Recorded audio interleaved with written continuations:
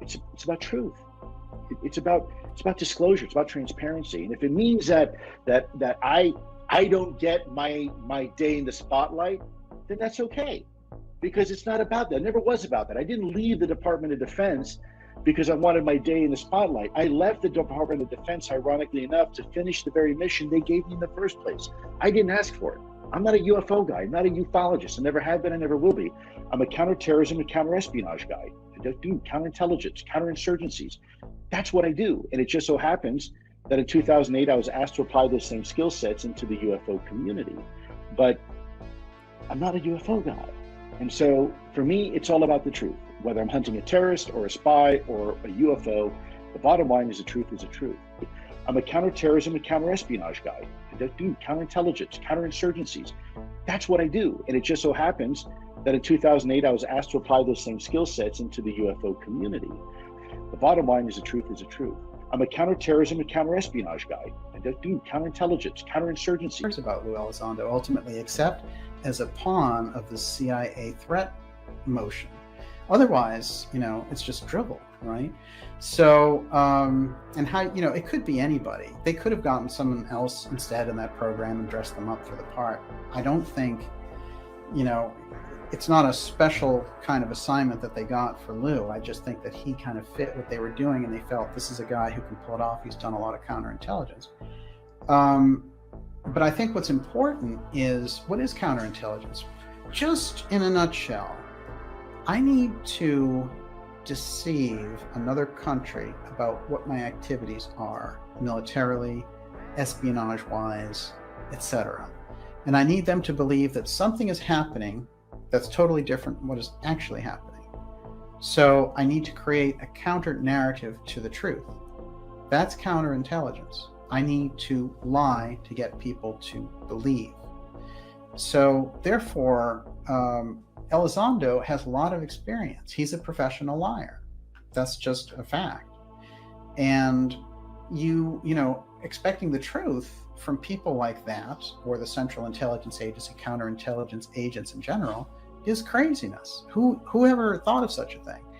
And so the way they've rolled it out and packaged it up and put a lot of money behind it and the media behind it, yes. But I think we've come past a phase, we are all kind of graduating in our own awareness, and this is pretty obvious, so this one is getting pretty wobbly.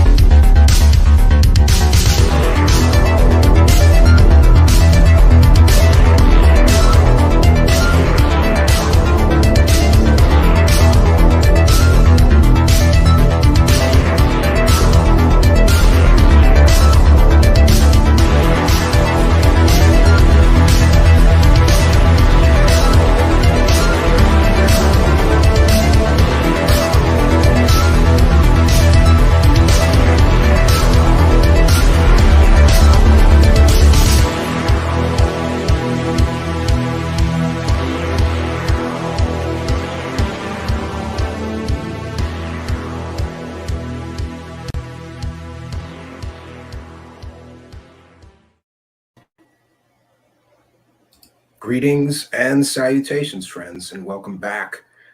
So, today I thought we'd take a sort of a strange trip down the rabbit hole because this has all happened before and it will probably happen again. The United States government has, some say, for some 70 years now, been hiding the truth about UFOs and aliens. And up until, I suppose, about 2016, most people interested in these subjects agreed that the government was the enemy. But suddenly, in 2016, along comes something called To the Stars Academy, a public benefit corporation. Now, it's been some time now, and I'd still like for somebody to show me what benefit the public got for all those investment dollars that they solicited. I don't see a public benefit. In fact, what I see is people profiteering off of specifically 3 videos that some say were leaked by the United States government. But that's not actually what happened, is it? No, what happened is that a one-time Pentagon employee in the form of Lue Elizondo somehow authorized the declassification of those 3 videos. And then somehow someone walked those videos out into the Pentagon parking lot where one Chris Mellon, who would also become an employee of this organization, this public benefit company, someone walked those 3 videos out to him waiting in the parking lot. And for one reason or another, he took those videos and took them to TTSA, who then profited from them for years. And I would just like for someone to explain to me how any of this is legal, because I'm confused.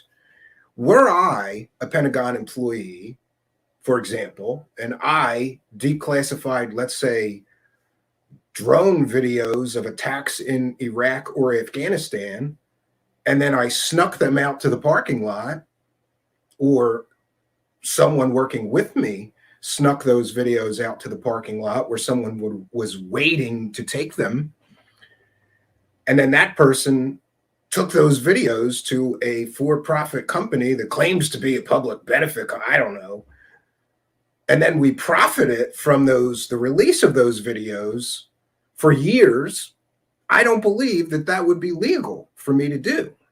Now, again, I'm not a lawyer or an expert in how declassification works or who's allowed to profit from these videos.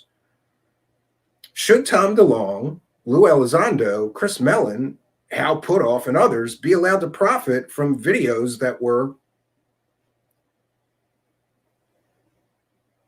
classified, then declassified, and then taken out of the Pentagon to a waiting Chris Mellon in the parking lot, and then taken to TTSA for them to slap their watermark on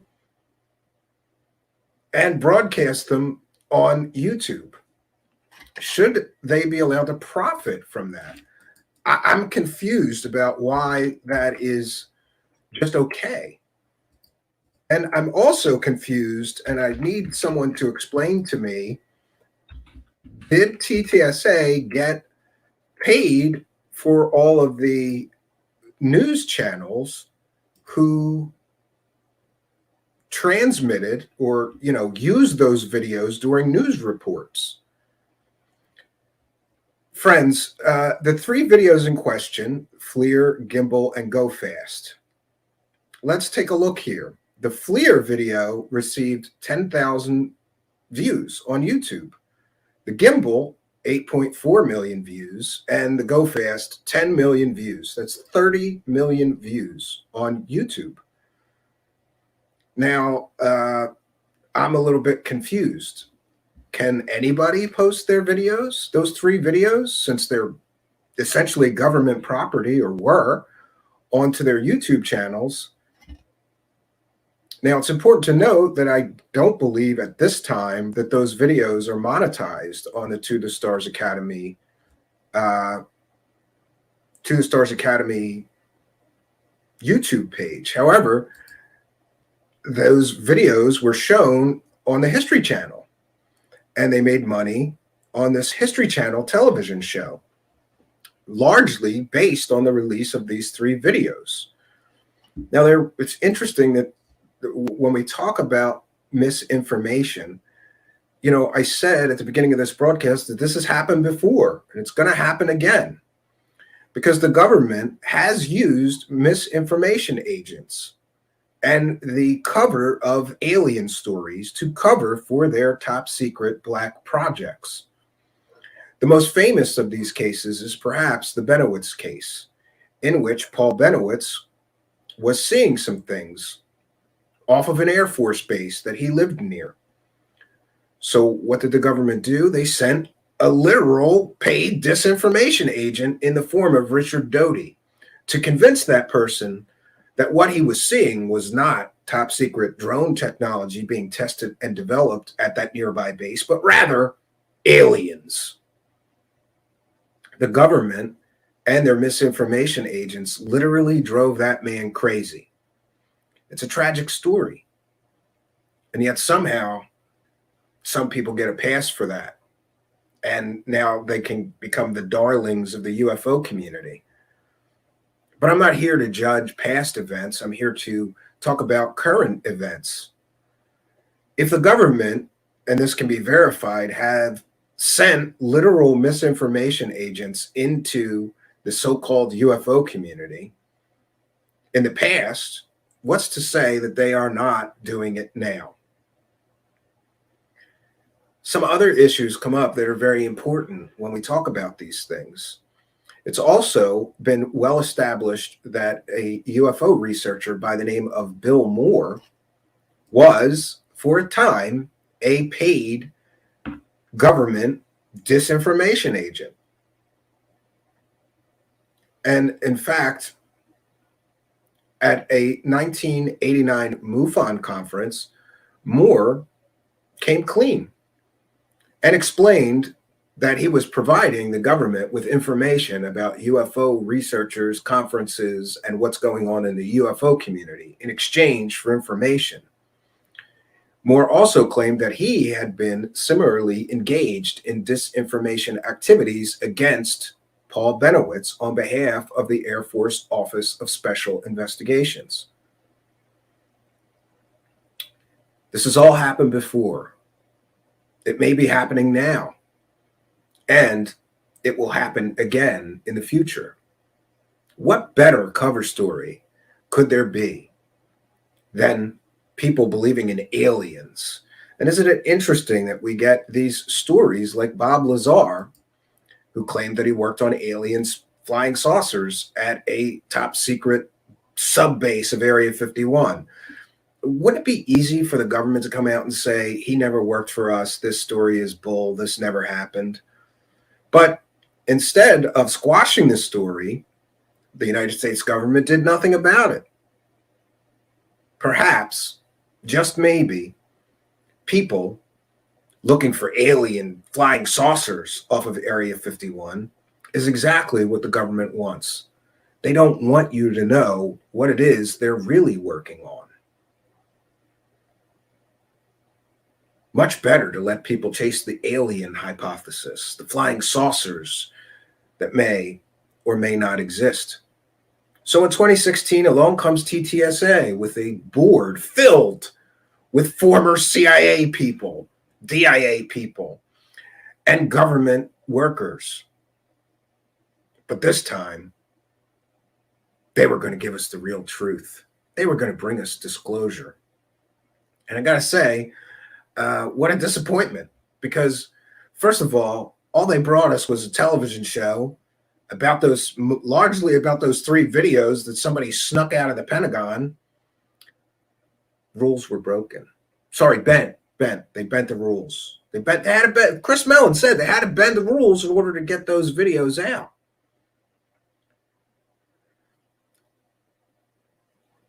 They also sold books, Tom DeLonge's books, and a book by Bob Lazar. Those were for profit.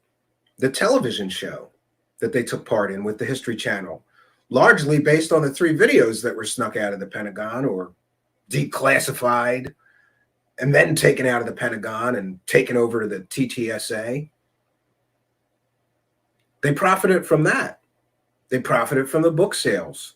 They profited from investors claiming that they were going to build a, quote, quote, spaceship with a revolutionary power source that would change the world, unquote, while they were soliciting public investor funds. Still haven't seen a spaceship, but I've seen Tom DeLonge do all kinds of, let's just call them accounting gymnastics to account where all the money goes. I don't know how any of this is legal. I don't know how the SEC hasn't swooped in and done something about what happened.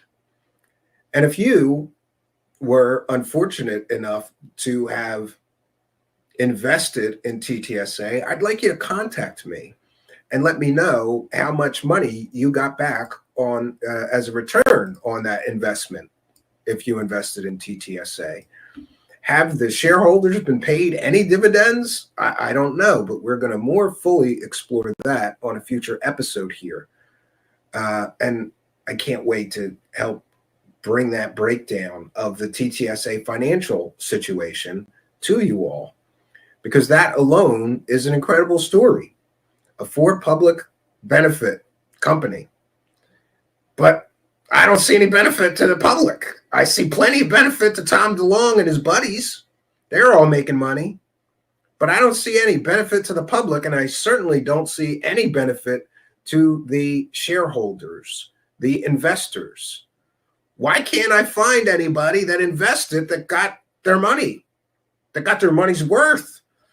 Why doesn't anybody who invested want to talk on air about what happened there? I have been asking for several years now for somebody who invested to contact me and let me know, what did you get back on your investment? How much did you invest? How did this all work out for you as an investor? So far, crickets. And that alone is curious. Now, the other issue that I have with TTSA and Lue Elizondo is this. They get everything wrong. They get a lot of things wrong. Tom DeLonge famously went on Joe Rogan, and he played for Joe Rogan a fake TR3B video, swearing that it was real. And Joe Rogan's like, no, this isn't real. That can't be real. Come on, this is a fake video, Tom. His performance on the Joe Rogan show as a representative of his To the Stars Academy was dismal. A terrible, terrible failure. And so what do we get here? We get a guy with a bunch of government people, former rock star Tom DeLonge, with a bunch of government people who say they're going to do stuff to benefit the public. And then they make a lot of money for themselves, apparently. But I don't know where all the money that the investors are supposed to get back is. And there's all kinds of shady accounting games with the TTSA. And we're going to break it down on a future episode, but that is beyond the beyond the scope of tonight's broadcast, which I'm hoping won't be a short one, honestly, because I've got an awful lot of things to do. Let me check this out. No. You really shouldn't do that during a live broadcast. Somebody posted rest in peace, somebody, and I don't believe they're dead. So please don't do that. So back to misinformation and getting things wrong. I followed TTSA and I kept asking where the spaceship was. Nobody wanted to answer my questions. I even tried to contact TTSA multiple times, including their spokesperson. And did you know that their spokesperson, or media relations person, is Tom DeLonge's sister, who gets paid $150,000 a year, apparently from those investor funds. I'm not sure what she does that's worth $150,000, and I'd like somebody to explain that to me. How do you get paid $150,000? I emailed, called, no response. Great. But, there was a thread, and I don't usually want to cover a Twitter thread, but this one is so topical here and important that I thought we should. And that is a thread from John from the Black Vault, who broke down all of the misinformation that they have peddled since TTSA began, and Lue has peddled. Recently, Lue was on a radio show, the host of which we don't mention here, but many of you will know who I'm talking about. And he cites the Sun newspaper from England, which is a tabloid rag joke of a newspaper. Citing that as a source would be exactly like me citing the National Enquirer or, the Globe newspaper in the United States and saying, see, Clinton met with aliens because it was in the Globe newspaper. It must be true. No, friends. Lue Elizondo has made multiple mistakes like this. And it just brings into question every other statement that he's made. He's using a trash rag tabloid newspaper as a source for a talking point. And what about those other talking points? Like, we have biological samples. We have exotic metals or things that may be recovered from flying saucers. If he can't even get things right and he's citing things like a tabloid rag newspaper, I think we can make some determination about his ability to vet accurate information or not. And, there is this concept here in ufology of these UFO messiahs. They come along and they claim they're going to bring about disclosure. The first that I can really say was one of the UFO messiahs was Stephen Greer, who in 2001 started the Disclosure Project and had a big press conference, and he's going to bring us disclosure. He's one of the UFO messiahs. And one of the things that you'll notice about the UFO messiahs is that they get this level of worship and respect in the UFO community because they're going to bring us the truth about these aliens, but they never do. No, they all make a lot of money, right? That's another hallmark of a UFO messiah. You're going to be a UFO messiah. You got to have lots of stories about UFOs and aliens. You got to do lots of conference appearances. You got to make lots of documentaries or make a lot of books to sell. And you got to make a lot of money. Okay? Buy my latest course. Buy my app. Buy my book. Buy my documentary.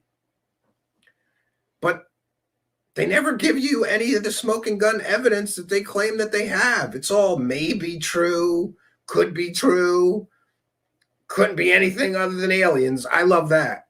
I love that talking point they all use. Well, it couldn't have been a human-made craft for these reasons. Friends, the person who runs Lockheed Skunk Works once said, we have things out in the desert that would make George Lucas jealous. And I believe that.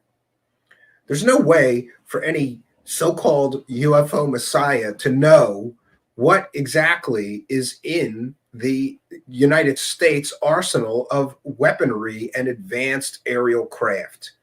But yet they'll tell you, and I just heard Lue Elizondo today on a broadcast basically claiming, oh, these things it has to be aliens, right? But I'll leave the door open just a little bit that it might be foreign technology. What about United States technology? Because I don't care, Lue Elizondo, if you worked at the Pentagon, you had a certain level of access. You don't know. Even working at the Pentagon, you have no idea what is being developed by Lockheed Skunk Works, by Boeing, by other manufacturers and developers of advanced aerial aircraft. Now I'm hearing new claims from Lue Elizondo that he worked on special drone projects, and he mentioned some. So we're going to FOIA the government, and we're going to find out if he indeed worked on those projects or had any involvement in them. Because the real problem with Lue Elizondo is that he says a lot of stuff, but there's never any paperwork. There's never any proof to the things that he says. And let's not forget that all of this started in 2016 with the New York Times article in which somebody lied to the New York Times. And since Mr. Elizondo is cited as the major source of that article, I can only assume that he lied or misrepresented things to them. He claimed that the program that he worked for had a certain amount of budget. And now we know that that program he worked for had no budget. You see, the problem with Lue Elizondo is that he could not have worked full-time on a UFO project that had zero funding. No, friends. He did something else within the Pentagon. And does this story sound familiar? Kind of like Nick Pope, who claimed that he ran the British MOD UFO program, but then we find out, no, he was just an administrative assistant. And what does that mean? He was a desk jockey. He did things like type letters and fax things for people more important than him. How is Lue Elizondo running a UFO program that has zero funding? And there's all of this murkiness and gray area, right? Was it ATIP or OSAP? No, OSAP got the funding, not ATIP. He claims he ran ATIP and had funding of $22 million, right? Oh, no. That's right. ATIP did not have the $22 million in funding. It was OSAP, a separate program that he did not run, that got that money. And it would appear, no matter what you call the program, that there's $22 million. And we got what? What do we get for the $22 million? Now, I'll give you that $22 million is a literal drop in the bucket to a government program. But what do we get? If he studied UFOs and ran a program, where are all the papers? Now, I don't know everything about how the government works and declassification and all these different things, but I know one thing. If there's a government program, there's an awful lot of papers. They love paperwork. And where is Lue Elizondo's paperwork? We get a few things. We get that request form for when he was trying to declassify those 3 videos so that he could go over to TTSA. Oh, and by the way, we now know from the Who's Lue documentary that he moved his wife right next to TTSA a year before he worked for them. I don't think that's a coincidence. I think that these people planned this profiteering scheme this entire time. But that's my opinion, and I'm entitled to it. And, another really point of good news. I'm happy to say that Manny from Area 503 fought the false copyright strikes leveled against him by dickhead show host and TTSA. They copyright claimed his documentary so that they could get it taken off of YouTube, but it is now back. Just search for Area 503 in the YouTube search bar. You'll find the Who's Lue documentary, and I think you should watch it. And I think that you should start asking questions of Lue Elizondo, who apparently only goes on shows that aren't going to ask him the hard questions. But I'm still hopeful that someday a show host that doesn't know me well is going to let me co-host if they get Lue as a guest, right? That would be nice. And we could ask him these questions directly, like, why did you move your wife right next to TTSA where you would work a year later, a year before you took a job there? But then we do see a pattern of him moving his wife to wherever his next job is, always sometime before he moves to a new place of employment. Interesting, isn't that? Because TTSA claimed that they didn't know each other. They didn't even know each other till like a week before he took the job. Sure, Tom DeLonge. And why is Tom DeLonge copyright striking a channel with, less than 10,000 subscribers who made a documentary film? They don't want you to see it, friends. They do not want you to see that documentary. They don't want people to start asking these questions, especially not before the next Lue Elizondo cash in, which is his book, which he now claims is going to be game changing. It's going to change everything. They will be able to put the cat back in the bag after his book. So we're expected to believe that this whole time he had some kind of smoking gun proof, right? But he held off so that what? He could write a book and make more money? He didn't make enough money on the television show. He didn't make enough money working for TTSA. Apparently, he's not making enough money speaking at online UFO conferences for, let's just say, less than credible people that he has decided to involve himself with. But to get a real education into why something's wrong here, we would have to detail all the fake information that TTSA and Lue Elizondo has pushed. They have, let's see, pushed fake pictures of balloons as UFOs. Tom DeLonge has pushed a fake video of a TR-3B on the biggest podcast on planet Earth. That was embarrassing for him. And I believe after that, they pulled him back and said, yo, you can't be the spokesperson for this thing anymore, do public appearances if you're going to screw up that badly. The biggest podcast on planet Earth that gets some, I don't know, 10 or 15 million views per episode, and Tom DeLonge with his new organization that's going to bring about disclosure, him and all his CIA government friends, they're going to bring us disclosure. And the best that Tom DeLonge could do is show Joe Rogan a fake video of a TR-3B. And there's more. They pushed the fact that they have some kind of exotic materials, which may have come from an alien flying saucers, right? But they forget to tell you that most of the material they have was the so-called Art's parts, which even Art Bell himself said, this is all regular material. There's nothing special about it. It's nonsense.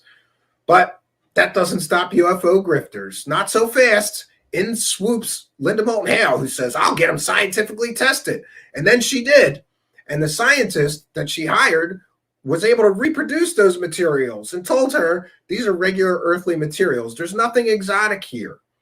She didn't like that guy, so she squashed his report, never gave his report that there was nothing extraordinary about those metal fragments and that he could reproduce them. She buried that, and then she hired new guys that would say there was something special about them. Fast forward years later, those Art's parts been around forever. Linda Moulton Hale made a lot of money talking about how they were alien parts. They're not. Nobody's ever proved shit. Fast forward years later, Tom DeLonge swoops in and buys those parts, and suddenly he's telling everybody that TTSA is in possession of exotic material from UFOs. And what did they do? They used a stock image of a certain kind of a rock in their announcement about that. And it goes on and on and on. And now we have Lue Elizondo pushing well, there weren't fake documents. They were real documents, but it was about a training exercise. It wasn't what he purported it to be. And it certainly wasn't what the Sun newspaper purported it to be. And on we go with these fake people pushing fake nonsense. It's all about the money, friends. You know, if Lue Elizondo stands up and goes, all right, we've got some videos of UFOs, but they may be drones. It's quite likely that they're drones or unmanned aerial vehicles, whatever you want to call them. There's no money in that. There's no big story in that. But the fact that they may be aliens, that's where the money is. And I have seen this time and time again. You know, there are some very credible researchers that do not go straight to the alien explanation, almost ever. And they look at UFO, so-called UFO proof, and they try to get to the bottom of what it really is. And most of the time, there is a very simple explanation for what it is. Go look how much those people are making. Then contrast that with how much money the people pushing aliens constantly are making. Stephen Greer, Lue Elizondo, Tom DeLonge, and others have made literally millions of dollars. And there's others too, like Linda Moulton Hale. I'm sure she's made millions of dollars over the years pushing this. Richard Dolan and others. Everybody pushing the aliens is making the money. And while I would love to believe, I'm going to need something a little bit better than maybe proof. Could be.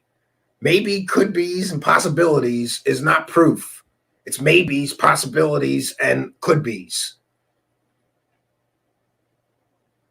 I guess I've been here too long, and that's something else that we could talk about.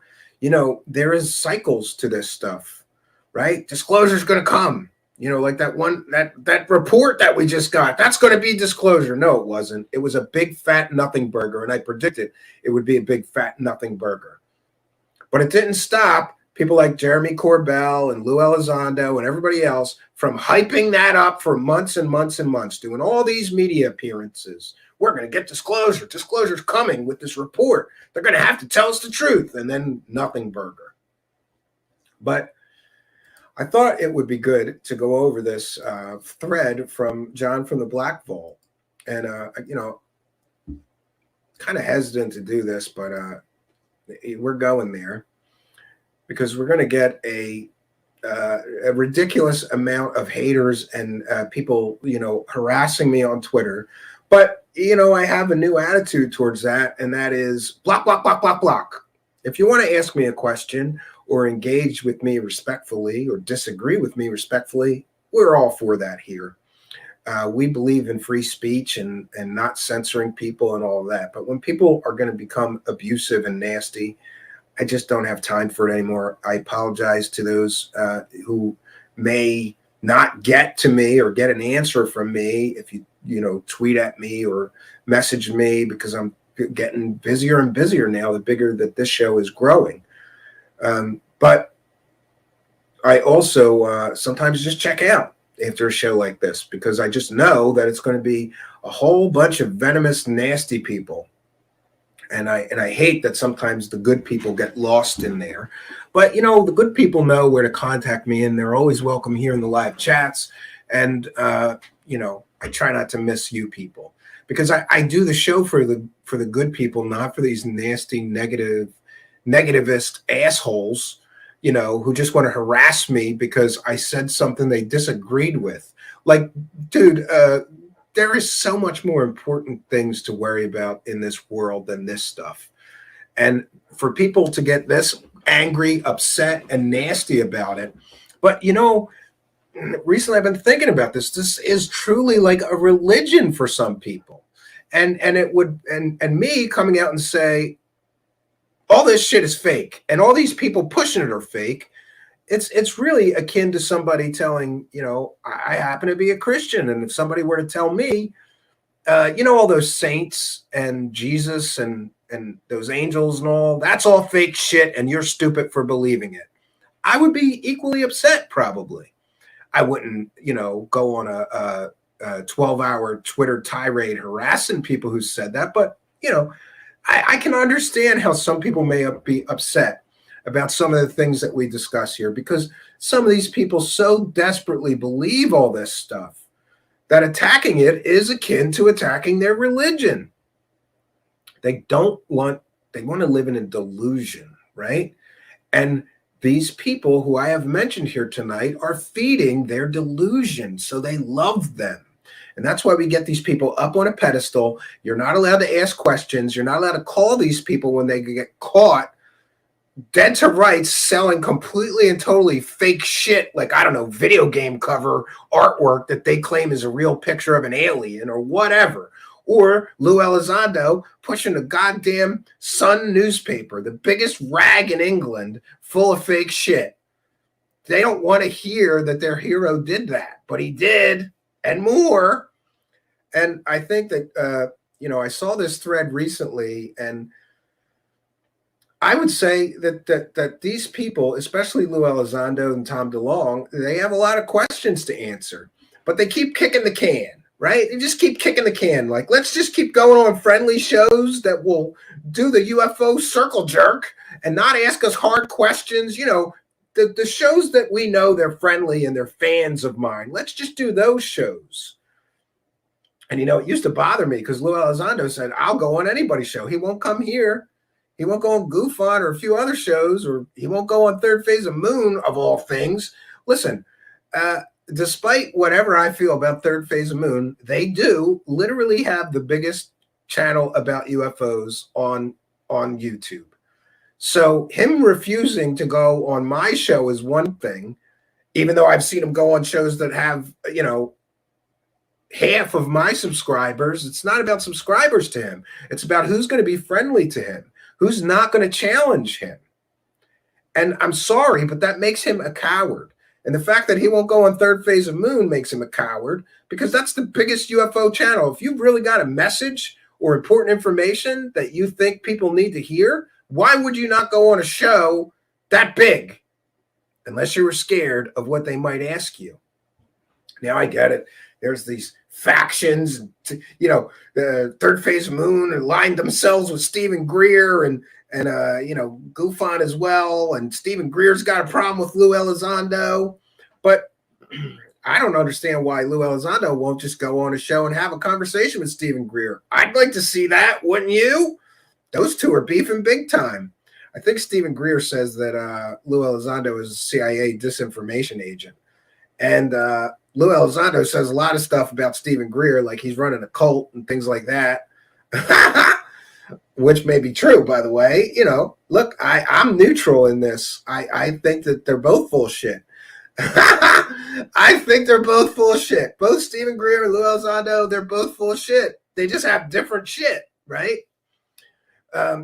But the fact that they're beefing, right? Because listen, there's only so much money in this UFO thing, and each of them wants to make the most of it that they can, right?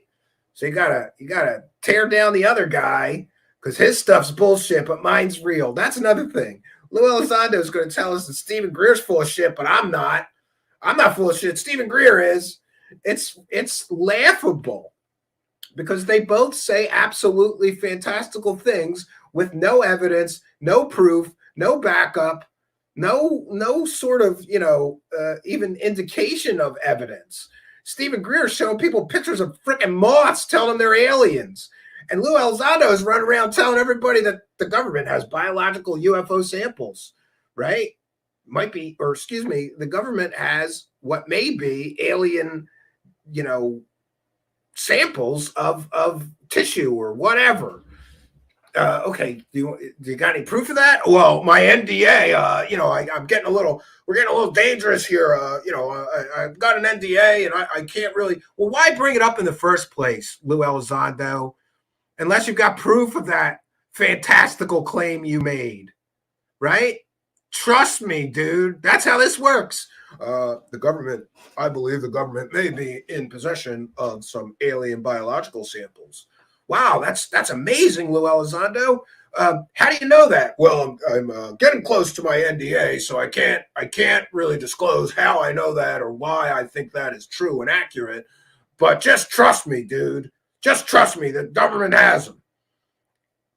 Dude, just trust me. That's how this garbage works. Just like Stephen Greer. Dude, just trust me. You can buy an app for $10 and you can talk to the aliens too. By the way, I'm buying the app. We're going to do it, and we're going to report the results.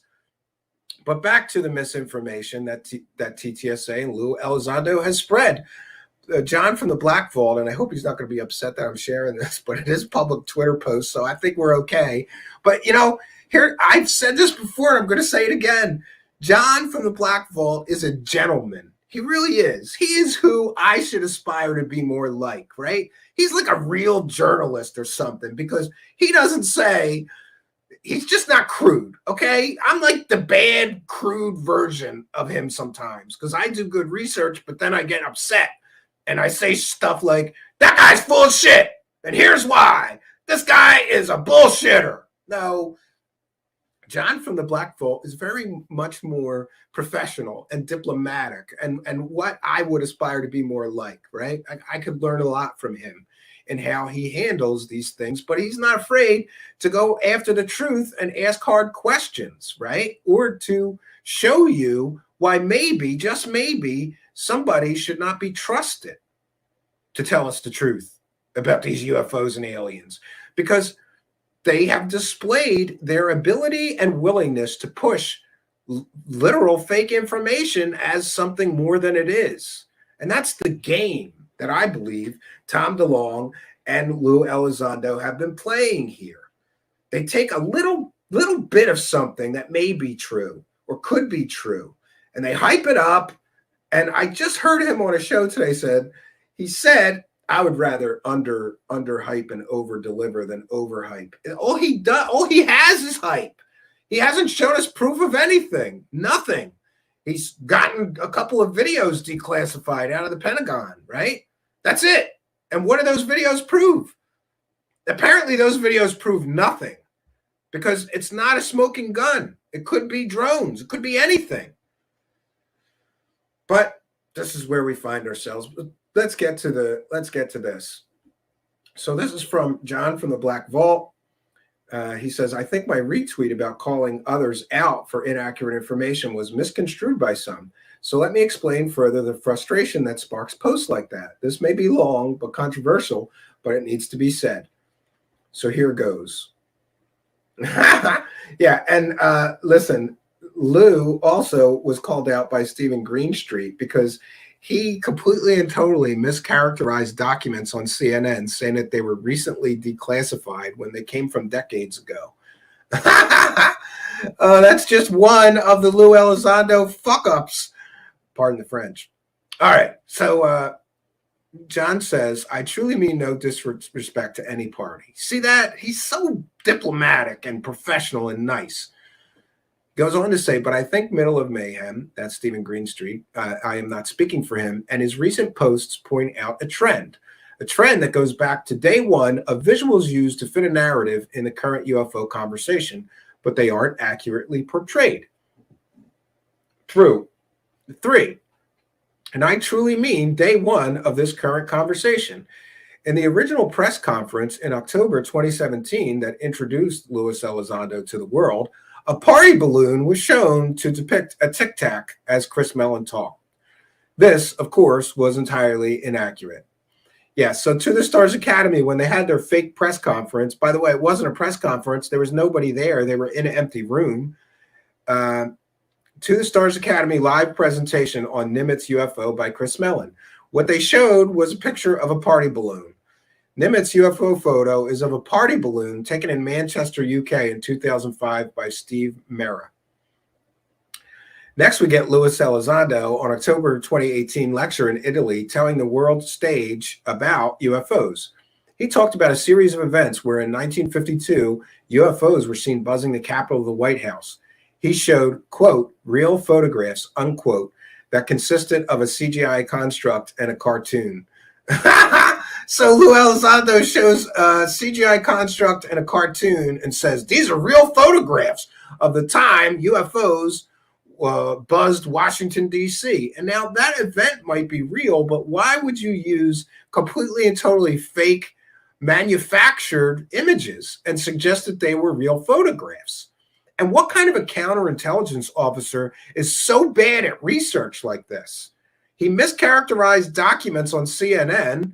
He's using fake photographs. He's quoting the Sun newspaper in England as a credible media source.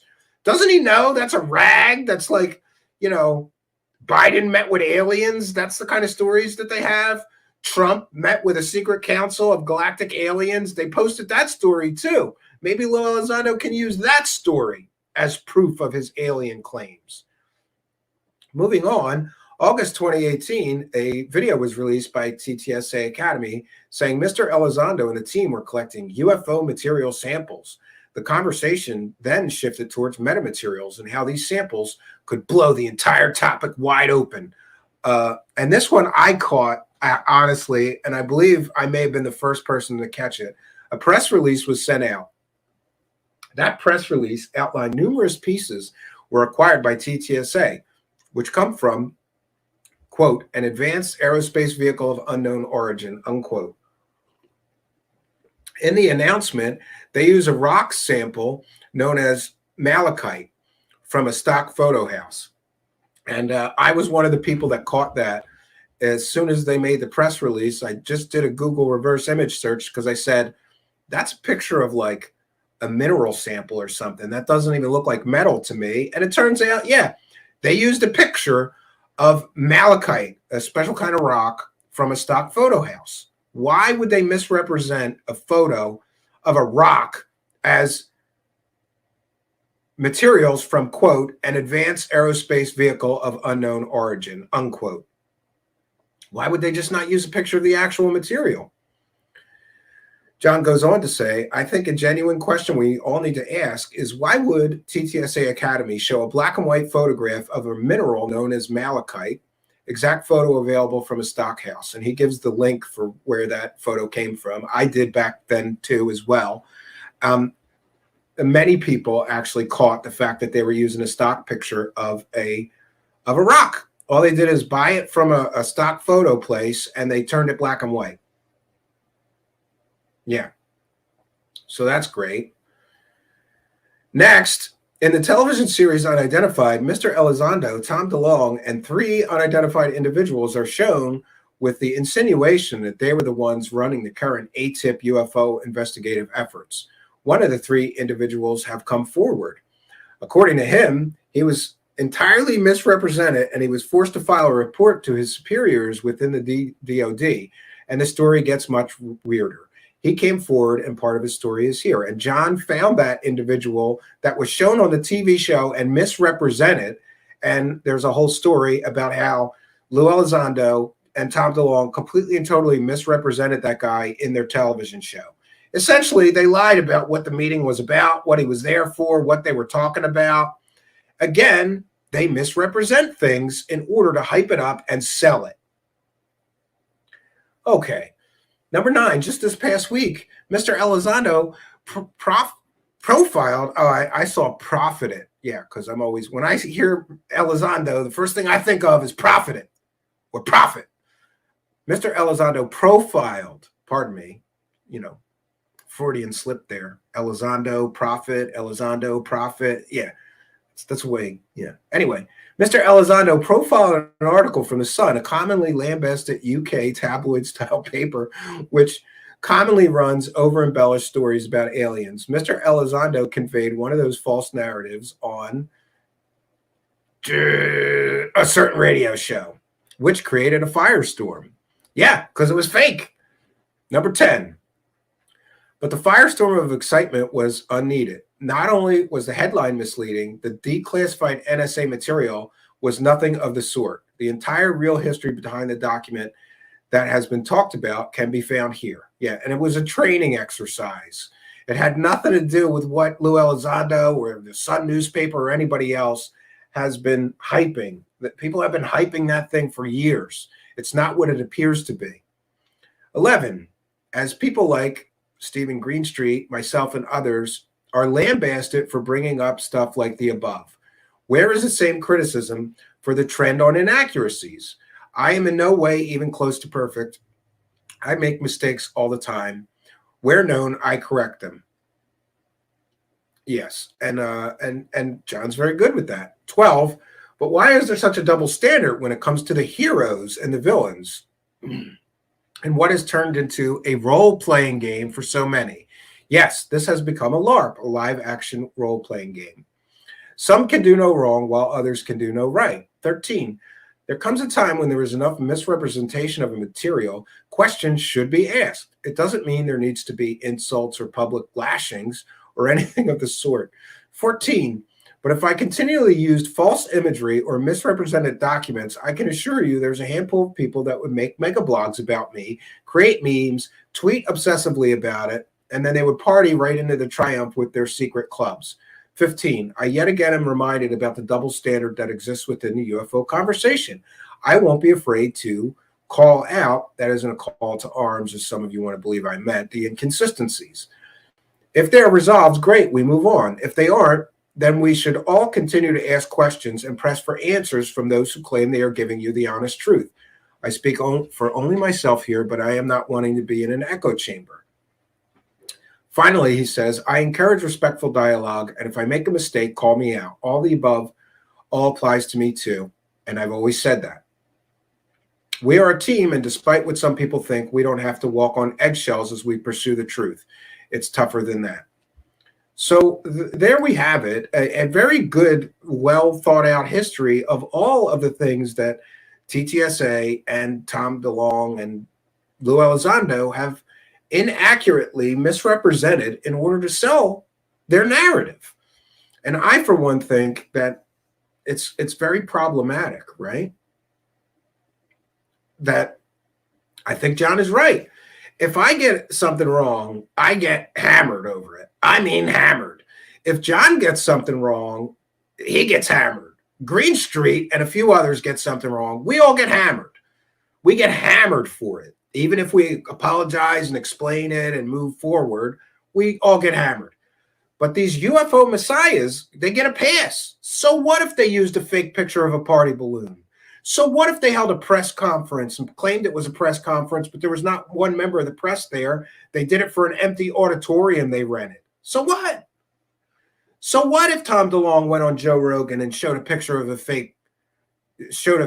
a fake UFO that wasn't real, it was CGI, right? So what if Lue Elizondo got the fact that he is quoting from recently declassified documents that weren't recently declassified and had very little to do with what he was trying to use them as proof of? So what? So what if they use a fake picture of a rock while they're claiming to have exotic materials in their possession, which may be aliens? So what? And none of them ever explain this shit. All of these UFO circle jerk show hosts, I watched one today, terrible show, terrible interview, all this shit.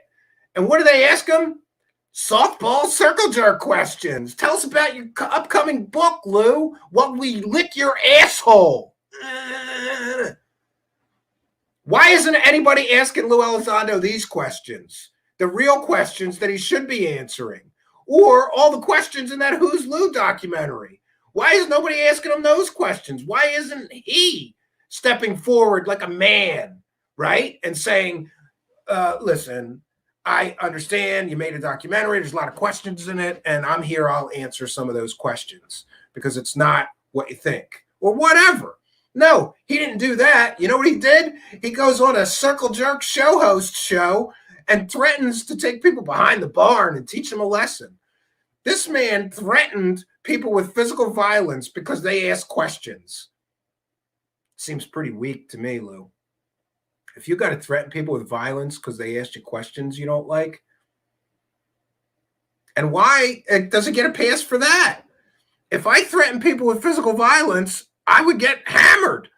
I would get crucified for making violent threats against people. But this UFO messiah just gets to tell people he's going to beat them up because they ask questions he doesn't like. And this is another thing. On this show today, Lue Elizondo says, I don't dox people. Well, that show that you were on told people, we're going after you for hosting a documentary filmmaker. We're going after you for going after Lou. And what did they do? They doxed me. They doxed the filmmaker. They try to get Rich's show deleted from YouTube. That's a whole nother issue. So while maybe Lue Elizondo doesn't directly dox people, he's never come out and said that he disagreed with that show host that licks his asshole constantly and their friends doing all that. Hey, Lou, I got doxed. I have a wife and children. Would you make a statement that you disavow, that you don't condone people doing that to people who disagree with you? Would you be a man and come forward and do that? Or what about the filmmaker? Do you think he should get doxed, harassed, cyberstalked, and threatened for making that documentary? Or what about the other show hosts that hosted that filmmaker getting harassed, threatened, intimidated, talk shit on? Why don't you just answer the questions and stop using your ass lickers to defend yourself? But this is where we're at, and this is where we find ourselves. So, look, there's not much more I could say about this, except that I'm tired of these UFO messiahs getting a pass. They shouldn't get a pass like this. Why don't they have to answer the hard questions, especially when they themselves are the ones that are generating this misinformation, this fake information? Why don't they have to answer for that? And I want to thank Al Warrior for a kind and generous $3.33 super chat. Thank you for your kindness, your generosity, and your continued support of the show. It is much, much appreciated. We're a viewer-supported show, so let me just tell you, there's some few things. If you're tired of the UFO circle jerk and you want people asking these UFO messiahs and other personalities the hard questions, then please support independent media like this. There's a few ways to support us. You can join our Patreon for as little as $1 a month. We'll be doing a Patreon-only stream this weekend. And we do sort of a backstage pass. You get all my music that I make before it's ever made public. You get a monthly show journal, some extra content, and more.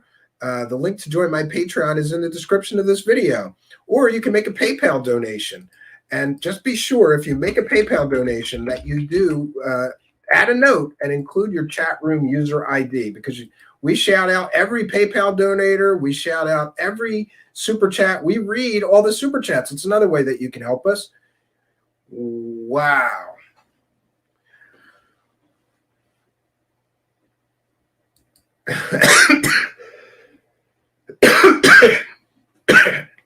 All right. We have a kind and generous $50 PayPal donation from Dennis. Thank you very much. And we're going to read all these when we come back. So the other way to help me is with the PayPal, or excuse me, with the super chat. There's a money button down there in the live chat. And all you do is hit that button and put in however much money. If you've never done it before, you might need to add a credit or a debit card in order to make it work, but then it'll just work forever. And you can throw money at me whenever you want after the first time. And we appreciate that. We read each and every single super chat. So what we're going to do is I'm going to take a short musical break.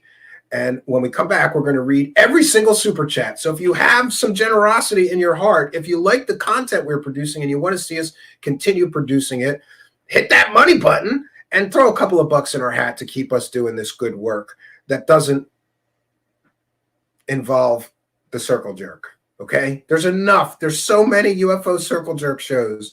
We need people asking the hard questions, and I'd like to be one of them. So if you're feeling generous and you want to support the show, hit that money button, throw a couple bucks in our hat, and keep us moving forward, fighting the good fight. So we're going to take a short musical break, and when I come back, we're going to read each and every single super chat. We're going to read the PayPal donations, and then I will take comments and questions from the live chat. So if you have comments or questions, get those ready. Put them in all caps, please, so that I know that's a comment or question for me, and you want me to share it on my screen and talk about it. Questions or comments for me in all caps. Money for me, hit that money button. PayPal donation, you can also, by the way, now send money to us through Cash App. It's Truth Seeker Show at Cash App. All right, so we're going to take a short musical break. I have a new musical guest tonight, the band Bong. Just hearing the band name was enough to sell me. Your band's called what? So my band's called Bong, B-O-N-G. And they sent me a couple of their songs. They are listeners to the show and supporters of the show. So we want to give back and support their artistic endeavors. This is a great song, actually. It's by this band called Bong, and it's called Those Who Pray. We'll be right back, friends.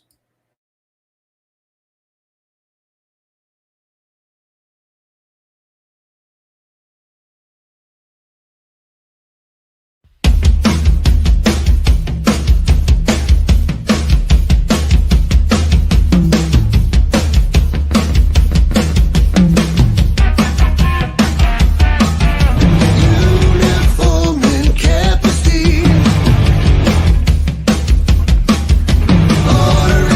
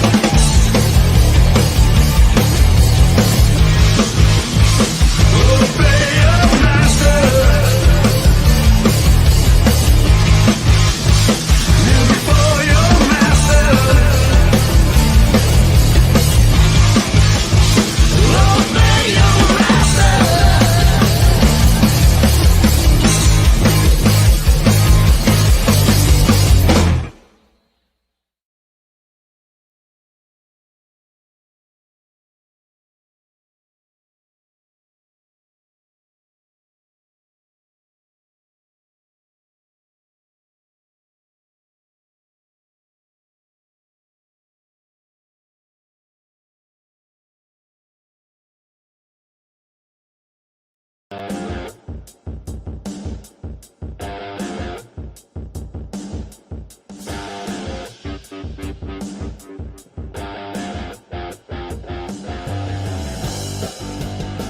we are back, ladies and gentlemen, and we will be having a discussion here with the live chat. We will be reading each and every super chat, chat it at us, and every single PayPal donation, Cash App donation.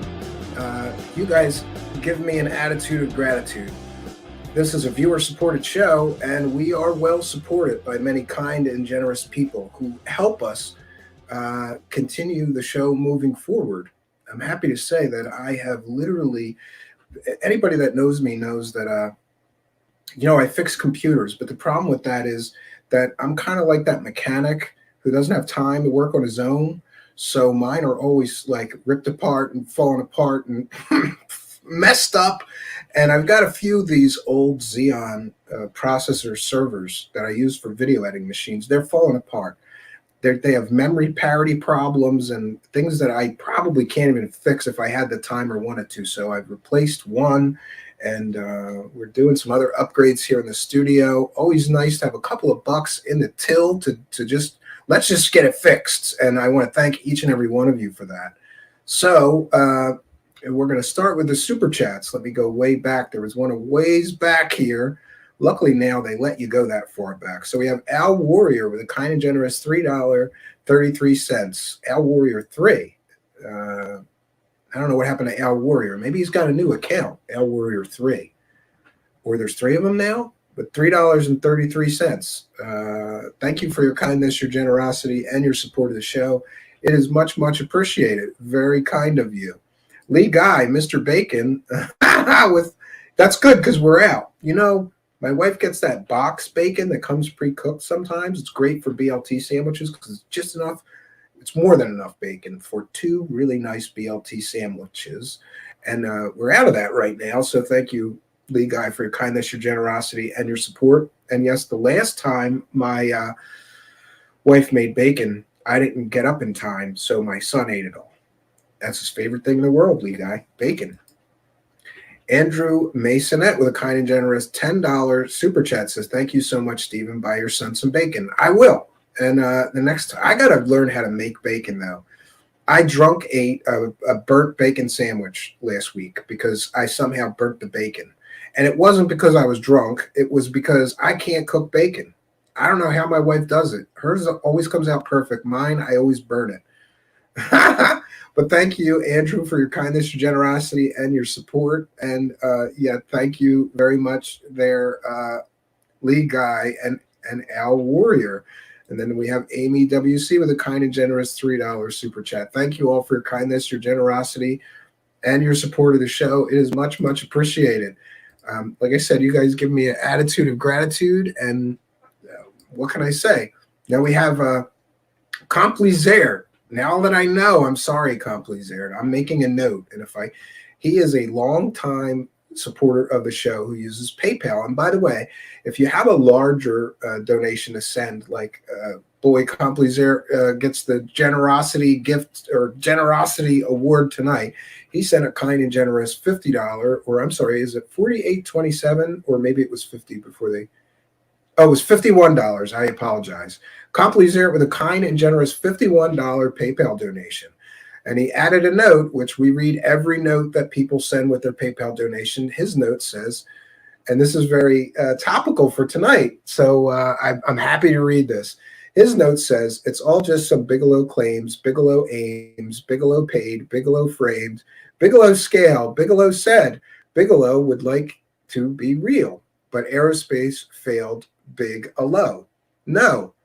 True, real, solid evidence ever raised. Bunch of wannabe woo-woo tales of paid Bigelow crew members, screwed up book deal preferring fakers, tales of lying saucers that, I'm going to steal that, lying saucers, that's a good term, that all of these so-called experiencers in love with aliens in their heads, abductees, fantastic Lue believers, Lulu lovers just love to hear in their UAP ET fairy tale lullabies so their normal anybody lives finally make sense to someone else Trash retrieval for UFO dollars.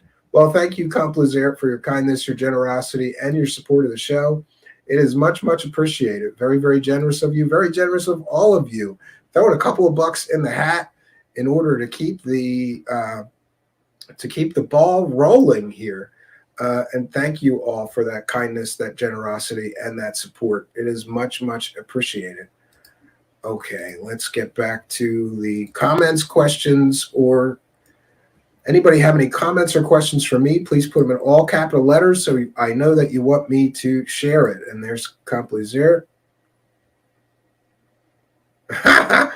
He's got the emoji thing down, right?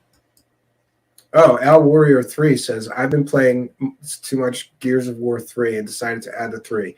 Do you know how behind I am on games? I haven't played Gears of War 1 yet, Al Warrior. In fact, I just started playing like Red Dead Redemption 1.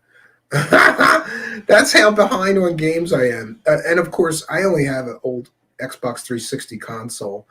And I've been trying to get a new PlayStation, but you can't even get one still. So maybe someday, right? But then I thought I'd rather have a Quest VR. I don't have one of those either. I'd really like a Quest VR. And then I could just use a PC. I have a decent PC gaming rig, but I don't have time to play games. I play old games on my PC. One thing about playing 10-year-old games is they're free or mostly free. We have GOG.com, GOG.com. That's a great website. You get a great old game for like $5, and you still support the authors of those great old games. I love GOG. Wild Ascension, the mothership, with a kind and generous $4.99 super chat. Have you ever seen any type of compelling evidence of possible ET life visiting Earth? If so, what would it be? Thank you for your great show.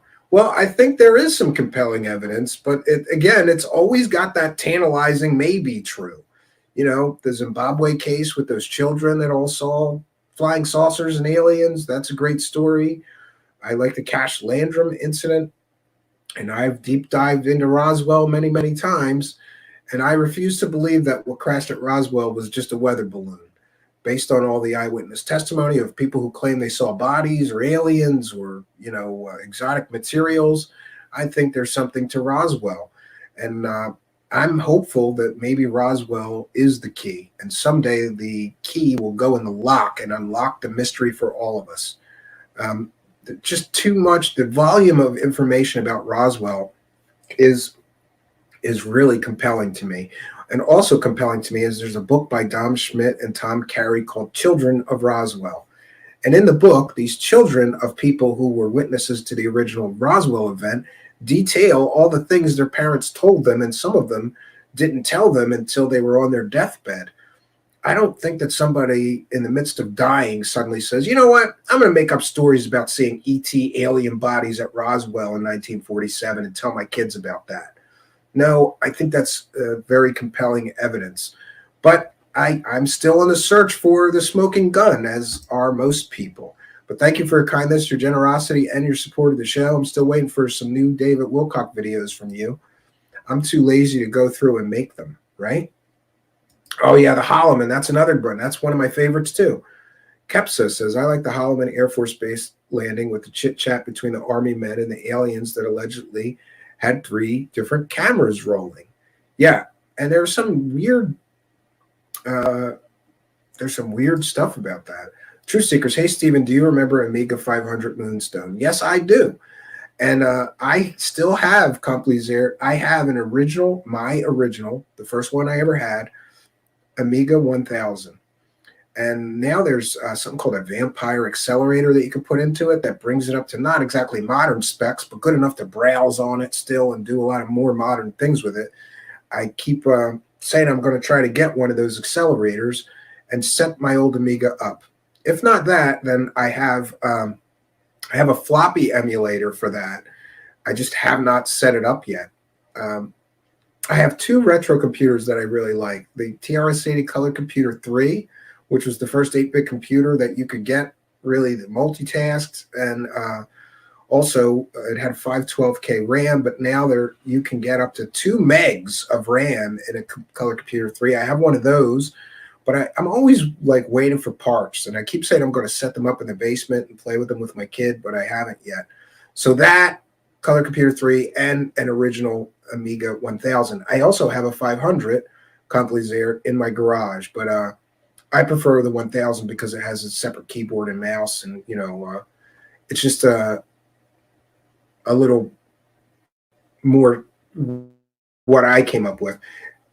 I couldn't afford an Amiga 500, and it makes no sense, but Amiga came out with the 1000 first, then the 500, which was an all-in-one keyboard like a Commodore 64. It was cost reduced. I have the better Amiga 1000. I thought it was better anyway, but they're very, very similar in architecture and all that stuff. So, yeah. Yes, Amy Collins, the Amigas made graphics for television well into the 90s. Yeah, Babylon 5, all of the space fighting scenes and the CGI was all done. Babylon 5 was all done on Amiga 2000 computers, or maybe 4000 computers later, and render farms. They would have like 12 Amigas going at once rendering the scenes with a program called Lightwave, which I still have on my Linux box and use occasionally, but I'm terrible at it. And also, the Amiga had video toasters, which allowed you to edit video before anybody even knew that you could do that on a computer. Zaxonite says, I remember people being impressed by the graphics. Yes. I think it was something like 16 million colors in 1988 or something, or 4,096. 4,096 colors in 1988 when PCs had 16 color graphics. Amigas had 4,096 color graphics. Later pumped up to 16 million, of course, with upgrades, right? 12 Feet Tall says there will never be a disclosure because there is anything real to disclose. It's all BS. I'm still holding out hope. I don't want to let it go completely, but I'm getting to the point where I'm tired of so much nonsense and hype, and then it all falls apart, right? Hey, folks, it felt good to yell nerd at somebody for once instead of being yelled at me. Thanks for that. No, I'm a geek. There's a difference. Nerds are dorky, Pragmagic. Geeks were cool. I was always a geek, right? Still am, probably always still will be. In fact, tonight I have to go and set up another, I have a little audio workstation in the corner over here with a mixer and microphones and distortion boxes.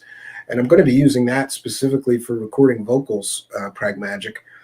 I got all of these weird, Pragmagic will appreciate this. I have all of these weird, like, distortion pedals or delay pedals. And one of them is a Yamaha FX 550, which is really for a guitar, but I always used it on my voice because it's got distortion and overdrive and all these different things and flange and echo and delay and reverb, and you can customize the patches. And I have had that box forever, Pragmagic. So I've got that over there and a bunch of other little boxes. I've got a harmonizer, voice harmonizer, and some other stuff. I'm going to be setting that up and recording some new stuff soon. True Seekers, will there be another episode with Cal Korff soon? Well, I hope so, but part of me hopes so, and then part of me hopes not, because I got to tell you, I get shit every day on Twitter from this from Mikey Horn. It's Mikey Horn, because nobody cares that much about Cal Korff and his work to be like busting my balls every day. So, but I'll take the slings and arrows. Sure, he's welcome back, but he's busy with his new show with his girlfriend, Melissa. They have a show called Wicked Truth. Look it up.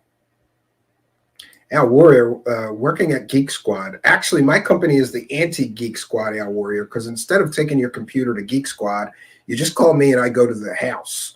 And luckily now with COVID winding down, let's hope it's winding down. Of course, World War III is ramping up. So that's the downside.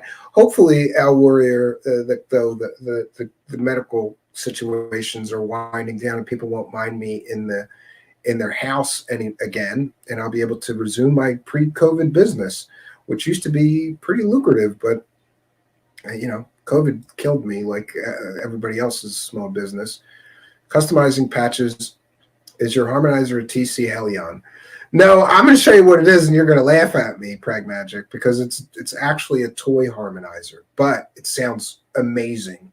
And I did a special mod to it to get a line out on it, but it's really just this little box with a speaker on it, and it has echo, harmonization, auto tune, and something else. But it sounds amazing, and you're going to want one. Actually, I have 3 or 4 of them because I liked it so much, and I was afraid they would stop making them. I can't remember exactly what it's called. I'll get with you offline, Pragmagic. But it's basically a children's toy that included a harmonizer, and I couldn't afford a real harmonizer, so I hacked this thing together. The TC Helion is a hell of a thing, and I would love one of those, but I could never afford one. But this harmonizer gives you one or 2 voices above and 1 or 2 voices below. But unfortunately, it doesn't separate them out. But it's still a very, very useful little box. Because if you want like super thick backing vocals that sound like a choir behind something, left and right it, do 2 takes, and it comes out amazing. Toy harmonizer is music to my circuit bent ears. I'm going to bend one of these too. That's funny that you mentioned that. And you know what, Pragmagic? I came up with the idea that I want to do a whole album, and I want to use nothing but circuit bent instruments, and I'm just going to call it Bent. Isn't that a cool idea? Even if it's just a 4-song EP, because I'm not sure I could do 10 out of Toys and Trash like that. But I'm sure I could do, 3 or 4 songs, right?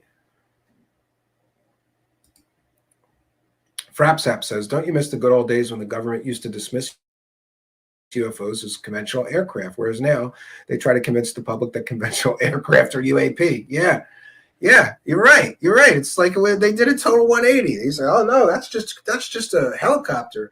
Oh, that's just a small engine aircraft. No. Now it is. Those are aliens, right? Lue Elizondo.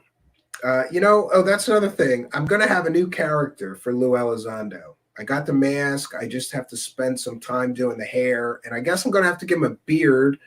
Now he's going to do the beard thing for a while. But if anybody has any suggestions for what the Lue Elizondo character could be called, the best I've come up with is Lue Elizondo. Lue Elizondo. If anybody has any more suggestions, I'm all ears. Absolutely all ears. And I want somebody, you know what? I'm going to do it right now. Listen, Free Speech won. And you can now finally see the Who's Lue documentary right on YouTube. They killed his momentum, though. So I would appreciate, here's what happens. I heard Ollie on Alien Addict saying this and encouraging people to go and support Manny at Area 503's documentary, because what happens when they take a video down is it screws with the algorithm. You lose all your momentum, and then you got to almost start all over again to get the video popping again. Calcorf says Lue Elizondo is a perfect name because he does. Yeah.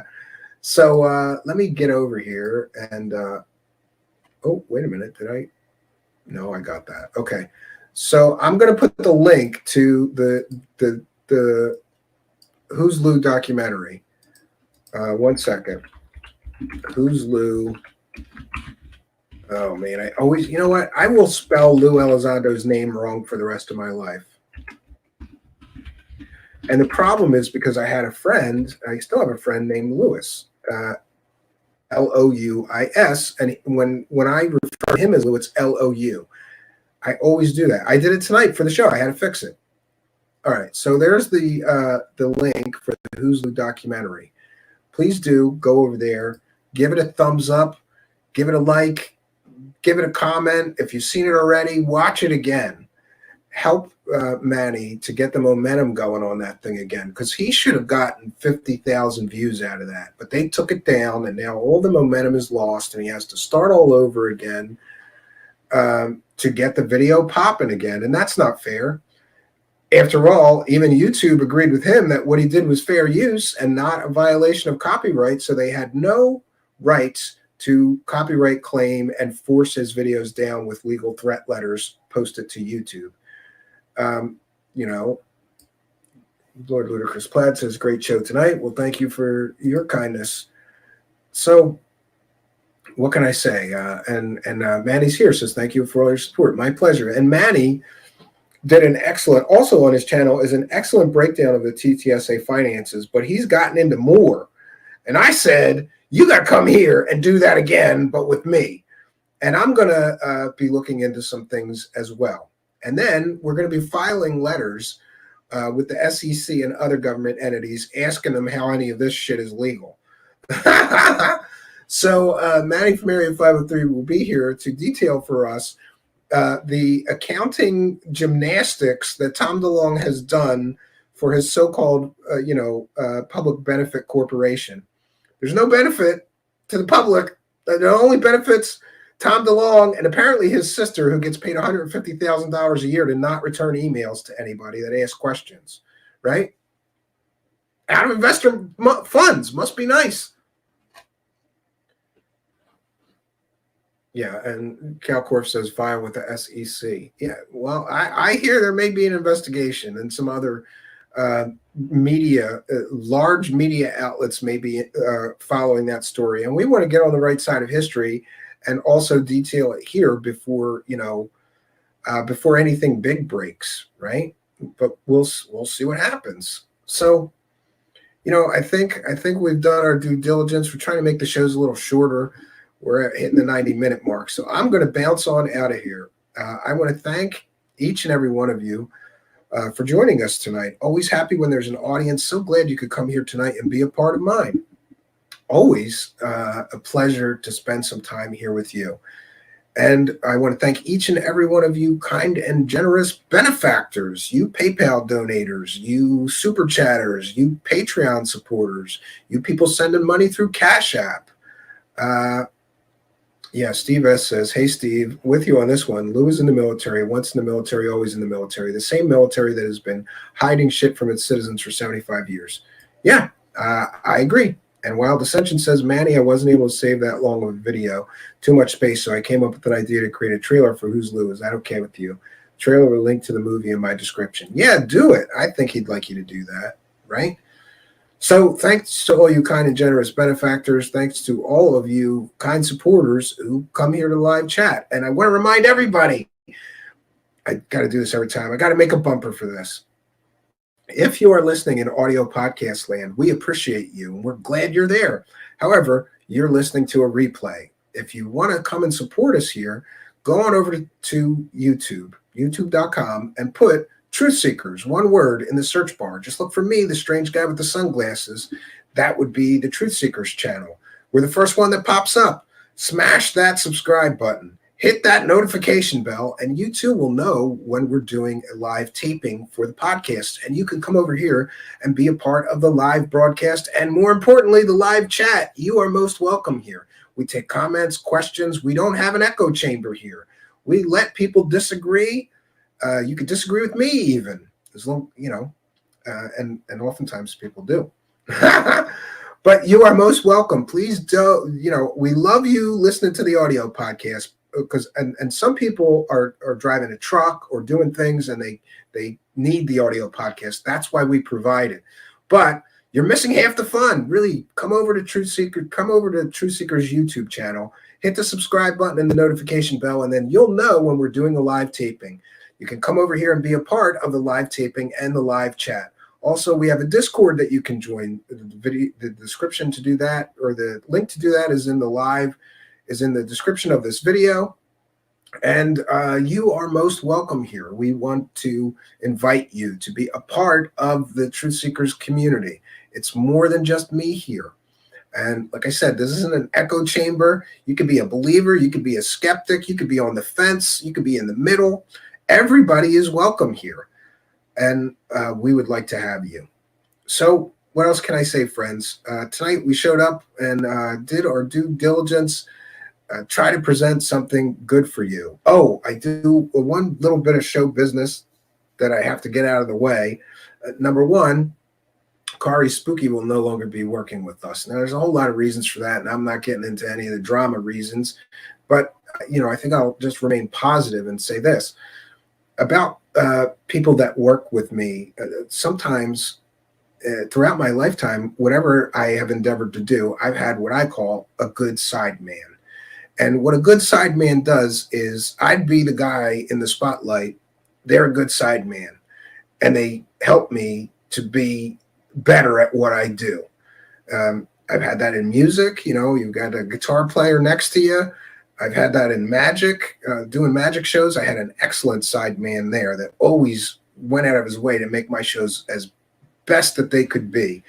And here we've had Kari as a side person, not exactly in the spotlight, but behind the scenes, helping me to make the show look better, sound better, do better.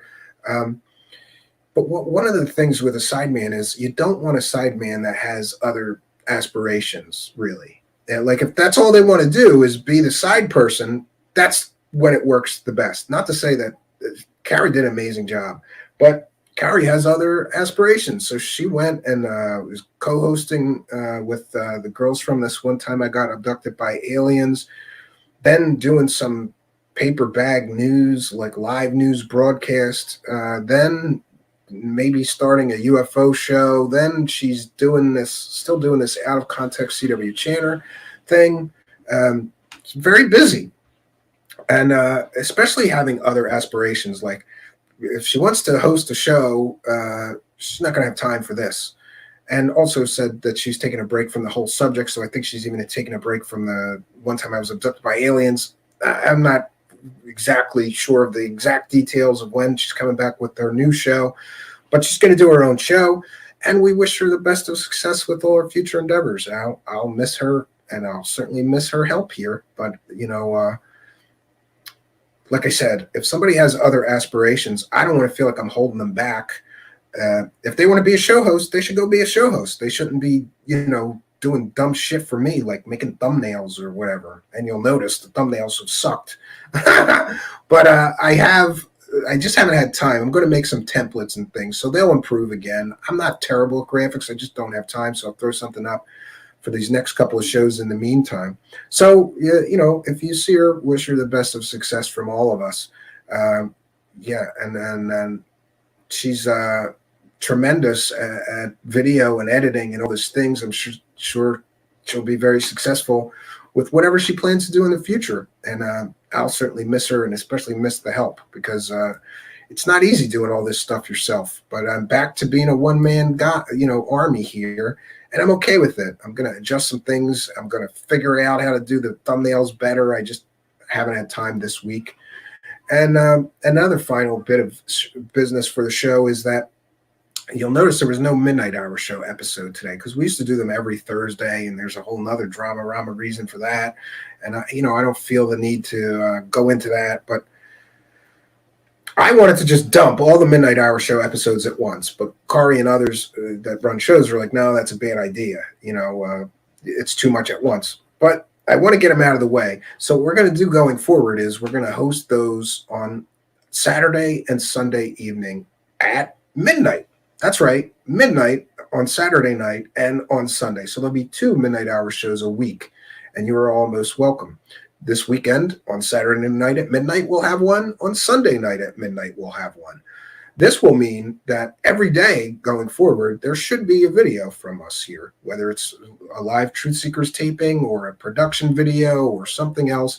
We should have something new on this YouTube channel every day going forward, doing it that way. You'll know that we take Truth Seekers off for the weekend, but I will always have time to render a few of those and put them up and participate in the live chat. So all around, mostly good news. And you are all most welcome to come and join us for those. So that's what I got for you tonight. And what else can I say?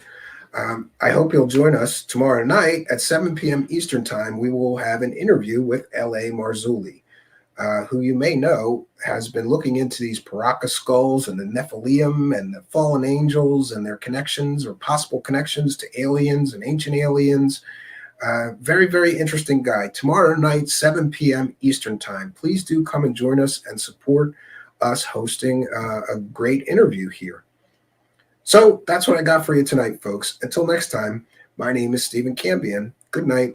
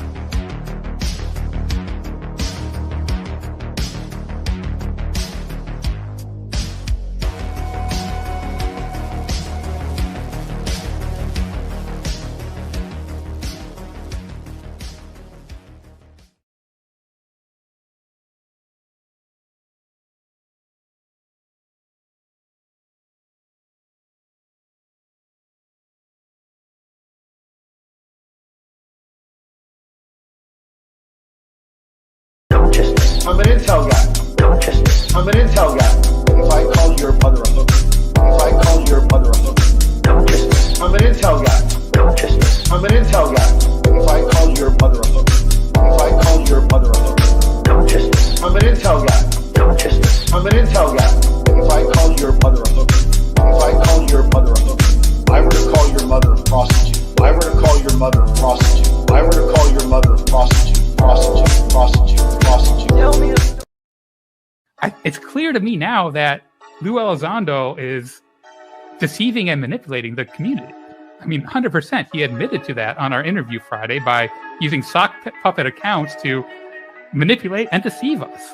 Which, I mean, so how can you trust someone who is going to go and create a secret account? Not only just create a secret account and post on it, but he creates these in-groups and out-groups of people who are in on the secret. And then he, shares this special knowledge with them and really gets them to go out and attack his critics. We can't see what the tweets that he posted under these sock puppets anymore because they've been deleted. But, he made it seem like on the interview that he was just responding to people who are doing personal attacks on his family. That's a load of BS. There wasn't really any attacks on his family before this whole Who's Lou documentary started. And that was after he deleted his sock puppet account. He was using that account to attack people like Mick West and Stephen Greenstreet and, rile people up and sow division. And to what end is really my question now. Why he says that his audience isn't UFO Twitter. If his audience isn't UFO Twitter, why does he have multiple sock puppet accounts engaging with UFO Twitter and doing all of this nonsense? Like it just doesn't make any sense to me. I'm at a loss, really.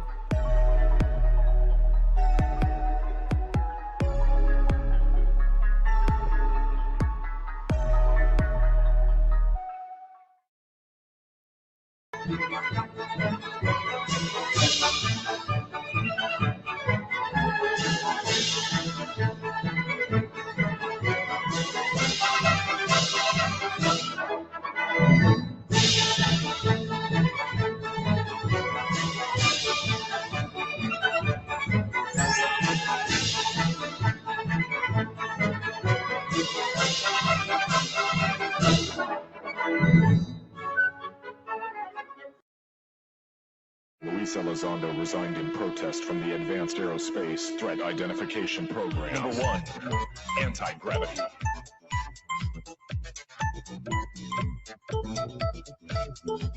Number 2, sudden and instantaneous acceleration.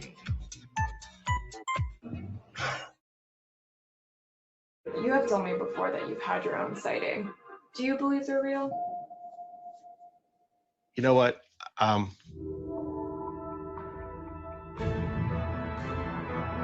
Phenomenon is indeed real. With all due respect, I'd like to answer that question.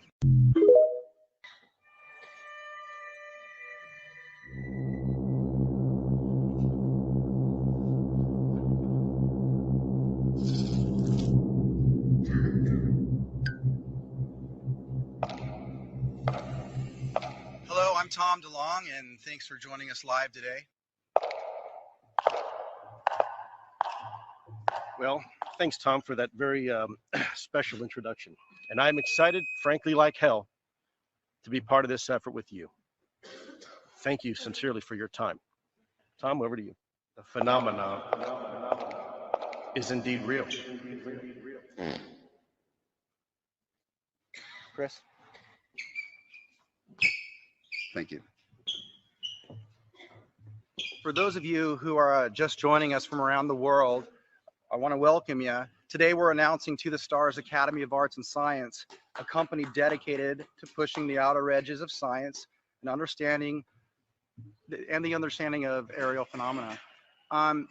We have a plan to bring the unimaginable, the stuff of dreams, to the world.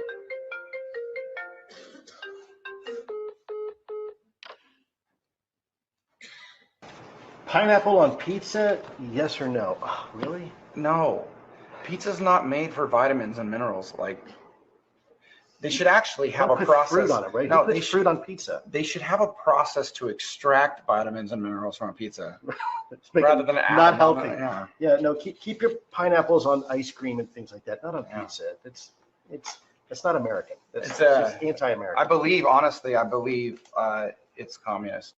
Look what we can achieve if we decide to do it. Yes. Right? And so that's kind of my hope. Now, the last couple of months, there's a slow drip of information about whatever the phenomenon is. I've noticed there's much more hinting towards extraterrestrial.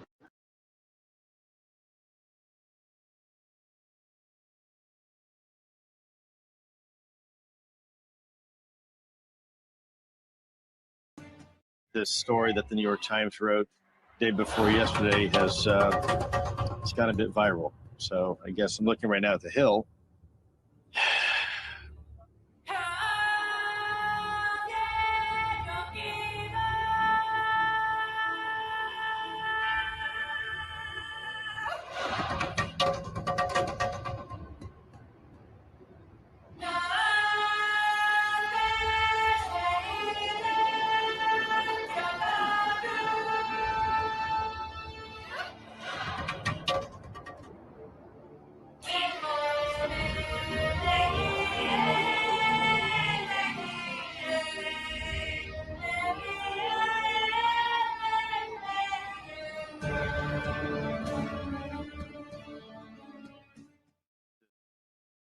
Question, Jeff, where are you? Right there. Yeah. I just want to thank each and every one of y'all for all you've done to your bodies. It's still real to me, damn it. I mean, thank you. Man. Thank y'all guys. Y'all are awesome. Thank you so much, Mr. Funk, for saying what needed to be said. I don't want to see it. I don't want to see it. Trans medium travel. My gosh. The 5 observables.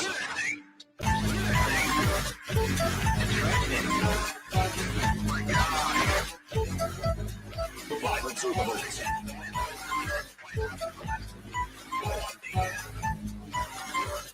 1, 2, 3, 4, 5. Number 5, trans medium travel.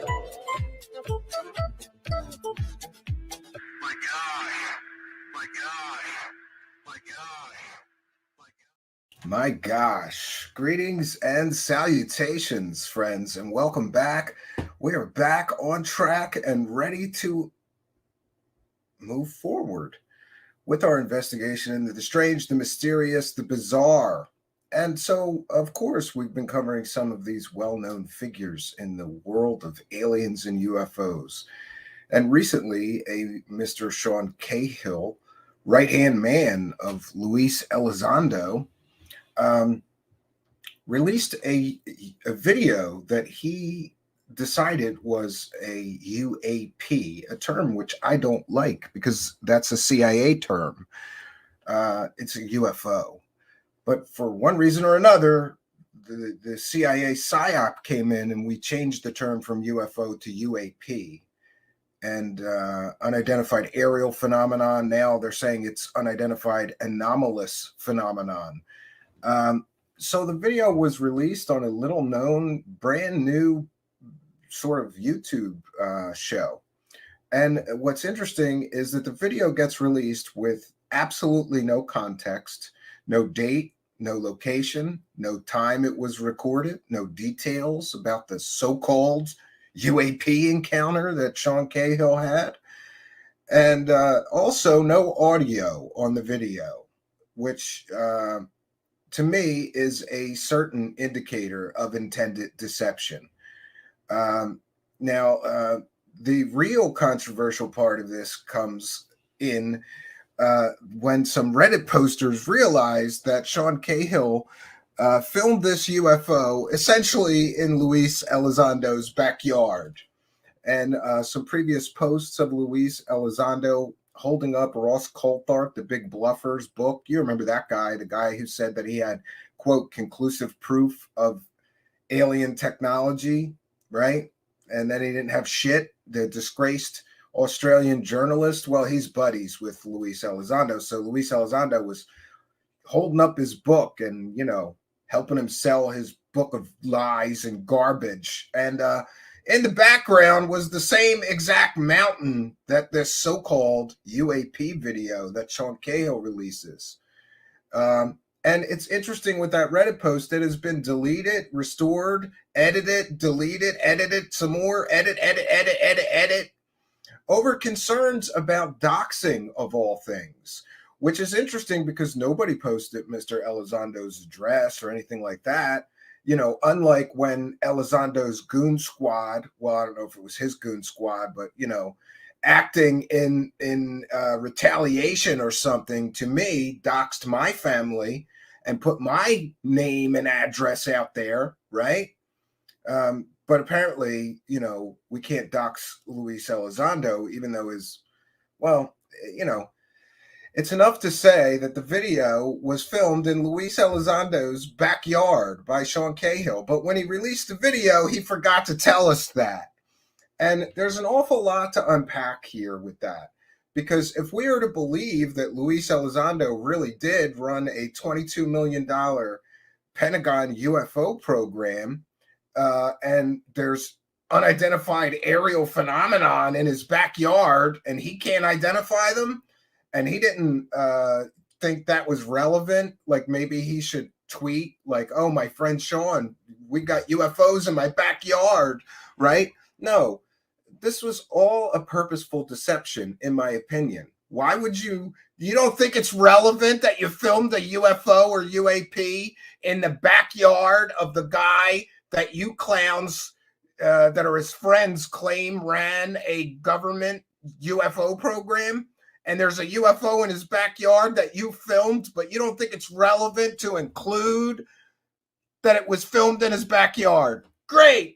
And see, this opens this whole can of worms now, because here we go. There's so many problems here with this, not the least of which is, okay, but first, you know, we should play the video because Reddit posts are disappearing. People want to see the video. It's only about 45 seconds long. I'm going to put my fair use banner up. Because this is a transformative work and we're educating the public. We're going to be critiquing the video that we are sharing. And certainly Sean Cahill is a public figure, and so is Luis Elizondo. And if they're saying that they're filming unidentified flying objects or unidentified aerial phenomenon or anomalous phenomenon in their backyard, then that is newsworthy, and it's certainly worthy of discussion and critique, and it's worth talking about and educating the public about. Wow, what a guy who ran a government program in the Pentagon has got UFOs, and they're right in his backyard. This is beautiful. This is third phase of moon kind of shit right here. Did you know that third phase of moon got caught hoaxing 10 videos all within 2 miles of their house? Did somebody take notes in that third phase of moon documentary when they got caught filming UFOs right near their house? right? By the way, all of Third Phase's Moon's UFOs that they filmed right near their house were all fake and hoaxes, and they were nothing mysterious or strange.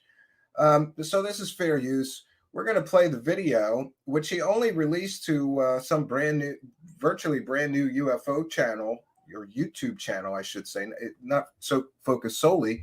I don't know, another CIA mouthpiece. Hey, let's put out this video. And by the way, the original Reddit post and others said that this video was taken recently. That's a lie.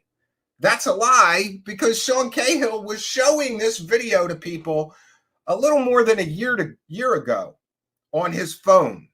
You know, that super secret, that inner circle club where Luis Elizondo and Sean Cahill and all their UFO dork butt buddies get together and they'll show people videos that they don't release to the public on the phone. This is what we get. This is what they're showing, the secret club. UFOs filmed in their backyard. Oh, it's beautiful. They're showing their inner circle UFOs that they filmed in their backyard. Nothing suspicious about that. Nothing to see here. And these layers upon layers of deception, we will peel apart. We will peel them apart. This entire controlled CIA disclosure is falling apart. It's all over. Look at what they're doing. No, you shall know him by his fruits. And what do you get? Even if you're in the inner circle, you get a video with no sound, no context. They don't tell you that it was filmed in Luis Elizondo's backyard when they're showing the inner circle clowns this shit, right? That's what you get. That's what you get for your loyalty, right? Go dox some more show hosts that are critical of these clowns. Go threaten some more people's families, their children, their wives. You bunch of clown inner circle. This is what you're getting? UFOs filmed in his goddamn backyard? That's what you get for your loyalty? For literally, people have literally committed crimes in the name of this crusade. And what do they get? Apparently, they get to see videos on a phone that Sean Cahill filmed in Luis Elizondo's backyard. Then they lie about it all. They lie about where it was filmed. Oh, sorry, lie by omission. Let's just forget to tell everybody that this was filmed in Luis Elizondo's backyard. That's not relevant, right? It's laughable that they would think to just leave that out. Great UAP sighting, but let's not let everybody know that we filmed it in Luis Elizondo's backyard. Nothing suspicious about that, right? Nothing deceptive. Then Sean Cahill comes out today and he makes some statements where he verifiably, provably lied. And we're going to break it down for you. So let's just get to the statements, right? We'll get to the statements that, I forgot that we're just going to watch this incredible mystery here, right? But before you watch this, number one thing you should know is there's no sound. Number two thing you should know is that he gives this to a podcaster and just doesn't tell him that this was filmed in Luis Elizondo's backyard. It took Reddit people to put the pieces together and catch him, right? I believe if they didn't get caught, they never would have told the truth that this was filmed in Elizondo's backyard, and that's relevant. So much for always telling the truth, Mr. Elizondo. Let's watch this video.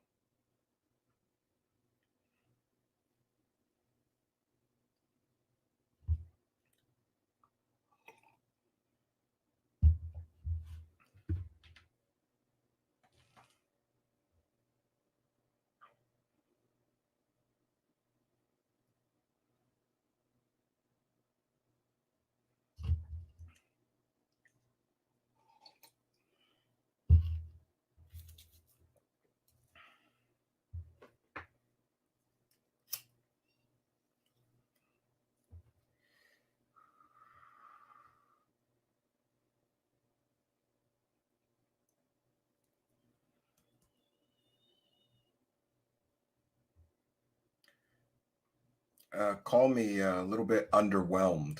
And let me just say that you have to remember that Sean Cahill and Lue Elizondo, they're the top of the disclosure food chain. This is the best that they got, and they're the top of the disclosure food chain, right? Either that or videos, borrowed out of the Pentagon that they made millions of dollars on, Elizondo and his buddies at TTSA, which, again, some were debunked, and they proved nothing. Top of the food chain, the best they got is taking UFO photos or videos in their backyard with no time, no date, no location. There's a reason they do that. It's so they can't get caught. No sound, right? So we can't hear any engine noise, right? And I'm just going to share this. Cahill comes out and starts lying about the whole thing. First, I'm just going to share this real quickly. This is the Reddit post, which has been taken down and put back up and taken down and put back up. Shot on Lue's property. Yeah. So it's a match. And Sean Cahill has admitted that he filmed this UAP, in Luis Elizondo's backyard, basically. But here's where it gets more interesting because, the layers of deception here are interesting, but it gets better because today Sean Cahill came out and made a statement. He said, at no time was it claimed to be anything other than interesting and unidentified. Well, in fact, in the actual podcast that he let release this, they didn't even talk about it, where it was filmed, what it was, that it was interesting or unidentified, right? But here's where it gets important. Sean Cahill says, post-sighting, it was verified that there was nothing on flight radar. Great. So Sean Cahill will have no problem releasing the original file with the metadata, right? So that we can verify that statement, right? Because the metadata on the original video file will have the date and time it was taken. And then we can verify that Sean Cahill's not just lying to cover a hoax, right? He checked the flight radar, so he can verify for everybody that he checked the flight radar, right? Right, Mr. Cahill? You wouldn't lie to everybody to cover a stupid hoax, would you? Now, here's where it gets really interesting. It's in a no-fly area.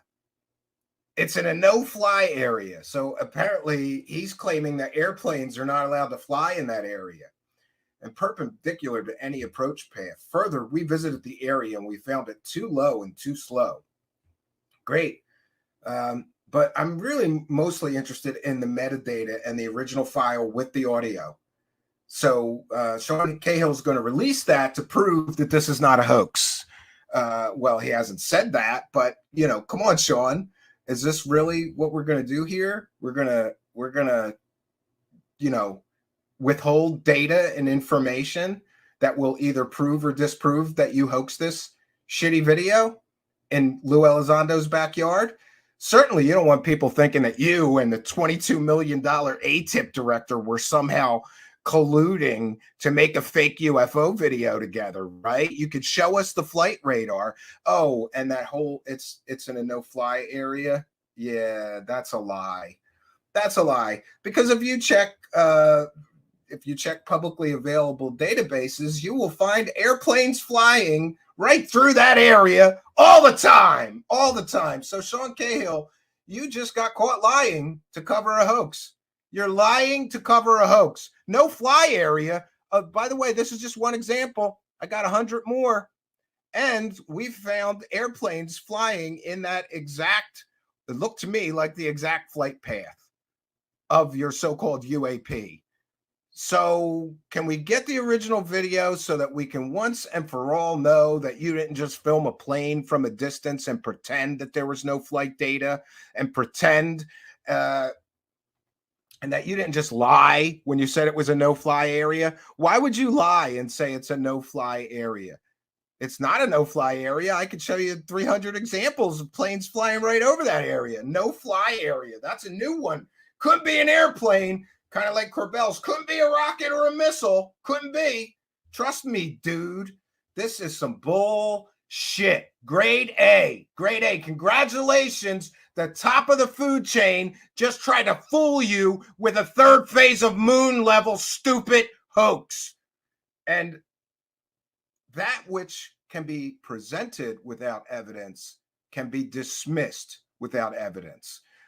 Can I prove 100% it's a hoax? Maybe not, but I could if he gave me the original data. Why would he withhold that data? He's a man of honor, right? A military guy. So is Elizondo. He's not going to give out the original file with the metadata. He's not going to allow any other independent review or researcher to look into this, because this is a stupid, stupid hoax. And they have layered lie upon lie. Hey, let's lie by omission, lie by omission. It's not relevant that it was in Elizondo's backyard, right?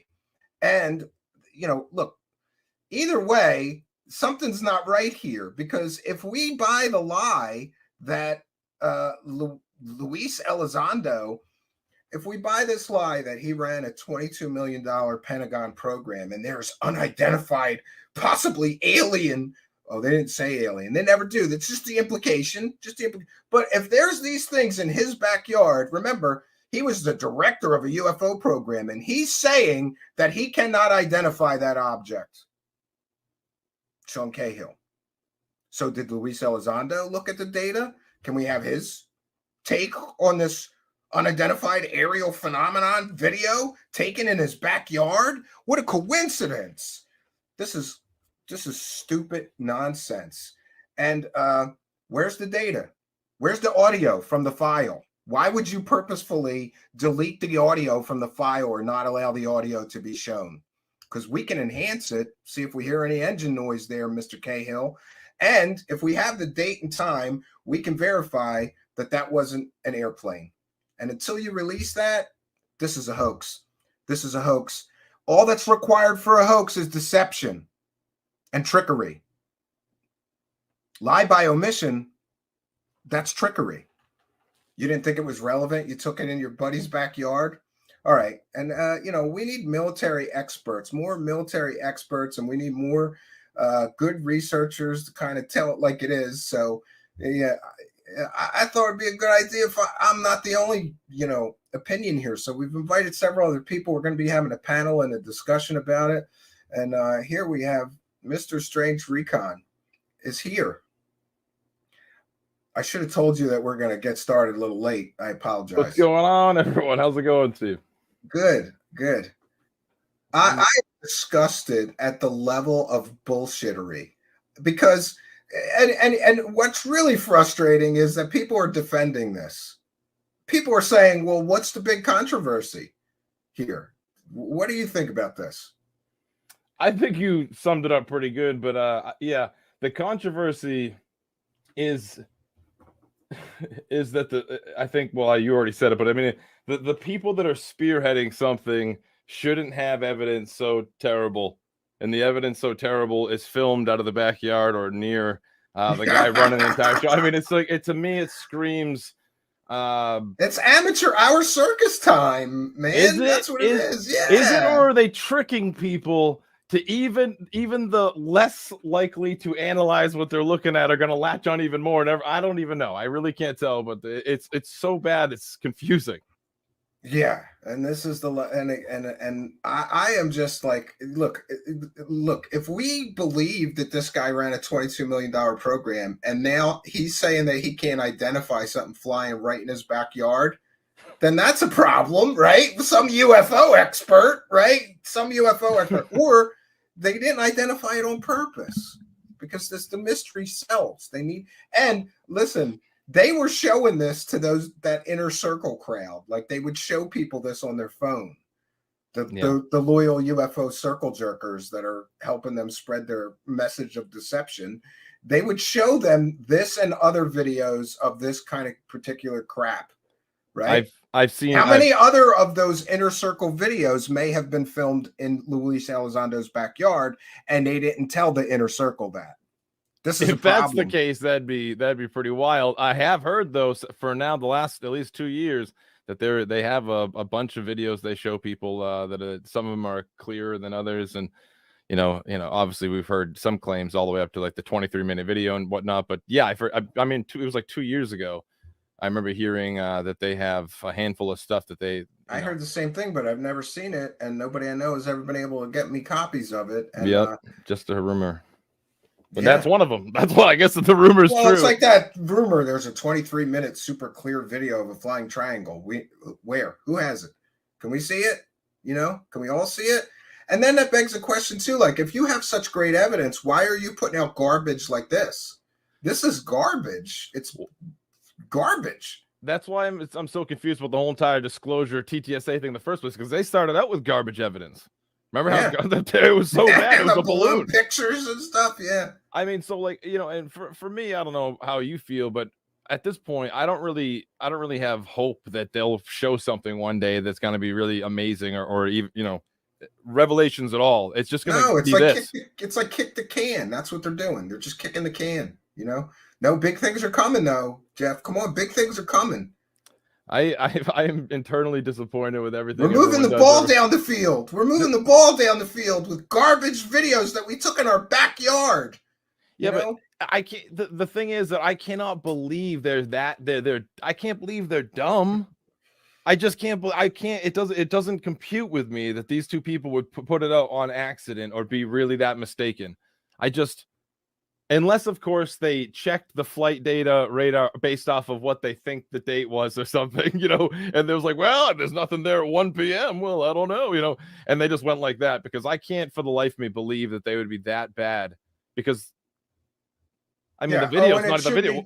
The observables. I'm having trouble to make sure that I'm clear enough. It's also very important to note, Jeff, that there's an airport for small engine aircraft right behind that mountain. Yeah. There's and here's what I did find out. I started doing some historical, just looking for planes going through the flight path of that so-called UAP or around that mountain. And I found tons and tons of examples. And then if you track whose plane that is, guess what? And somebody else on Twitter suggested this as well. There are like tourism seeing airplanes all around that area. It's a big national park and there's mountains. And so they take you up, fly around the mountains, and then they land. And, you know, this is a business there, you know, like, you know, to go right to unidentified or, you know, an unknown. Maybe it was a small engine aircraft or something, but and then the deception too. Like, this is third phase of moon shit. Delete the audio so they don't hear the helicopter. Delete the audio so they don't hear it's an airplane. Third phase of moon have done that kind of stuff.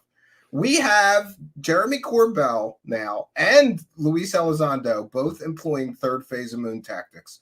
Jeremy Corbell puts up this Baghdad thing, and he's like, "We're not sure what it is. Can you help us identify it? That's a third phase of moon. We're not saying it's aliens, but it's probably." Oh my god, it's heartbreaking to everyone who's ever come here with hopes of finding something cool out about UFOs.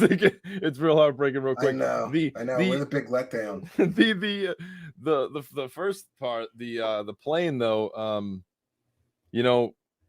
I really can't understand why they would do that, but furthermore, if you have that, do you still have that image you just showed a minute ago of like the his tweets where it shows like what he said, what the little investigation? Because if they actually pushed it going closer, I mean, anyone can go to Google Maps right now and see that. I can't tell if he's trying to walk his way out of it or if he's trying to test the faith of his inner circle. You know what I mean? Well, the big one that stood out to me is that he said it's in a no-fly area.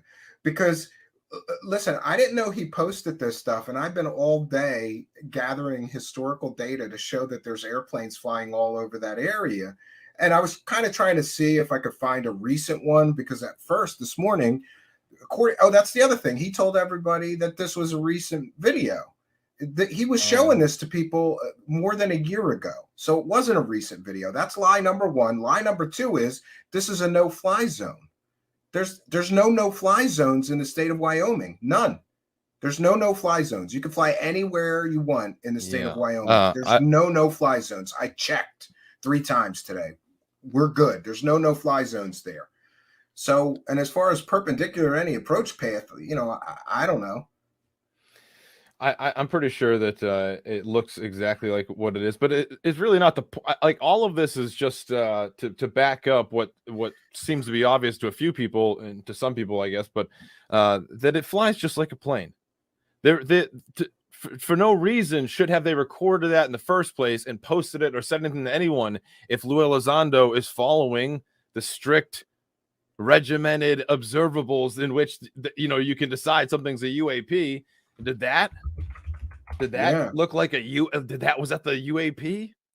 The slow moving like an airplane? I to me it's just an unfortunate series of events where we see once again that the lowest hanging piece of evidence can be used, and people still will look at it like it's something amazing. And I don't know what they're looking at that I don't see. I'm like that guy in Seinfeld who couldn't see the damn 3D image. I can't see the damn sailboat, the spaceship, or whatever it was. It's annoying. I just I don't even know, but I know for a fact that he showed several people this more than a year ago. So why, if it was so good, why wait on it for more than a year? And again, for them to not think that it's relevant or not, that they tell everybody this was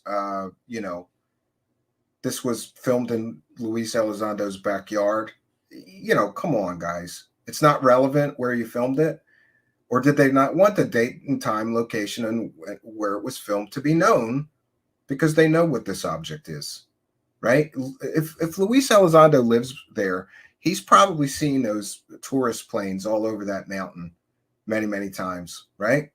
I can't believe he couldn't. He wouldn't. Yeah. I mean, you could hear him from his house. It's only a few miles from there, from that mountain base. So, until we get more data, though, we're kind of at an impasse. I think this thing has zero value, but it does have a value in showing that they're willing to deceive you, the general public.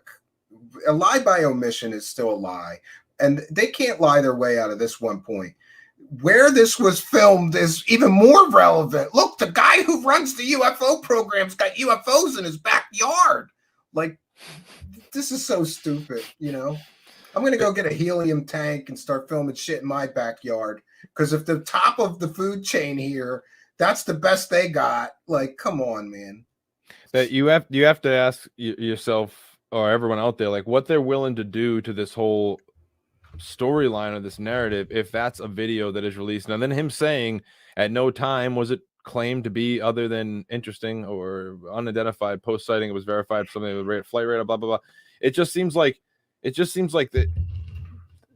I cannot. First off, I'm such a weirdo now that I see patterns, everything. I still cannot believe that they would put that out there without a reason behind it. I mean, honestly, you're right. I can't, for the life of me, I can't say to myself that there is this robust amount of data or evidence out there that suggests that all this, what they're claiming, is real, and that they choose to put this out. It just doesn't work in my mind. I just don't get it because it's so bad and useless. What point is it? What point is it to continuously dangle something like this in front of people? I don't. Yeah, that's exactly what it is. It's a carrot on the stick, dude. Keep chasing. Okay. This is one. You know what I think, though? I think that I could get into the mind of them. They're like, we don't have anything good. We got to give them something every once in a while. So we'll give them the shitty, whatever we can come up with in our backyard. I really don't understand that one either. Did he just? I'm thinking back in the McGowan time, right? When McGowan was there with him over in Lou's place, in what they were doing there, filming stuff going around in the early Osiris vehicle and whatnot. But it's like, do you think that maybe at the time it was just like the energy was capture whatever was in the sky, no matter how, if it, whatever, and if it looks like a plane kind of, but you can't tell through the phone, just grab it anyways. And so from that time they had all this stuff. Because if it's anything else, then I guess that adds a little conspiracy to it. But I don't really get the significance of why he would record. It just doesn't. All right, I'm sorry. My brain does not make sense. Why? No, you know what? You and I are having the same brain schism because I'm going none of this makes sense. Why would they put this out? And then I thought the same as you. They had to have reasons for it. I mean, But what's interesting too is that he gives this to like a show host, and they play it while they're talking about something completely different. You know what I mean? So it's not like, if you're releasing this, wouldn't you show the show host the video and then tell him about where you saw it, how you recorded it, what was going on? They didn't do that. They were talking about something completely different and just sort of flashed that on the screen. And then this video gets, captured by people and shared on Reddit and Twitter and everywhere else like it's a UFO. And a new release from Sean Cahill with no context, no date, no time, no location, none of that stuff. What were they talking about right after though when it came on the show? I don't know what channel you're talking about. Yeah, it was talking about something completely unrelated. Like, I don't know. He may have been talking about that time he claims he saw like a 3 football sized flying triangle or something. I don't think Lue and him work like in tandem where they approve each other's posts or what they're saying or whatever, but I do have to ask and question any type of integrity they have for what they're claiming. But then again, most people that watch my program know that I think they're all just on about how dangerous drones are and stuff and whatnot. So, and they're just calling it something else, so they're raising attention for it whilst not really ever saying what it is, because UAP isn't UFO. UAP is it's a term the intelligence community uses, So yeah, that's what I say. That's the CIA word. I don't even want to say it anymore. So I don't even want to say it. I feel dirty. You need a shower. For the CIA terminology now. For that, I can say that Lue, is doing some sort of job I can see is somewhat makes sense. But then at the same time, if you're making money off it on the side as like your side gig, I don't know if that's very honorable. It seems, in fact, that you're just lying, having people do crazy, not having people do, but inspiring people to act irrational in their defense. And it's been pretty wild time here that he talked suggestive about a Tic Tac in that moment that they played it. So interesting. So they cut the audio out so that you couldn't hear him say, that's a Tic Tac? No, they played the UAP video with no audio. And then I see what you're saying. The audio was them talking that wasn't really related to the video, I thought, but people are saying that he was talking about Tic Tacs and things like that while they showed that video. So that's actually interesting. Another Tic Tac sighting in Wyoming, apparently, where he was trying to suggest that's part of the game. Don't say it, but imply it, suggest it. Well, that's a perfect example right there, though, of what I've always thought exactly was the point of saying something's a Tic Tac. Hey, listen, folks, there could be Lodgian-looking things living under our ocean flying around. I don't know. I've never seen one. I don't really believe it, so I don't see any evidence for it either. But there's a reason why you say something looks like a propane tank or a flying a bottle or whatever, because you relate it to something, I guess. It looks like an airplane through a bad camera sensor from multiple angles. It looks like an airplane, looks like a Tic Tac. So there's a great chance that a large number of people will be suddenly spotting. So it's a great call to use that ambiguous kind of shape, and often confused all the time. Look at someone who takes a video of a plane from like an angle at the wing. It's almost like there is no wing. It's like, how could this tube be flying through the air? Is it one of those Tic Tacs? Yeah, and I think I've always thought it was a little funny that a Tic Tac shape and a missile shape aren't too far off, or a Tic Tac shape and a rocket shape aren't too far off, and from a distance, Well, yeah. But how about just Steve? How about just a rocket or missile development and a flying saucer from the side? They don't look too crazy. In a wind tunnel test, they are the exact same shape you'd want them to be. Not to mention all the lenticular craft we created, but back to this though. But that's just like if they were showing this to people back in the day and in their little inner circle as possible stuff, and if they played it on that show whilst talking about Tic Tacs and like this ambiguous like pop up and it just plays, that seems to me almost like they were hoping people to connect the dots. Just connect the dots. It's just, oh man, it's so unfortunate. It's so unfortunate because we all had at one point, let's admit it, we all at one point in the last like 6 years were like, there is something happening. I don't know what. There's something up. Now it screams it's all a big load of nonsense. But I don't actually think, I truly though, deep down, I don't think Lue or anyone is actually working on behalf of anyone in some degree. I think that he recognized a private company could be put together and hired to do something, and he saw that gap in the work. But if there's a top-down conspiracy, boy, they got so many things wrong. I mean, how many people could be working on it? They got so many things wrong. You're right. I hope my favorite part of this whole thing is that he puts out this statement in an effort to damage control this whole situation, and then he just steps in it more, saying that this is a no-fly zone, because anybody can go to the public radar and you can see that, Jeff, there's planes all over that mountain all over every day. They're all over. They're like swarming it. It's so stupid. Did he think that nobody would check? I'll flip on my flight radar once in a while to look at something if I see it, if I'm ever in that mode of ever doing that, and it usually starts off scaled all the way up before you got to zoom in, and the entire country is covered in little planes, little and commercial. Yeah, it's kind of interesting to see how much is up there at once. Yeah, and it's a lot. That area, obviously, everywhere sliced through that area is known in the missing 411 world, and of course Medicine Bow has a bunch of famous UFO cases there and that have changed over time, and so yeah, you can always add to that and lean on it. It'll instantly be connected. You can sell it. It's ambiguous video of something, and it's right where things have been flying for thousands of years, they'll say, or whatever, and it's just that's perfect for it. It's just that's it. In the audience that will follow it will be the ones that stick with, hey, this video came from someone with credentials, bigger credentials than you, Steve, so they can't be lying. They used to run a government program. And so that's the game. That's the whole game. Who are you gonna believe? It's a whole game.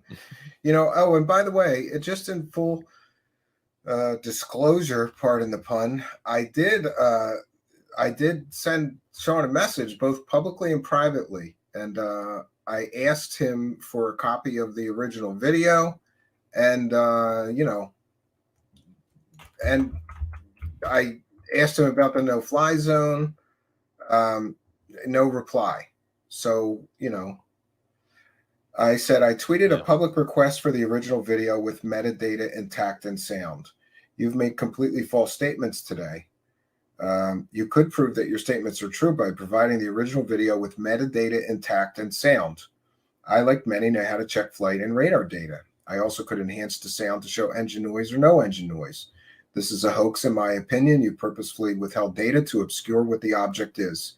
Congratulations, you are now on the same level as third phase of Moon. They have done hoaxes very similar to this with those exact methods.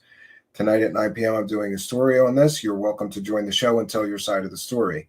And then I sent him that graphic of the plane flying right over that area saying, what's that plane and hundreds more on similar flight paths doing in your so-called no-fly zone? And no reply.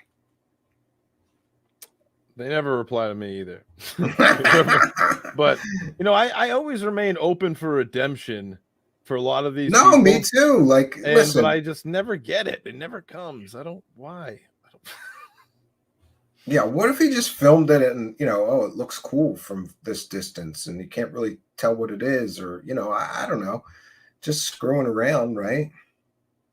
I don't know. I don't know the Sean Cahill thing because I've met many people in the military that really aren't that, whatever. Their job is their job. It's not like they specialize in certain things, and they'll get out and be talking about it later. And that's why I try to make people, it's clear I was just some grunt. But I would automatically assume that Sean, being a person that's worked in the military for a long enough time, he would have been able to recognize the standard characteristics, and his brain would have instantly twitched right to aircraft, like light wing aircraft flying. He would have known right away based off of everything he's looking at, not just for the military in general, his own age, his age. He's a human on planet Earth. I guess, yeah. And it's just I just am kind of blown away by the amount of time we've seen just an ambiguous nonsense, or just outright things like that are wrong. Like, of course, the Mylar balloon in the beginning of the TTSA launch, all the way to this is a still from the video of the DC flyover and all the stuff from the it's like whatever they're saying is always just off. And I don't know if that's purposeful or whatnot. And if it is, that'd be ridiculously good of an op. But it does, to me, it ultimately feels like an information op at best. And like I was saying, I've said before, my show, I don't know for what, of course, but I you know, everyone has to remember that we live in a different time. It's extremely aerospace has changed. It's extremely dangerous. Weapons have become extremely cheap for a lot of dangerous people out there, sick people that should be locked up, and these people now have access to the, like, you know, to things that essentially militaries are using. And if you look at what's happening in Ukraine right now, you've got basically duct tape holding things to DJI Mavics, flying them over Russian bunkers or whatever, and it's like, so you can see how crazy things are. If you raise awareness, right, for a phenomena, of course, and something else, you're honing in the attention on CUAS systems, or CUAS rather, countering unmanned aerial system, and so and a bunch of other things, and of course getting rid of Chinese spy balloons and other stuff like that. So, and you get to do all that without ever really saying it, to be fair, because we end up saying those balloons are UAP. We called DJI Mavics UAP. We, you know, whatever it is, we're or radar reflectors, calling them UAP. So you do achieve something, and for that, I've got to say, wow, I stand in marvel for how crafty of a son of a gun that, you know, move that would be. And but at the same time, I've also seen the result of it. I've been on the end of a few of the harsher folks out there who, you know, who believe that they're defending some sort of righteous crusade. I'm like a weirdo who's had weird experiences in my life. That's what got me to talk about this stuff. So how does it make any sense for someone who believes there's probably stuff happening out there that's unreconciled and unexplained with science, but also this is wrong? So we exist. We recognize that doesn't make sense. This isn't what we're talking about. This is talking about military tech, and under the guise it's UFOs from like outer space or something. And the best thing that could ever happen for that side is, of course, they actually do bring up some sort of weird anomalous craft that flies from outside the solar system or something, because that would actually defend what they're saying. But it's so far, all they've presented is on the unfortunate truth that we've been screaming, like with many others, for long enough, that for a while now, which is just, guys, this is clearly a Chinese militia, fishing militia using drones. This is clearly, you know, balloons. This is our own technology, of course, being misidentified or recorded and with a high contrast gun system. And everyone says it's hard to tell what that is. Yeah. It's unfortunate though. Because I still stay a little bit. Part of me, Steve, is like the aliens are coming one day. Maybe one day. But don't you think it's interesting that I'm kind of shocked and amazed that people don't see through like the opportunistic part of some of these people that release this stuff, like, you know, Corbell releasing some of this stuff. It's like, this has no value. Like you're just saying, well, it's unidentified and it was over an active war zone. So, you know, could it be military technology? You know, can you eliminate that before you release this? And they don't. There's a reason. It's just like the same reason, like Third Phase of Moon sits there and pretends they don't know what a rocket plume exhaust looks like. And they've been doing this for 20 years because they can sell a rocket plume exhaust as a UFO, but they can't if they say it's a rocket plume exhaust. It's so stupid. And this Sean Cahill, like, oh, there's something flying over those mountains over there. Let me put this out. I had a profound religious experience here. And, no. And we remember that this that. dude basically has superpowers too. So we always have to remember both of them. Both Cahill and Elizondo have superpowers too. I don't mean to laugh. What if they really do? Don't I shoot know. me with I know. They might remote like kill you. Remember, like those psychic spies? They like make your heart stop from a distance. I've been having chest pains. We better shut up. They're gonna get us, man. They're gonna get us. I thought I was in trouble. No, I do. Yeah, I also I say this kind of a lot. I don't mean to repeat information for everyone that's come over from your show to watch me once in a while. Is like and I don't mean to use these words because I'm not calling Lou or Sean this. Someone else can. I won't say it, but I'll just say that like a con man or woman will put out a letter with grammar mistakes all through it, not by mistake. The person speaks and can type with perfect English. They do that on purpose because the first people that notice the grammar, that's like, yeah, right, I'm falling for this scam, I'm out of here. And it just rids the chance that someone's gonna go after you almost instantaneously because everyone knows, well, then I'm not going to donate. You think I believe some prince from Lagos can't spell? And so all that's left is the people that don't really care, and so they'll actually stay focused and actually get closer to the topic and give money to it. And to me, that, like, when I see stuff like this, I'm not saying that's what's happening, but it does seem that when a bunch of people is like, this is a plane, at this point I'm getting pretty annoyed, and he shot it from Elizondo's backyard. You know, what's going on here? And then all of a sudden you start to see people shed away from that audience, and all that's left is the ones that are already there thinking that Lue was representing the next coming of Christ. And so to me, and you're right, there's this manipulation, which is exactly something that a con man does. They manipulate people. They manipulate people by controlling the data. Oh, that we've got this secret group and we'll show the good stuff to them behind closed doors. Or a lot of what they were doing was like Lue would be in some Zoom session and show little groups of people on his phone, which is another, to me, attempt to obscure the data. Like, if you have anything and it's that good, drop it. Let's look at it. I'll help analyze it and enhance it. But this whole thing is a manipulation. They're all manipulative, all of them, these people that put this stuff out, you know, and opportunistic and manipulative. Like, oh, we can use this to deceive, essentially, you know, without the data, that's not what the they're time doing. and date. Well, he has put his foot in his mouth now, because now he has said that they checked the flight radar and there was no flights. But, you know, quite honestly, even if he were to tell me the date and time he took that, I don't trust him. I want to see the metadata on the original file, you know, and I might not even trust that. I'd have to triple check that to make sure it wasn't altered or changed, you know, and I have to do that. My point is that these guys, they back themselves in a corner, though, because he just said that's not a no-fly zone. Why would you lie and say it's not a no-fly zone? Dude, that was a bluff. I think that he bluffed, thinking nobody will know if I just say you can't fly there, right? Couldn't be an airplane. Yeah, I don't get that at all. He essentially said it couldn't be an airplane without saying it couldn't be an airplane. And in typical magician fashion, you misdirect away from that which you don't want them to see. So I kind of analyzed my analysis. My expert analysis tells me he doesn't want you to know it's a plane. So he says you can't fly there. It's a no-fly zone. It couldn't be a plane. He's misdirecting away from ordinary aircraft here. They're actually teaching a whole group of people to do that. I don't know if anyone else has noticed that.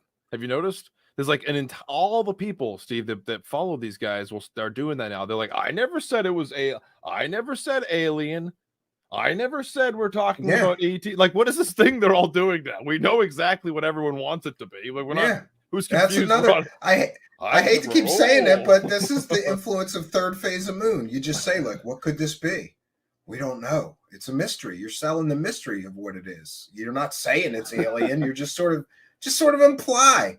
Could this be something from another place? You know, like, it's so stupid. I am like, you know, and then the whole thing is too, the time drops. You know, it's not a coincidence that these guys hold on to things for a year and then they drop them right before that big UFO convention, or at that big UFO convention that just so happens to be called Alien Con. I know. No coincidence there. That was a little. The timed releases show these people are not here for disclosure. They're not looking for the truth. They're looking for money. They drop the stuff when they can make the most money out of it. And Cahill's got some big appearances coming up, right? So he's going to need something to show and talk about. Maybe he was going to talk about this at the conventions. And so it would be interesting, you know, would he have said at the conventions, I filmed this in Lue Elizondo's backyard? Or would he have kept his mouth shut about where he filmed it? You know? And that's a whole nother thing. Maybe he didn't say anything because Lue knows this is bullshit and told him, you know, don't say it's my house. Well, I was going to ask you. You know, I'm sorry to cut you off. I was going to ask you, you brought that up, and I forgot to ask you earlier. Why do you think, what's the significance, other than the fact that it's probably bullcrap, that it shot it from Lue's house?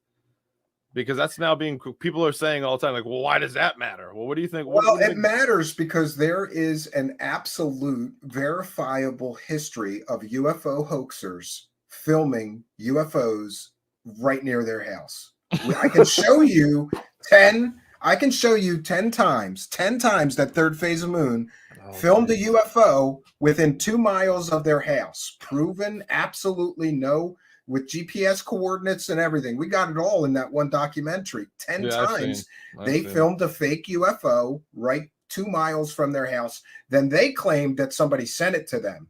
So we're supposed to believe that a UFO channel has, people just filming UFOs all within 10 times, all within 2 miles of their house and sending it to them. And then they're putting it out. And also Adamski, Billy Meyer, and others have all hoaxed UFOs literally right in their backyard or right on their own property or very close to their property. So the reason it's relevant, I think, is because there is a long and verifiable history of UFO hoaxers creating fake UFO videos and still images literally in their backyard, just like this one. So my mind went to that history as soon as I heard this. It went right to the history of just how many of these people have been caught filming stuff literally in their backyard. It's the most comfortable place to fake something, Most comfortable place. Yeah, actually, Steve, that's a good perspective they have there. I didn't think And like that if he wants to prove that they didn't hoax it, it's very simple. Give us the metadata, give us the original video with the audio in it, and we'll verify that you're not lying to everybody. Am I going to hold my breath? No, I'd be dead. Like they're gonna try to slink away and hope everybody forgets this, and then they'll be on to the next drop. That's what I think is going to happen here next. I wonder the no-fly zone thing. What was his point of saying that? Because I know there's like 11 places in the United States where there's restricted on paths, but other than that, you can fly over. But I can't remember exactly. And none of them are in Wyoming, though. I have an article on that if you want me to share it, where those restricted flight zones are, and none of them are in Wyoming. You can fly anywhere, apparently, over the state of Wyoming. So, I believe, like I said, that he said it's a no-fly zone or no-fly area to detract away from it being an airplane. That's wild. Misdirecting. Like, it couldn't be an airplane. It's a no-fly zone. But the no-fly zone is a lie. He lied. There is no-fly zone there. Sometimes I wish I was like Iron Man and had my own satellites because I could just show you planes fly. I can from the flight data, but it's just a graph, of planes going right over that mountain, right in line on one side, in line on the other side, flying left to right, right to left, over it. They're just everywhere over there. So, interesting, if you lie and then you lie again to cover the first lie, it becomes pretty clear. Why would you lie if this was just, this is something I don't understand or mysterious or whatever, but it couldn't be a plane. No, it can of course be a plane. This is stupid. I don't know. You tagged it with this is stupid. It's just stupid. This is stupid. And I'm hanging out in the former Pentagon UFO program's backyard, and I see it unidentified craft. Like, really? Come on, what are the odds, dude? And then think about the world of statistics. How many times does this guy claim to see UFOs in his life? Right? That's pretty significant that he's just seeing UFOs everywhere. And I think he's one of those CE5 clowns too. Like, he can meditate and summon the spaceships. Maybe, I don't know. The spaceships. I don't know. I just don't get how he's. I can't like. So, are we actually to believe that he posted that video for any other reason because it was and then he backs it up with that statement? I mean, I feel like the best thing he could do now is pretend his account was hacked because there's that's another fun thing. Maybe he could sell some IMAX for $600.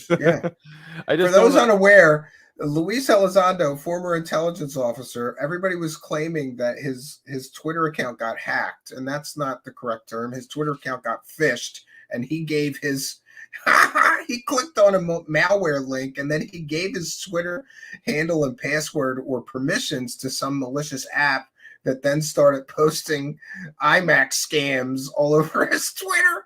And this guy's an intelligence expert. Yeah, which makes me worried that but you know, the craziest part is that, well, for maybe someone else in his family was handling his account. I don't know, but I keep giving these guys the benefit of the doubt. But like Steve, I'm still stuck at like 8.A in this one. I don't even understand. Like Cahill actually thinks that video is important in some way. And so we're at the people that were on CNN, on Fox News. They were on all these legacy media now posting videos like that. Has it come to an end? Has the movement come to an end? Is it finally? Yeah, could be. It's like they're running on fumes. They're running on empty. They don't have Lue in the Pentagon to borrow UFO videos anymore. So they got to make them in the backyard.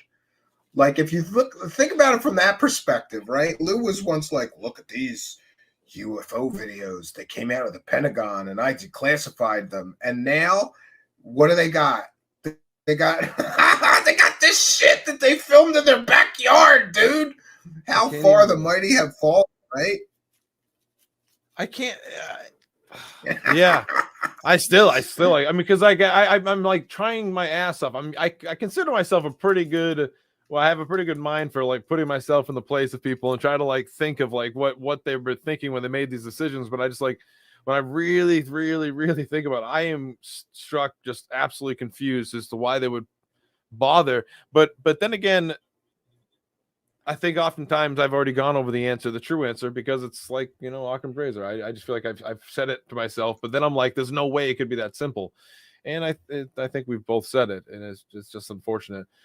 But the scariest part is that the people that now will continue to follow down the line of listening to you know what, I don't even know. I don't want to say anything further because it only brings trouble. But I just, for the love of God, do not understand why anyone would care about an individual that thinks this is important. Not like he's a bad guy, they shouldn't care about him, but I mean, like, it's a effing ambiguous video of a slow moving white object near airports with planes fly. I think it's a fair.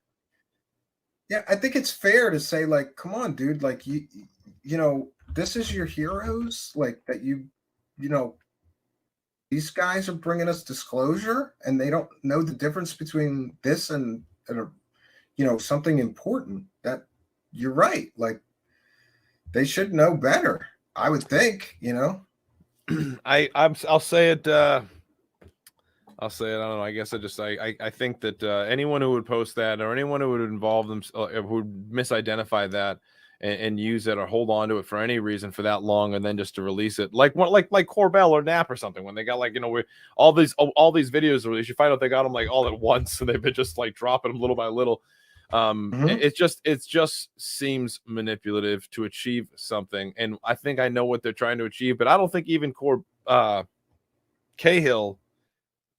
I think Cahill's like actually believes what these things, and that Lue's telling him. I truly don't think Lue's talking about aliens at all, and so therefore, I think Cahill still might be like, I don't even want to say it. I'm giving him too much benefit of doubt. The whole thing's bull crap. The video sucks. The people that are supporting it suck.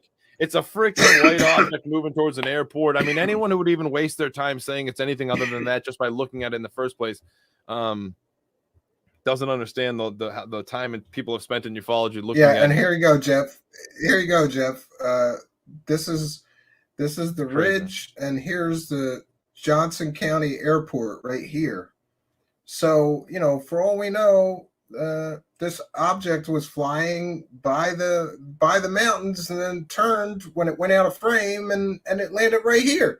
I mean, this is literally like a mile or two from this so-called UFO. It's like a few miles from the sighting. It's so stupid. Sean Cahill's watching this right now with a Smurf account. You know it? Sock puppet account. Sean, get on here, man. Get on here and speak up, dude. Come on. You know he's out there. There's no way he's not. He's heard your name. The link, you know. Come on. Just for the love of God, because well, no, don't you know, Jeff? I don't know if I ever told you, but I think that there's an unwritten rule in Griffland. Did you know about this? They all pretend they don't know who I am. Like people No, I they know know. have asked some of these guys, like Jimmy Church I got mentioned on his show like 3 times, and he pretended he didn't know who I was all 3 times. That fucker copyright claimed me falsely. He knows exactly who I am, the liars. But anyway, they all do that. They all pretend they don't know who I am or what my show is. You know, I guess then they don't have to talk about it. You know. I don't even want, I would like, the last thing I want to do is have some sort of an argument with these folks. But I tell you what, right now, I feel like it's just after years of putting out next to nothing, but demanding so much belief in what they're claiming. And then as well, what has been achieved within our Congress. So much money. Yeah. Dude, look at the greed, dude. So much money they want for in this the air- level of garbage. Like, how much money is Sean Cahill getting paid to speak at UFO conferences? And he's putting out this garbage filmed in somebody's backyard right next to a goddamn airport, and we're not supposed to say something about it? No, I don't think so. I don't think so. Oftentimes I look at what these guys here are we go. pulling. That area has many RC playing clubs. Oh, there's another. Be a pretty well, big no, RC they're not plane. allowed to fly in that area, Birchwood. It's a no-fly zone. Was there a version of the video released with sound? No, there wasn't, and there's a reason for that. You know, the funny thing is, Jeff, that one third phase of moon hoax, all you had to do to tell it was a helicopter was take the audio and crank it up, you know, enhance it a little bit, and you could clearly hear helicopter rotor and engine in the audio. So they purposefully don't want you to see the audio for a reason, right? Yeah, it's one of the it's obviously one of the telltale signs that something's going on. The second anything's even, I mean, like it's like the oldest thing in ufology is like this: the video that was cut off. There's nothing to it. It's just this one second. What happened before? What happened after? It's because if you left it on longer, it's when you slowly realize see what it is. Yeah. And Birchwood says, why haven't Stephen published the Corbell interactions? I'm blocked by him on all social media, so if there has been any interactions, I wouldn't know it. I don't even know what you're talking about. I could check into that, I guess. Or you can email me the Twitter threads, and I'll look at them in a, incognito window, because these people, I love it when they block you and then they talk shit, right? Like, come on, dude. Like, that's not fair. You're gonna talk shit on me, like unblock me. The block thing. I feel like the only time I block people on Twitter now is when I recognize the person is a broken system and I can't do anything about it. Like, that's the only time I block people. It's when I recognize that these people are like they're on their way up. They got like 10,000 followers on Twitter and they are just broken, and you can't change anything. So you just stop. I'm impressed by the people that have a ton of followers that actually engage in those conversations. Twitter's a nightmare. Yeah, though. Who has the time to do all that, right? Twitter's a nightmare, though. It's absolutely the Wild West.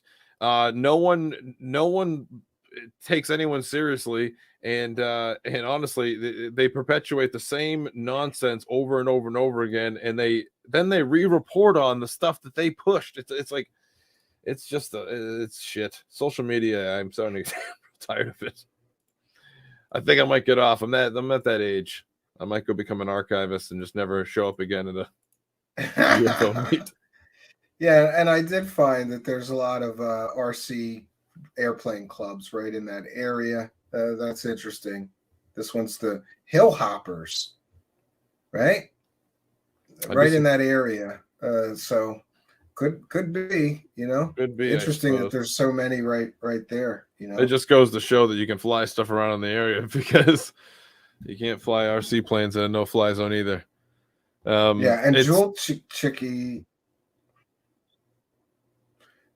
Arlene says Wyoming has planes and drones in the air constantly to monitor pipelines, oil rigs, cattle mines, and more. Yeah, but that doesn't sell alien stuff, man. As much as I have love drones, I'm just so tired of drones. But no, I actually think that the thing they recorded looked just like a normal plane. I mean, it just looked like a plane flying into a landing. You know, I think you called it. That's yes. what I think too. Steve said it in the chat. You know, it's unfortunate though that. Oh, 1 second here. Yeah, I don't even. You know, I just at a loss. I just think like, you know, if this is the best that they got, that, you know, and then we're the assholes if we question it, right? There's people calling for mass bans of anybody skeptical of these people's claims. So they want to live in a delusion bubble of garbage, I guess. Mass ban of people that are skeptical? What does that even mean? Yeah. I'm going to have a war on math. I don't know, but yeah, Mick West tweeted about like, you know, he retweeted somebody that was saying we have to ban all of these skeptics. They're ruining this for everybody. You know, yeah. Oh, sorry, we're ruining it. That it's nonsense. Am I ruining your delusion bubble? Then good. Pop, motherfucker. Like, come on. I just don't see, like, I can't think of any good reason. Like, this whole drip fed thing is perpetuated off of someone's opinion and idea. It has nothing to do with any factual basis. And certainly there wasn't any increased incursion. That narrative of increased incursions was debunked. So I'm wondering, if, you know, why do these followers of these individuals just don't say, please, just data drop it all at once, blow everyone's minds right now, and whatever you have, just drop it. But no, and then we get. Did you know Corbell? He was posting this nonsense. Like he was before he dropped that missile picture. And I'm sorry, I'm calling a rocket picture a missile picture. I'm not even calling it a UFO until he proves that it's not. You know, and that's the thing. Isn't there some burden of, you know, proof or evidence that they said it's not a rocket?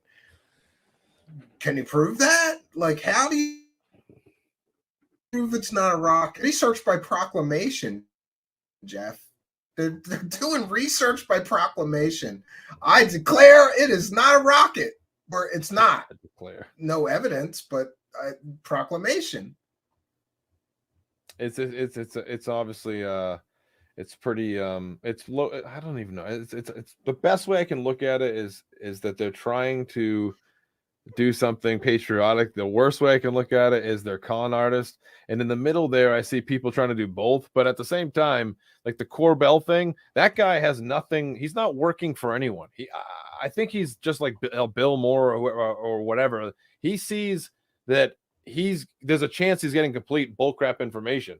So he's just going to make as much money off that as possible. He's taking the risk. He knows it. He could be completely hewed up one day by the evidence that he was lied to entirely with like a Doty scenario. So he has to make money, or else what's the whole point of this? What is this, like a social justice person? It's not the same. So him, I get why he's the other one, but the other guys, I feel like that there's just no way in my mind Lue and all these guys could put their military or their service on the line like that with their reputation if they were if it's like a grift, but I just don't compute. I don't know. My mind is broken. But isn't it funny that a lot of guys sort of retire from the military or the Pentagon or the CIA and they think, you know what, I can make a lot of money talking about UFOs because I was military or I was CIA or whatever. It's like they use that perception of credibility that they once had to sell garbage, you know? Seen that quite a few times throughout ufology. Even like they'll even have go after each other. I mean, I won't say who specifically, but there's been plenty of times where credible military people or have latched on to very bullcrap cases, but then they'll go after another military person who comes in and is like, I served 20 years, I was slaying Viet Cong and by the thousands, whatever they're saying, and it's just all it gets destroyed. It happened over and over and over again. I see it still to this day. I mean, God, I don't want to say any names, but I just was talking to someone, an author recently, and how the person was feeding him all this information. I was like, did you know this person was running like his own drone company? Did you know this person was developing stealth drones? And like, there we go, another person working on some sort of UAS tech in one way or another. and deceiving people or lying by omission. Yes. Let's just not mention that I run a drone company while I'm feeding you information. And it seems to be, in one way or another, even if the person isn't the one creating the object or the inventor or the owner of the company, if they even know about it, they can figure out a way around it, like the UAP thing. And you can achieve a goal as well, which is, again, I stand impressed with what they're doing now under the guise like they're talking about aliens when it's clearly not. So there's so much is going on. I mean, literally, there's a money National Defense Authorization Act, and there's just all this stuff happening, and it's all happening under the guise that it's aliens, and it's not. Well, to the public, public's reaction. And there's people that are actively, dude. The UFO profiteering whoreism is getting a little crazy because you got guys that are literally forming companies to make money off of UFOs. Those are the same people that are promoting the alien stuff. And well, here's where we get a very fishy people trying to get defense contracts while they are promoting the UFO threat narrative, and they're trying to get defense contracts to study or work on or research UFOs from the United States government. That's a little bit more than a conflict of interest. I'll tell you right now, it happens a lot in a lot of areas and avenues. I mean, or areas in defense, and has nothing to do with UFOs or what this current problem is. For one, look at the counter UAS thing in itself. The idea of countering a drone. There was someone at one point, whether they were on a Navy ship training and the drone accidentally came back and hurt someone on the ship or something, or it was someone operating off in some terrible jungle somewhere and an adversary used the drone against them. Someone recognized that there was a gap out there and stuff the military was using. And so what they did was they tried to create that. We have entire markets depending on that. This UAP thing reminds me very much of that.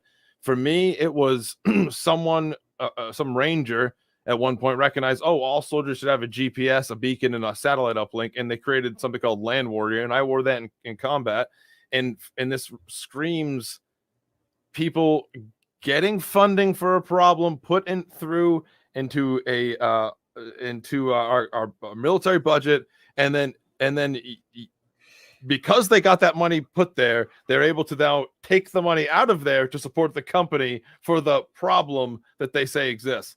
And in this case, the problem is something very prosaic and human, but it falls under that. Yeah, but listen, how much money do you think you would get for a drone defense system versus an alien vehicle defense system, right? Like those guys got supersonic capability, and they have titanium, adamantium hulls that we can't penetrate with normal ordnance. So we're going to need lots of money to develop new ordnances and.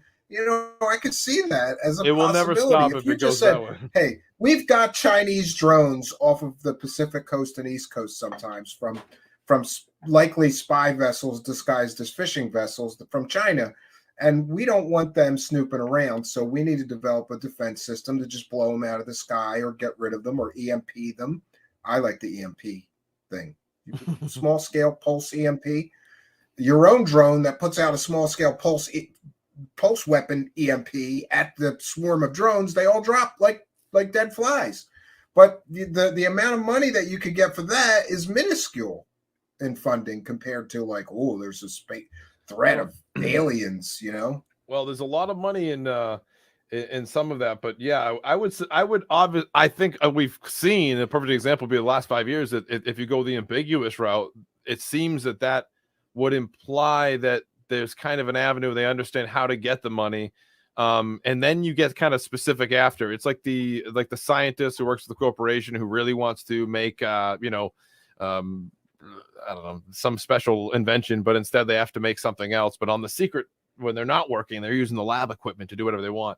Kind of sounds like Nolan in certain ways. But when it comes to other people, there are certain companies out there today, even that have $1 billion contract for 10 years of CUAS in the Air Force and Navy. So there's some money going around. But having said that, I do agree. It's just the idea, though, of or for instance, Graves. We see this guy Graves, right? The pilot that's out there quite a bit right now. He saw UFO, he didn't see UAP. He's got all kinds of UFO related businesses. Oh yeah, he's got business going all over the place. But one of the companies he was first involved with before, I think he might have stepped away from. I'm not sure. I can't even remember the name of it now. I'm forgetting. But the mission statement, I'm paraphrasing, was something along the line of like replicating nature, being indistinguishable from nature, or something like that. And that's like what we can say the phenomena, the ambiguous nature of that is. I mean, a lot of drones out there and a lot of these things out there get through our radar, our best awareness systems. Oftentimes, those are birds. Like something as simple as a bird can fly through our radar system relatively easy because we've kind of made it so we've mostly adjusted to be aware you turn the of dials back to not detect a bird certain ways. You're Yeah, not worried about a bird. But now with drones the size of birds or smaller, even shaped like them, even that or materials that absorb the, all these different avenues to shrink your signature. And it's gone so crazy because we think of signature reduction in just a few ways that you can come off with the top of your head of how to we know of stealth. We know of certain other aspects of it, but when it comes down to a signature reduction in aerospace is an entire like a market in itself or a industry in itself. And that company, among others, fall under like how UAP operate. You can create materials or you can create covers for fuselage, paints that absorb IR. You can do all types of stuff that reduce signature, and it's being like nature. It's like UAP, UAP flies through, gets into our radar, gets through our nuclear systems. It's and all it really is these techniques that we've been developing for decades now that other countries are finally adapting, and it's just instead of like waiting for those other countries to make it public to the point where even people in the United States are somehow getting their hands on it, we're talking about it being alien. We're talking about needing to stop this, because if you stop it first before the public gets it, there's no threat. So you gotta stop it. And, it's gotta be a threat, and they've been pushing the threat for a while. And Lord Ludicrous says ufology is one big marketing firm. Great show. Thank you. I know. I know I missed some, so I'll read them at the end of the show. I appreciate everybody's kindness, generosity, and support. Did you hear what Eric Weinstein said? Because this is an issue I wanted to ask you about. He was talking about the fact that like everybody says these things defy the laws of physics, but we never get the data to support that, and we never hear a reputable or real physicist agree with the people who say that. And that seems to be a long-term talking point for quite some time now, has been these things defy the laws of physics. Yeah. Or we hear variations of that, like we don't have anything in our arsenal that could do 90-degree turns. And I just laugh at that one because I got drones that can do 90-degree turns all day.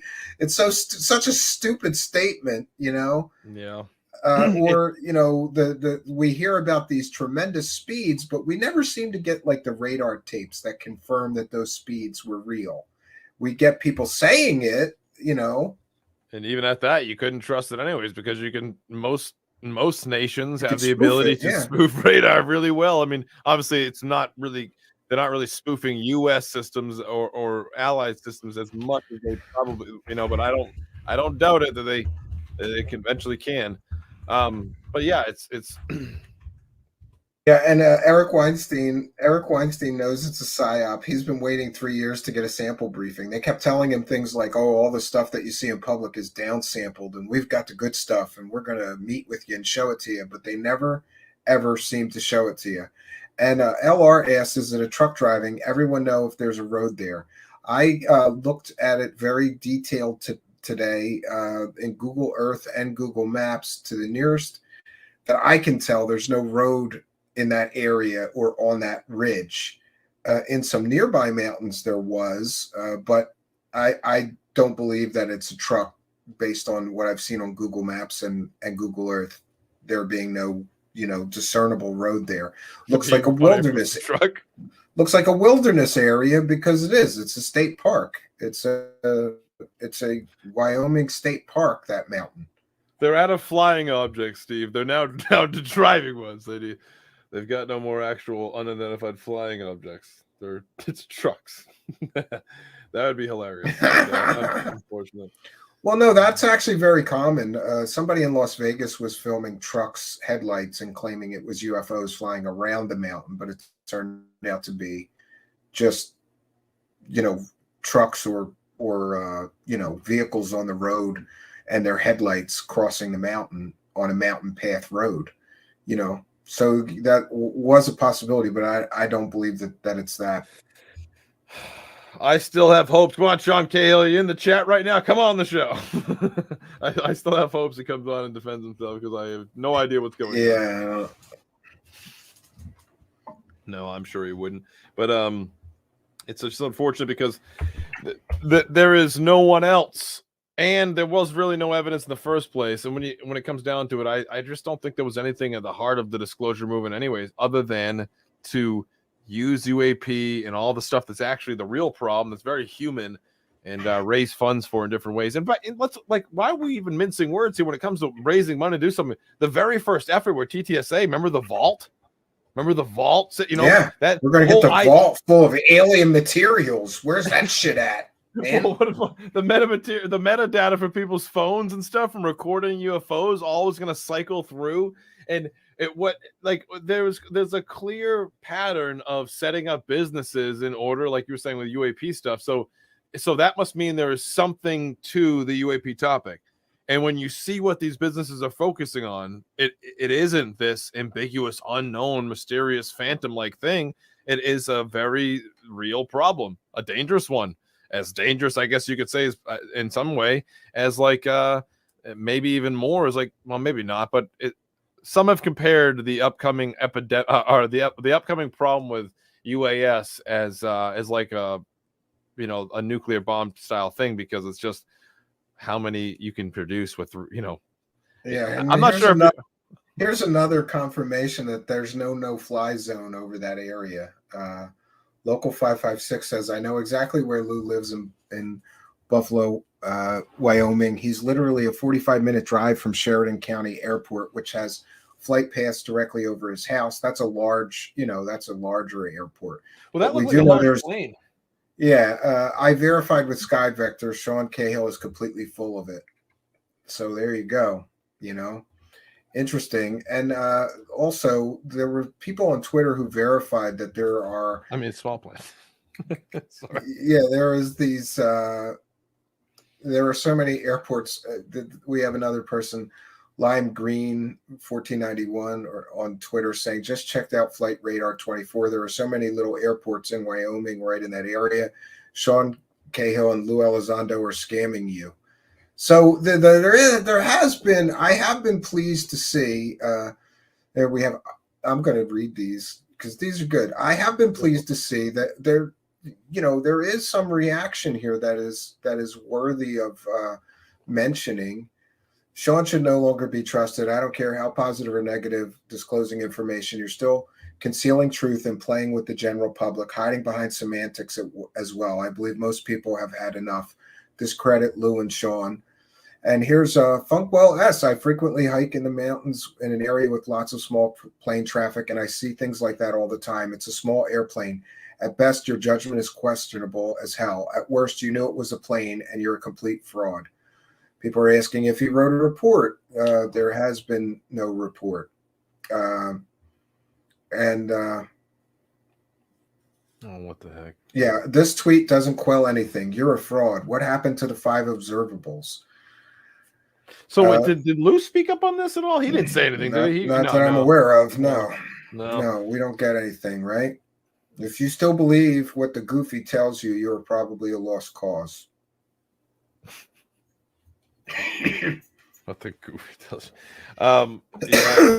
I just can't believe Sean Cahill. But that's the thing. I tell you what, I don't like keep repeating this, but I'm gonna say it again because honestly, I don't like just being in constant disputes, which is pretty rough. And as you know, Steve, when you challenge anyone that's adored by a bunch of people, you get instant hate by a lot of people, and everyone thinks that you're the majority. The people that are critical of this topic are the vast minority. I think of that meme. I think of that meme of 2 guys getting hung, and the one guy goes to I'm the guy saying, "First time, huh?" Yeah, I get that a lot. When people don't like it when you burst the delusion bubbles, When Sean and Cahill Chris on Twitter said, "No, nothing weird at all about the former director of ATIP, a program that didn't exist, having a UFO, a plane, filmed in his backyard by another grifter who didn't disclose that fact." So, there are people that are woke to this and saying that this is unacceptable, but I kind of think they're just going to roll with the new grift, Probably. Hope everybody forgets. Oh, I didn't realize Dave Scott is here. Hey guys. Here. How's it going, Dave? Good. How you guys doing? I forgot to mention real quick about Sean before we go on real quick is that I called Sean. I called in Martin Willis's show while he was live with Sean, and I asked Sean what he thought about Mr. Kevin Day. And I'm not trying to hurt anyone's feelings, but what has he thought about Mr. Kevin Day saying that he saw blips on radar, and he started thinking later on at the VA, hey, maybe that day, those days at the Nimitz encounter, that's why I've been physically affected. That's why I need disability. And I said to Sean, hey, do you think that's right? Do you think it's normal, like, for a veteran to say that, or for someone to say that you deserve full disability for seeing blips on a radar and having this event affect you? And he said, yeah, I think you should get that. Not only that, I think all veterans should get it. So Sean Cahill literally announced like what we in the Army infantry would say is openly being one of like the worst types of people. Like you just want the benefits. There's a reason why I wait like 8 months for a colonoscopy, because everyone just needs the benefits from the VA. Let's all just like bleed them. And that I just recognize a pattern of person that is like that. And it cut to me real deep. And I've really never really looked at Sean ever since then. Even when my co-host was talking to Lue and those guys, I think about that all the time. Like I forever called those people, and excuse my language, shitbags. We were just like, those people were the bad guys. Like they didn't care. They just I'm sorry. I'm getting everything's breaking up on my end here. Oh, sorry. Shut everything down. Probably good to cut me off. There is to shut down. I'm sorry about that. And welcome, Dave Scott. Thank you for having me. And can you hear me, Dave? I can. Can you hear me? Freezing up. There we go. Yeah. Come on. How you doing, bud? Good. How's it going? Good. How you doing? I'm Dave. Yeah, hold on 1 second. I'm just going to refresh my screen here. So if I bounce out for a second, it'll only be for a second.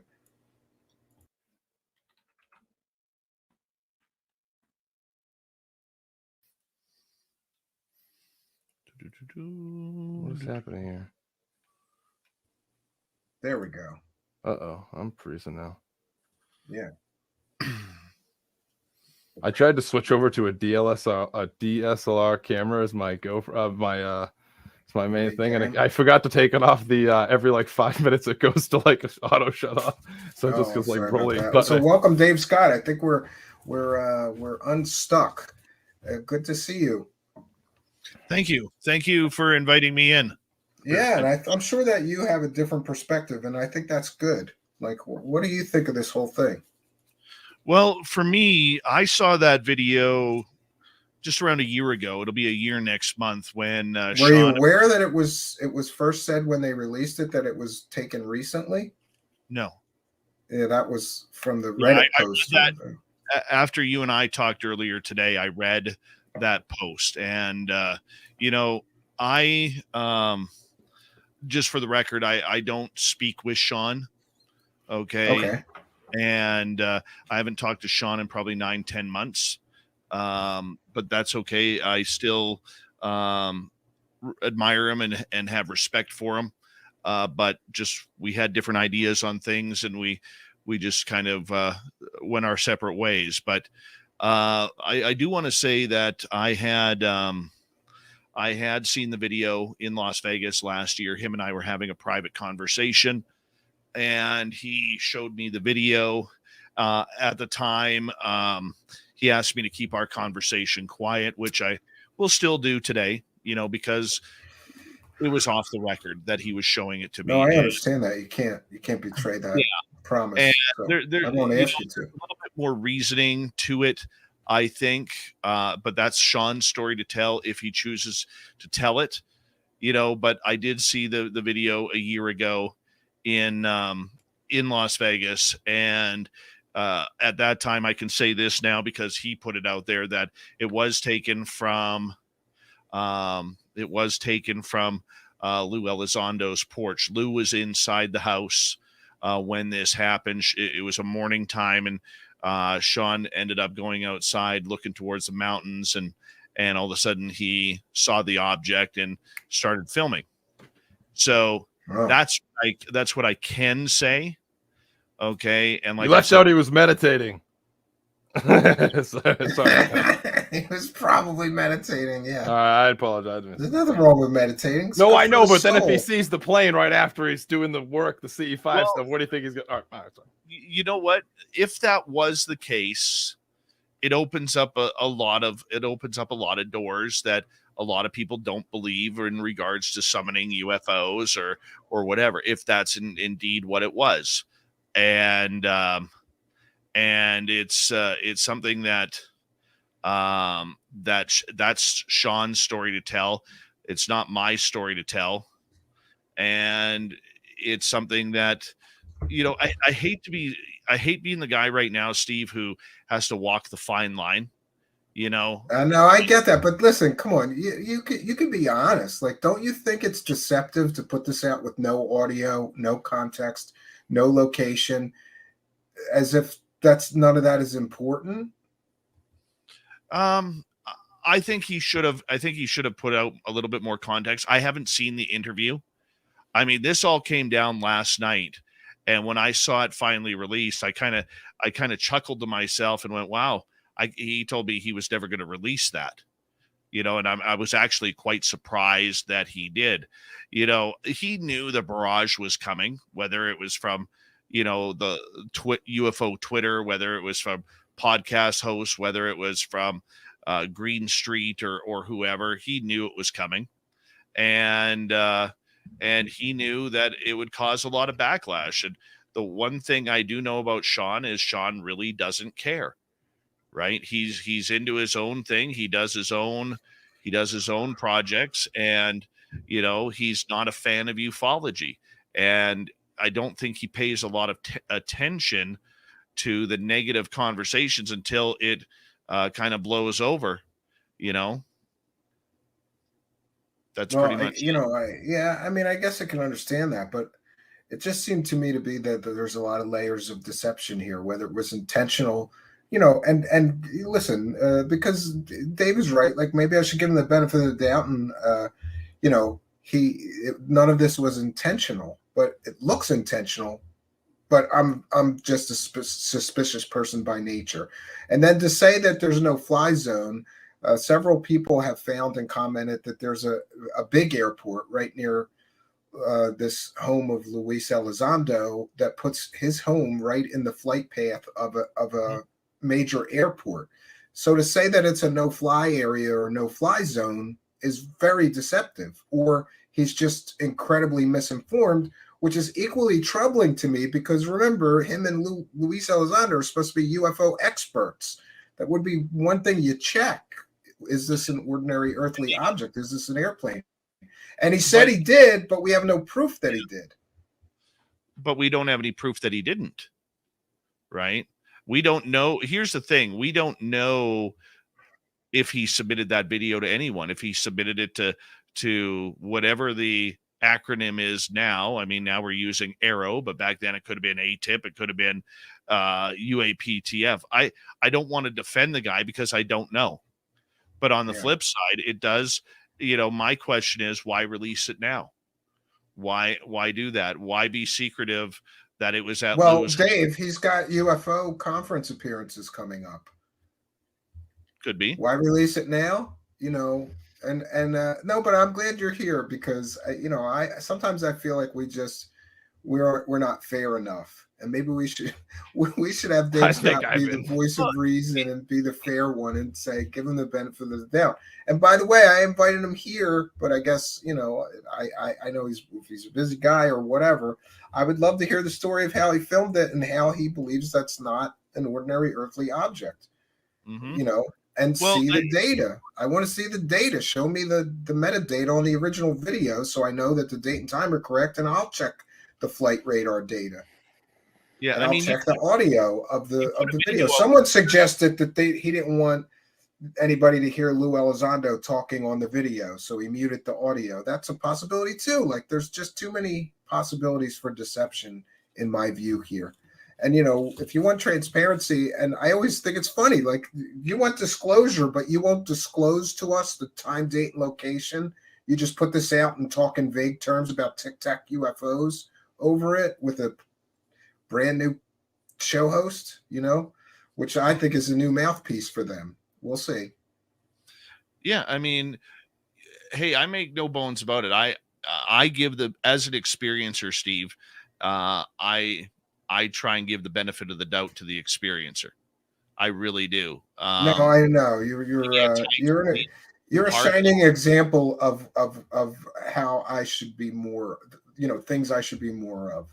I will say that because, I joke around and say wackadoo a lot and stuff, but if people are having genuine experiences, I should be more respectful of that. Yeah, I need to, we all need to be skeptical. Let's be honest. We all need to be skeptical. And when you're in front, your show has a shtick. My show has a shtick. We all have a way. Dave, I heard you described as the conductor of the Woo train. Oh hell yeah. And they didn't mean that in a negative way. They mean that you're the conductor of the Woo train. Yeah. I don't take that negatively. When I designed Spaced Out Radio, and a lot of people may not like it, and if you're not a fan, that's quite okay, right? But part of my job, like when I designed Spaced Out Radio, what I really missed, Steve, was I missed that late night Art Bell type sound. Me too. I had the Midnight Hour show. Strange, we were both inspired, yeah, of those strange, silly stories. Who can't forget? We can all remember the sounds of hell from Russia, or the guy allegedly flying into Area 51, which we know is a hoax, and I kind of wanted to, because I was trending more towards terrestrial radio with the show. I really wanted to kind of take it down that road a little bit more. As an experiencer, if I put my experiencer's hat on, it's more of a selfishness where I just want to find out what happened to me. Yeah, I think a lot of us have that. If the government came around to me tomorrow and said, we'll give you all the answers that you want, we'll pay off your mortgage, and you got to take $2 billion for you. Is that what you're saying? Because hey, if I had your money, even Greer turned down that $2 billion. If I had your money, I'd have a butler, my friend. I think there is this idea that the experiencer in a whole, as a community, I guess you could say, somehow feels their best bet is to put their chips or put their belief in anyone driving something in the government or pushing a narrative, like a disclosure narrative. And in doing so, their hopes are like almost or like their skeptical eye is kind of nullified because they'll ignore evidence like UAP being balloons, UAP being drones, UAP being radar reflectors or ECMs and stuff like that. And when that happens so often, and you try to let the quote unquote experiencer know, like every time, excuse me, every time that they've misidentified things and they're putting their faith in something that probably isn't talking about the same thing they're talking about, and they ignore it, you see that there's something clearly happening. Mm-hmm. that really isn't about aliens one day or about anything or whatever the phenomena is being. The military and the intelligence communities are clearly using these initialisms for something very different. So I always wonder why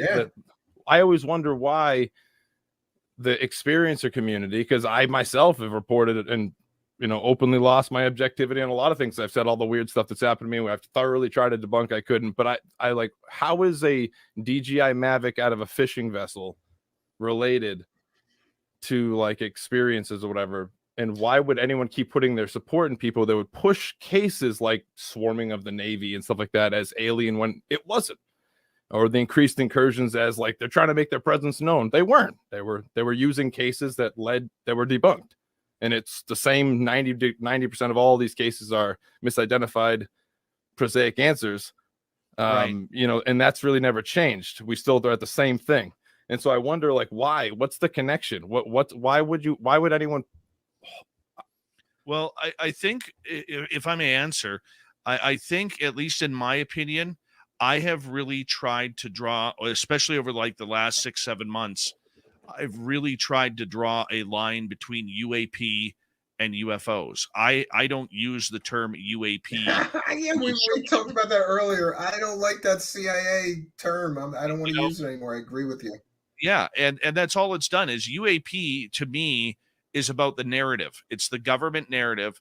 It's like disclosure. I try not to use the word disclosure anymore, because to me, disclosure means you're opening up that Pandora's box of UFO stories and information that you don't want to release to us. So therefore, we're in a confirmation movement.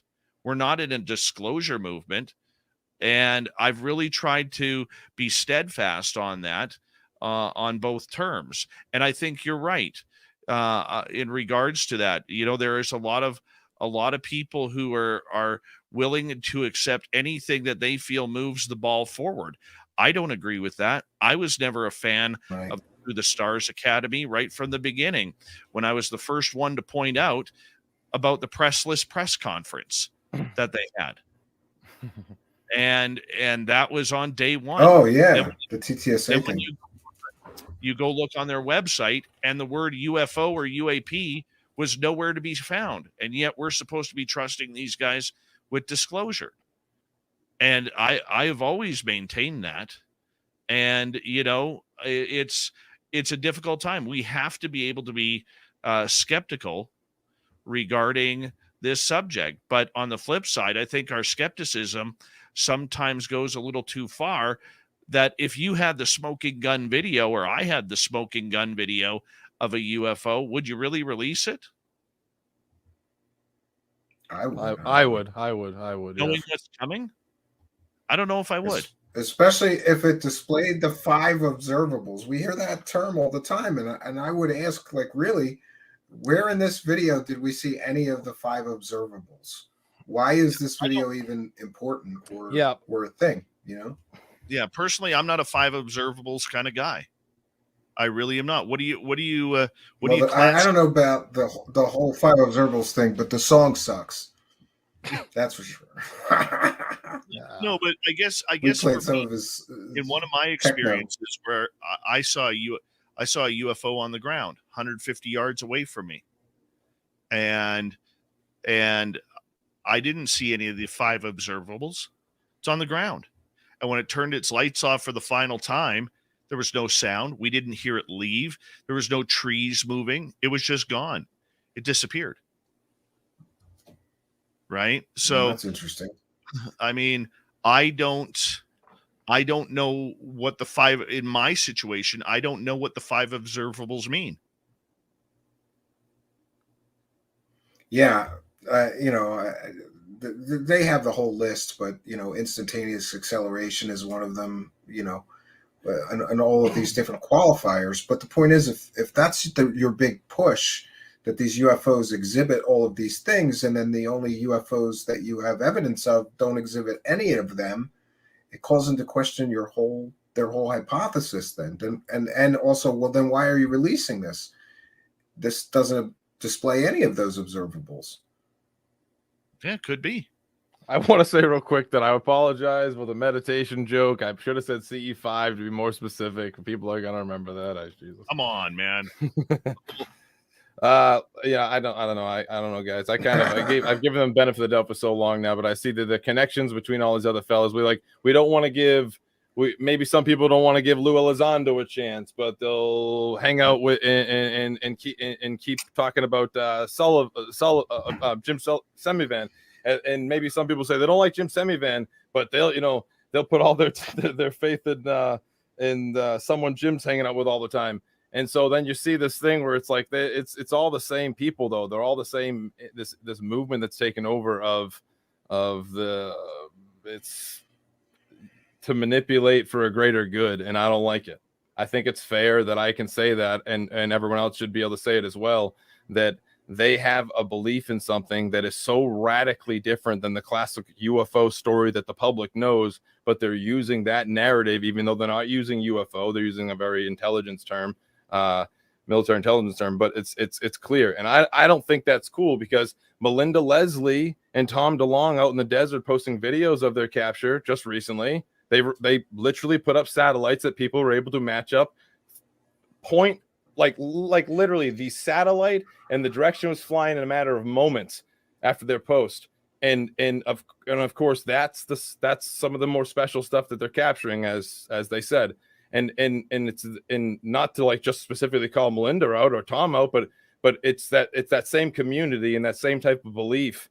If they've just attached themselves credibility by proximity and taken videos of ambiguous things in the sky, is what goes for, quality stuff around here. I think we're in a whole lot of trouble, and we're not more credible than ever. We're in fact, like, I don't even know. We literally have people celebrating recording satellites, and they got all the money in the world. DeLonge doesn't know the difference between fake things and real things, or things that are important. He's showing Joe Rogan like fake TR3B videos. He's posting fake, long debunked things. He's posting satellites as something extraordinary, or motherships.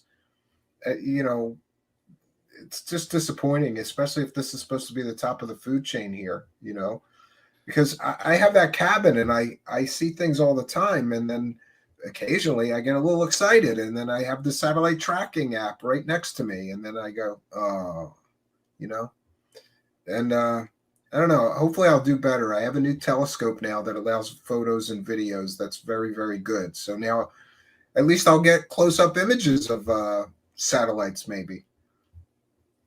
Could be, and I hope you do.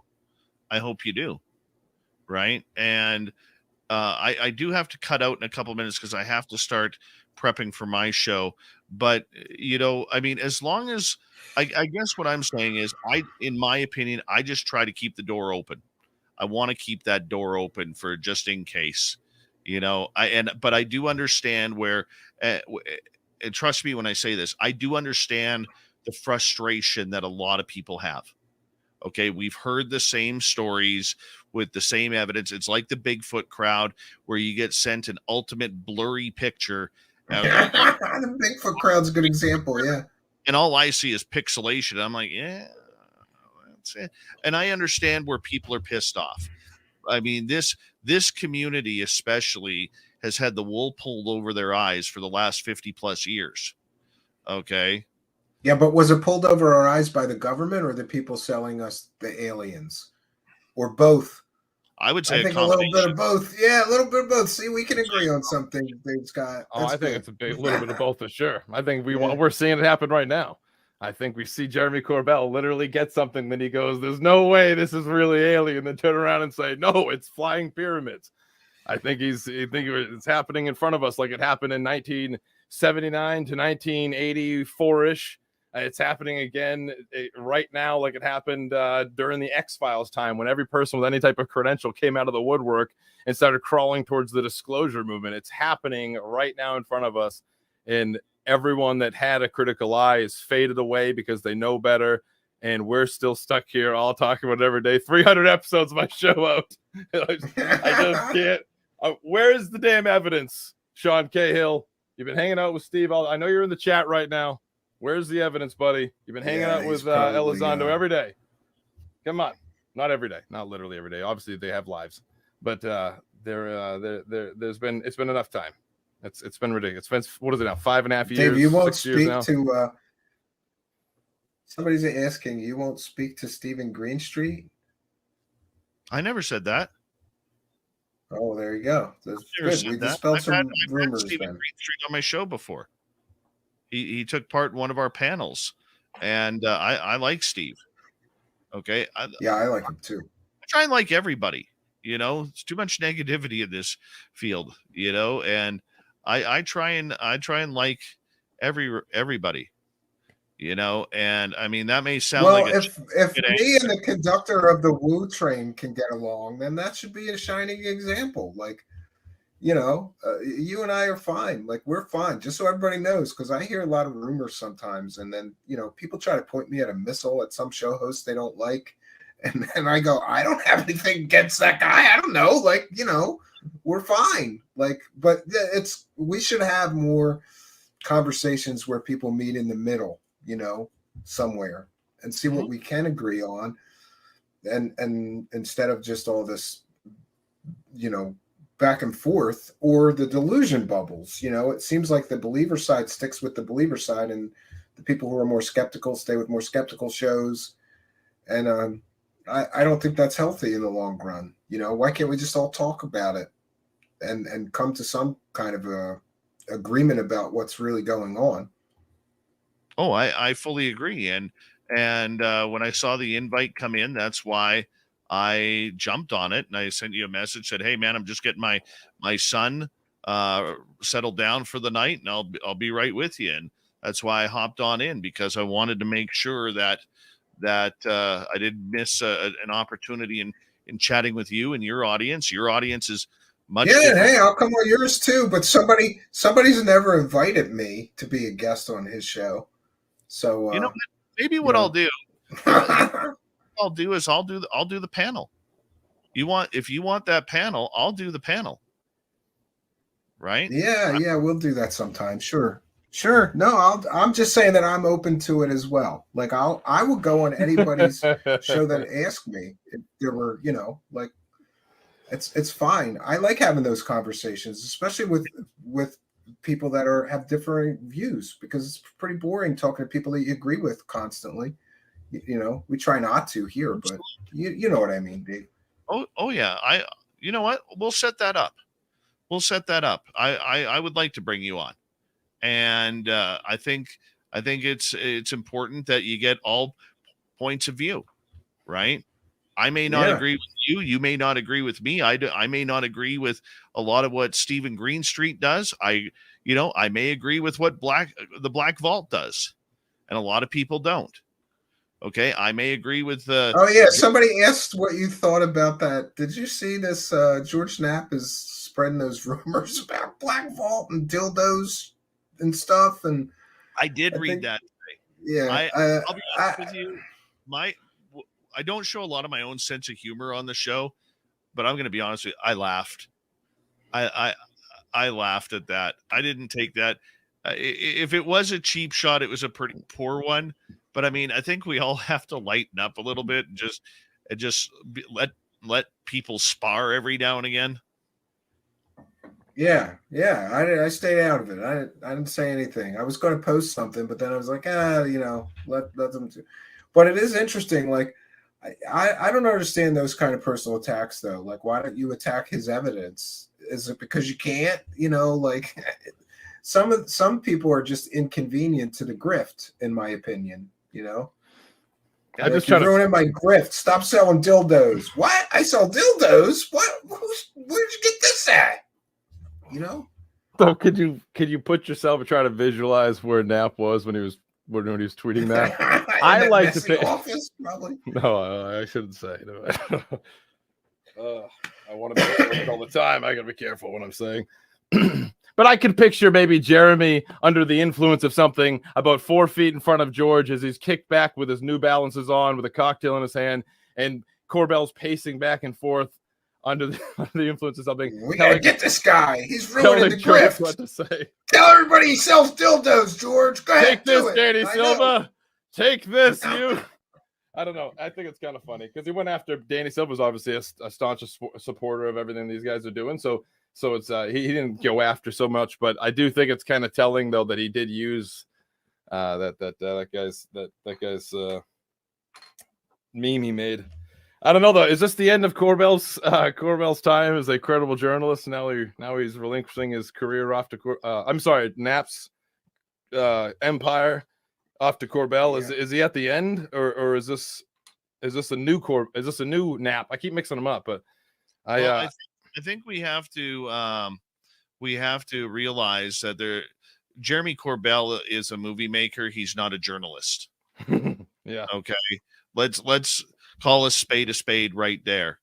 Okay, Jeremy Corbell has never been a journalist, and there are a lot of people in this field, people who help run Enigma Labs, and people like that who have self-titled themselves, and they have named themselves journalists when they're not.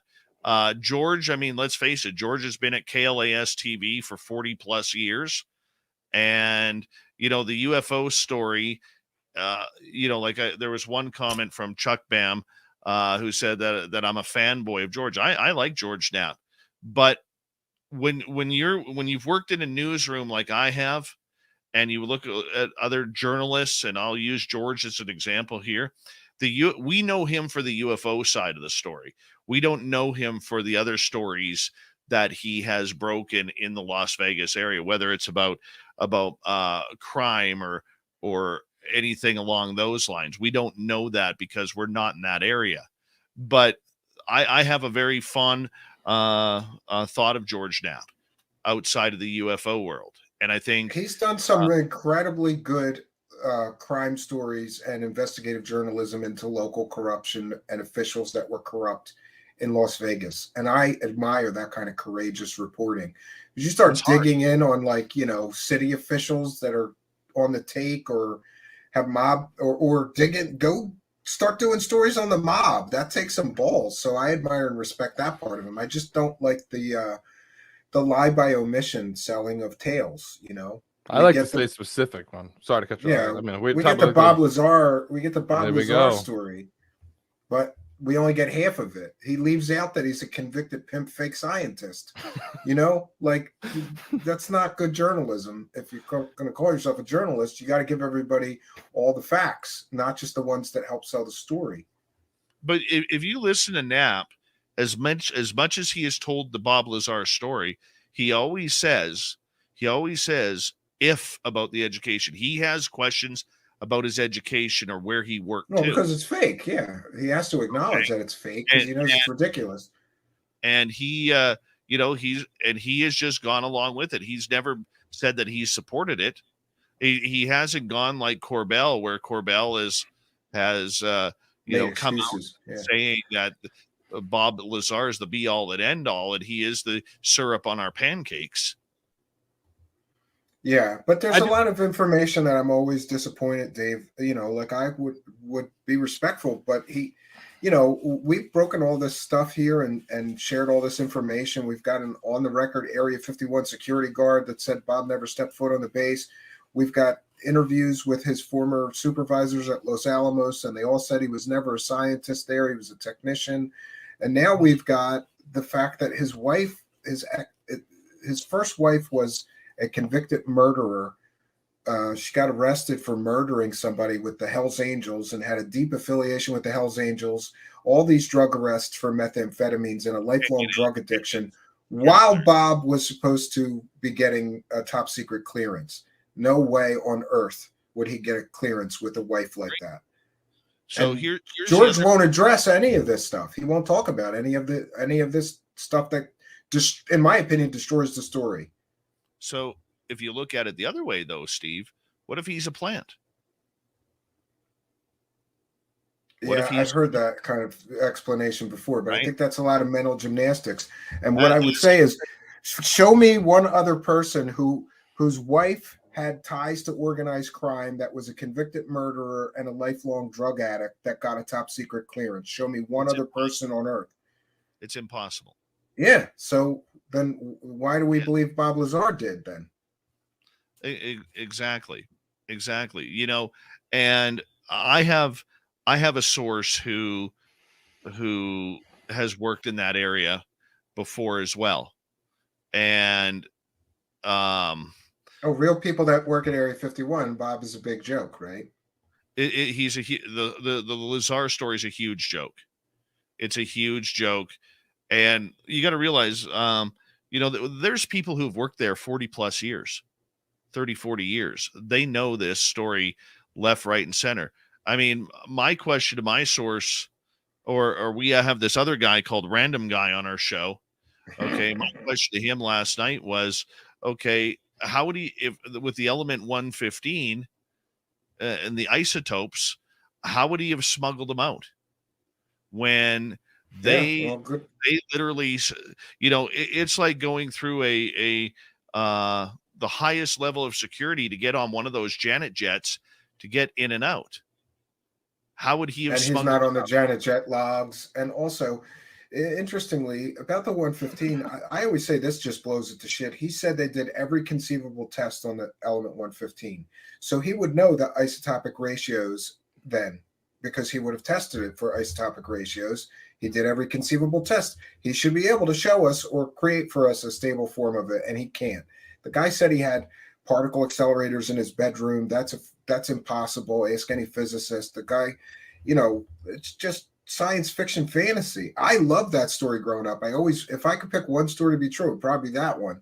But it's just, it all falls apart. And then they've already made the money, so they don't want to talk about, it's just the same thing as these people who put up fake UFO videos. After they get the money from the clicks and the views, they don't want to talk about it being fake. Same thing with Knapp and Corbell. They don't want to talk about the story's fake. They've already made their money, They're on to the next thing that they're selling. Baghdad Phantoms. Could be. What, cruise missiles? Some of those things George Knapp is in my head for a long time because of obviously the work he did, and his Audible book on Hunt for the Skinwalker is pretty awesome. But I'll tell you, the worst part though is to look at some of the things that he's been involved with in ufology, and I'm trying to be as nice as possible, I guess, as open as possible when I say it, but it's like, did George Knapp work for Robert Bigelow in any way? Was he contracted? Yeah. He did. Yes. So is he a journalist? He was hired. So yes, he was. Okay, because he still was employed by KLAS, and then Robert Bigelow, Art Bell, and was it Leslie Keene? Were hired to do, or Linda Moulton Howe, was it? One of the two, were hired to do a radio talk show called Area 2000 back in the early 1990s. And that's interesting. They started off hosting it. The show really didn't take off the way Coast to Coast did. So when Art went over to Coast, he started very politically, and then he started kind of throwing in some UFO stories. And as soon as he saw the numbers starting to jump on the ratings every time he did a UFO story, that's when he started converting the show from politics over to the strange of what we loved about him and what we remember about him. Yeah. So was he an employee? I don't think he was an employee per se, but I think you could logically say that he was contracted to do a radio show for whatever it lasted, 4 or 5 months, 6 months. Yeah, and UFO John Doe, thank you for your kindness and generosity and support. I don't think they'll ever come clean, no. And but if Bob Lazar wants one more big payout, if he came out with and told the truth about how they faked it all and then made up the story, that would be a good way to get one more last big payoff. Thanks for helping us praise the cash. Praise the cash, praise the cash. Steve Long mentioned, and he's right, there's a big conflict of interest with Knapp because he was an early investor in TTSA, and he did a lot of pro TTSA fluff pieces, I think, to help them pump up the stock, and he did not disclose that he was a TTSA early investor. That was disappointing for me to hear, because you can't be pumping up stock or doing promo pieces for a company that you're invested in and not disclose that. That's a problem. And TTSA, we know now, or little bit scammy. When I interviewed Knapp in 2019, I asked him that question if he invested in TTSA. And I believe that was the first time he admitted publicly on any show that he had put $10,000 in or whatever the amount was. And he said, hey, if he has $10,000 to kiss goodbye, God bless him for it, because I know I don't have $10,000 to kiss goodbye. Dave, can I ask you a question real quick? Sure. You obviously know I have way more connections in the paranormal than I would in my little tiny thing. But do you think that it's normal for there to be like secret clubs of these people to be involved with? Like they're in these secret types of clubs, and then they're like reporters on the outside telling UFO stories. Like if I like everyone from like Eric Davis and George Knapp, John Davies, and every other person between, they're running a little program or a little group like Sufon, all the way up to like a Bigelow type of character, not Bigelow himself, but others with him, being in these groups, all talking about things. And first off, is that normal that all these people from all? Yes. I mean, maybe normal here, but is it normal that you would see that happen in an industry? Because this is what it kind of is an industry, and then also see those people act almost independent elsewhere. Yes. Yeah, I feel it's a little suspicious that they don't allow everyone in. They don't allow everyone in, and I ain't in it. I say it all the time. I was in it when I was friends with Grant Cameron. I was in it, but then suddenly I started saying things that they didn't like, and suddenly I wasn't friends with everyone anymore. And so I have to wonder if it's strange that these people almost act like independent actors, but really they all belong. They're all the original conference crew. They used to just conference around together. And well, that's the kind of thing, though, is I've talked about this. They have that unwritten rule. You don't talk about my grift, and I won't talk about yours. And they all want to get along and get that conference money, you know? Well, the conferences really aren't paying that much unless you're at like Alien Con or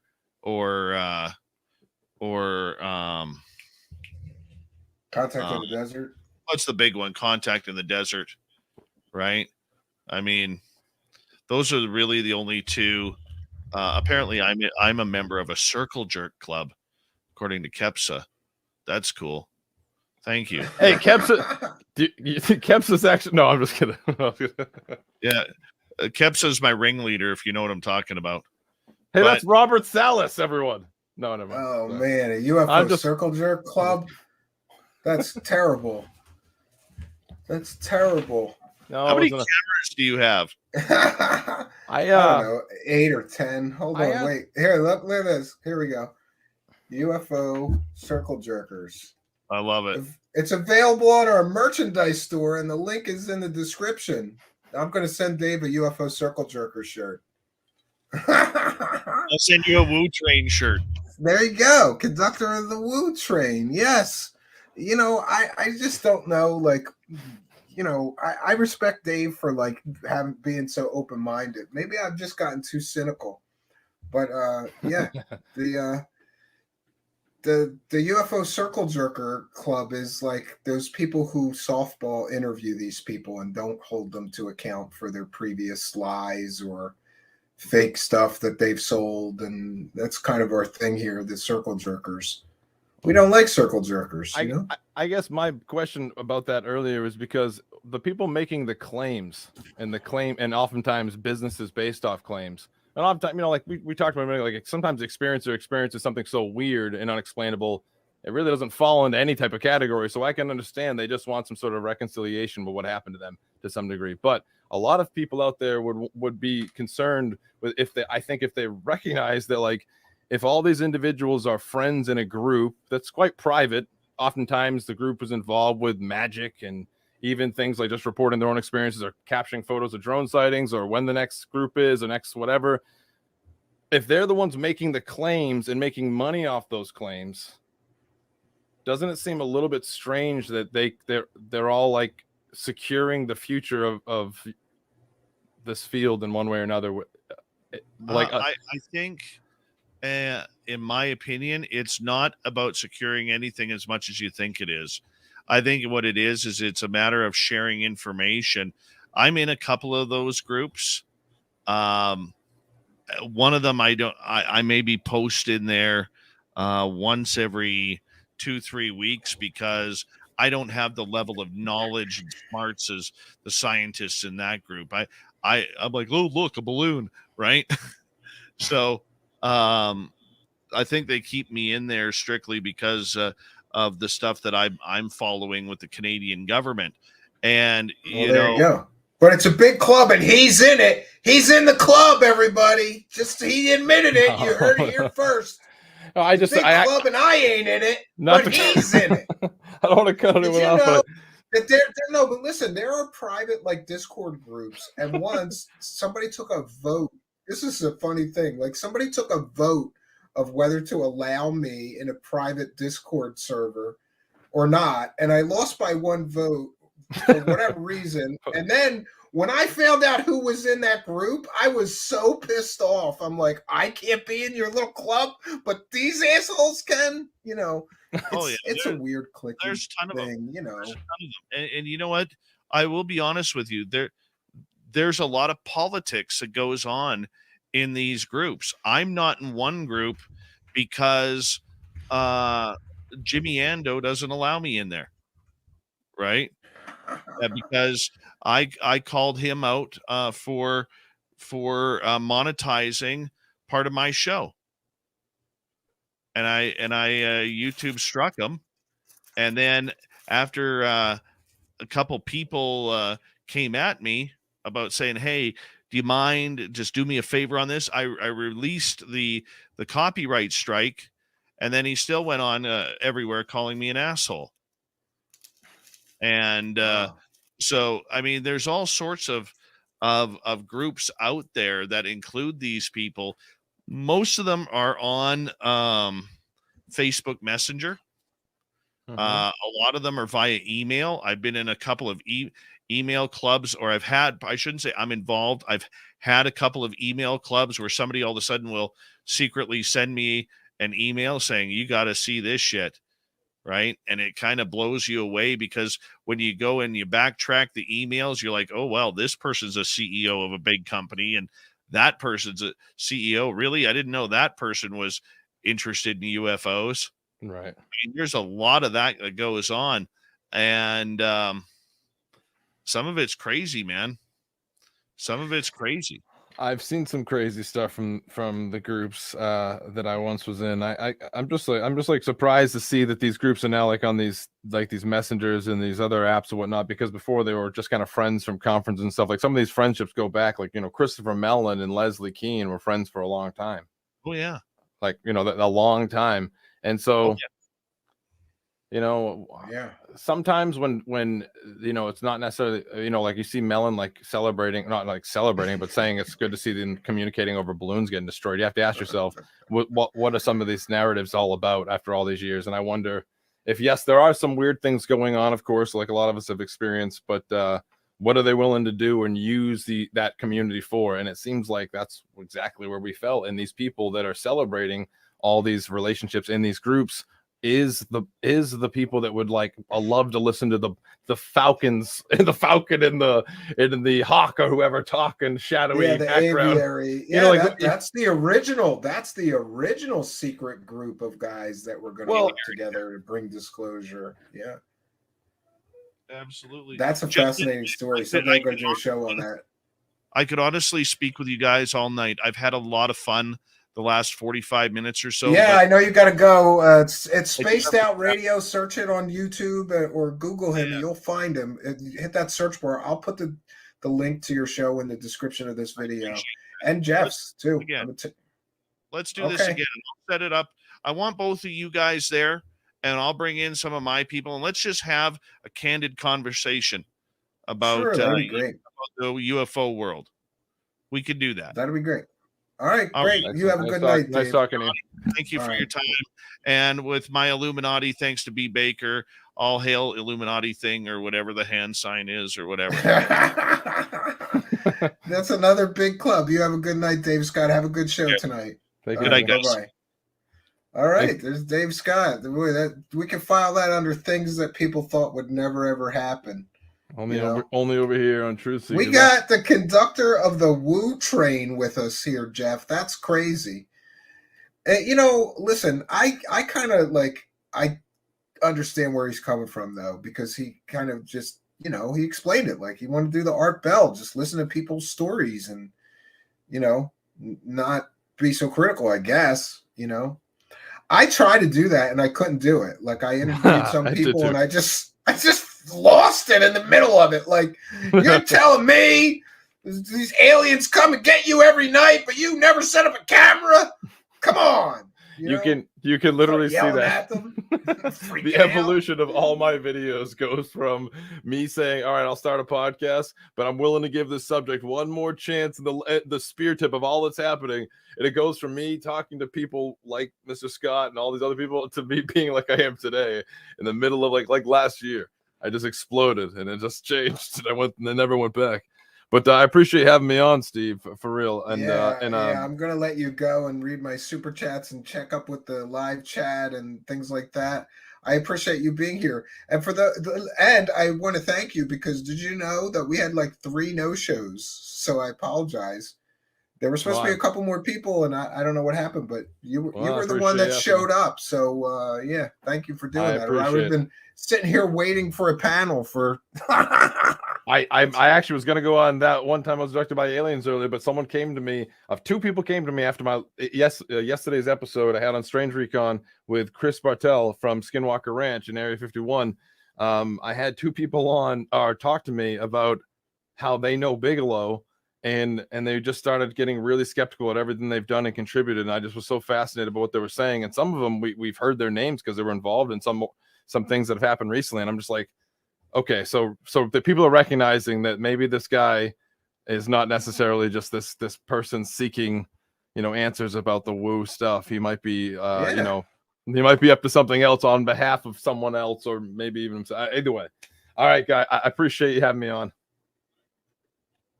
Oh, yeah. Don't be a stranger. Thank you. I'll put the link to your show in the description of the video so people can find you.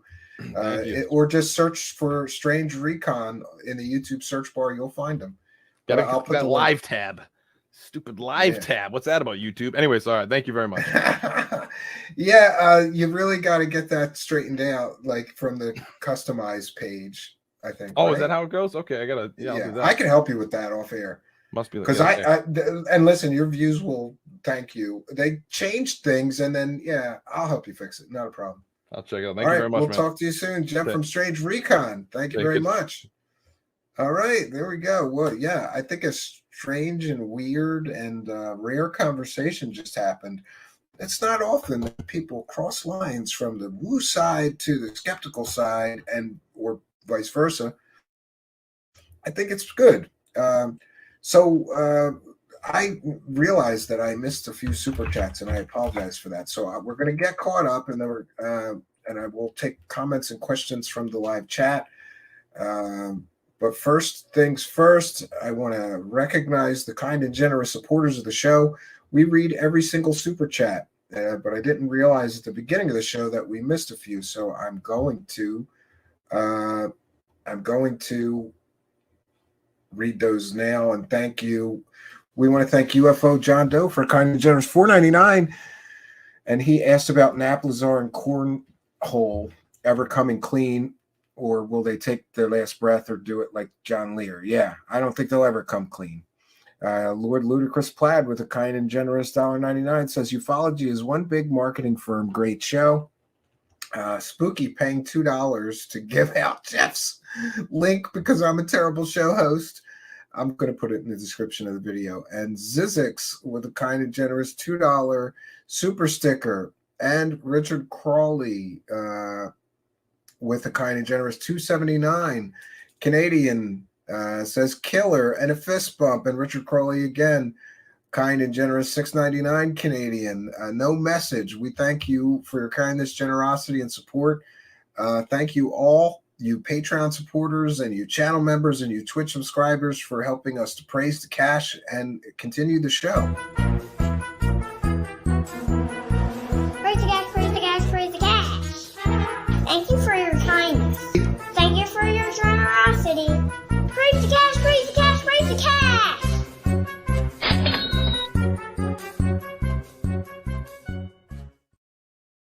And we'll take some comments and questions from the great live chat. We had excellent numbers tonight. Just a whole lot of people in there in the live chat. And we want to welcome and thank you Rumble people as well, watching in the Rumble live stream. Mega Briar Patch says, "Hi, Steve. Great to see you here, bro." Oh, maybe they're talking to Steve Long, maybe, right? Mega Briar Patch says, "Strange Recon is a great show. Jeff is a very sharp dude." Yeah, I like him. And a former military guy. He's real brave. Like, he went and, was a soldier. And that takes some balls. I always respect guys that have the balls to do that. I'm a lover, not a fighter. Yeah. Steve Nicholson, too bad the Decepticon name is copyrighted. It would have been the perfect phrase to describe some of the UFO grifters, Decepticons. Yeah, well, we can call them Deceptive Cons. How about that? Deceptive Cons. No, it doesn't have quite the same ring, right? Jay says, USA in the fog of fifth generation unrestricted warfare. Yeah, multi-generational warfare, right? Yeah, new members, please consider subscribing Monday to Thursday, 9 p.m. Eastern Standard Time. Yeah, and I'm still unsure if I'm going to the cabin this weekend. And if not, we'll do another show tomorrow night at 9 p.m. Eastern and maybe Saturday. We'll see. If I'm home, I might as well work. And we've got a lot more shows to share with you, and I'm actually backed up with shows. We've got a bunch that were prepped and got sort of bumped because there was something a little more pressing that we wanted to do a show on or talk about. So those got bumped, but they're prepped and ready to go. And some of those are those data-rich shows. Changed my name for the dog I lost. Sorry to hear about that, Foxy's friends. Mike lost his dog, so we all say a prayer. Hope the dog gets over that rainbow bridge. And I hate losing a dog. The times in my life where I've had to deal with that have been really, really rough. It's like your best friend. It's like losing a family member. It's terrible. So we'll keep you in our thoughts and prayers. Sorry to hear that, Mike. Foxy's friend says, "Steve Long, you turned me on to Recon." It might have been Steve Long who turned me on to Recon too. I don't remember who originally told me about him. I don't. I could take that lie to my grave. I'd come clean. That's just me. Yeah, I don't know. If you've been lying to people for 35 years, maybe before you die, it's a good idea to come clean. Tell people the truth, right? Will there be a viewers call-in show this month? Yes, we'll do that. Panel show on the weekend. If I'm not at the cabin, we'll do it.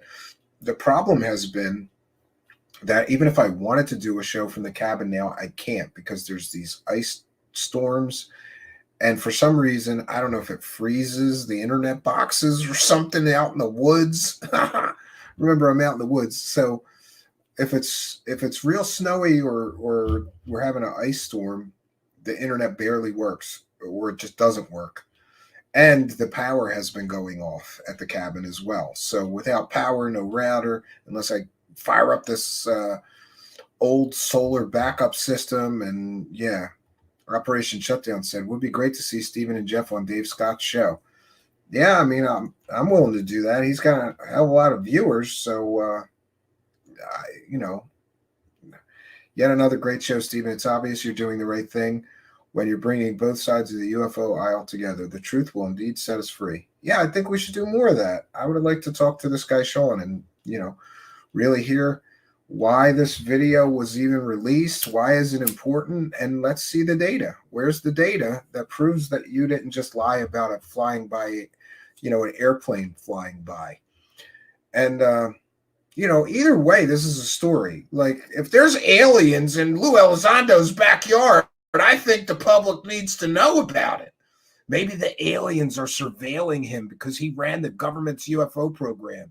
Oh, wait a minute. They would know that program was imaginary, didn't have any funding, and they just made it up, right? It wasn't an official program. There's not a single piece of paper, right? No reports, no UFO investigation reports or anything. Yeah.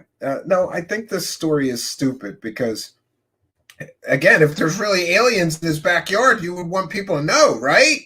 Why would you purposefully conceal where you took that UFO video? It's just so stupid. And this is what we've gone to. We've gone from these guys getting videos out of the Pentagon to making UFO videos that are most likely fake, in their backyard to keep the con going, right? Who is? He's like the Walmart greeter over in live chat. PSYOP. What? Did I check out the John? No, I didn't yet. I've got a huge reading list, but it's on my list, my reading list. And you know what I do is I've been taking piles of books to the cabin because there I have time to, at night anyway, catch up on reading. Next minute, Elizondo is an experiencer in his backyard. Patty says the land of make-believe, right? Twitch viewers call-in show, so we could use cuss words. Yeah. If we do a call-in show, it has to be on Twitch as True Seekers Uncensored, because when you just open the lines, people come in and curse, and it'll ruin our YouTube situation now, right?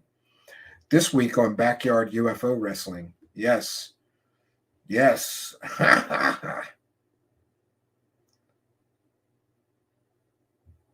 And I'm supposed to remind you, so we'll take a moment to remind you that we are a viewer-supported show.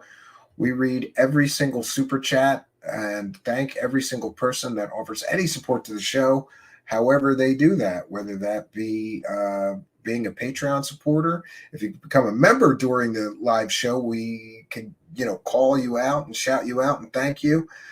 If you send a super chat, we read it. Super sticker, we show it. And I'll be showing any of them for the remainder of the show on screen. I'm sorry I missed those. We haven't missed them in a while. I've been showing them as they come in. So I apologize they weren't bigger on the screen, but thank you all for your kindness, generosity, and support. And the show is not over. We're still taking comments and questions. Still got some things to share. So the show is not over. We're just going to play this bumper to let you know how you can support the show if you choose to. Strange and mysterious guy with sunglasses. That means you found the channel. Go there, smash the subscribe button and hit the notification bell to receive up-to-date info on our YouTube channel. We welcome you to be a part of our live taping and our chat room during the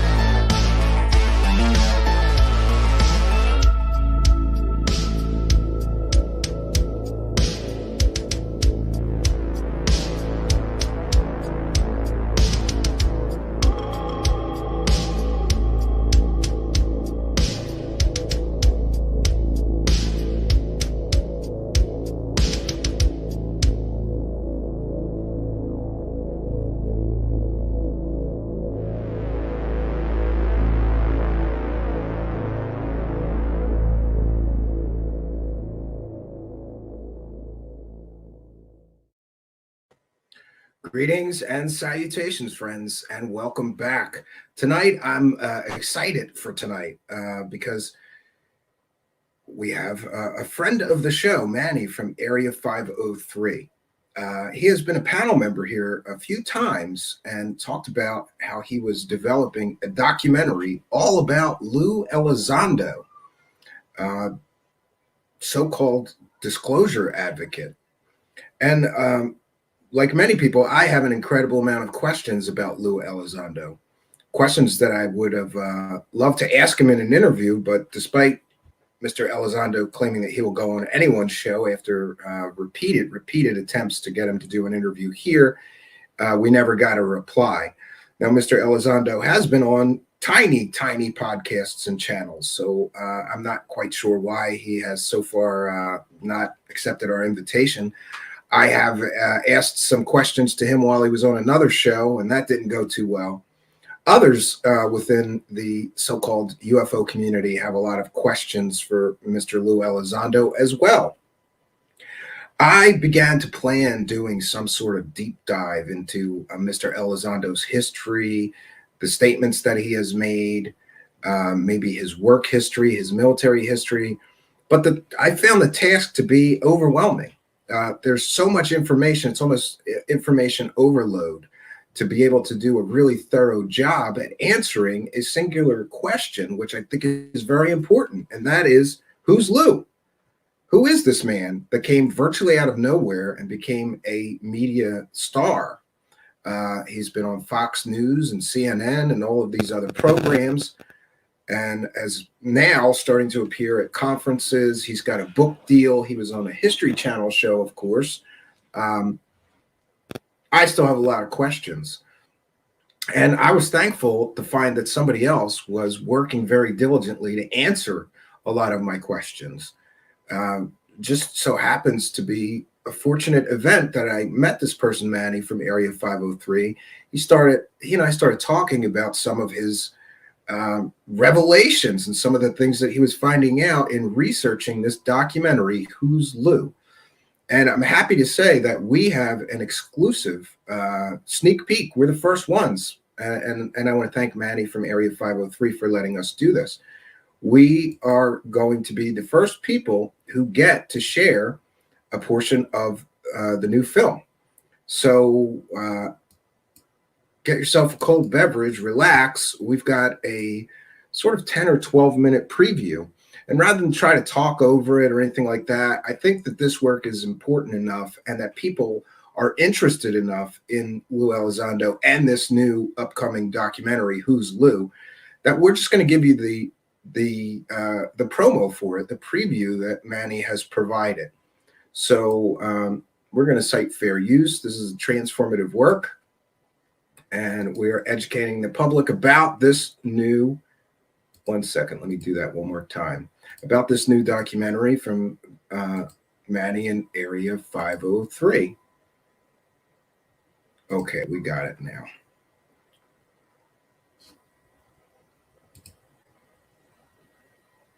All right, friends. So, one second.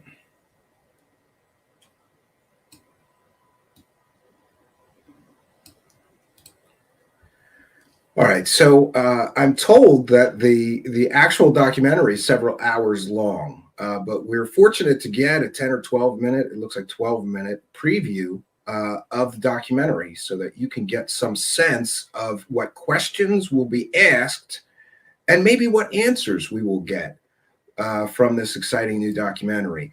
I, for one, cannot wait for this. I've been waiting for a while, hearing various bits and pieces of what Manny has been working on, but I'm very excited that we could share with you this Truth Seekers first look at the film, Who's Lue?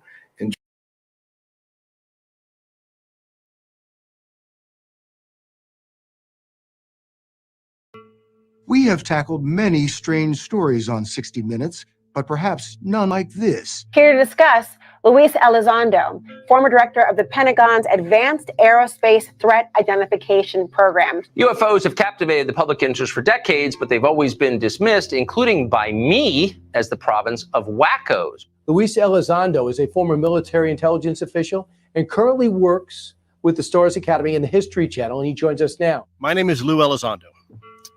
For nearly the last decade, I ran a sensitive aerospace threat identification program. It was in this position I learned that the phenomena is indeed real. and somehow managed to leapfrog And now, as a us, member of or To the in Stars something Academy, completely None of them new have bring our obvious and I think explanations. it's These are important. aircraft, apparently, that are moving in ways that appear to violate physics, that are flying very differently from any aircraft ever That observed, demonstrates and that the U.S. way government has faster than actually any indeed been plane dealing with this we know issue for over 400 70 hands. years. What is this? And that's a little Well, bit we don't know. problematic, For some because if we reason, say this is foreign adversarial technology, we know that the Russians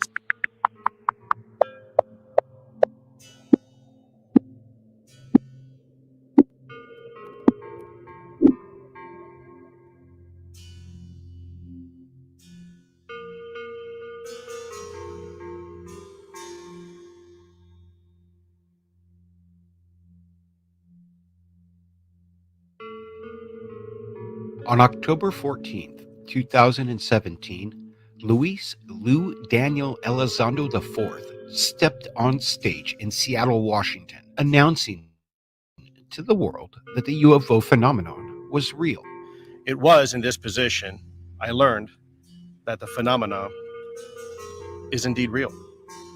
Lue would instantly rise to the top of the UFO subculture, being backed by a global media campaign labeling him as a Pentagon UFO whistleblower. Previous to this day, no one outside of the military intelligence community, a few politicians, and a close-knit circle of defense industry contractors had ever heard of the name Lue Elizondo.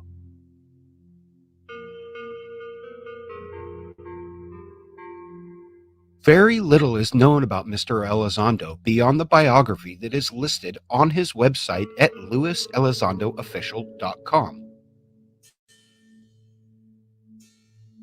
There remain to this day some very serious and alarming unanswered questions about Lue, his background, and his claims.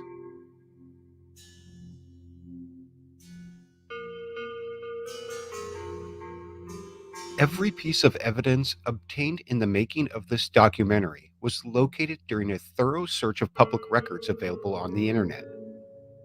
While such information is considered public, I have gone to great lengths to protect the privacy of every individual mentioned in this piece, while only including information that is entirely relevant in an attempt to answer the question of, who's Lue?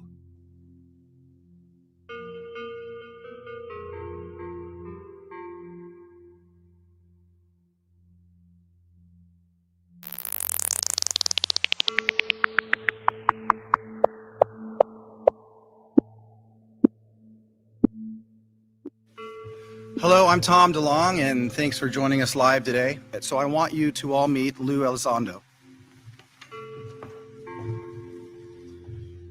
Well, thanks, Tom, for that very special introduction. My name is Lue Elizondo, and as a career intelligence officer, I am accustomed to being involved in close-hold, nuanced programs involving national security. This includes being a counterintelligence special agent, a case officer, and an intelligence practitioner. However, by far the most interesting effort I was involved with was the topic of advanced aerial threats. For nearly the last decade, I ran a sensitive aerospace threat identification program focusing on unidentified aerial technologies.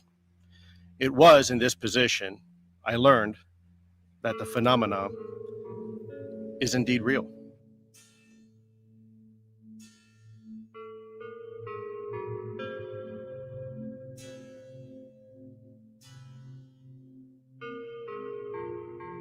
Navigating to LueElizondoOfficial.com.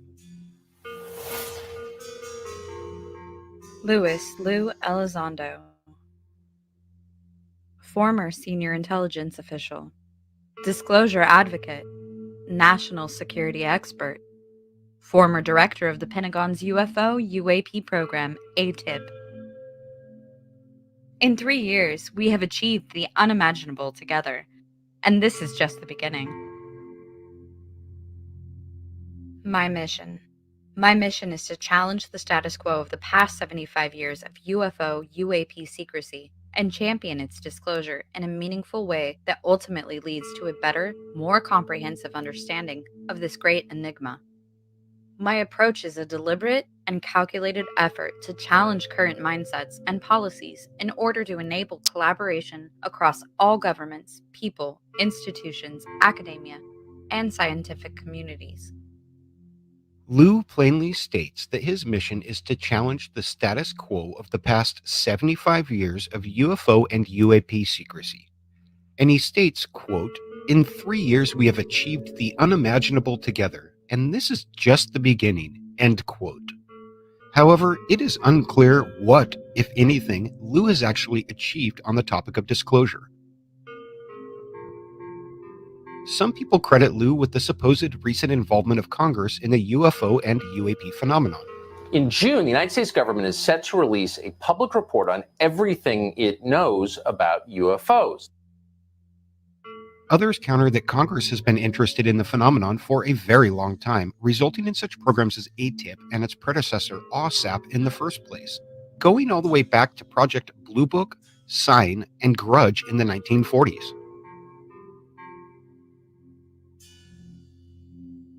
Some people have speculated that the mainstream media attention brought to the subject of ufology by Mr. Elizondo is a benefit for UFO disclosure, while others feel that the one-sided media attention is a detriment and is suspect, as no one truly knows who paid for it. Some people believe that Lue is truly a champion for UFO disclosure, while others believe that his actions benefit only himself and the defense industry, which stands to profit out of a partial disclosure of weapons technology. And so I must ask this question: what exactly has Lue Elizondo contributed to the disclosure process, and whose interest is he truly representing?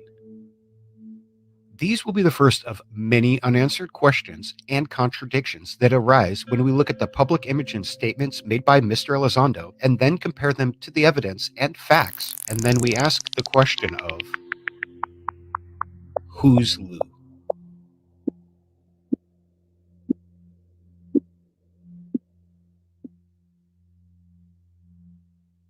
Career Intelligence Officer with the United States Army, the United States Department of Defense, the United States Office of National Counterintelligence Executive, the United States Office of the Director of National Intelligence. From the images and statements on the Lue Elizondo official webpage, you get an idea of how Lue portrays himself to the world. His image is one of a stoic soldier that has an impressive list of credentials, including the title of Director of the Pentagon's UFO and UAP program called ATIP, or the Advanced Aerospace Threat Identification Program. But before we get into all that, let's start at the beginning. Let's go back to Lue's childhood.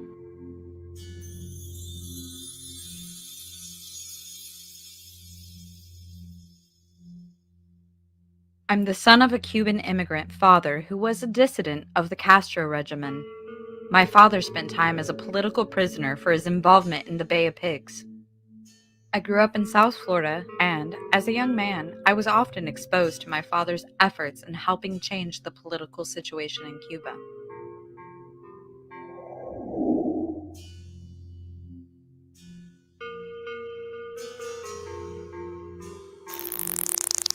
Who's Lue?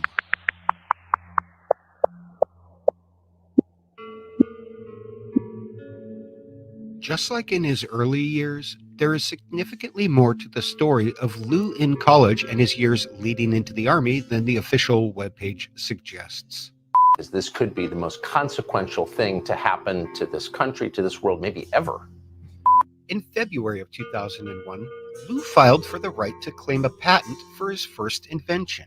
And I have to admit that when I discovered that Lue was an inventor, I was very curious to see what sort of an invention that a guy with a double degree in microbiology and immunology and a minor in chemistry, plus a few years of military experience, could come up with.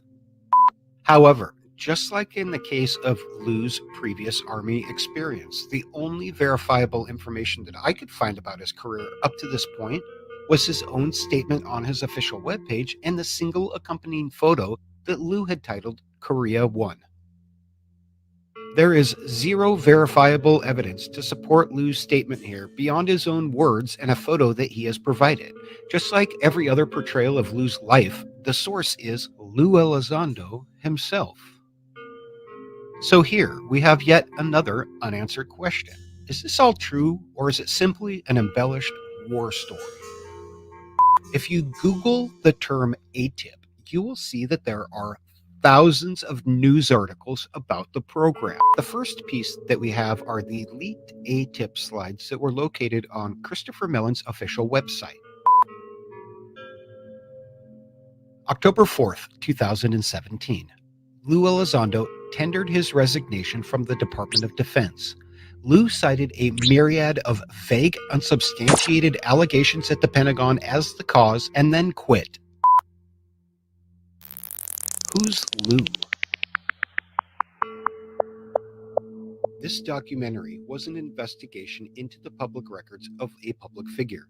Any inclusion of personal information was to illustrate the contradictory nature of Mr. Elizondo's public words and the public records, and solely for that purpose.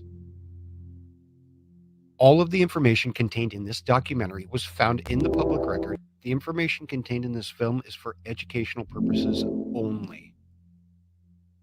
Who's Lue?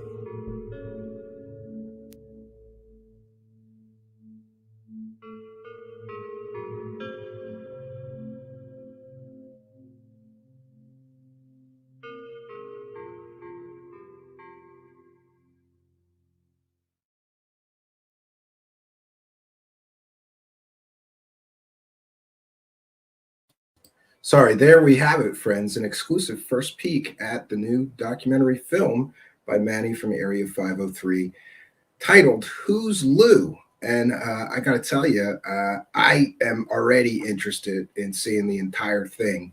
And I can't wait to see what other little bits of information this film is going to include. I know that the filmmaker has been hard at work on this thing for quite some time, trying to find every bit of information that he could to answer the question, who's Lue? And in another Truth Seekers exclusive, we have the filmmaker himself here, Manny from Area 503. Welcome, Manny. Hello out there, everybody.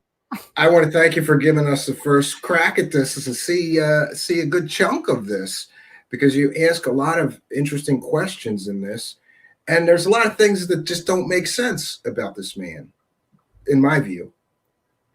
Yeah, you know, one of the quotes that I used in the promo there, you'll hear in the movie, is that there's unanswered questions and contradictions around Lue. And that's really what it comes down to is, when are we ever going to get an answer to these questions? And how long can we wait before we say they're never going to come?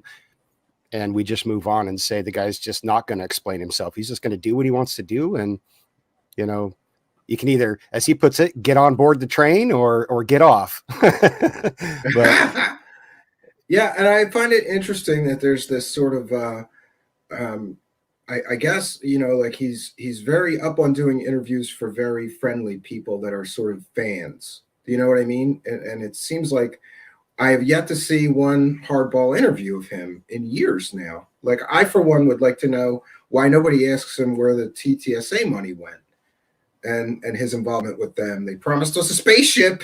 He was in that organization when they promised investors a spaceship. We haven't seen a spaceship. Nobody knows. $34 million pretty much vanished, right? I don't know.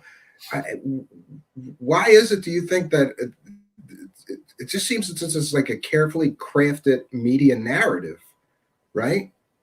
That's kind of my feeling, and that's what it feels like. You know, when you have a one-sided narrative, and you know, it's just shoved down your throat everywhere you look. It kind of it overwhelms any contradictory statements from people or questions. When people say, hey, you know, what's going on here?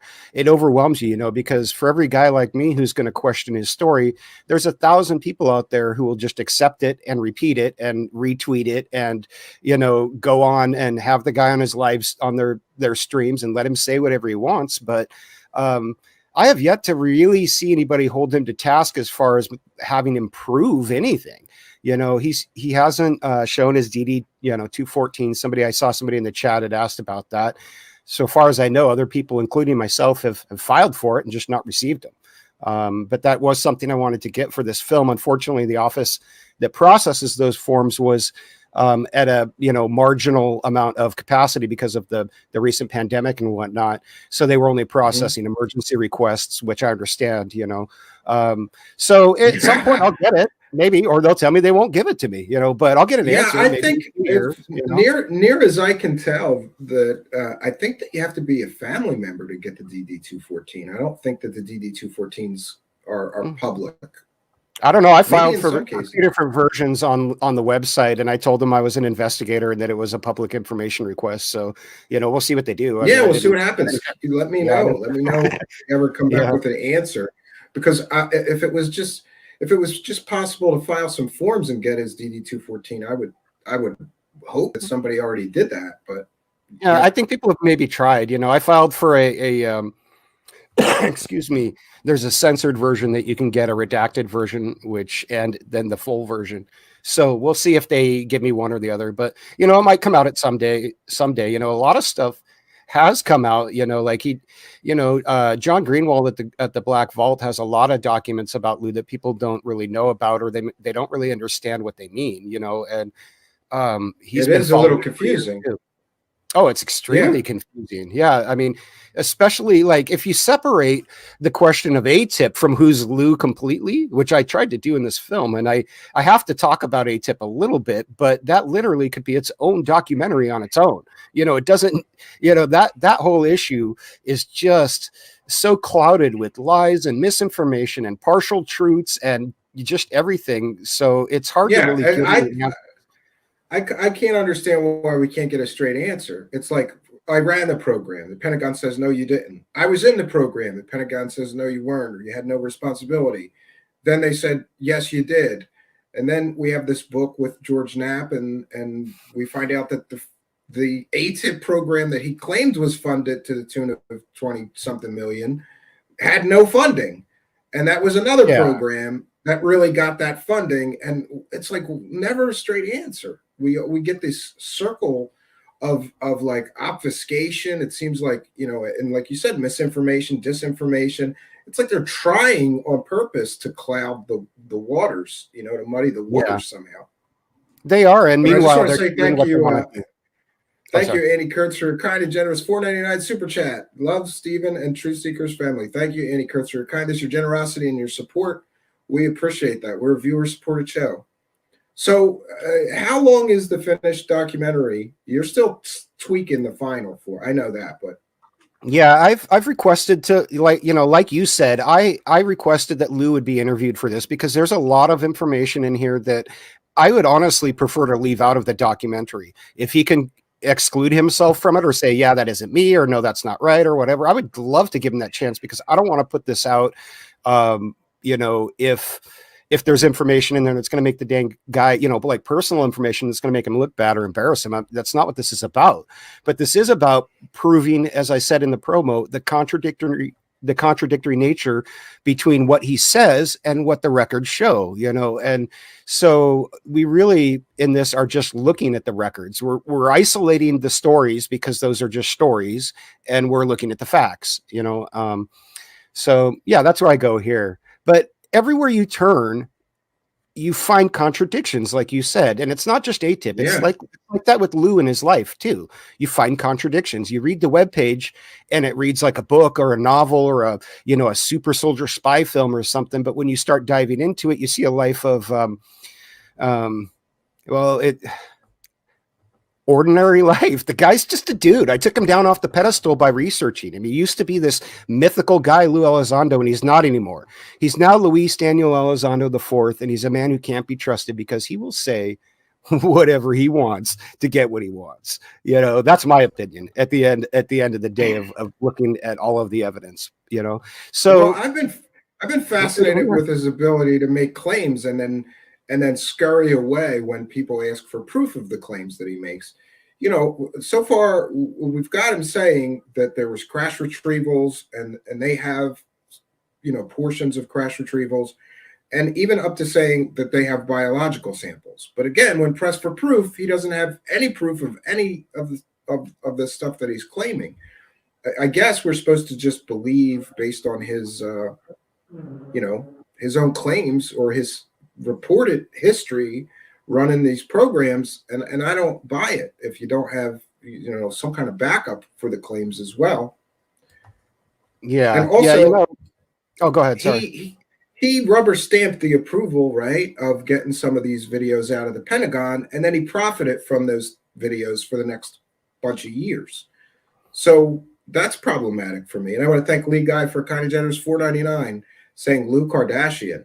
Yeah, it becomes like a soap opera for some, doesn't it, Manny? Like it's like a soap opera. Like what did Lou say this week? And people follow him from appearance to appearance and talk about him on Twitter. And some people believe that he's like the disclosure savior. He's going to bring us the truth about aliens.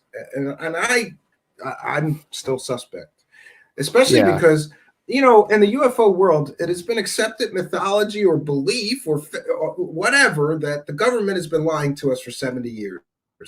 And now we're supposed to believe that some guy that worked at the Pentagon quit in a huff and he's going to come and give us the truth about the aliens and the UFOs. And okay, I'm not convinced, right? There's a few questions people are going to have about that story, and his tendency to just ignore those questions and roll on with his narrative, which is what he does, is catching up to him, because he's just kicked the can so far down the road with all of these questions that they're all piling up now. And people are saying, what's going on, man? You have to slow your roll down a little bit. You know, we've all heard the UFO stories. What possibly new could that guy say that he hasn't said over the last 4 years?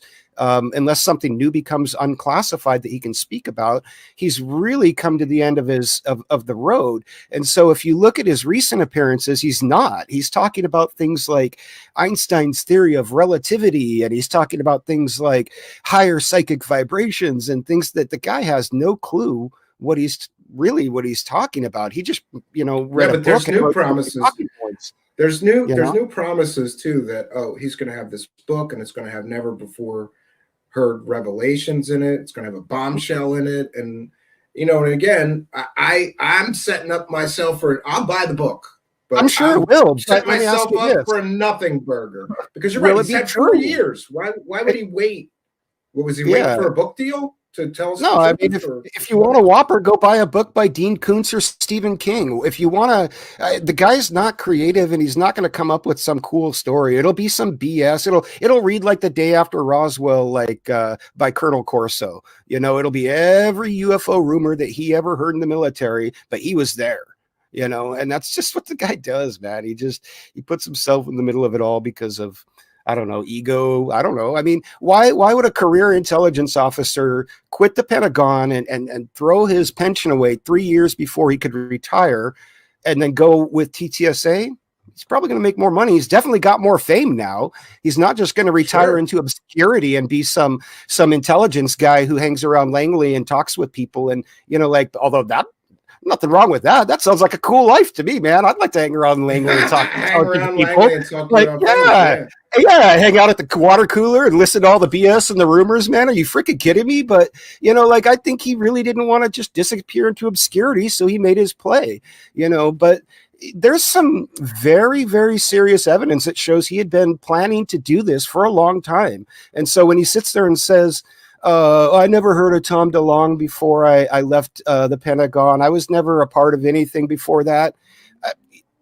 I would go so far as to say that those are lies. There's enough evidence that he needs to provide some counter evidence to show that what he says is true, because there's enough evidence that shows that that statement isn't true and that he had been planning his move from the Department of Defense to the TTSA for a very long time. He quit and he was on TTSA like the very next week, right? 7 days. 7 days after he tendered his resignation was the press conference, which the day when they first came out, I thought was suspect. I was like, how did they put this together in 7 days? Man, a full-on press conference? Like, that's a lot of production work to put together. That's another thing, though. It wasn't a true press conference, because I don't believe there was any press there. It was just a media. It was them making a video and putting it on YouTube.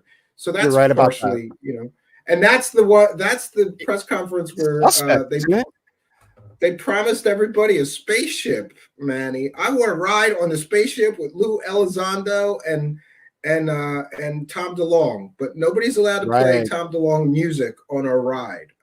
Oh, you don't want to jam the Angels and Airwaves on there? I mean, no. And that's another suspect part of this whole thing. It's like people I talk about all that in the in the movie. I definitely was crazy. Because people are like, well, Tom DeLonge doesn't need the money. Yeah, he did, and yes, he does apparently. And the whole I tried to follow the money, right? I tried to read these financial reports that they were filing, and it's a maze of like mirrors, and nothing makes any sense. Like how much money's coming in, what's going out, like where is all this investor money being spent? And Lue never answers any questions about that, and he quit TTSA. And I guess he feels like, well, now I don't have to answer for anything TTSA did or said. And it's like a Since reboot he quit, for him. he refers everything to any TTSA question he gets. He refers back to them, which is kind of interesting because, like you said, they promised us not only a spaceship, they promised us the TTSA would also have an entertainment division, which it now does in the form of Angels versus Airwaves. But there's some really interesting points about Angels versus Airwaves, TTSA, and all that. I cover a little bit of it in the movie, but I don't talk. So they're dive into it too much. So they collected investor money so that Tom DeLonge could pay his band. Like doesn't make sense. I don't know if that's why they did it, but that's what he did with it. I mean, that's what he did with some of it. He's Yeah. paying. Listen, I was a rock guy, and I was in rock bands for 20 years. Let me tell you something. Touring even is expensive. It's expensive. Hotel rooms and I imagine. meals for everybody. It's expensive as shit. This is my personal opinion. I don't think that Tom DeLonge is selling enough records to cover his own nut with his band Angels and Airwaves. Now that's my opinion, but I do have 20 years in that world. So I think I have an informed, bit of knowledge on how this works. And it's even worse now because there's very little money now. There's no money for records. All the money now is only in the fee you get for performing. There's almost no money in selling records anymore. So I don't think that he's covering his nut with that band. I think that he's subsidizing it with some of this TTSA investor money. He definitely is. Crazy. No, he definitely is. That's on the public record in those public filings that you talked about. I went through those as well. From what And I know- read, yeah. I spent a good, week on the corporation wikis, going through different things and tracking down how the thing was set up. And actually, way back when TTS started, there's a YouTube channel called UFO Seekers that did a expose on the finances. Yeah. He destroyed them. He showed them that what Tom DeLonge had done was balled up about, I think it was $240,000 of his own personal debt, dumped that into TTSA, and then gone public, so that the company started in the hole with this personal debt. But since then, I've realized he's done far more things with that business to leverage everything in his favor. And I want to be careful how I say this, because I'm not trying to misrepresent what happened in these papers. But if you look at the public statements, it does show that basically he loaned personal money from Tom DeLonge to the company under I'm not sure if shell company is the right way of putting it, but it is. It's a company that he owns, that he loaned to another company money that he owns, and secured that loan with all of the TTSA intellectual property, which includes Angels versus Airwaves. So if the whole thing goes, bang my mic there. If the whole thing goes belly and that's up, why I said it gets confusing because it's like he owns all that from this this company gives money to this company, and this company is loaning money to this company, and it's all it becomes it's all somehow mixed in. Yeah, there's some tools out there you can use to help visualize it. The corporation wiki is the best because it'll show you the corporations with the different links. And it works best with small, people who only have a few businesses. If you go in there and put in Lockheed Martin, it'll like crash your computer because there's so many, subsidiaries and owned companies and whatever. But, On the Rise says something about that. TTSA has been quiet. I imagine we'll never hear anything from TTSA again, other than Angels versus Airwaves, and they'll probably ride that as far as they can go. Or They're there not might be. gonna, I think there might be a couple of new books or maybe another documentary. Oh yeah, sure. There could be something like that, but we're not going to see anything like from Lue for certain. He has no reason to give them anything, and I question whether he has anything to give them or could get anything to give them.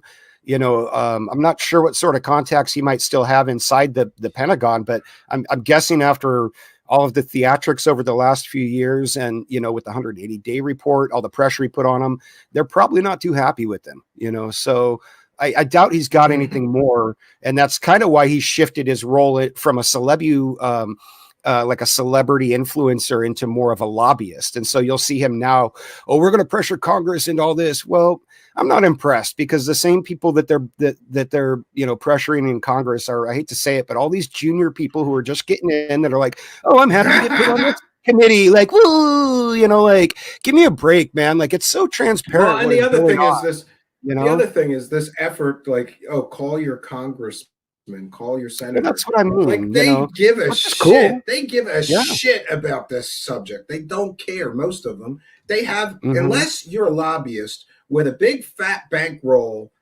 that will get that senator or that congressman's attention, they don't care what you're calling them about. They don't care. No, you're lucky if you get like a form letter response, like an automated response or anything. Every time I've ever written into a senator about anything, I've just been ignored. So, and I wrote in about Lue Elizondo to Ron Wyden here in Oregon, who's a senator who's on the Senate Intelligence Committee. And I said, Ron, what the hell is going on with this guy?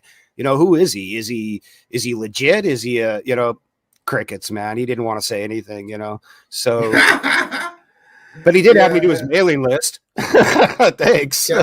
Yeah. So, donate to my campaign, right? You start getting those emails, right? Right. I'm like, well, do something for me. Maybe I will, but I think you're right. So, there's a lot of money, and there's a lot of money in this, Besides the TTSA, his time at TTSA, there's also this sort of media blitz that he almost went on after leaving TTSA. Became suddenly a lot more accessible, but again, only to very friendly interviewers, I would say. Yeah, he would pre-screen just like he does now. If you reach out to him, he'll ignore you. He'll go out and look at your work.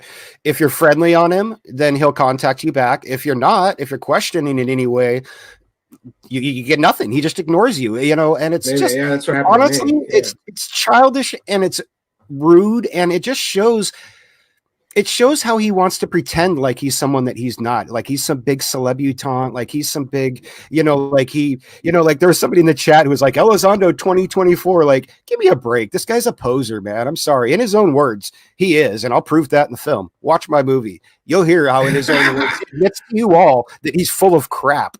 But whatever, people will still believe him either. Like you can lead a horse to water, you can't make him drink. So here's the proof in this. And the reason I did this was because, I would question Lue on social media, and some of his more, how do you call this? Like devout followers will just not listen to reason. And I got tired of repeating myself to these people. So now I could just point myself at this film and say, there's the evidence, go look at it. And if you have some piece of evidence to counter what I've displayed, I'd love to talk to you about it. Other than that, what more? Somebody's mentioning Lue attacking you with a sock account. That's another thing that I found extremely suspect, is that the man has gotten, for sure, a few verifiable sock accounts, didn't he? I think he posted something. Man. He's such an actor. But he posted something on one of the sock accounts. I think it was the one that he used the most by accident as Lue. So we know that, that he's using sock accounts. I didn't know that. The sock accounts will come and defend Lue Elizondo, but we know in at least one case that it's him. But all these posts are all I'm a nice guy. Yeah, defending himself on Twitter, Oh, wow. That kind of games. It's like, what are we, 12 here? Like, I don't understand those kind of games. That's interesting. That's the thing. The other thing is the troll accounts. We talked about this.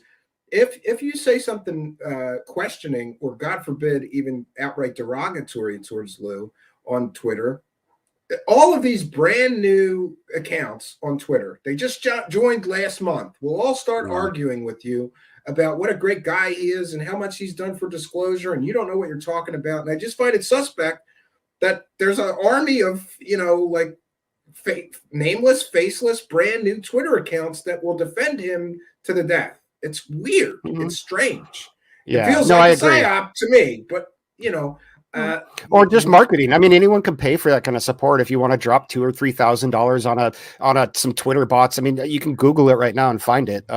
Anyone can do that. And the type of money that this guy's got behind him, he can.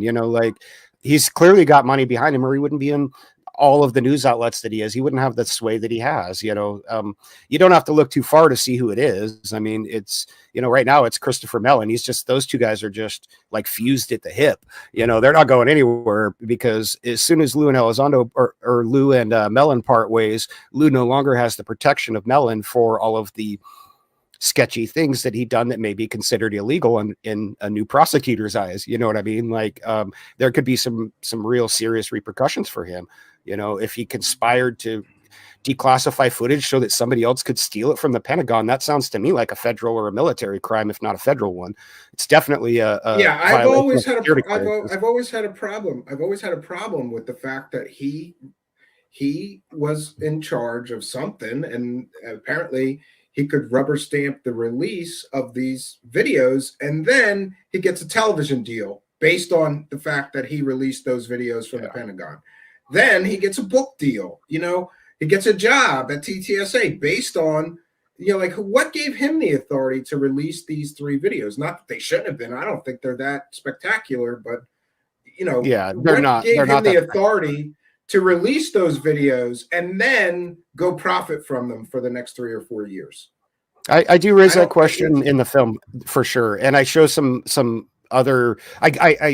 I dive into that detail with more enthusiasm. I go into it pretty hard because that needs to be discussed, because it is important. How he left the Pentagon, when he left the Pentagon, and what he was doing for the year before that is very important, because according to him, he left the Pentagon. He had filed to get those videos declassified and then left the Pentagon completely independent of each other. Had nothing to do with anything else. And then somebody else gave those videos and leaked them. He had nothing to do with that. But they couldn't have got them if they weren't declassified. But then he's gone on and said contradictory things too. He's also said, no, they weren't leaked. They were released in the proper form. The DOD gave us a proper authority to do this. But the Pentagon has clearly stated that's not true. It would never be true, because people like TTSA that are called industry partners are never allowed to release statements or information on behalf of the government. Only an official U.S. government office can do that. End of story. So his claims have been refuted, but it's just a matter of what people want to believe. I mean, do they want to continue to follow the Pied Piper off the pier, who's just going to bolt when he gets what he wants? Maybe not. Maybe he feels this is the problem. This is the problem that I have is we've only been talking for a very short time, but we've already brought up all of these issues and problems that nobody wants to talk about. And by the way, I'm glad that you could come here. And I'm a villain to some people, because we're here having a discussion about these things, and it's an open discussion. It's an honest discussion. It feels like Lue and Lue supporters don't want to do that. They don't want to answer these questions. They don't want to have these things addressed so we can all move forward. It's just you're the bad guy if you bring this up. So I have a feeling that you're going to be a new villain here, Manny, because from what I've seen and heard, I don't think that your film is going to cast him in a very nice light. And I think it's going to force him maybe to answer hard questions. But I love that about you, because that's what real investigative journalism is. You force people to have to answer for whatever, Yeah, Lue has said that he's no stranger to criticism, and he has nothing to hide and nothing to fear from the truth. So let's talk about some truth. That's all I'm saying. I don't want to hear stories about him saving a unit in Afghanistan with his psychic, remote viewing powers. I don't want to hear other war stories about, events and aircrafts and things that just don't. I'm not interested in that. I'll go by the day after Roswell if I want to hear that kind of stuff, and it's far more entertaining, it's far more articulate, and it's far more well written than anything that Lue comes up with. He's not creative. He's not creative at all. I'm amazed at his ability to say nothing in a 2-hour interview, or almost nothing, or just repeat things that he's already said in yet another 2-hour video, which I did a little bit of an analysis of some of, let's say, his riffs, like the stories that he tells. And it appears to me that he's very scripted, going on these shows and repeating some of the same sort of stories, almost word for word in some cases. It's eerie. And that made me believe that this might be some sort of psyop, or he might be involved in some kind of disinformation campaign. That's another rumor. People say, well, first of all, he is an admitted counterintelligence officer, which, so he's trained in counterintelligence, and suddenly he shows up telling us all these stories. Can't verify a lot of things. The waters are all muddied and unclear. Can't answer hard questions, and it just seems like it just is snowballing, right? But to what? What's his goal here? The end game just making money?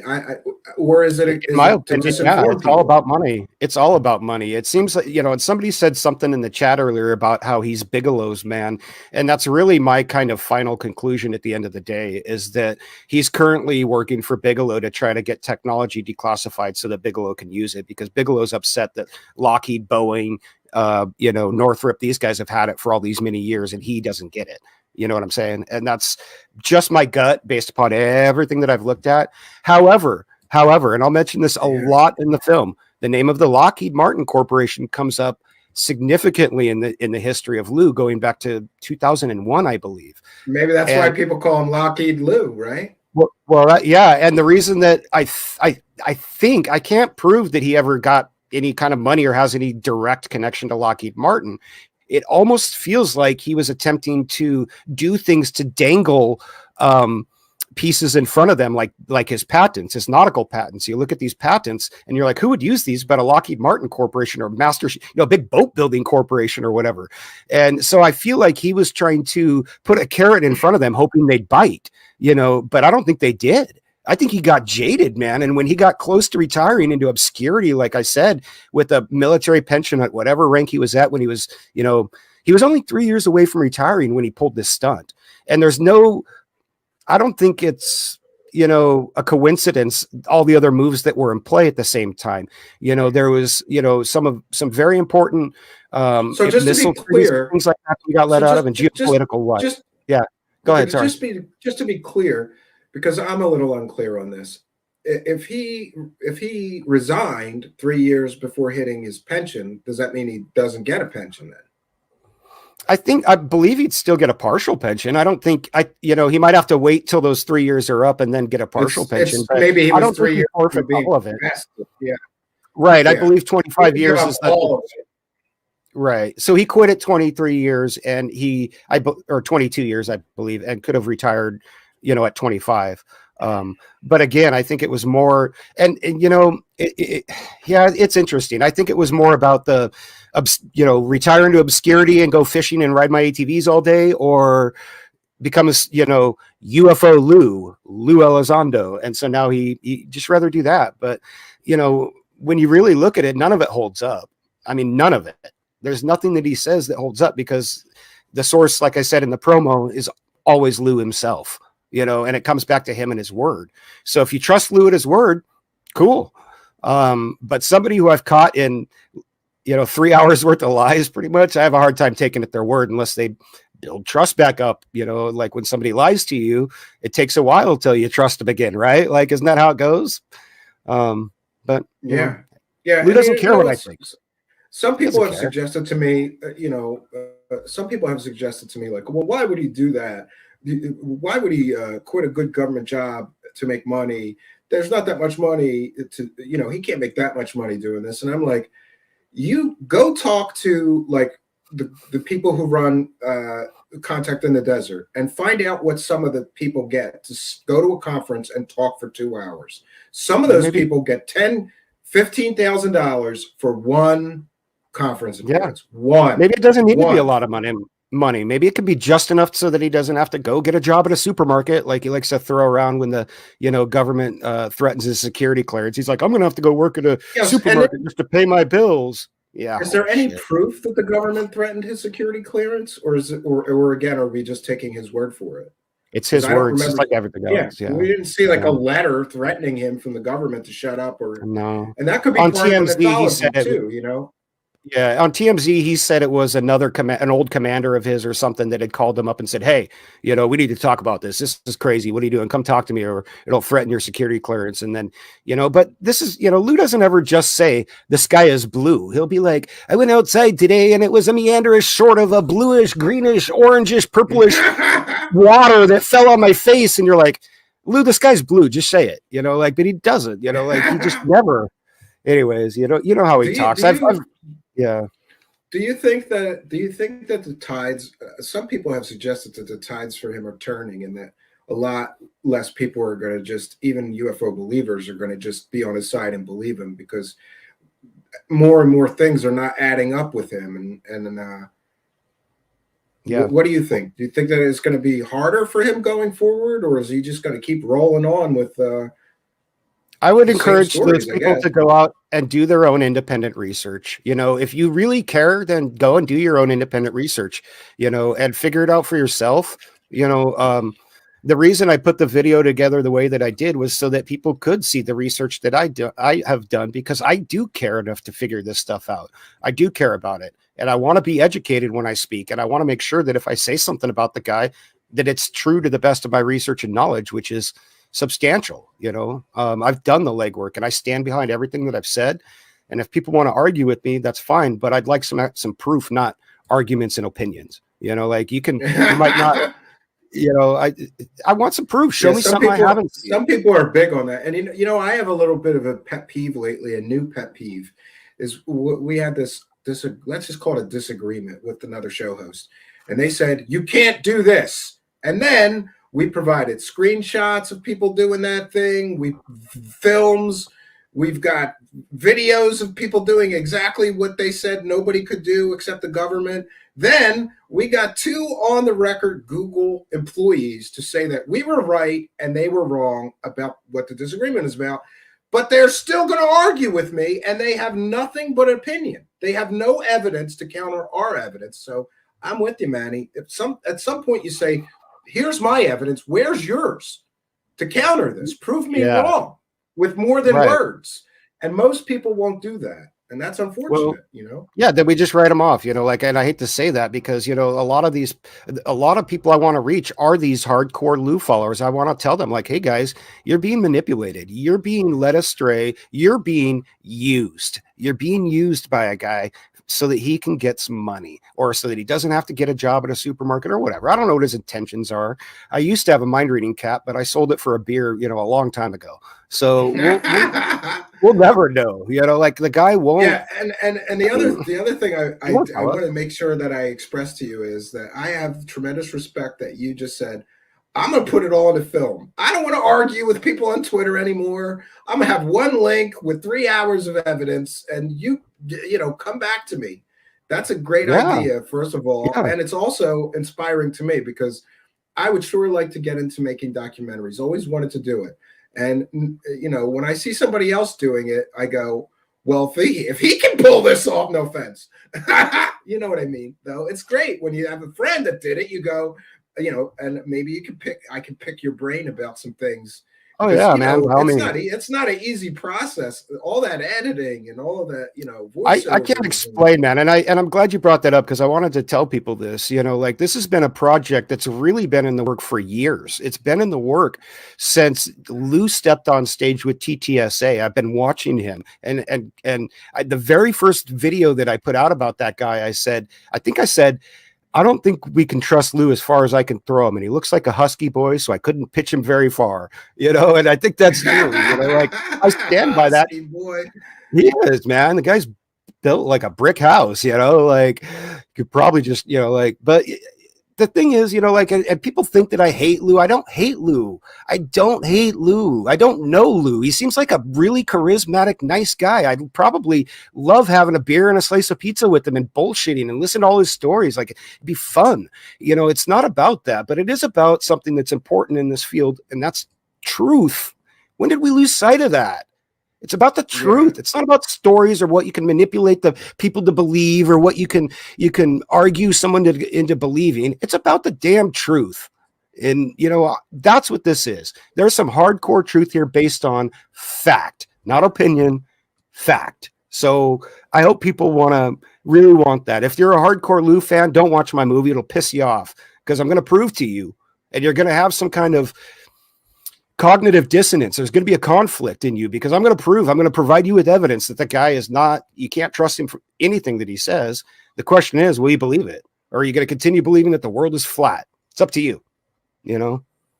Yeah. I mean, you mentioned his connections or seeming involvement with Lockheed, which is interesting because You know, I've got my own theories about what some of these so-called UFOs are, and in my theory states that they are advanced aircraft that are ours.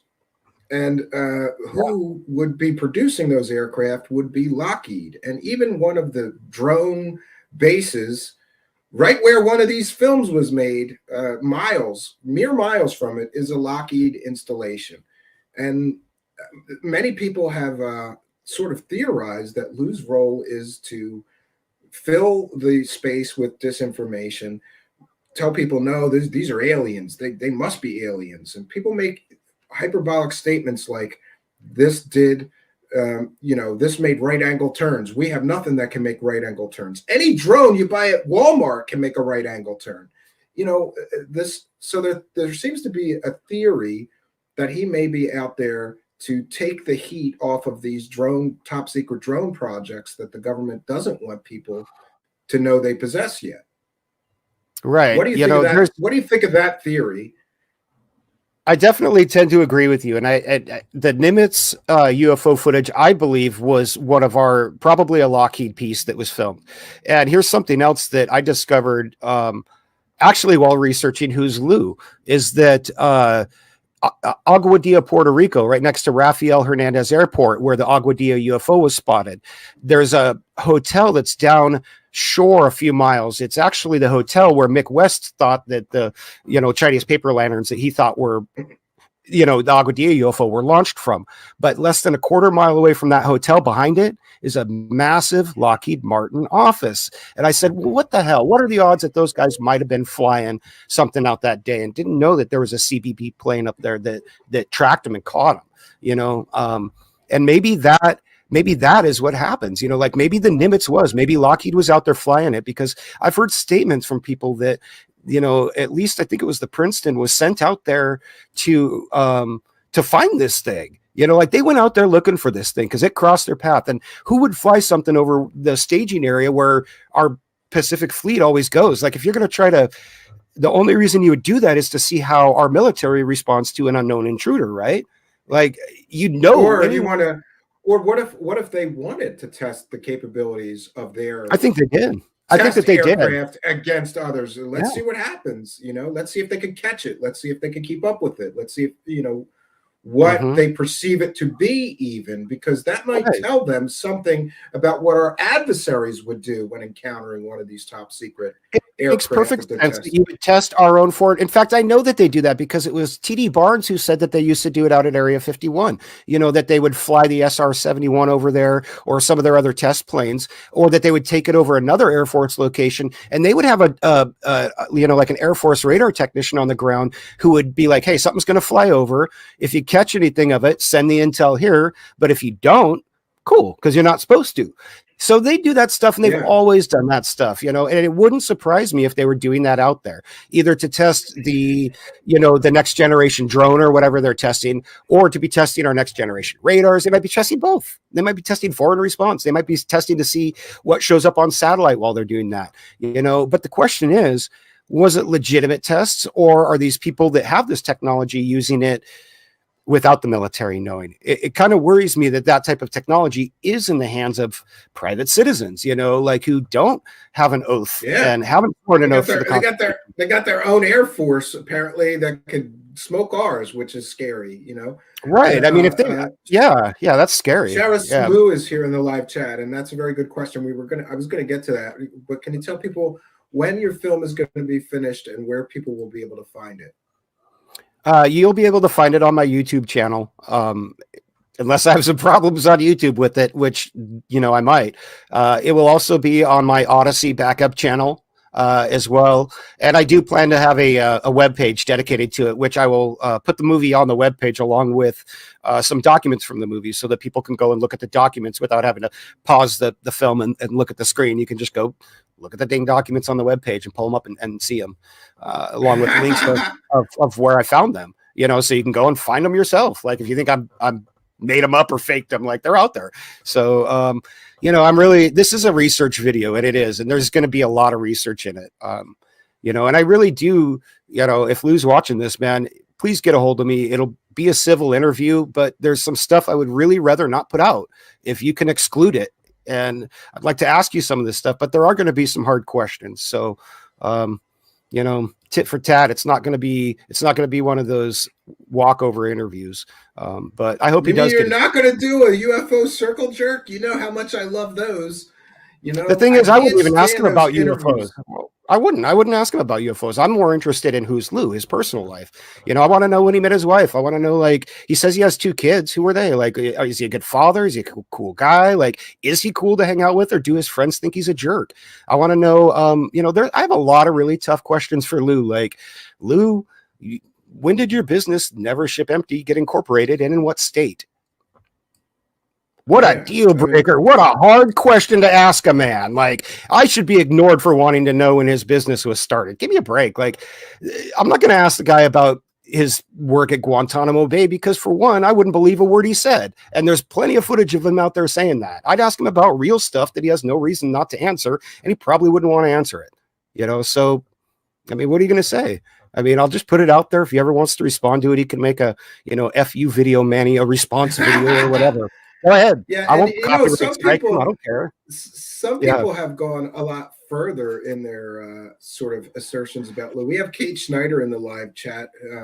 That's Dark Journalist's girlfriend, and she says, Dark Journalist was just showing me an interview Lue did the other day on a smaller channel, and he was lamenting about his haters. But it's interesting that Dark Journalist is calling him a CIA disinformation agent from the very beginning, from the very start. So interesting if that turns out to be the case.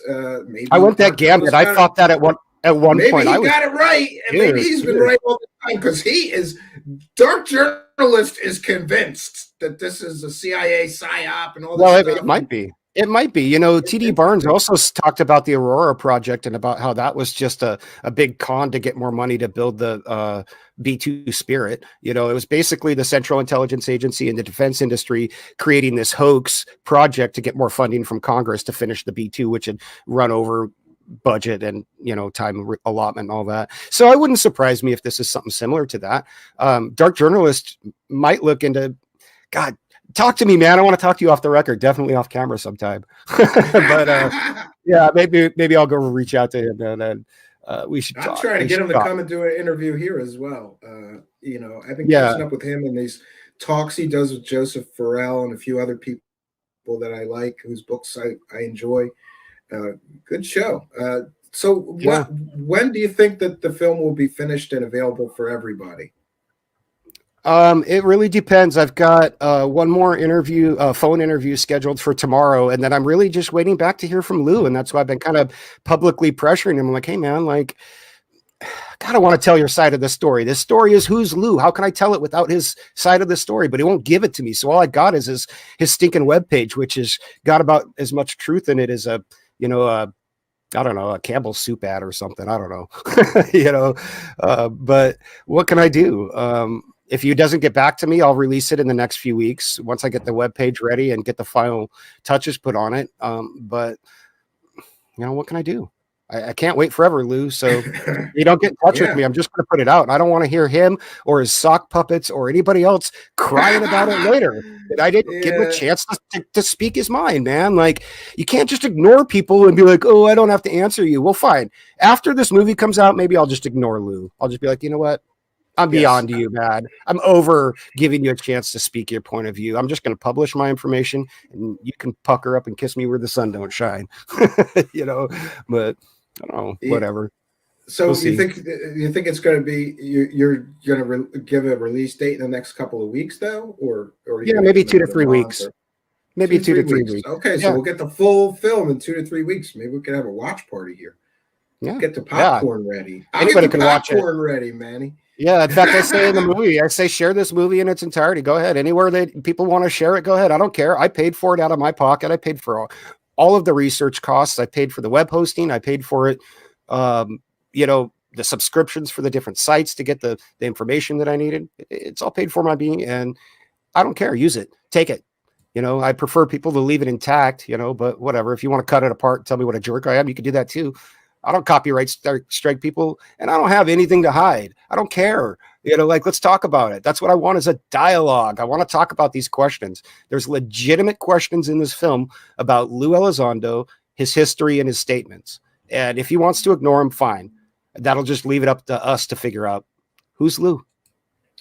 Well, thank you, Ash Dobbs, for a kind and generous $5 super chat saying, great show. Thank you for your kindness, your generosity, and your support of the show. We appreciate it. Viewer-supported show here. And V brought up a good point. You want to interview someone, step one, don't call them names and make wild, baseless accusations across the interwebs. I don't think anybody's making baseless accusations, but we are raising important questions. But I don't know if she's directing that to me. I'm sure that's I've never been pretty vocal against Lue. That's fine. Yeah. I've called him a bullshitter. He is a bullshitter. That's my opinion. I thought, and if you go, I'm glad you brought that up, V, because when Lue first came out, I was very civil to him and tried to communicate with him and was ignored. I would ask hard questions. I wouldn't pretend to sugarcoat them. I tried sarcasm with Lue. I created a character called Tommy the Troll to try to get him to respond. He wouldn't respond.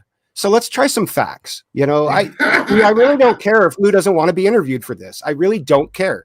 He can say what he wants. No, but when you've said, wouldn't you prefer that you get the interview? Absolutely. I want to hear his side of you, but just so we're sure that you're going to be fair, will you let him watch what you got first and take notes or keep a copy? If Lue Elizondo wants to sit down with me, if he wants to sit down with me and watch the whole thing, I'll stop at any time he wants so he can make a comment, and I'll put it in the film.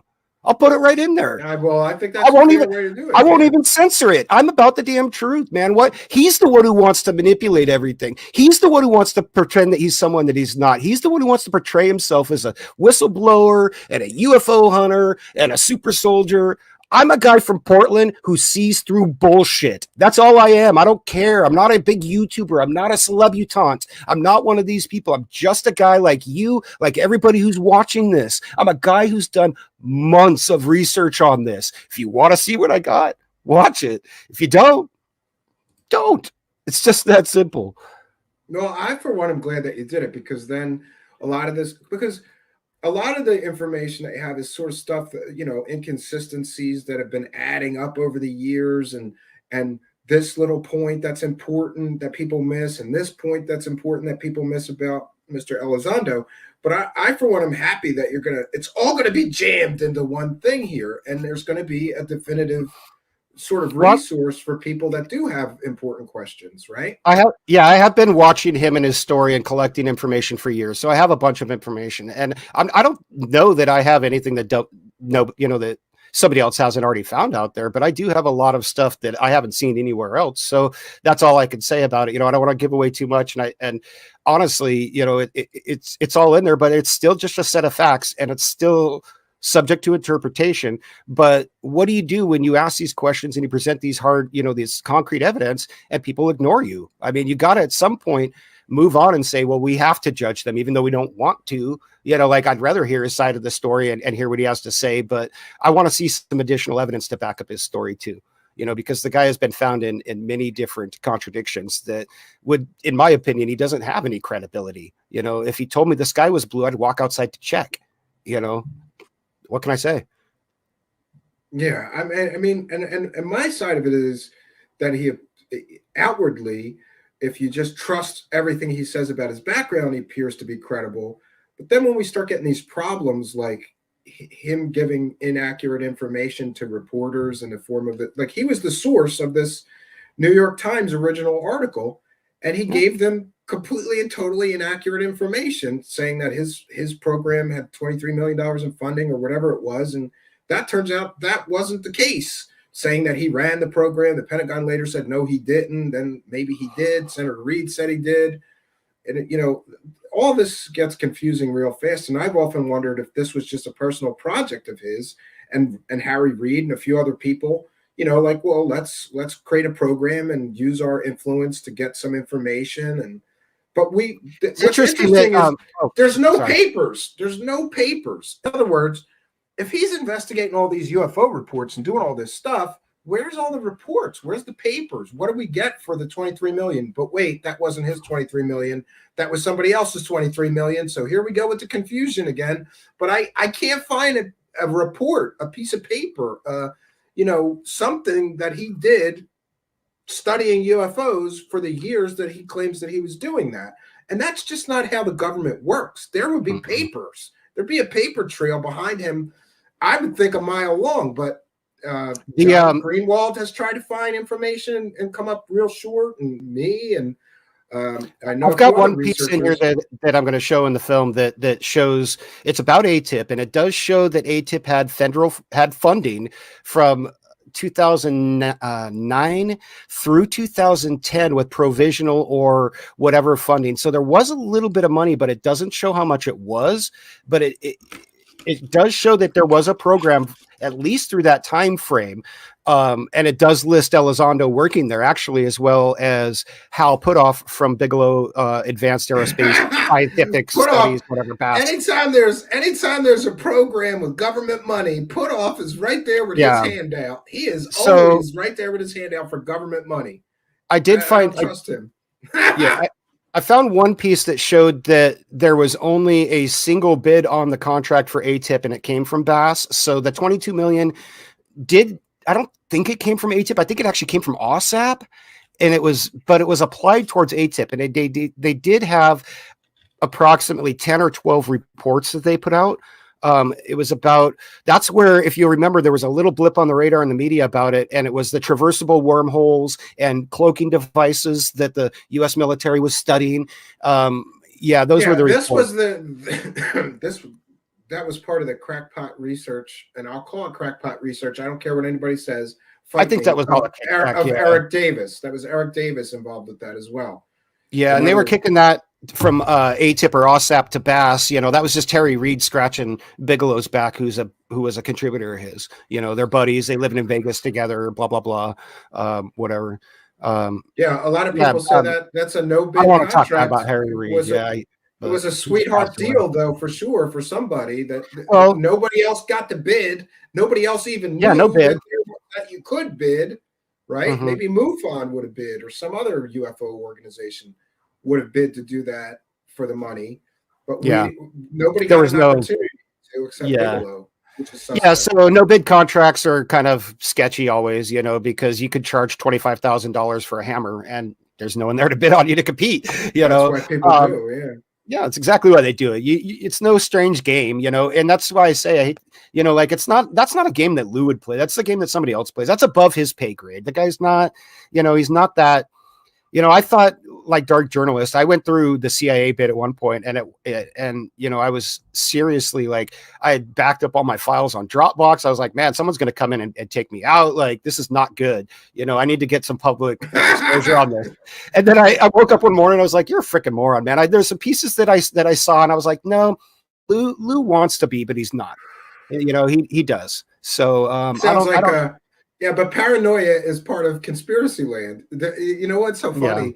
I have this cabin in the middle of nowhere in the woods, and there's a dirt road leading to it. And I kept seeing, and it's a throughway, like it'll go to another dirt road at the end of the road that you can turn right or left on. But I kept seeing this dark SUV with tinted out windows and everything. And I couldn't catch the plate. Every time I would see it, it would go down the dirt. I was convinced. I was like, there's feds. My neighbors were convinced. Feds are watching you for some reason, Steve. That there's a freaking, they got to be FBI or something. Look at this SUV. A bunch of us were convinced it was feds.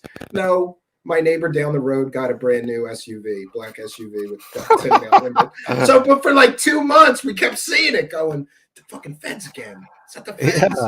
Who is it? And what are they doing here in the middle of nowhere? How did they find me? Yeah, that's all bullshit. Well, that's funny. You bring that up, and that reminds me of an article one of the first articles about Lue that I found, because when I started this research, I went back to Google and started to find the first time that Lue had ever been mentioned, and went in reverse order, from chronologically. But one of the old articles, one of the first journalists that he tried to kind of solicit with this TTSA story with all the footage and whatnot, basically was like, they said, you know, when I first left the interview, I was like, holy crap, what is this guy? What am I in? You know? And then they said, like, at the, you know, on the subway home, I realized this guy was completely full of it. You know, like he was sitting with his back to the corner, pretending like there might be someone walking in the door to shoot him, or, you know, like he had this weird, it was this weird conspiratorial man with a Billy Goat goatee. The article was just amazing. I was like, wow, this guy saw right through him.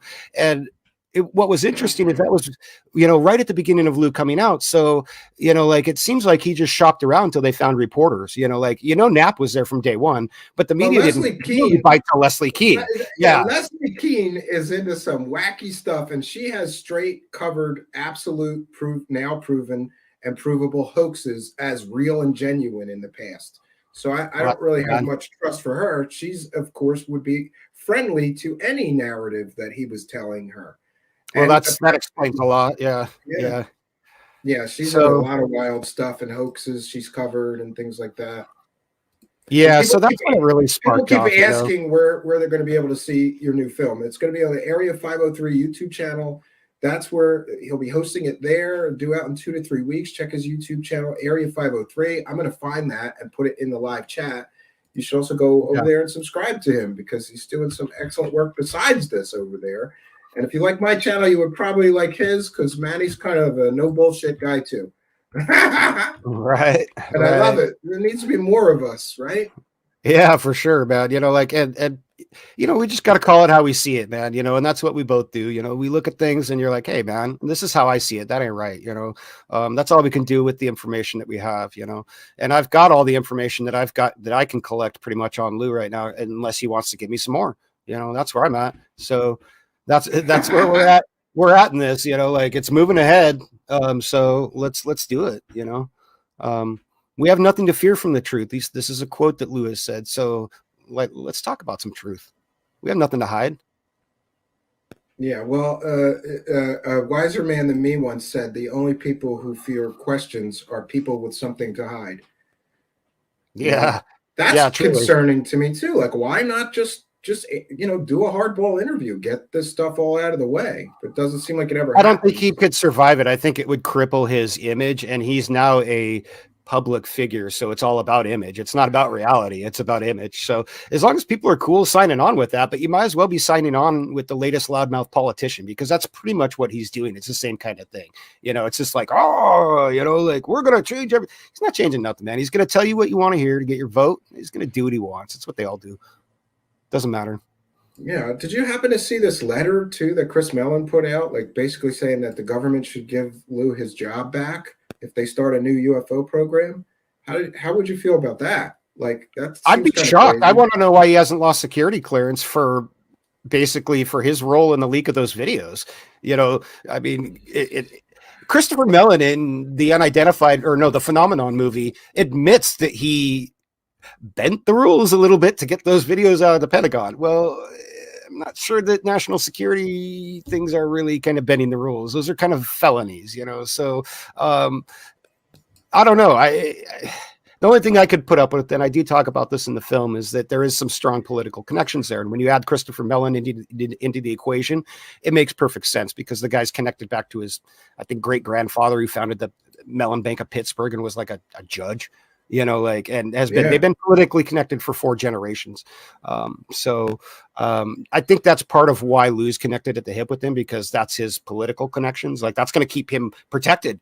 You know, that's why he's probably not in jail. But who knows, man? I'm not inside the Pentagon. I'm not inside of the NCIS office that would investigate a leak in the Navy footage like this. I'm not inside of the federal prosecutor's office. Those are the people who should be looking at this and saying, why didn't they investigate this? There was clearly a leak from the Pentagon. Why were they allowed to profit from this substantially? Why are they allowed to continue to profit from it and then snub their nose? And for Mellon to ask for Lue to have his job back, that's fucking ridiculous. I'm sorry. That is the most absurd thing I've heard in my life. You know, those two, Lue should be in prison, not getting his job back, in my opinion. I think he broke many laws, but we'll see. You know, like, will he ever be prosecuted? Probably not. Probably not. He's got political. Yeah, I've mentioned I have a real problem with him somehow getting those videos out and leaking them and then profiting from them for years. You know, and the other thing that gets me is if that's the best that he could get while working in the Pentagon, these grainy ass videos that may or may not have been manipulated, video added, sound added, Yeah. you know, Oh, yeah. you know, What's some real videos footage? were not the No, show videos me were an not alien. they were not pristine data, is what I'm saying. Though they were manipulated or purposefully downsampled so that they would be grainy as shit. I just don't understand that that's the best that the Pentagon has as far as UFO videos. I don't believe it because I Where's know the people radar data? Where's where's the other sensor where's the data? sensor data? Yeah, Data. Yeah. where's the Why don't we reports? get the corroborating evidence? We never do. He No, we says never it see it. exists. Why didn't he release that with this stuff if it existed? Why didn't I he think that they leak might have that, caught on you to know? him if he asked for all that to be declassified. You see, the thing is, in 2000 October 2017, when he quit, he had filed, I think, a month before that to release those videos. He filed that document request, and if he'd have gone on the radar as requesting all this other stuff, they wouldn't have done it. They'd have been like, "Oh no, you're up to no good. You shouldn't have that stuff. ATIP's closed. You're part of the Special Access Projects management staff now. You're not even ATIP's been closed since 2012. Why are you wanting UFO videos?"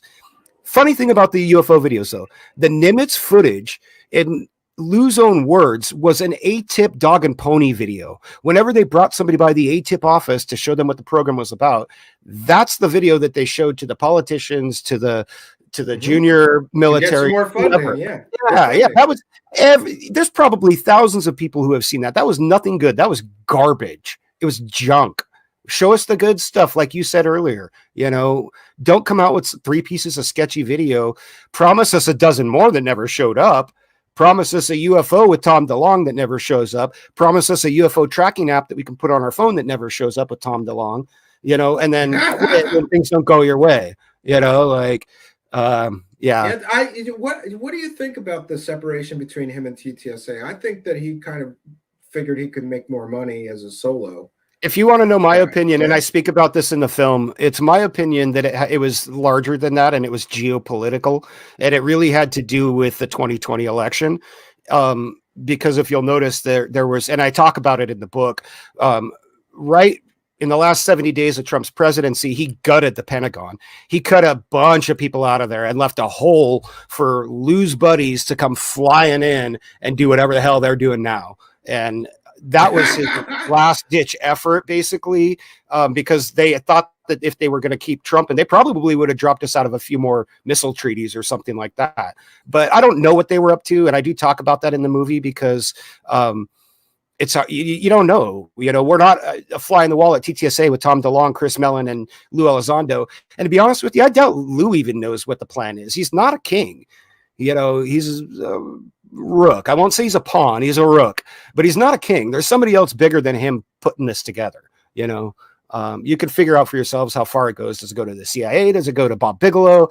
Does it just go to Lue and Mellon and, a couple of people sitting around a bar going, yeah, we're getting rich. I don't think so. Mellon doesn't strike me as the kind of guy who needs any money, so I think his motives are more for an industry that he's, his family's been ingrained in for years, maybe a defense industry or something. I don't know.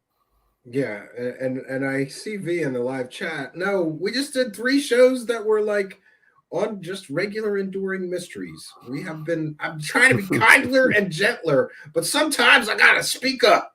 Okay. I like the controlled opposition, because that's really where Lue has placed himself, is really right at the top of the ufology subculture. He's put himself there to control the narrative, and he does it with a minority of followers, but a majority of vocal voices, if that makes sense. The numbers are against very him. Small minority, but they're very loud. Loud. The supporters are very loud. They attack everyone mercilessly that asks questions. You just get hammered. I asked one question: why didn't he release his tax returns? And I clipped that video out of that show and I put it on. Oh man, did I get? I couldn't believe it. And again, mostly brand new Twitter accounts, nameless, faceless people.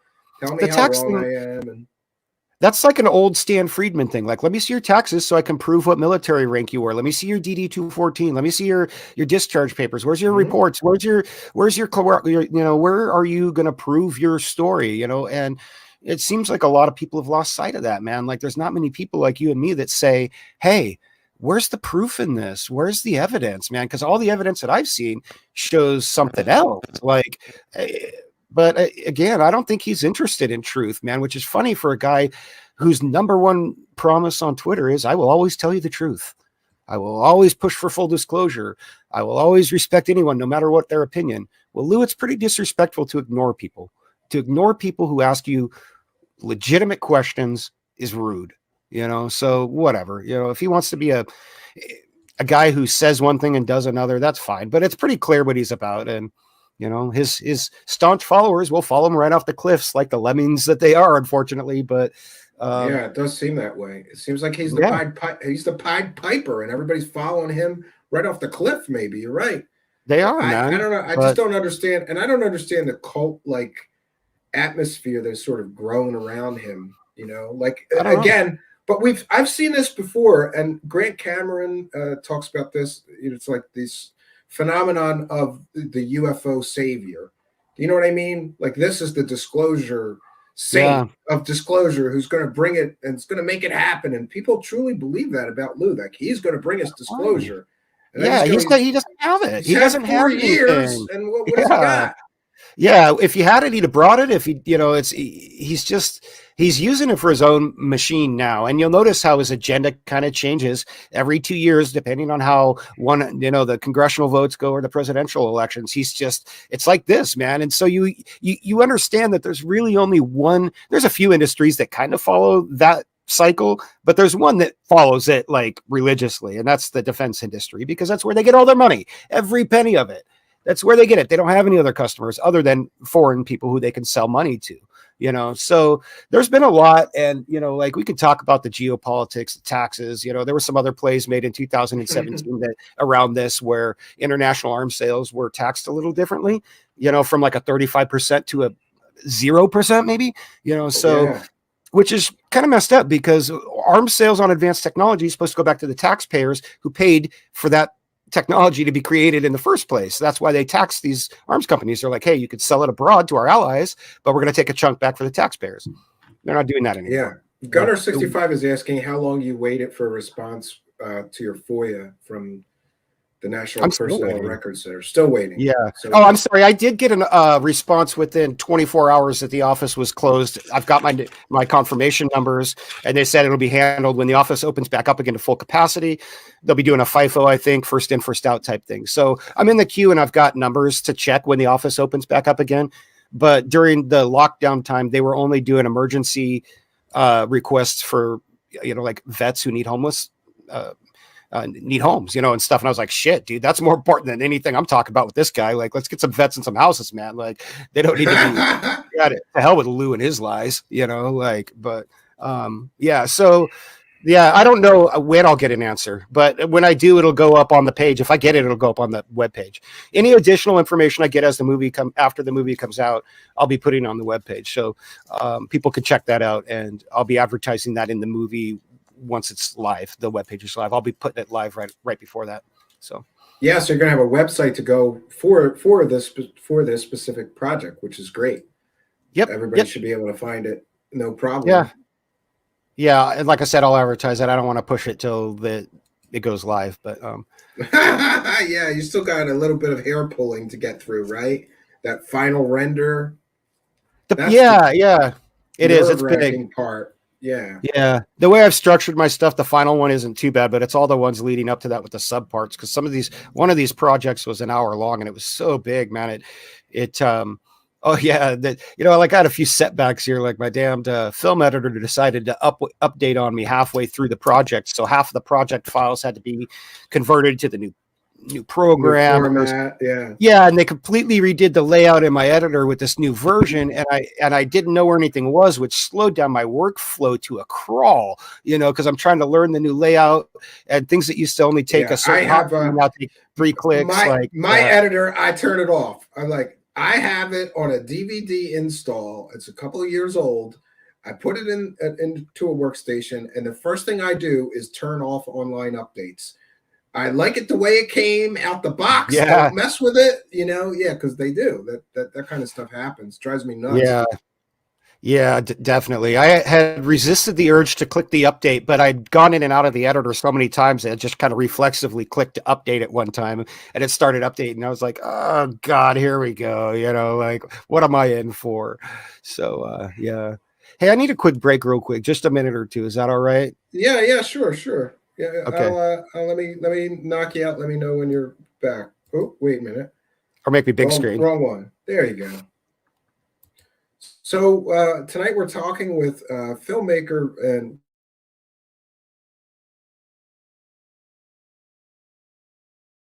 and I, for one, can't wait to see the whole thing. Tonight we got an exclusive preview right at the beginning of our broadcast here, in case you're just joining us, 10 or 12 minutes of it. And I think that Manny has raised a lot of important questions that should be asked and, in my view, should be answered, right?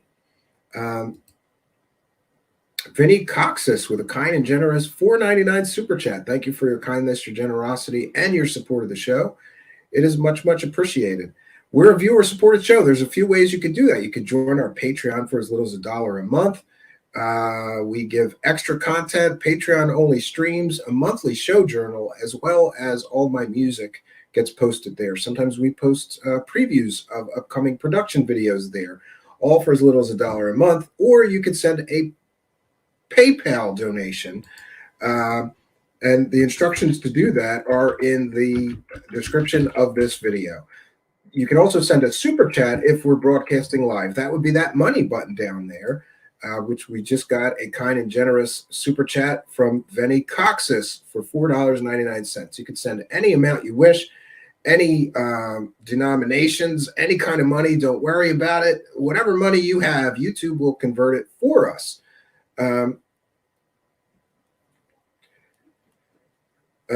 Great. So I want to thank David for a kind and generous PayPal donation of $10. And I want to thank Warren for a kind and generous PayPal donation of $25. And also want to thank Alan for a kind and generous $5. Thank you guys for your kindness, your generosity, and your support of the show. Much, much appreciated. We are a viewer-supported show, so throwing a few bucks in the hat really does help us to keep the show continuing forward. And we want to thank and recognize each and every one of you. Unlike some shows, we read every single super chat.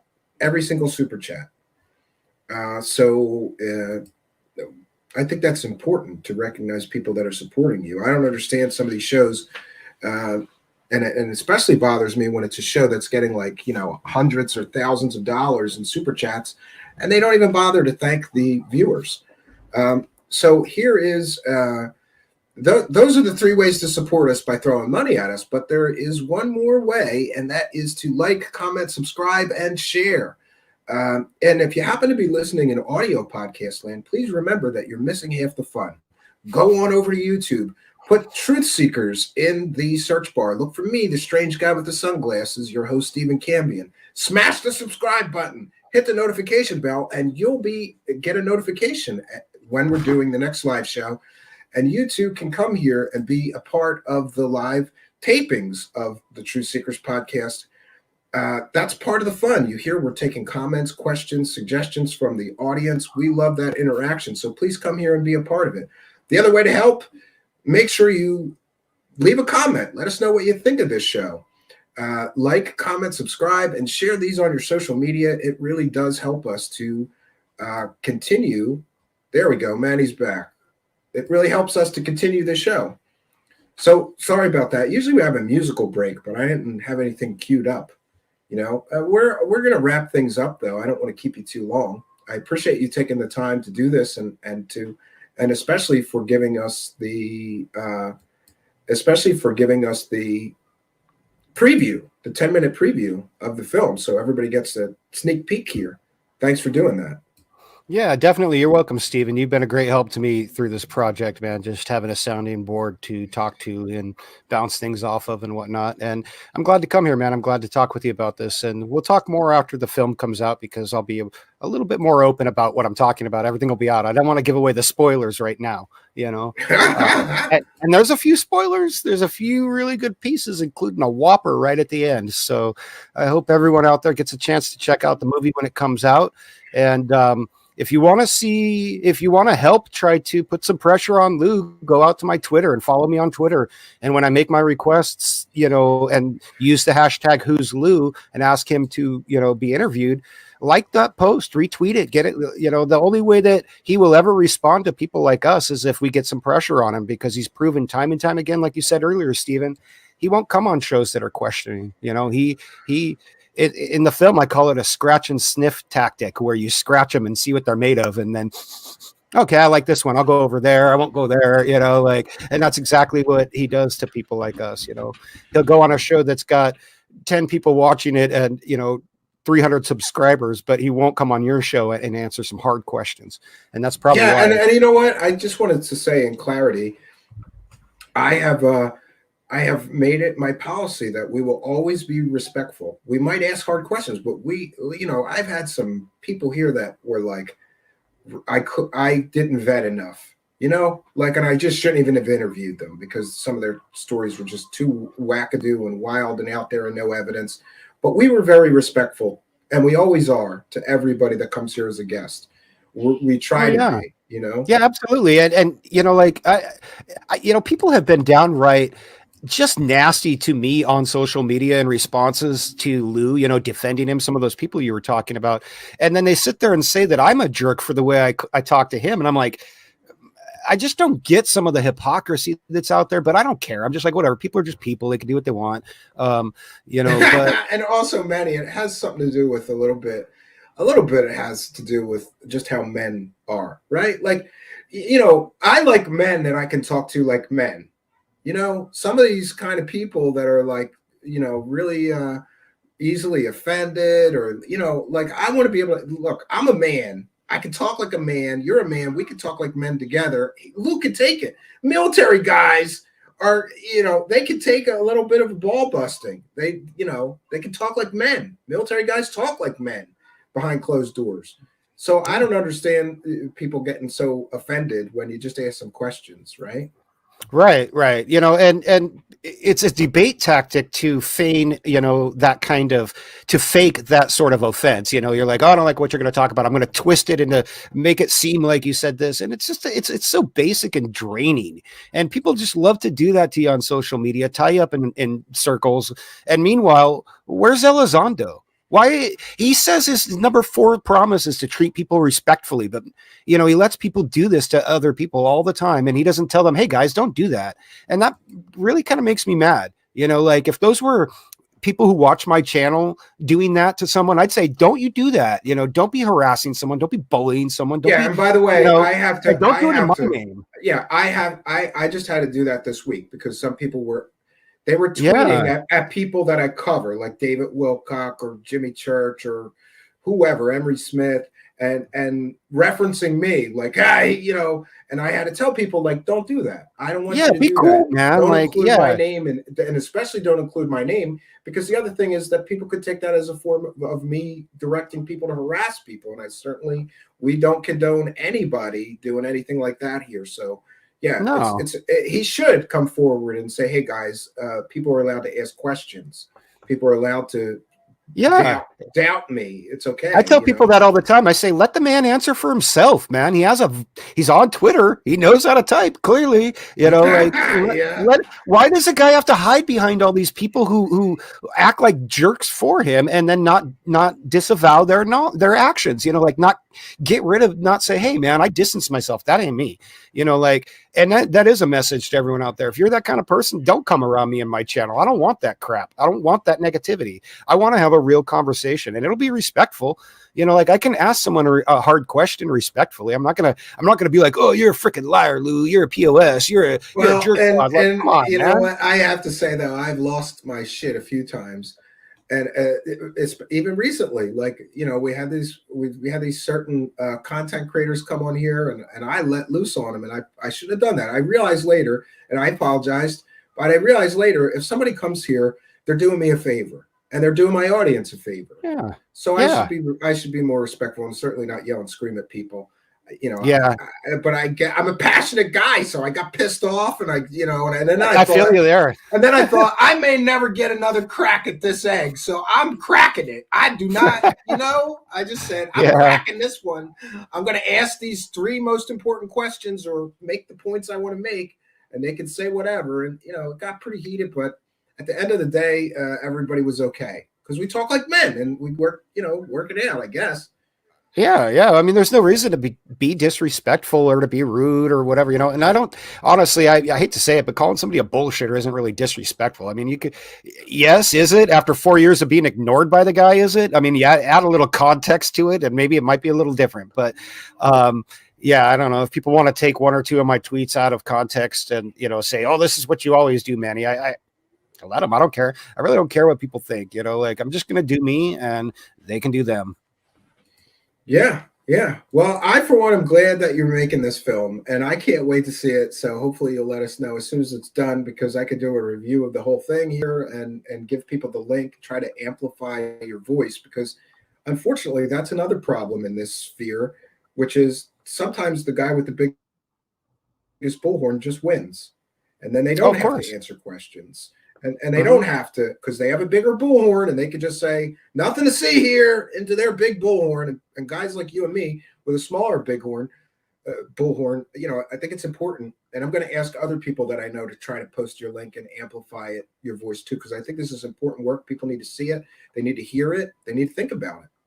And I'm glad you're doing that work, Manny. Yeah, thanks, man. I'm just, like I said, I'm just trying to put it all together because I've spent a lot of time on this, and I've tried to get people to understand why I feel the way I do, but it's so hard sometimes. And hopefully this film will do that. It'll just, here it is.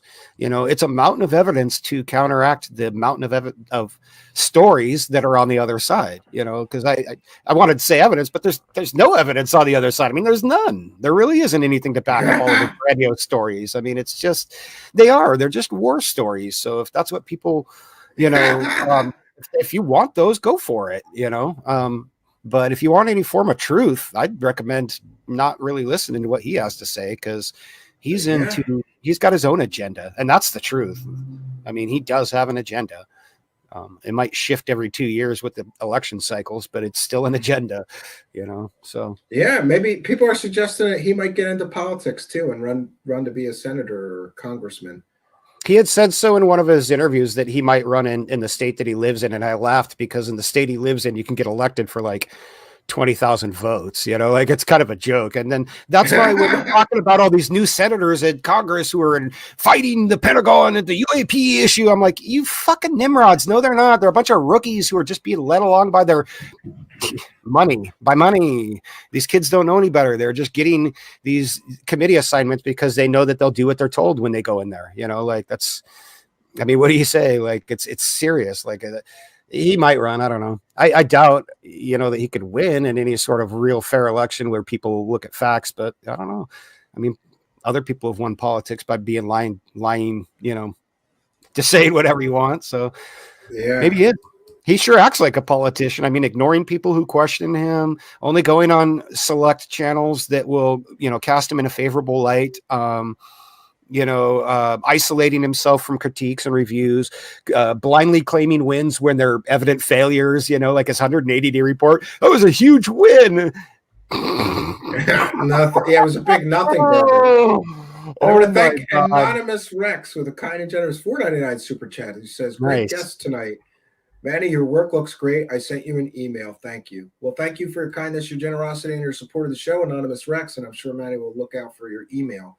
Maybe some people, once in a while, somebody will be in the live chat with a very nice nugget of information to share. So maybe that's what that's about. I'm hopeful that you'll get some more useful nuggets. And along those lines, if anybody out there watching this has got some information that they feel would be relevant for this, send it in to me at my email address, realarea503@gmail.com. And, I will look at it, but I do want evidence. I'm not interested in rumors and opinions and thoughts and feelings, really. I want evidence. So let's have something to back it up. I mean, I guess rumors are cool, but, I'd still like to see a document to support something, I get an awful lot of both in my inbox personally, I get a lot of both. So Well, I Yeah. want to thank you for joining us. I'm going to throw you out of here, and then I am going to take a quick musical break, and then I'm just going to do take questions and comments from the live chat for a little while. But I appreciate you being here tonight. I hope you'll come back once the film is done, especially if I give you a terrible review. This film sucks. Oh, for sure, man. I'll This definitely film come back when it's sucks, and we're out. going to have Manny come and explain why this film sucks so bad. No, I think I'm I'd gonna love like it. I'd love it. I'd love it. I can tell already I'm going to like it. So I can't wait to see it. Thank you for doing this important work, and thanks for coming here and giving us this exclusive first peek at it. I appreciate that. Yeah, my pleasure. Looks like there's some people I want to say hi to real quick, man. I see Lee at First Floor Audio's here, and Captain Corrosive was here earlier. Jessica's here. Lord Ludacris Platt, all kinds of cool people, man. You guys are the ones who I sit and talk to. So I'm glad to see you guys here and give you guys all a shout out and say, hey, it's good to be seen for once instead of just hanging out in the chat. Well, you are most welcome here, friend. You have a great night. All right. Take care. Take care out there, everyone. All right, boy, there we go. What a great guest with some important work to share.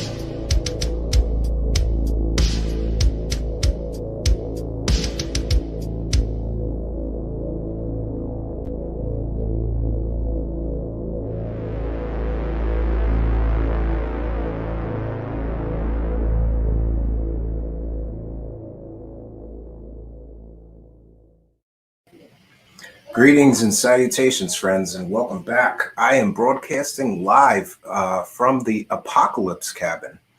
And ordinarily, I try to keep my cabin time and show time separately.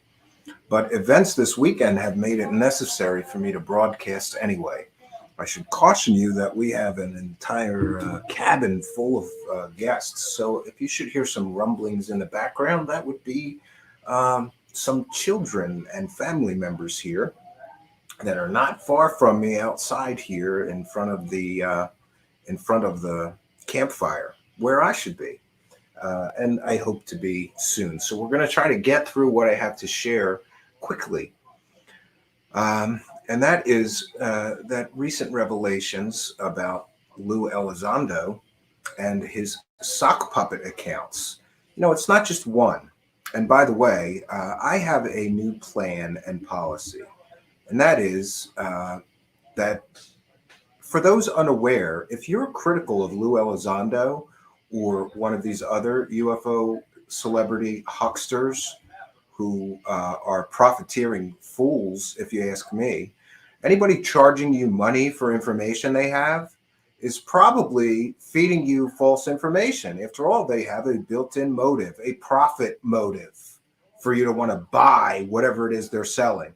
And one thing I'm getting real tired of is all you idiots that want to say that Lue Elizondo did all these things for disclosure. All that man has done is fill his pockets with money from victims. Go ask the victims of the TTSA techno scam. How many of them got their money back? How much money did Lue Elizondo make from that? Right? And hey, you too can lie to the New York Times or pretend, or let's just say lie by omission, or conflate two separate things or programs. You know, I'm sorry, but a director of an official Pentagon program that was funded to the tune of $22 million and some guy who just did UFO stuff for a hobby when it wasn't even his job is two vastly different things. Who lied to the New York Times? Somebody had to lie to Leslie Keane and Sidney Blumenthal. Somebody lied to them. And who was the primary source for that original New York Times article that started this whole media blitz calling this man a director of a $22 million Pentagon program? We all know now that that program he claimed to run doesn't exist. It wasn't an official program.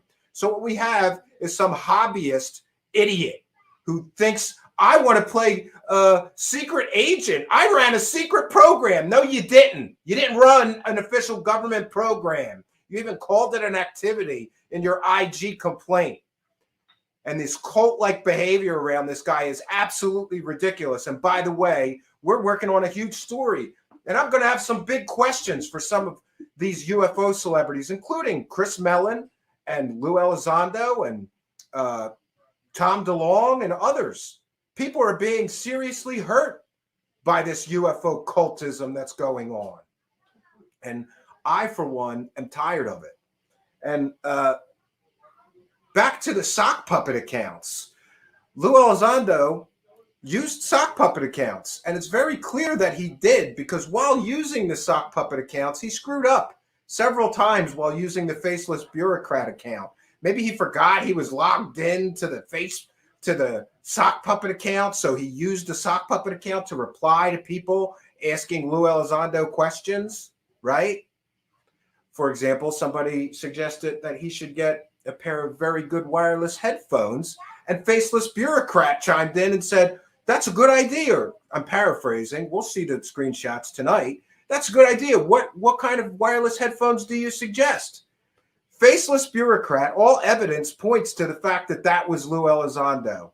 And it makes sense, because all faceless bureaucrat did is spend hours and hours on Twitter every day arguing with Lue Elizondo's critics, arguing with people who dared to ask questions or question his narrative. And now we know that those people who were questioning his narratives were the people who were right. It was right to question his narrative because his narrative was fake. His narrative was false. He wasn't who he said he was. He was not now. He is not now, nor will he ever be who he claimed to be to the New York Times. And don't you love how he used to claim director of ATIP as his title, and then it changed to UAP portfolio manager. Now we're back to director of ATIP, and Todd McMurtry is tweeting at people like John from the Black Vault, threatening them with lawsuits if they say he was not the director of ATIP, an imaginary program or a nickname for another program that lost all its funding and went belly up. But this is where we're at. Because if you want to live in a delusional world of these Lue Elizondo ass lickers, you have to forget about facts. You have to forget about evidence. You have to forget that somebody lied to Leslie Keane and Blumenthal of the New York Times. Somebody continually lied, and let that lie keep going. And who had a profit motive to let that lie keep going? Lue Elizondo had a profit motive. How much money has he made from UFOs so far? Let's see. He made money from the TTSA techno scam, right? Was he sitting there on a stage when TTSA promised investors, while they were soliciting public investment money, that they were going to build a spaceship with a revolutionary power source that would change the world? Where is the SEC in this? Where are the people who, deal with stock fraud in all of this? Why was that allowed to happen, that TTSA and its officers could stand up and promise everybody investing a spaceship and then not deliver shit? Nobody's been prosecuted yet, but if you look into the finances, and now TTSA is soliciting new investors. They already fucked all the first investors. Now they're going to fuck the second investors? Why is this? Why is this allowed to happen? Well, I've been asking that question for years now. And the only answer that I can come up with is this is a government op. Why would you let people defraud the public in an investment scam? And Lue Elizondo was up to his eyeballs in that. How much money did he make with TTSA? Did he ever apologize to the investors of TTSA who all got screwed out of their investment money? Did he apologize for misleading the New York Times, stretching the truth a little bit about what he actually did at the Pentagon? He didn't tell the Pentagon, well, my full-time job was something entirely unrelated to UFOs, but in my spare time, I looked into UFOs. That's the truth, friends. That's what happened here. And then this man lies to the New York Times. He lies to the whole UFO community, but then he screws up and tells the truth. Well, I'm a counterintelligence agent. That's what I do, counterintelligence. And I was asked to apply those counterintelligence skills into the UFO community. That actually came out of his mouth in a rare moment of clarity and truth. I think he slipped, right? Or maybe he forgot that he wasn't talking to those inner circle people, those cult members that get invited to those private chats where he shares the real secrets. This is such cult-like behavior. So tonight we're going to detail all these faceless bureaucrat tweets. And now, when you read them, knowing with, I believe, a high degree of certainty, I'm certain that faceless bureaucrat was Lue Elizondo. And him and Todd McMurtry, hey, sue me if I'm wrong. I'm stating an opinion. Based on available evidence, I believe that the faceless bureaucrat account on Twitter was clearly Lue Elizondo. And if they want to sue me, they can, but then I'm going to get subpoena rights, which means we'll all get, if I get subpoena rights, if me or anybody else, if they're stupid enough to sue, especially a researcher like me, or God forbid they do that to John from the Black Vault, you get subpoena power. People will be able to subpoena Lue Elizondo's IP records, his family's IP records, because maybe he was using a family member's computer with the SOC accounts, and we'll find out with 100% certainty who posted all these tweets under the name Faceless Bureaucrat. I don't think they want to do that. But stranger things have happened, and people are throwing around threats of lawsuits to researchers that are simply asking questions that should be asked.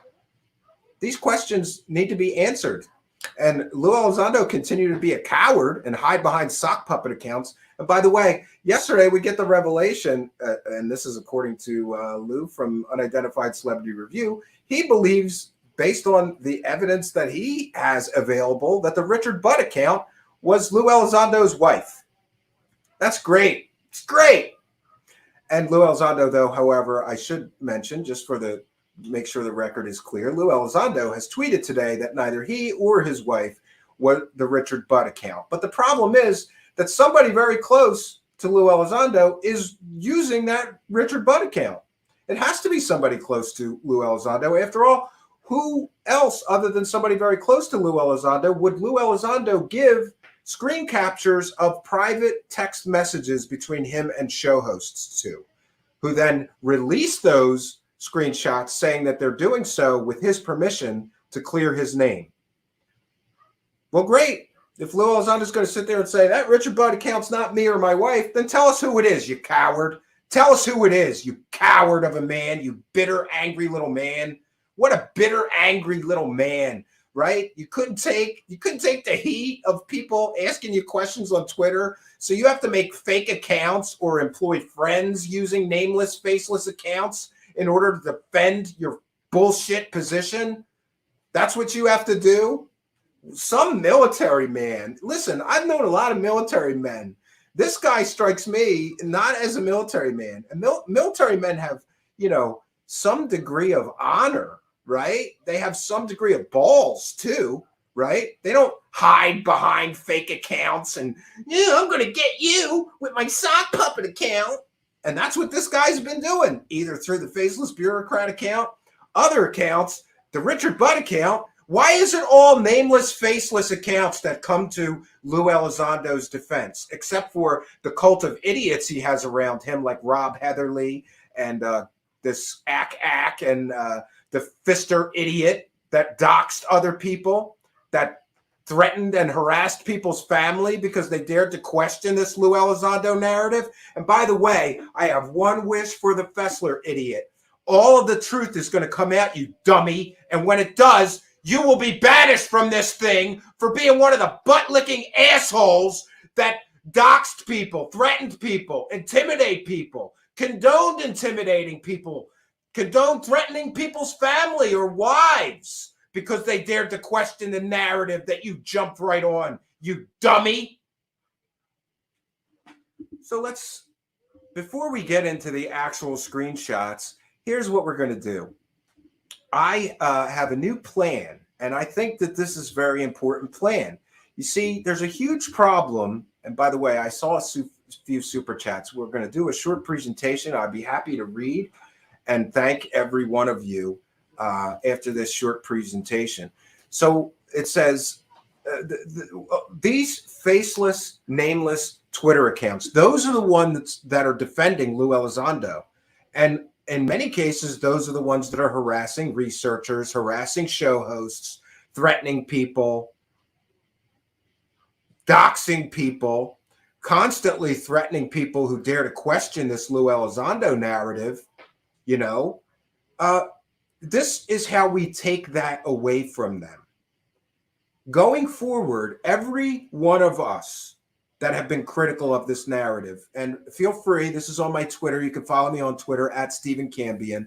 This wonderfully beautiful graphic made by Spooky. Thank you, Spooky. And by the way, thanks, Spooky, for that wonderful edit of the video we saw earlier today. This is how we stop this. I believe it's a CIA psyop. Call me kooky. TTSA had, how many CIA members did it have on its board? It had a combined experience of CIA experience of over 100 years of CIA experience on the board of TTSA. Who else was involved with that? Lue Elizondo. So pardon me if I think that this is all an op. And I think that people are being employed full-time. You can check the Twitters of some of these nameless, faceless accounts and find out that for 8 or more hours a day, some of them are arguing with Lue Elizondo critics, are harassing people who dare question Lue Elizondo. That's not normal, friends. That's a normal person doesn't sit there for 8 or 10 hours a day arguing with some UFO celebrities' critics on Twitter. This is an op, in my opinion. Based on all the available evidence, it looks like an op to me. And so this, my friends, This is how we stop the op. We take away their ability to muddy the waters. We take away their ability to harass people questioning the narrative. All they're going to be left with after we take away the fake sock puppet accounts is a few stupid idiots. Idiots that are stupid enough to literally do illegal things publicly. Rob Heatherly, ack. What is this? I don't even want to mention a few of their other names, right? You know, UAP people. They have literally done illegal things right out in the open on Twitter. Doxing people is illegal, you dummies. So after we stop the op and take away the Lue Elizondo's ability to employ nameless, faceless Twitter accounts to harass people into silence, intimidate people into silence, dox people into silence, threaten people into silence, after we take away his ability to do that and all of these UFO celebrities' ability to do that, we will have stopped the op. All you do going forward, I'm doing this, and I encourage each and every one of you to do the same. When a nameless, faceless, especially nameless, faceless, brand new Twitter account starts arguing with you, threatening you, harassing you, belittling you, making fun of you for questioning Lue Elizondo's narrative, don't reply. Oh, no, do reply, but just reply with this graphic or a similar one if you want to make your own. This one says, I have adopted a policy of not engaging with nameless, faceless Twitter accounts. And there's a reason we're all going to do this. We're all going to do this because Lue Elizondo has admitted to using sock accounts on Twitter. Well, I'm an intelligence. I gather intelligence. No, you're not gathering intelligence, you coward. You're fighting with your critics because you're not man enough to do it with your real name and real face, coward. So this is what we do. This, my friends, is how we stop the op. It's simple. It's so simple. I don't know how it didn't occur to me before. It's probably because it is too simple. All we do when one of the nameless, faceless sock puppet accounts, which for all we know could be Lue Elizondo himself defending his defrauding of investors in TTSA along with his CIA buddies and Tom DeLonge, or defending him lying to the New York Times, or defending him, I don't know, suggesting to a show host, what if somebody called your mother a hooker, right? Whenever one of these nameless, faceless accounts pop up, don't engage with them. Do not engage with them. Don't give them any information. I just stupidly, one of these nameless, faceless accounts was on a thread with John Greenwald, arguing with me and John Greenwald. We have to give him evidence. We have to give him evidence. I don't have to give you shit. Why doesn't Lue Elizondo, coward that he is, stand up and dispute whatever is in dispute? He doesn't do that. He sends his troll army of idiots out to harass everybody because that's the kind of pussy this man is. He is a pussy, military man. You're a pussy, Lue Elizondo. So this is what we do. We post this graphic that says, I have adopted a policy of not engaging with nameless, faceless Twitter accounts. Because for all we know, that nameless, faceless Twitter account is Lue Elizondo, the pussy, the coward. That's what we do. We take away their ability to harass people with nameless, faceless accounts. We take away their ability to dox people, to threaten people, to demand that we provide more proof when we're the ones that have the facts and the evidence. We're not muddying the waters. We're not lying to the New York Times. We're not lying to investors that we're going to build a goddamn spaceship. You asshole, Lue Elizondo. All right, I'm getting upset. Let's get to, so I really encourage every single one of us should do this, because think about it for a moment. If all these nameless, faceless Twitter accounts that start harassing people, demanding evidence, saying you're wrong about Lue and all this nonsense, if all they get is this reply, then we, my friends, you can join the resistance. to this UFO cult-like toxic behavior, and you and me and all of us can stop this op. All right, now we're going to get into the faceless bureaucrat accounts because by chance, they do exist. And I should apologize both to my audience and to the entire everybody, because I'm supposed to be an IT guy. And I swear, after Lue Elizondo deleted, I believe Lue Elizondo deleted that faceless bureaucrat account, I tried through various methods to get the screenshots, and I wasn't able to do it, but other people were. And boy, that's lucky. It's lucky that we can go and look through the history of those faceless bureaucrat accounts. And now I want to dedicate tonight's show to Pussy Lue Elizondo. You pussy. What are you going to do? Are you going to threaten to take me behind the barn and beat me up too? I'll meet you anywhere you want. And in fact, if you want to do it like a legal way, right? If you really want to beat me up, we can do it a legal way. I'll pay for whatever you want. I'll pay for an MMA ring or a boxing ring, whatever you want. I'll pay for it, right? Because I think you're a pussy. I do. And I'm allowed to say that. You're a public figure, and I think you're a pussy, Lue Elizondo, because look at this behavior. This is the behavior of a pussy. A pussy hides behind nameless, faceless Twitter accounts. A pussy sends out an army of idiots. A pussy does these things, Lue Elizondo. You're no hero. You're a pussy. So what we're going to do now is we're going to get into the, I guess I can say goodbye to that 27 cents of YouTube ad revenue that we were going to get from this broadcast, but that's okay. I'd rather call Lue Elizondo a pussy and lose the ad pennies. I'm quite okay with it. So faceless bureaucrat, an account that many people besides me have said is Lue Elizondo. Lue Elizondo had a chance to deny that was his account when he was on a show with Unidentified Celebrity Review.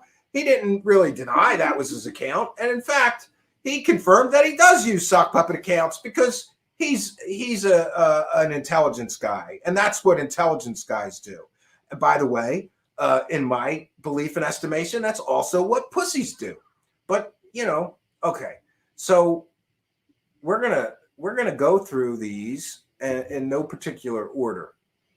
And actually, give me one moment because I'm going to have to make this a little bigger so that I can see it. So please bear with me. And then we're going to get to the other idiot. Oh, there's idiots all around. It's wonderful. All right. Okay.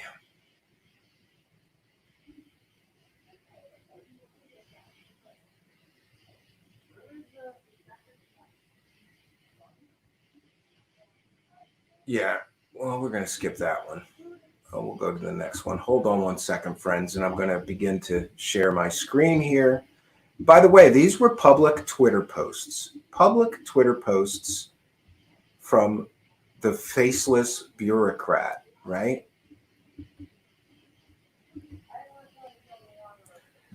UFO Detective Dogbert. Okay, so why did they set up a consulting firm? To give money to charity? Come on now. These dudes are pushing for alien disclosures so they can position themselves to profit from increased government spending on UAP issue. And yet, we don't even have evidence of even what UAPs are. And here is faceless bureaucrat jumping to the defense of coward Lue Elizondo. Dude, you seriously have absolutely no idea what you're talking about. You must be a Mick West fake account. You are speaking complete nonsense. Once it comes out what Skyfort is, and it will, you will have to change your Twitter handle to something different. What has Skyfort done? Does anybody know? What has Skyfort done for us? Except attempt to fill all their pockets with money from UFO dollars. That's what all these people are doing. They're just filling their pockets full of UFO money. It's wonderful. Boy. That one's small. We're gonna have to skip that. But that's engaging with here. Lue Elizondo says, friends, sorry for being radio silent last week. Catching up on some dues, finishing another frank dialogue with the journalist too. We'll send link when posted. And somebody busts on him and says, a journalist, wow, sounds awesome. I bet you're asked a pointed question about providing evidence or needing a direct answer. You'll fall back on the NDA excuse. And here along comes faceless bureaucrat to defend the honor. And isn't it great that it's always nameless, faceless accounts that are defending the honor of these cowardly UFO celebrities that are afraid of questions, afraid of criticism? Faceless bureaucrat says, yeah, or perhaps he doesn't want to go to jail for the rest of his life. Or maybe he is a man of his word and won't betray his oath to his country or the American people, something you wouldn't understand. Why don't you just meet him at TTSA if you feel so bold? Again, this is a threat. He's threatening people under this faceless bureaucrat accounts. This isn't just, trolling. This is a threat. Meet him at the address. Come on, Lue Elizondo, you coward. The God Emperor replying to none other than UFO Jesus. Isn't it great that another great Lue Elizondo supporter is UFO Jesus? Look at that guy's stupid predictions. Ooh, disclosure. It's the first week of disclosure. Disclosure is going to happen soon, like next week. He posted that 5 years ago. That dummy. Another UFO celebrity ass licker that should be stricken from this whole world. Defined seriously. They all write the same article, more or less. If you read one of them, you've read them all. There's zero new worthwhile information being broken by any of these media outlets. And again, along comes faceless bureaucrat. And what precisely has you done as far as accomplishments other than sit in your armchair? And here's where you can tell this is Lue Elizondo, because he said almost this exact phrase on another show. As Lue Elizondo. You sit in your armchair in your mom's basement, probably in your underwear. Oh, okay, I see nothing. Thanks for the comments. Right? And here we go. More faceless bureaucrat defending the honor of Lue Elizondo. And this goes back to 2020. I believe the result of the analysis simply indicated it could have been manipulated due to pixelation issues, but not definitive. So here we have Lue Elizondo using a sock puppet account to muddy the waters. Somebody found pixelation issues in the videos, but he's got to muddy the waters. No, it could have been manipulated, but it's not definitive that it was manipulated. This is Lue Elizondo, the coward, using a sock puppet account to muddy the waters when people are finding evidence counter to his statements. I think the purpose of this tweet is to inform the public of the necessary steps to be undertaken for phase 2. And don't be surprised when they start hearing about the conversation in these other areas and forums. After all, this is a multifaceted issue. And then he questions somebody's credentials that is questioning so-called evidence, right? You got to muddy the waters. If you're a coward like Lue Elizondo, you put on your fake pants and your fake UFO Twitter account, faceless bureaucrat, and you go argue with your critics like a coward, right? And he's talking about people sitting in their basement, in their mom's basement in their underwear. I bet you he was sitting around in his basement in his underwear. I'll get you. I'm the faceless bureaucrat. I'm Pussy Lue Elizondo. It's ridiculous. So all you do here is heckle. Why do you follow Lue? Seems to me like you are a carnival barker or the lonely kid in the back of the classroom itching for attention. Don't you have anything better to do? Like get a job, hug your kids, or read a book. And again, these are just all people that are asking questions, right? Adrian Perga, as much as I disagree with Mick West at times, I'd want him on the boat too. We need diehard skeptics just to keep a balance. And faceless bureaucrat, skeptics aren't necessarily wrong, just means we have to work harder to explain, prove our perspectives. The boat should be big enough for all to fit. Unless you're a purposeful agitator, in that case, there are some hungry sharks to feed. Is he implying we should feed Mick West to the sharks, right? This is so sickening and disgusting. This guy sits around with his fake accounts saying shit like that. And I guess, yeah, you don't want to say shit like that with your real name because then people will know what a cowardly slime ball you are. It's awesome. Just use a fake account, right? Lue, I love you and I hate to be negative, but there's some real kooks on here. Yeah, but we Faceless Bureaucrat says, we are all kooks. That's why mutual respect is important and most of all, communication between camps. One moment, friends. Let me just make sure. So we will continue here in our journey. Lots more to go through. This is fun, right? We get to all see the man behind the nameless, faceless crap, right?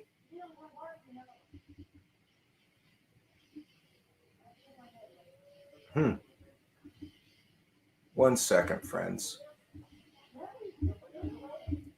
All right, we're going to move along here. Let me get back to that. Somebody just messaged me. Are you messaging me a screenshot of a video that person took down or one he just took back up? Communication between camps. Yeah, the sock puppet wants communication between camps. If there wasn't enough room for you, Lou, because you're a man who puts others before yourself and lets everyone on before you, I would give up my seat to you. Please let me hang off the side of the boat like Jack did in the Titanic. Well, that's cringeworthy. Joe, I bet you $1 million that Lou would scoop you up and give you a warm blanket and his seat, just a hunch. So it wasn't just attacking his critics that Faceless Bureaucrat was doing. It was thanking and encouraging these stupid cult-like disciples. Forced transparency in the way that the public gets to see the date over the secrecy can't be used to hide the truth. I must ask, do you see a professional to help you through your issues? Yeah, implying somebody's mentally ill. Great. Colton, I recommend you go back to playing your Xbox and change your Twitter name because soon you will be the butt of many, many jokes. And again, this is something that Lue Elizondo has said as himself on shows, that these people that are critical of Lue Elizondo are people sitting in their mom's basement in their underwear playing Xbox, right? Even the language patterns match Lue Elizondo and the stories that he uses. For an overview of current UAP monitoring capabilities, here's a memo I wrote from Christopher K. Mellon. Excellent, Chris. Thanks for sharing. Concur 100%, but you already knew that. Yeah, of course Lue Elizondo concurs with Christopher Mellon, the guy who helped him get those videos out of the Pentagon and possibly illegally use them to profit for 5 years now, right? Of course he's going to agree with them. He's got to agree with them on the sock puppet. The phenomenon is indeed real. Ever wondered what face would be Lue Elizondo? Look better than Lou. And I could say that with love. I assure you, I bet you anything. Again. And here he is busting on Mick, right? A lot of what Faceless Bureaucrat did was argue with John from the Black Vault and Mick West. Mick, seriously, please stop the BS speculation and nonsense. You have no clue what you're talking about here. Seriously, you are being absurd and completely uninformed. Why couldn't he say that as himself, as Lue Elizondo? Is it because he's a coward? Why did he have to use a nameless, faceless Twitter account, a sock puppet account, to say these things? I'm just going to read the second part because I'm no fan of this idiot. Faceless Bureaucrat says, for the record, I think he just did a small podcast with David Marceau. Just an FYI, you may want to revise your statement. So again, arguing with another critic, UFO Satan. Thanking UFO Satan. And by the way, Faceless Bureaucrat also thanked all the Lue Elizondo ass lickers. That's again an indicator that this account belonged to Lue Elizondo. Definitely not true. Pence had nothing to do with it. It was other folks who shall remain nameless for now. But I assure you, not Pence. Okay, I'm not sure what that one. Such a witty response to someone's sincere idea. Haven't heard from you in a while. Have you been ruminating on a clever response for this long? Well, it shows. So you reject all three categories, obviously. Again, Lue Elizondo says something. Somebody tells him to shut up. Along comes nameless, faceless bureaucrat to defend Lue Elizondo's honor. Because Lue Elizondo is apparently too much of a coward to do it himself under his real name, right? Oh, James Fox is thanking Lue Elizondo. And here's Faceless Bureaucrat again to thank a supporter of Lue Elizondo. One team, one fight. You are all doing great. Great. I bet Lue will do any media that is willing to take a risk and talk about the subject. He is apolitical, remember? No different than a liberal doing an interview on a conservative show or a conservative doing an interview on a liberal show. Good grief, people. Yeah. And by the way, Lue Elizondo only went on friendly shows. He would not go on any show that asked him hard questions. And the one time somebody did ask him a hard question, he had a hissy fit. And you know what happened, right? Rather Be Squidding asked him one hard question, which was, by the way, about this, about the sock puppet accounts he uses.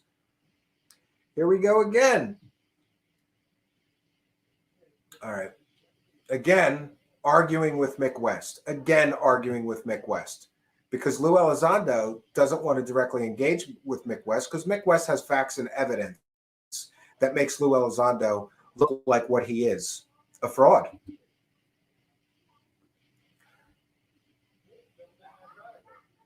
Yeah. Again, thanking supporters, right? Thanking those friendly. I think Lue is pretty blue collar himself, according to his recent interview, right? Lue Elizondo with a fake account telling everybody how blue collar and a good person Lue Elizondo is. What kind of an egomaniac has to compliment himself on a fake Twitter account where somebody is talking about him? Deception or not, that is the question. I don't trust the guy since I caught him lying. Anyway, whatever the plan is, it will unfold. Lying about what? Again, anytime somebody questioned whether Lue Elizondo was telling the truth, here's faceless bureaucrat. TTSA is fake news. That is a bit much. They just screwed up and can't figure out a way to correct it. Maybe they should just science up. You mean like you? 5x5? As in use the same scientific methods you do? Oh, wait, you haven't listed any. So I guess TTA will just have to use the ones real scientists use. And again, this is Lue Elizondo defending TTSA back when he was, I suppose, still involved with TTSA. And people were being critical of TTSA and all the promises they've made, right? 5x5 is smarter than the DOD and the IC. He should run for president. You know, how childish is this? This is so stupid and childish that this grown man sat around his house ruminating on the fact that people were being critical of him. So he said, you know what? I'm going to log on as faceless bureaucrat and give him a piece of my mind in secret because I'm a coward and I can't do it for real under my real name because I'm a coward. So I'll use this fake account. I'll get these kids. I almost got, it's like Scooby-Doo, right? I almost got away with this con. Telling everybody I was the director of a $22 million program. I almost got away with it. If not for you meddling kids in Scooby-Doo, right? It's so childish and stupid. Hire you and Mick West so we can prove that all aircraft are just big seagulls flying thousands of miles from any land. And again, here's faceless bureaucrat defending somebody. So this has been the pattern that I saw for years. And we can talk about the pattern in general terms. And here was the pattern. Lue Elizondo would post something, somebody would ask a critical question, or somebody would, be critical of something he posted. And here's 5x5 News pointing out problems with TTSA. That the videos that Lue Elizondo was responsible for the release for, well, he doesn't want you to think he's actually responsible for the release. He authorized their release within the Pentagon, and then somehow those videos just magically made it out to the parking lot to Christopher Mellon, his co-employee in the To the Stars Academy techno scam, right? And then they all went over to TTSA and profited for years off of those videos that have been debunked. And so back to the pattern, though. Lue posts something, somebody is critical of him, and along comes faceless bureaucrat to defend Lue Elizondo. It was a pattern for a long, long time. That's why they created a UAP task force to figure out the difference between a balloon, a drone, and a plane. Bravo. You figured it out. And this is somebody being critical of people posting balloons and drones and things and claiming they're UFOs. They're not. And again, more accolades and thank yous to supporters, right?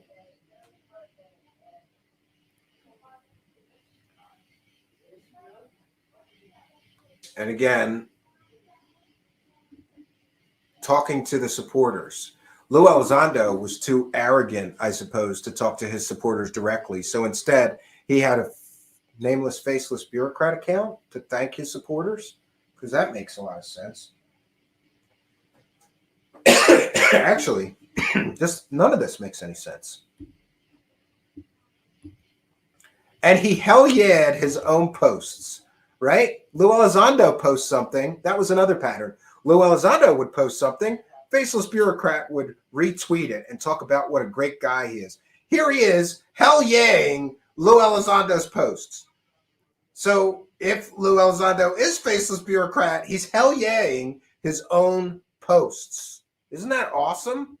Who does that? What kind of an egomaniac has to log on with his real account, post something that he likes, and then log off his real account, log back on with his fake account, and hell yeah himself? An egomaniac. That's who does this kind of thing. So now there is a crystal clear photo of a triangle UAP that is disseminated across the IC and possibly coming out of the water. I guess it's a cormorant and not a seagull. Yes, that's it. A cormorant? Mick, you are brilliant. Again, harassing a critic of Lue Elizondo. And by the way, this is from December 2nd, 2020. Where's that crystal clear photo of a triangle UAP? Nope. He was talking about that garbage video from Jeremy Corbell, Pyramid Triangle UAP. It turned out to be drones and bokeh effect. And by the way, Mick West correctly debunked that too. So, you know, no offense, but Mick West makes people like Lue Elizondo and Jeremy Corbell look like foolish idiots. That's why they harass Mick West. That's why they go after him. And that's why Lue Elizondo, under a fake account, had to go over and harass, belittle Mick West, make fun of Mick West. Must have stung, didn't it, Lue Elizondo? Must have stung having Mick West blow apart your garbage narrative and your garbage videos.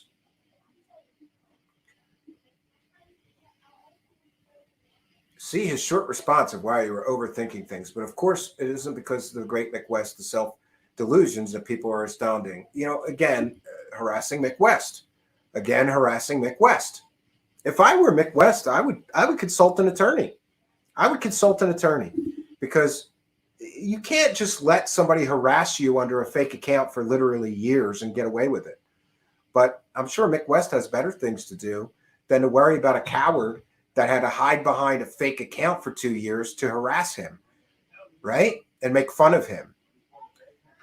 You hang out in UFO Twitter, spending time spinning alternate theories about seagulls. I get that that makes you a UFO fan too. Again, this is a form of harassment, because look how much. Oh, and here's Stina Maria.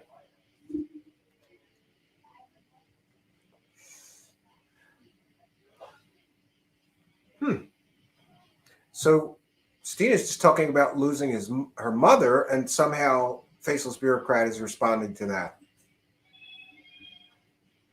That's interesting. And here's Buttlicker, UFO Jesus. We're all deluding ourselves.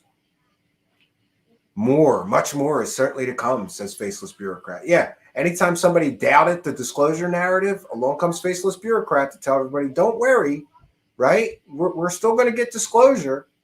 Don't worry. It's not over by any stretch. Sometimes a crab, what the hell is this? Sometimes a crab must sheed its old in order to grow into something much, much bigger and better, right?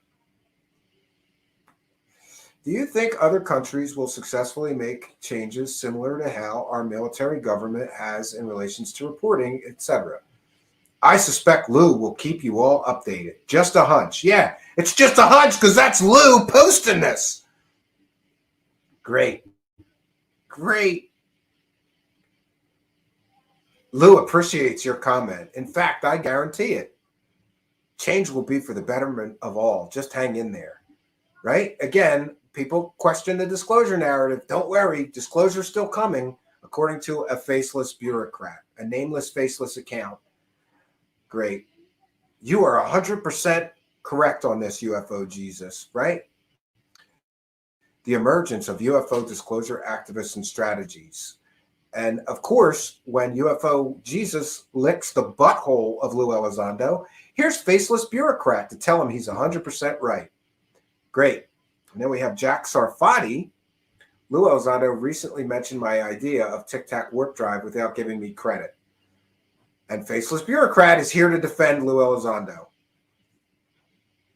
He mentioned it back in 2018 at the SCU conference, and before that, at the MUFON conference. Nice try. So apparently, CIA Lue even argues with other CIA guys like Sarfati. Great. The problem is they're never going to admit there are aliens. Faceless bureaucrat. Well, don't look now, but they just admitted UFOs were real. Not a bad start. And here he is again. I guarantee you both Chris and Lue would say it's a team effort. And you, all on UFO Twitter, deserve equal credit for your continued push on the topic. Yeah. Yeah. All you dummy, useful idiots, keep pushing this disclosure narrative so people keep investing in our techno scam, TTSA. That's what this op was about. Partially, I believe. If the UAP report that's due in 180 days, is that a binding obligation of the Director of National Intelligence? And here is faceless bureaucrat answering a question that Lue would know the answer of. But Lue didn't want to answer, so I guess faceless bureaucrat answers. Great. And here's faceless bureaucrat again. He doesn't care about controversy. He knows no matter what he provides, it will never satisfy his critics. The solicitation was generated in 2007, implemented in 2008, still before his time. And again, Lue Elizondo faceless bureaucrat defending Lue's voting choices, right? More faceless bureaucrat reaching out to people, and I believe recruiting cult members to the disclosure cult, right? And here somebody's asking, were you really a director at ATIP, though? And I would submit to you that you can't be the director of a program that doesn't exist.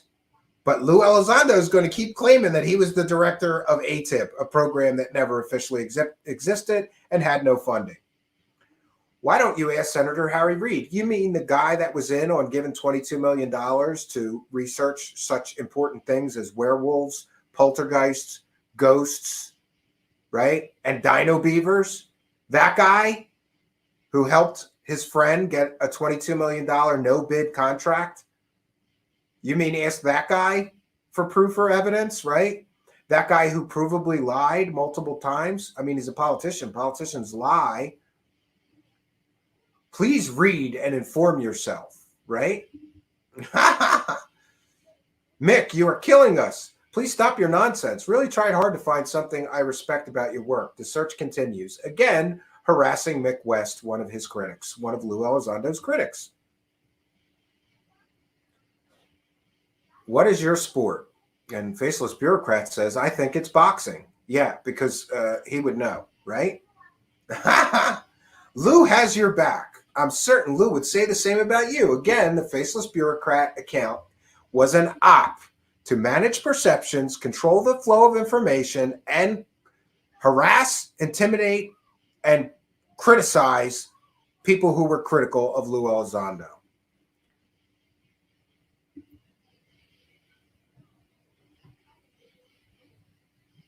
Vault and Scout are alive and well under a new contract. Again, he's answering questions people, faceless bureaucrat constantly answering questions that people ask to Lue Elizondo, right? These two are behind you, all of us. Yeah, you got to keep the disclosure cult narrative going so people keep investing, right? People keep buying, whatever you're selling. Wrong according to who? You? Will you pay for his lawyer and legal fees? Again, defending somebody who is critical of Lue Elizondo. That's all this account did.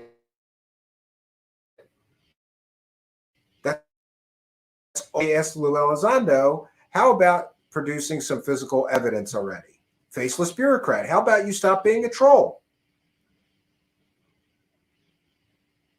Now you have videos, briefings to Congress, a UAP task force, a report due to Congress, mainstream media taking it seriously, foreign government involvement, et cetera, et cetera, et cetera. How much more can you expect in just 3 years? Again, people are being critical of Lue Elizondo, and we get the faceless bureaucrat espousing how much Lue Elizondo has done for us. In my view, all Lue Elizondo has done is fill his pockets with money, and those were ill-gotten gains. Does he have a legal right to take taxpayer-funded videos out of the Pentagon and profit from them for 3 years, 5 years? I mean, how long does he get to make money from videos that the taxpayers paid for and should own, not him, right? Is he allowed to make money while being a part of an organization that's promising people a spaceship to investors and soliciting public investment money? Why is this taking so long? Yeah, disclosure's taking a long time, but don't worry. Faceless bureaucrat says all is on track. Yeah, and again, espousing the virtues of Lue Elizondo. And he's got a like. It's great. Imagine having that kind of an ego that you have to like posts about yourself on a separate fake account. Here he is again, arguing with Mick West. Pseudoscience, you mean like you, Nick? Because Putoff has more qualifications in his left pinky finger than you will ever have. Yeah, Hal Putoff, the guy who spent how many tens of thousands of dollars did idiot Hal Putoff spend on stupid nonsense like Uri Geller's psychic powers? By the way, Hal Putoff is such an idiot, a Scientologist and believer in anything paranormal, that Uri Geller literally used children's magic tricks on Hal Putoff and fooled him into spending tens of thousands of dollars on psychic research. And then he declared Uri Geller had genuine superpowers while Uri Geller was using children's magic tricks. And friends, we could share a lot more, but I do have a great number of guests tonight. So that will have to do it for now.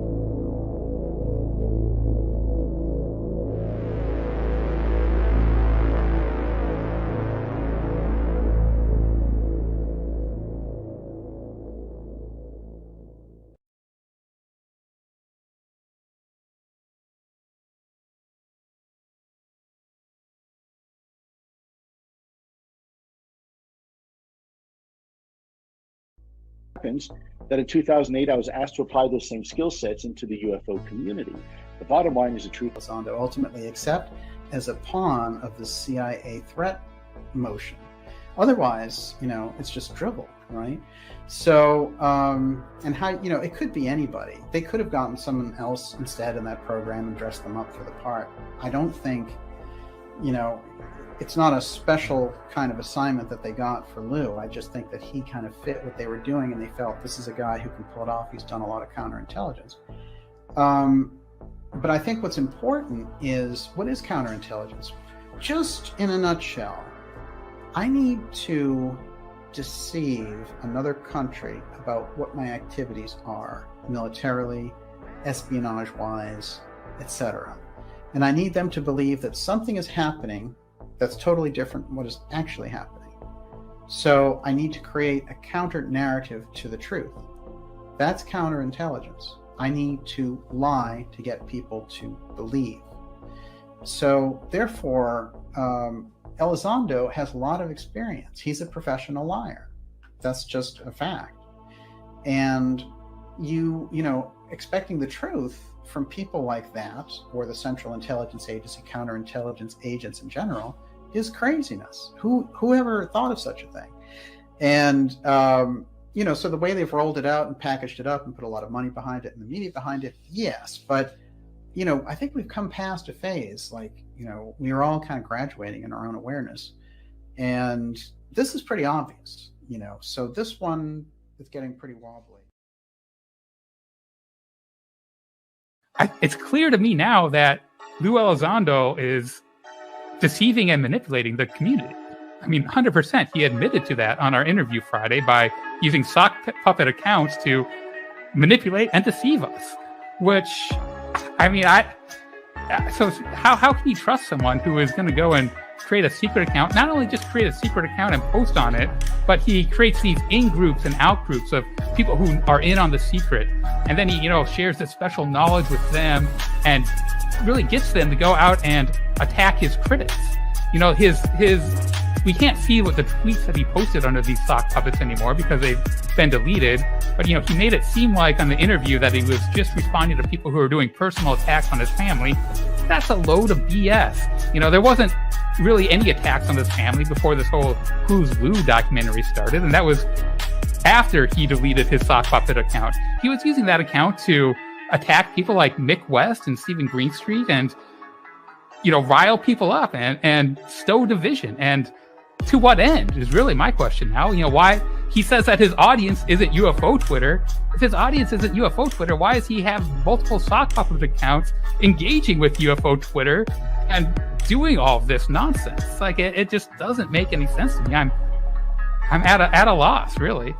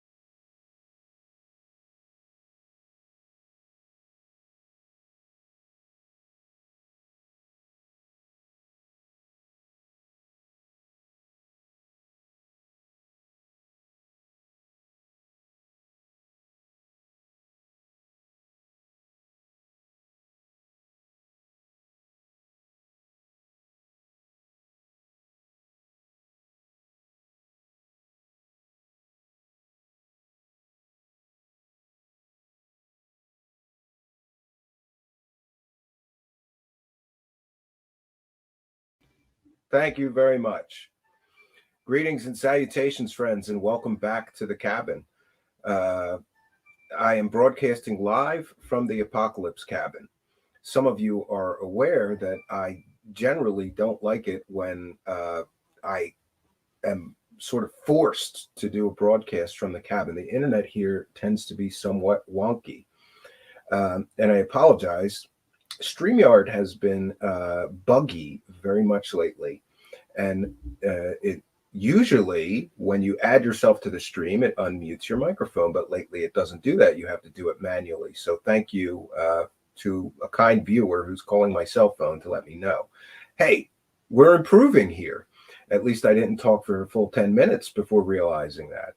So there are some things going on, and I thought it was important enough to interrupt my cabin time here.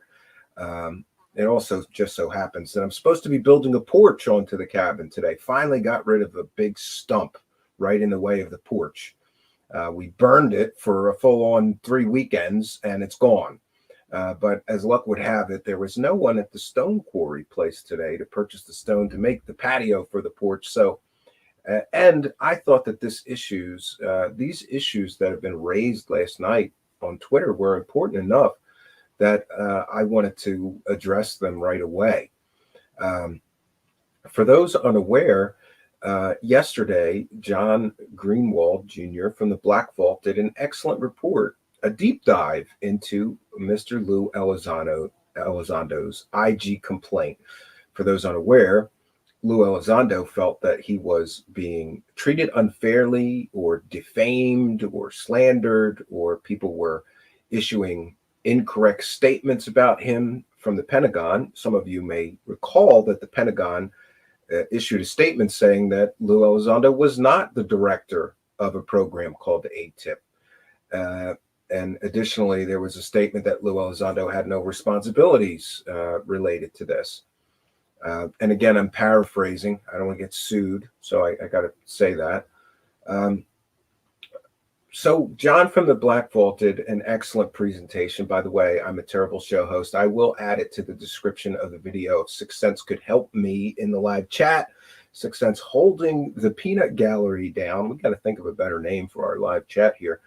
Please do put a link to John Greenwald's excellent reporting on and deep dive into that IG report.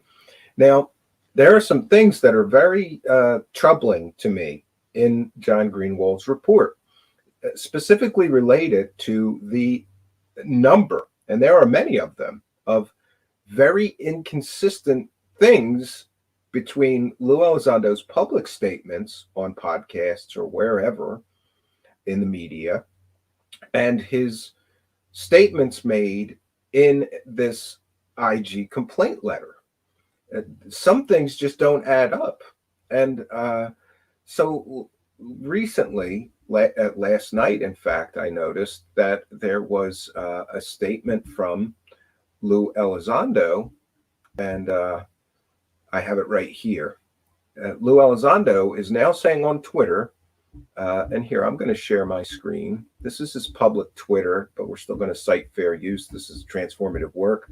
We're educating the public about this former Pentagon official claiming to run a UFO program, Lue Elizondo. And here is his statement on Twitter. Lue Elizondo, and I think this was made in response to the report and show of John Greenwald from the Black Vault. He says, quote, "I was the director of ATIP. It has been well documented. I have been the subject of a campaign of defamatory disinformation by multiple parties." And he says again, thanks to Todd McMurtry. Now, some of you may not be aware of that name, Todd McMurtry, but I was well aware of that name because I had closely followed the story of one Kyle Rittenhouse. Todd McMurtry is actually the attorney who is representing Kyle Rittenhouse in suing all of those media outlets who, I don't even want to use the term, I don't know what the proper term is, slandered him, reported factually inaccurate information on Kyle Rittenhouse, whatever you're, and by the way, we don't do politics here, so before anybody starts thinking that I'm a MAGA hat wearing right-wing, supporter here, I am an independent. I believe that both sides of the political aisle are filled with criminals, and you don't get extra points for picking one side that is less criminal in your opinion than the other side that is criminal. They're all criminals. That's my personal opinion. We stay out of politics here, but it should be noted and for sure understood that Todd McMurtry is sort of known to be a very right-wing conservative, sort of a person. And he has made many statements that some people have claimed. Now, he's a lawyer, so I have to be very careful here. Some people have claimed that Todd McMurtry has made statements that could be considered either racist or transphobic, etc. I'm not going to comment on that. It's just enough to say that people are saying that. In fact, I got three separate messages from people before our current broadcast right now who said, you have to share this tweet. You have to share that tweet. You have to share this that he said. You have to share that he said. So Todd McMurtry is sort of a very controversial character, and has taken an awful lot of criticism for taking on cases like Kyle Rittenhouse. Now, I do have to say that I don't believe that journalists should be sued unless they show malice and get things 100% factually wrong. And then they create harm by getting things factually wrong or damage somebody's reputation, cause them emotional distress because they're literally lying. In the case of Kyle Rittenhouse, it is well established that multiple major media outlets reported completely factually inaccurate information about that young man. Regardless of what you think, I don't want to get into the Kyle Rittenhouse thing. So Lue Elizondo, directly after John's broadcast about the IG, the deep dive, says, I was the director of ATIP. It has been well documented. I've been the subject of a campaign of defamatory disinformation by multiple parties. And that is in line with the claims that he makes in his IG complaint letter. So Todd McMurtry says this, and he is replying to Black Vault's post about his broadcast. He says, surely hope you don't defame Lue Elizondo. It is well documented that he was the director of ATIP, and any participation in a plan to cast doubt on that truth is a knowing effort to defame and sow disinformation. It's legally actionable. And immediately Twitter went nuts with this guy, Todd McMurtry, saying this directly to John from the Black Vault. And there is quite the Twitter flurry threads going on right now about this. Now, I thought in first seeing this that this is very troubling. All of you know that I am a big believer in free speech. And also the fact that a lawyer apparently, and we'll get into more details of that, a lawyer apparently under the employment of Lue Elizondo, at least to many people, including me here, this looked like a legal threat. He's warning him. One can argue, whether this could be considered a legal threat or not. I'm not a lawyer. Haven't had the opportunity to send this to any other lawyers to say, what do you think of this? But people on Twitter, it should be said, are saying this is a threat, myself included. Originally, I thought this is sort of a legal threat. And that's very troubling, especially considering that the person that this statement is directed at, or this warning is directed at, is John from the Black Vault. Now, many of you know that I'm not one to heap praise on anyone, but anybody that's been involved in UFOs or listened to John from the Black Vault will understand that John is one of the most, he's somebody that I could learn a lot from. He doesn't yell and scream. He doesn't make statements without, some sort of evidence. And it's important also that I would say this about John from the Black Vault. There was a man much wiser than me that I got to know before his death, a UFO investigator that we all know and loved by the name of Stanton Friedman. And Stanton Friedman had an excellent saying, and he impressed upon me the importance of this. Stanton Friedman would say, be sure, Stephen, that you have facts in hand before putting mouth in gear. Such an important thing. I'm going to say it again. Stanton Friedman's statement is, be sure to have facts in hand before putting mouth in gear. Now, some people will know that I didn't always, follow that advice very well. There's been several times where I go popping off and yelling or like getting upset, making statements without having facts in hand. But if you go and listen to John from the Black Vault, he's very professional. He's very matter of fact. He's very fact-based, evidence-based, research-based. And he's calm as a cucumber as he's doing a presentation. And like I said, I could learn, I for one at least, could learn a lot about how the proper way you should do things is from John from the Black Vault. So personally, you guys know, everybody knows this.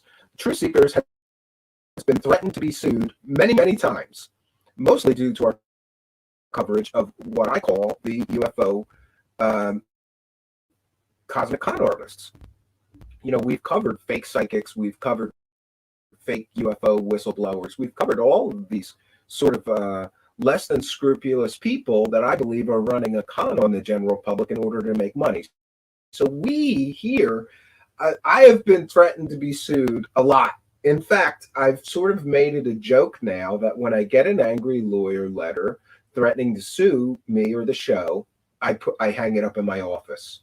And there's a bunch of them now. So to be very honest, my first thought was, if Lue Elizondo or Lue Elizondo's lawyer had said that to me, I would understand it. And so would most people, because we do some nutty things here. Let's just be honest.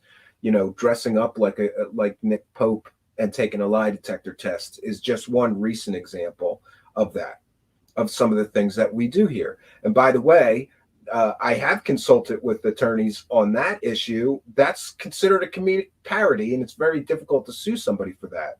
Maybe, just maybe, I'm not as crazy as some people think, and I do that for a reason. But my point here is that the first thought when I read this was, if Lue Elizondo or his lawyer had threatened me, or let's not even call it a threat, had made that statement towards me and my show, I would understand it. We do nutty things here. I go off half-cocked and say things that I probably shouldn't say. I'm not a trained journalist or trained researcher. It's taken me years to figure out the proper way to do things, and that is to say things like, in my opinion, based on the facts that we have shown you, I believe this. That's the proper way to do things. And what is so striking and shocking to me about what just happened is that John from the Black Vault is the guy that we should all emulate. He does it the right way. He shows you the facts, he shows you the evidence, and then he offers his opinion based on the facts and the evidence that he has shown you. And certainly there should be no claims of, slander or defamation based on a guy doing it like John does it, which I think he does it better than most people, the right way. I mean, even in our introduction, as much as I like Dark Journalist is essentially claiming that Lue Elizondo is a CIA disinformation agent. And there's no verifiable facts to prove that, so that's just somebody offering their opinion. That could be considered actionable, I guess, or suit-worthy, more so than what John from the Black Vault just did. And while we're on this subject, maybe, just maybe, the second thing I thought is that this report put out by John from the Black Vault must have sincerely struck a nerve for Lue Elizondo to have to go to Twitter and, I suppose, alert his lawyer to make a statement or issue some sort of warning to John from the Black Vault. By the way, I want to thank oh geez, gosh, Impersonator Somnium, kind and generous $5 super chat. Thank you for your kindness, your generosity, and your support of the show. It is much, much appreciated.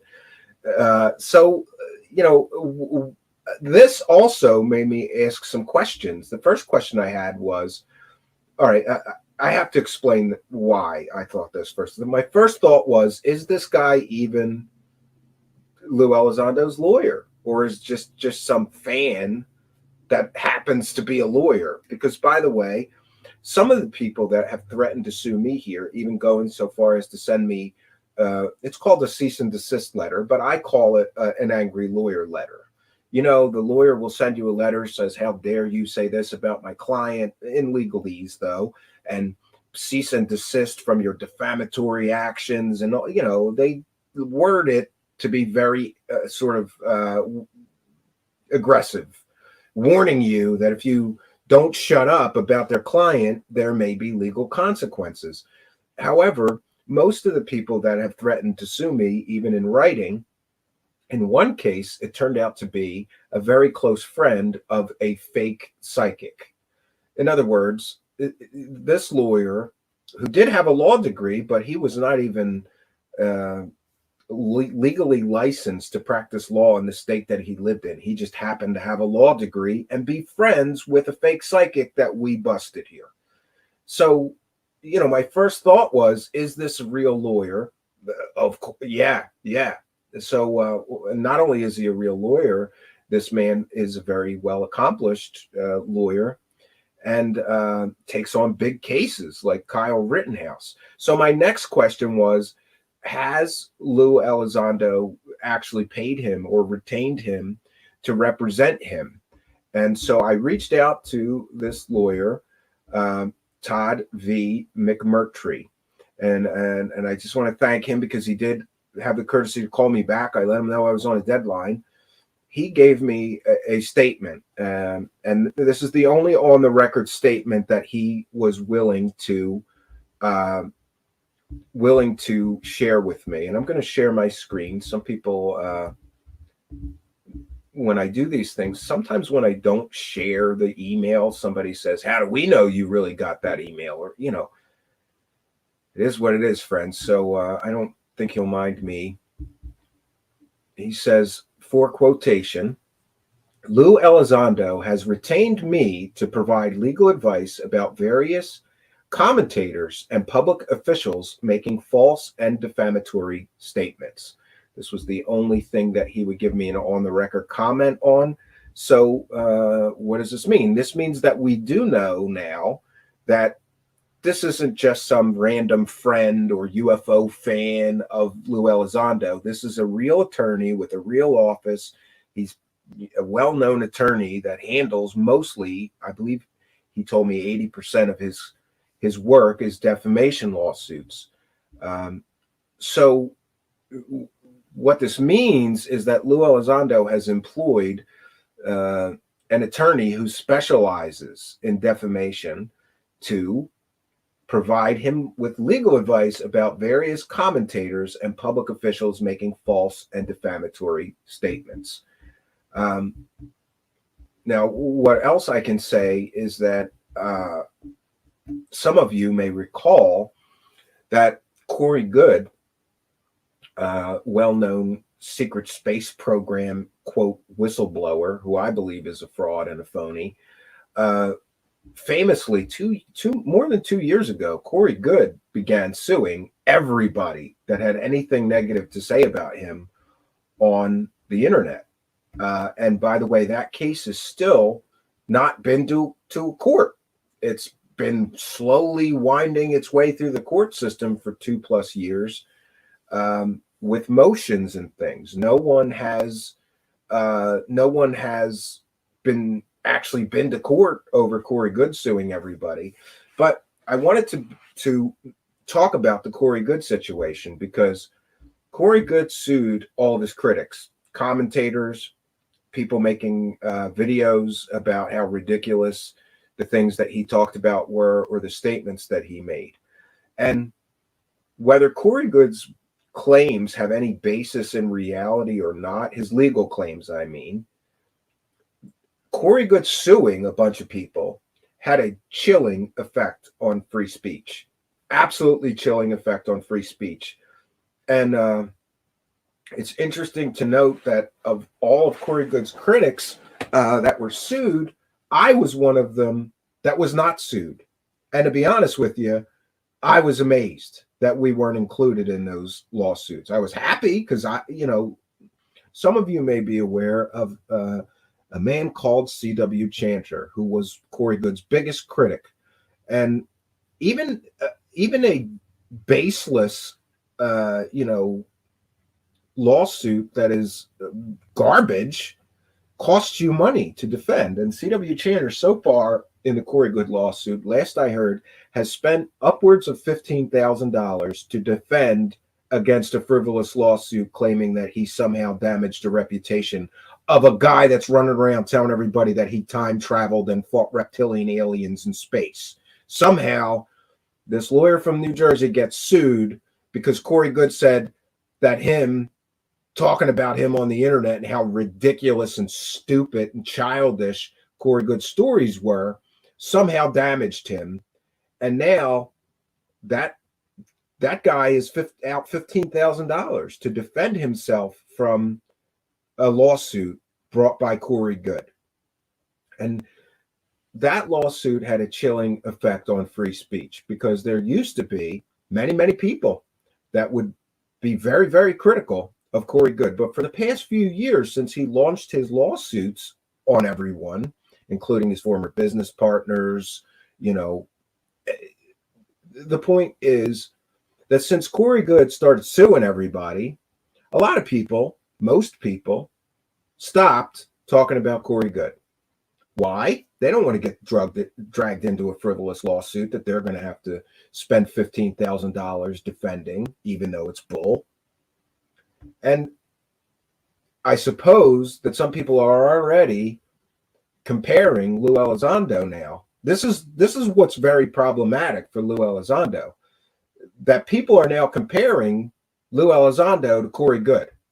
And I don't think that that's a comparison, or, I don't believe that Lue Elizondo wants to be lumped in with somebody like Corey Good. But what we see here is that Lue Elizondo has retained legal counsel. At least in Lue Elizondo, he's got a really good, real lawyer that specializes in defamation cases. Corey Good has a cult member friend of his who is representing him. Take from that what you will. Is she a real lawyer? Yeah, but she doesn't specialize in defamation cases. She certainly doesn't specialize in RICO cases. And I don't know, Corey Good made some ridiculous RICO argument that there was some grand conspiracy against him to, damage his reputation. I want to thank Madam Two Swords for a kind and generous, what is that, 249 super sticker. Thank you for your kindness, your generosity, and your support of the show. Much, much appreciated. So what we get here is, I believe this is going to backfire. But I'm kind of torn here, because does Lue Elizondo have the right to defend himself if people are, damaging his reputation by saying factually inaccurate things? Yes, I believe he does have that right. However, in the case of this John from the Black Vault, all John from the Black Vault did was read from his own, Lue Elizondo's own words, and then point out that there was many, many inconsistencies between the written IG complaint and past statements that Lue Elizondo has made on podcasts and media appearances. That certainly, to me, is not suit-worthy. That, to me, is not, slander or defamation. It is John simply reading from Lue Elizondo's own words and then showing largely what he did is he read from the IG complaint, and then he showed some other source of Lue Elizondo saying something that contradicts what's in the IG report. And it's also important to note that Lue Elizondo is a public figure. He made himself a public figure. Public figures, you're allowed to talk about them. You're allowed to have an opinion on them. You're allowed to scrutinize their statements. It is certainly newsworthy. It is certainly allowable that, I can talk about any public figure. When you become a public figure, the media may talk about you. And I just don't understand some, big, burly, tough guy, Lue Elizondo, getting upset because people are pointing out that he's made many inconsistent statements. Now, insofar as these statements, I'm going to offer my opinion and say that I have a problem. I have a problem with Lue Elizondo saying it is well documented. We'll go back to that statement because both the lawyer and he have said it is well documented. This is the statement.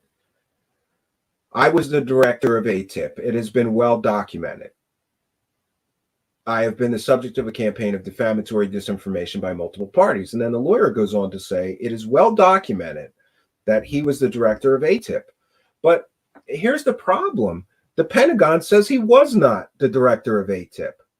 The Pentagon says that he had no responsibilities related to UFOs. And even in Elizondo's own words lately, that would seem to be a true statement. Because in his IG complaint, he basically admits, okay, don't call it it wasn't a program, it was an activity. And I'm going to be very careful here now that I know Lue Elizondo's got a crackpot lawyer, not crackpot, a bulldog. I really meant bulldog. Please don't sue me. This guy, Todd McGurtry, regardless of what you think about his politics, he's a bulldog of a lawyer, this guy.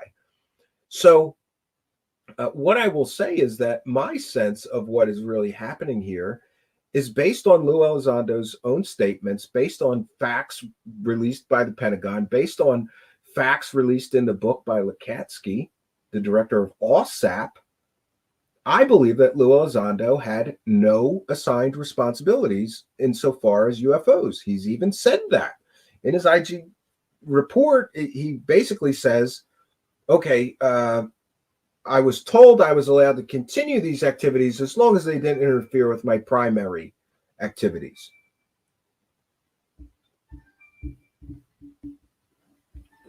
So what we get here is,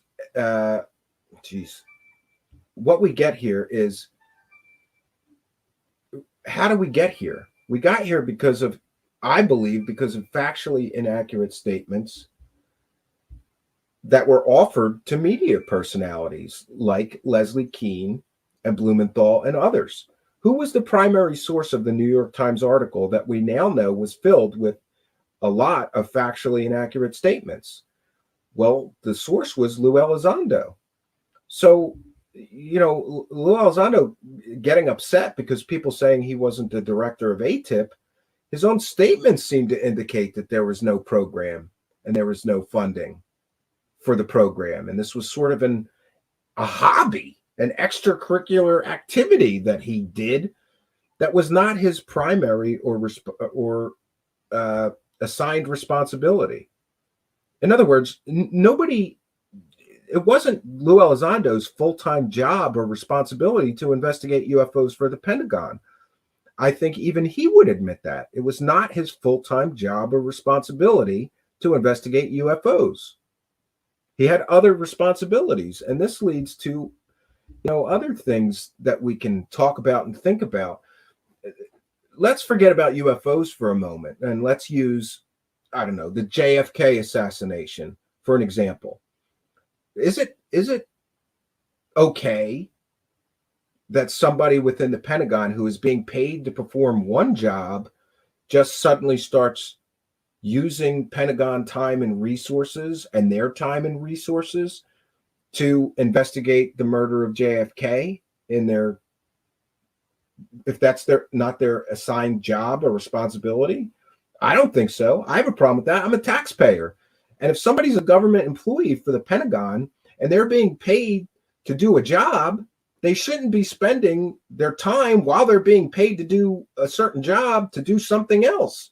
And it appears to me, based on statements made by the Pentagon and others, including Elizondo, that he took it upon himself, I suppose, to start investigating UFOs, or he was asked by somebody else, according to the IG report, to become the director of a program that didn't exist. And this is where things get very, very murky, right? Why is everything so murky? Why can't we get a straight answer? Why can't somebody from the Pentagon sit down with somebody, preferably somebody like John from the Black Vault, who is familiar with the intergovernment workings, and give us straight answers. Was there a program called ATIP? According to some statements, no, there wasn't. According to the letter from Senator Harry Reid, yes, there was. And by the way, on that subject of well documented, the only document that Lue Elizondo can offer us saying that he was the director of a program called ATIP is from Senator Harry Reid, who nobody trusts because, well, for several reasons, nobody trusts Harry Reid. One of the big reasons you can't trust Harry Reid is he's been caught lying before. Senators are not immune to lying. You know, there's so many problems here with this story, and it gets so murky. You know, Senator Harry Reid got caught lying about Mitt Romney and his tax returns. He got caught dead to rights issuing factually inaccurate statements about Mitt Romney. This is very, very problematic.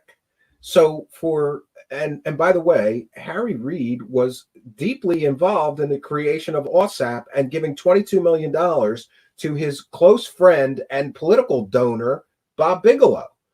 So pardon me if I need a little more proof than somebody that's involved in what I believe is some sort of scam to defraud the government out of $22 million. I'm talking specifically about OSAP. Do me or any other taxpayer want $22 million of our money going to investigate dino beavers, stargates, werewolves, ghosts, goblins, and demons on some ranch in the middle of nowhere? No. And in my opinion, that's a waste of $22 million of taxpayer dollars. Harry Reid is the person that initiated that and was in on that. So for Lue Elizondo to say it's well documented, I was the leader of ATIP.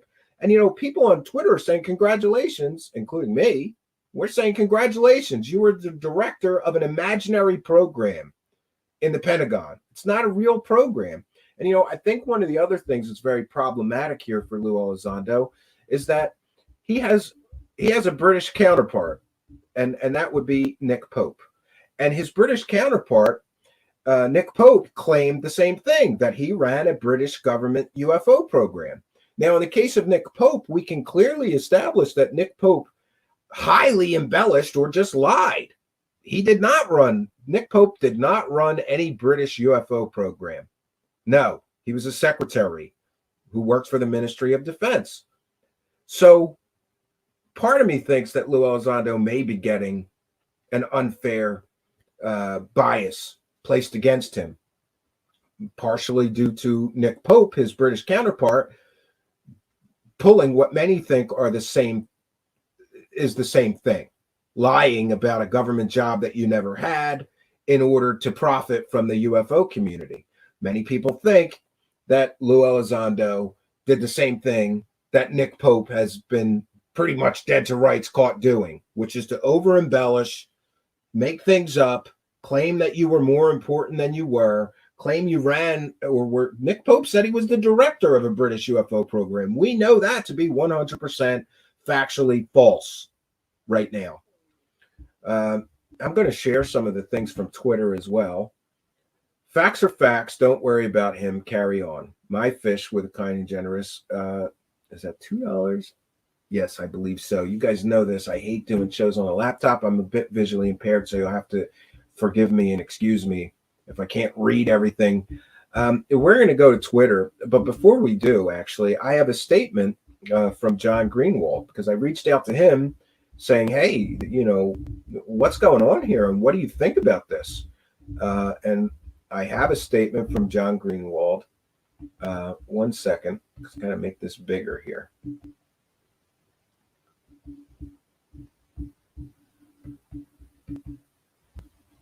Okay. All right. So in a statement, John Greenwald said, in my view, I did not defame anyone, and to float those words is not only telling, but incredibly damaging to the entire investigative process. We are all on an individual journey, our own, each of us, to discover the truth. Whatever that may be, my path took me to vet the claims of a former taxpayer-paid government employee who made claims about a taxpayer-funded program or effort. John Greenwald goes on to say, what country do I live in if I can't question those claims? What country do I live in where it is wrong to use verifiable evidence vetting the claims of someone I once paid for through my taxes to have a job?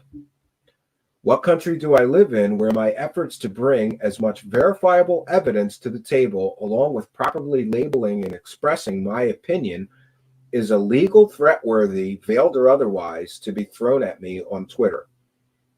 The tweets from an attorney and Lue Elizondo were posted online to rile up a digital mob before my video was even done playing.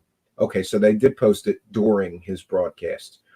The result was a digital lynching by a small but noisy group of Mr. Elizondo's supporters. Anyone that has a following and has followers should be careful when posting such legal jargon and veiled accusations. The result is much more damaging than one might think, but sadly, maybe that was the intent. Bottom line, I did nothing wrong. I exercised my freedom to information. I exercised my right to express my opinion. I vetted taxpayer-paid people and taxpayer-funded programs and posed questions that I would 100% defend under oath in a courtroom. None of that is in the legal definition of defamation or sue-worthy. It's not even threat-worthy. Anyone who decides to talk that defamation talk about what I did is telling the general public more about themselves than they are about me. And again, I think even that is very well said and well spoken. So what we have here is Lue Elizondo. I think he's just butthurt, and he doesn't like people digging into his claims and pointing out the inconsistencies. But that, to me, I agree with John. That's not defamation. You know, one can argue that people should be allowed. If you're making fantastical claims like you were the director of a $22 million taxpayer-funded program, and then it turns out, no, you weren't, people are allowed to talk about that. And by the way, I still think it's murky. Did he run a program? Well, apparently there was no program. There was no employees. There was no people at the Pentagon with the assigned responsibilities of this program. There was no funding, but then later we see in the IG complaint, I believe that there was no funding, but in the IG complaint, Lue Elizondo claims that they got $10 million in funding, but then somebody else sucked away that funding somehow, apparently. Like I said, all of this is very murky, and I don't understand why we can't get a straight answer. I also don't understand why Lue Elizondo can't, tell us the truth about what government agency he now works for. And I get it, maybe he has an NDA, but he should be able to tell us who he's a government contractor for. I believe that he's claiming that he's a government contractor for Space Force, but I've reached out for comment to Space Force, and so has John Greenwald from the Black Vault, and they won't comment on whether Lue Elizondo works for Space Force or not. Why? We can't know if he's telling the truth about being a contractor for Space Force. I don't understand any of this. And then, like I said, when you get into the situation with these former government people, everything gets incredibly murky. Why is it so murky? Why can't we get a straight answer from the government? Is Lue Elizondo employed by you as a contractor? And if so, what agency is he working for? And we can get into some of the other things too. And by the way, again, because this guy's got a lawyer, I have to say this is my opinion. In my opinion, Lue Elizondo, he filled out those forms to get those 3 videos released, but those 3 videos were supposed to be for internal use only. They were never supposed to go to the media.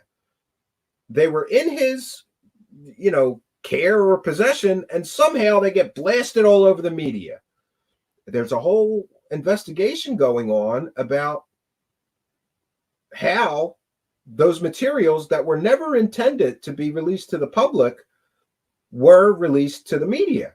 And we know how they were released. Somebody met Chris Mellon in the Pentagon parking lot and gave them to him, and then he leaked them to the New York Times.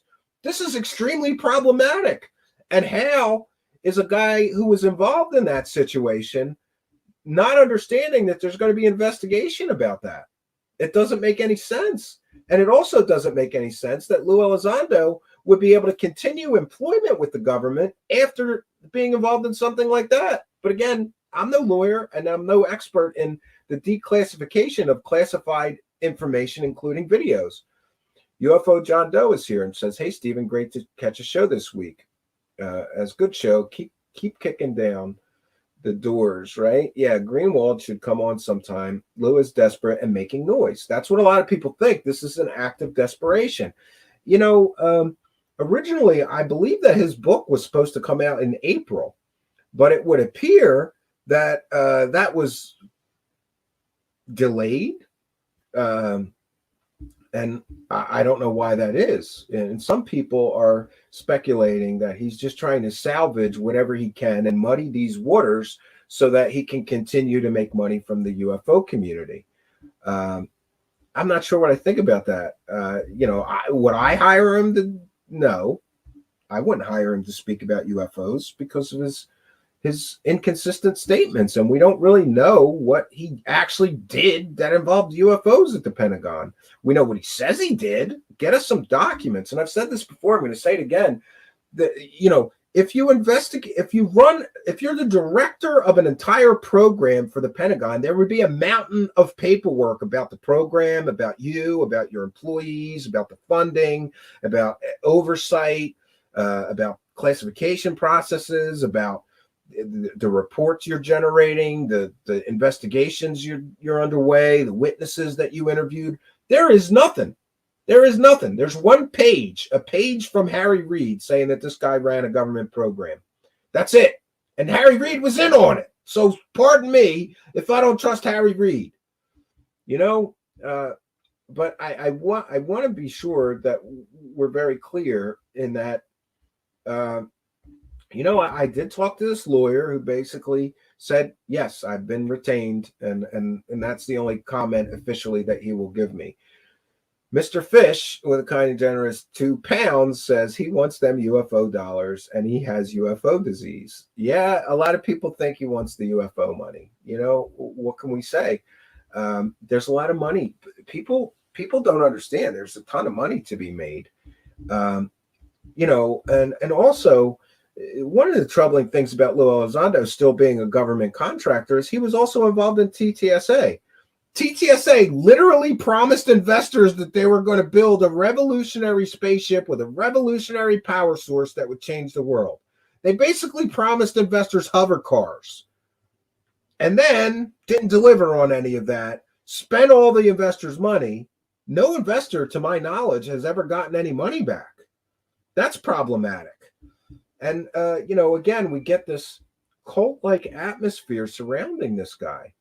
Why is there such a cult-like atmosphere? Why are you not allowed to question the situation, right? You can't question him about TTSA. You can't, he brings the NDA around, right? I just don't get it, right? 50 cents. Yeah, I don't know. Yeah, and my phone keeps ringing, and I'm not quite sure why, because I'm sure I'm not muted. I hope that's not anything important. It's in the other room. So, look, this is all I've really got for you, but I did want to share, interestingly, John Greenwald and others have, or I'm sorry, Stephen Greenstreet and others have taken to Twitter in defense, and I'm glad to see that there's so much defense of John Greenwald. What I do see is we've gotten, let's see, Stephen Greenstreet in defense of him. People are also saying that they're willing to contribute to a GoFundMe or a PayPal, you know, to crowdfund a legal defense for John from the Black Vault, and that's very good to see. People are actually willing to put their money where their mouth is and defend John Greenwald's right to report on this stuff. Again, you know, most of me is just surprised that it's John Greenwald that's getting this stuff leveled at him. Okay, so we have who is Axelrod. I'm sorry, I got to make this bigger. I can't read this. Who is Axelrod? Go kick rocks on Twitter. By the way, she's been running some spaces that I hear are fire lately. Says, dude, you came out as the head of a DoD UFO program. People are going to ask questions and pick you apart. You're a big burly military guy, so don't play the victim. Maybe answer questions, including the timeline that is broken. People aren't against you. They want answers. Yeah, I think that's very fair. Stephen Greenstreet says, former Pentagon intelligence agent and current DoD contractor, uses lawyer to threaten legal action against U.S. citizens who disagree with him. If this was about election results or the China-Taiwan conflict, it would be a big deal. But it's about UFOs, so it's just stupid. A lot of people know Stephen Greenstreet is not a big fan of Lue Elizondo lately.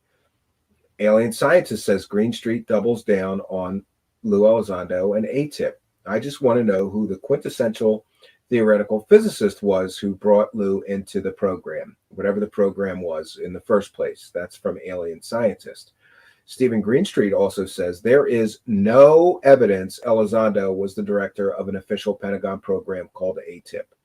There is also no evidence an official Pentagon program called ATIP beyond just a nickname for OSAP ever existed.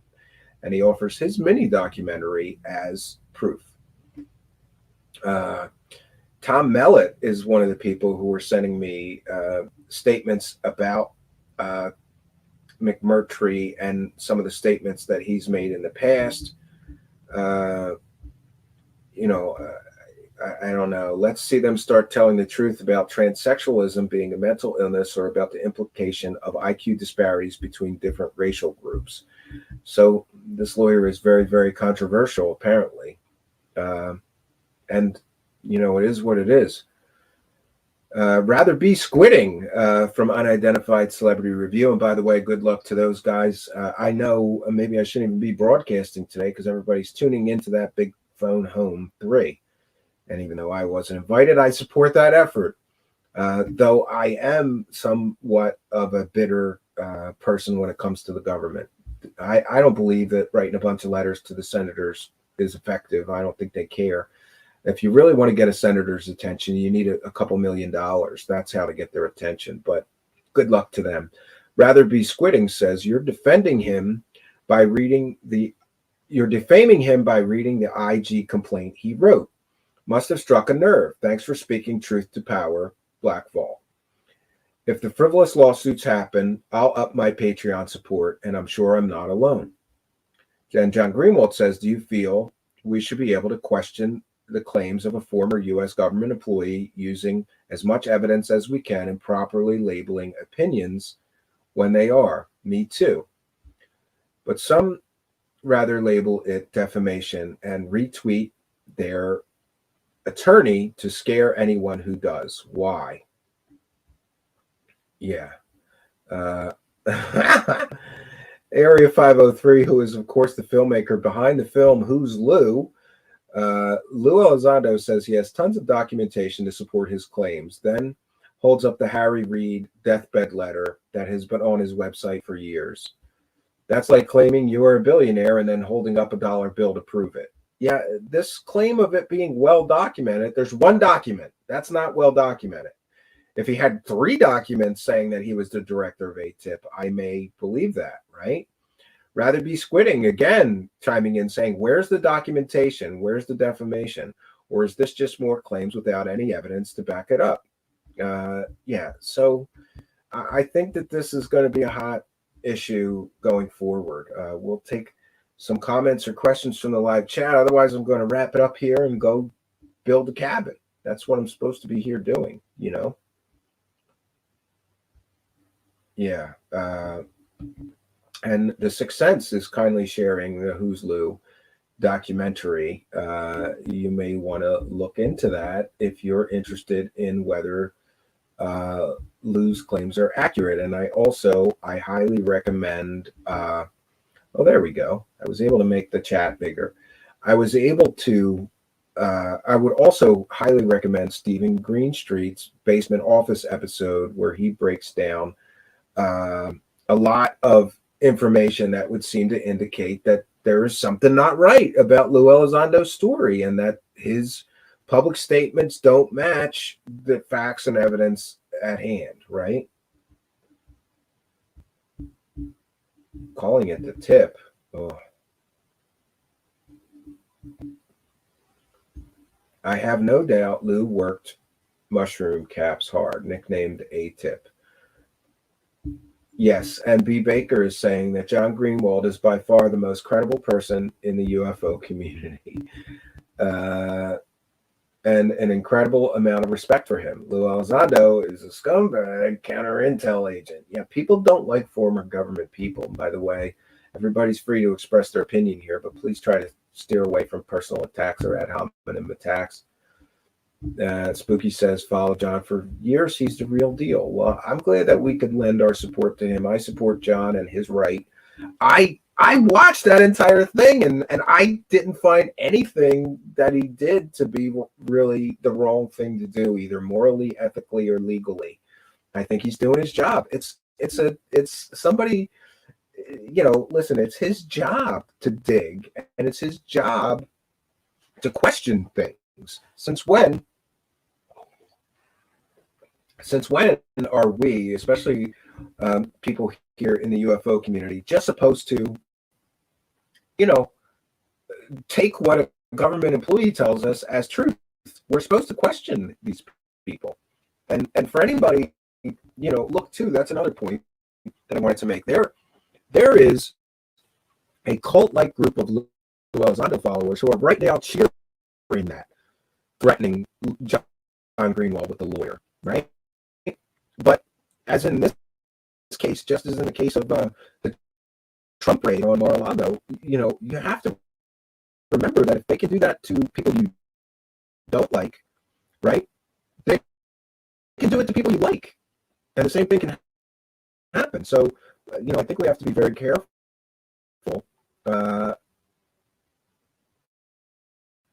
Wow, I didn't know that happened. Stephen, I just wanted to know that before the show ends, that Sidvich gave out 10 memberships to your channel today. Congrats to your new members. And to Stephen, wow, Sidvich, so generous of you. Thank you so much. I can't believe you did that. So we've got 10 new channel members, courtesy of Sidvich. He sponsored 10 new channel members. Wow. Great thing to do, Sidvich. Thank you for your kindness, your generosity, and your support. Lord Ludacris says the people attacking John are crazy. Yeah. It's really a problem, losing audio. Really? It's happened on and off. Yeah. You guys should be aware that I am here at the cabin and there is a wonky audio. So you know what we're going to do? We're going to wrap things up here. Mark says, we're going to see some interesting stuff. I'm making popcorn with lots of homemade butter. This is going to get good. Who has bigger members? We'll see, Lue's. We will see. My bet is Lue's lawyer. Sorry. Yeah. Yeah, great stuff, Sidvich. Thank you very much. It is much, much appreciated. Oh, I'm sorry for the audio issues. It's probably due to our wonky connection. For those that aren't aware, I'm broadcasting live from my apocalypse cabin, which is in the middle of nowhere. And there is a mile-long cable behind the cabin going to the nearest internet. Mark says John Greenwald is a hero, and I agree with that. Look, this kid, he was a 14-year-old kid starting to challenge the government. You got to have respect for that guy. But back to my point, if we allow people that are questioning people's stories to be threatened with lawsuits, then it can happen to anybody. And by the way, I do want to say that I think that some people have treated Lue Elizondo unfairly, but I certainly would never include John or Stephen Greenstreet even, or me in that category. There are some people who are just like, Lue's a liar and a CIA agent. And this is all a psyop, and Lue lied about everything. I don't think he lied about everything. I think he over embellished and maybe, you know, he overstated his involvement in UFOs while he worked for the Pentagon in order to make some money. I mean, we know that this, even the television show he was on, the opening has factually inaccurate statements in it. We can say that now, but at the time we didn't. Nobody knew that that was factually inaccurate. Just like, I wish I had it with me. Somebody's asking where the Lue mask is. I wish I had it with me. It's at home in the studio.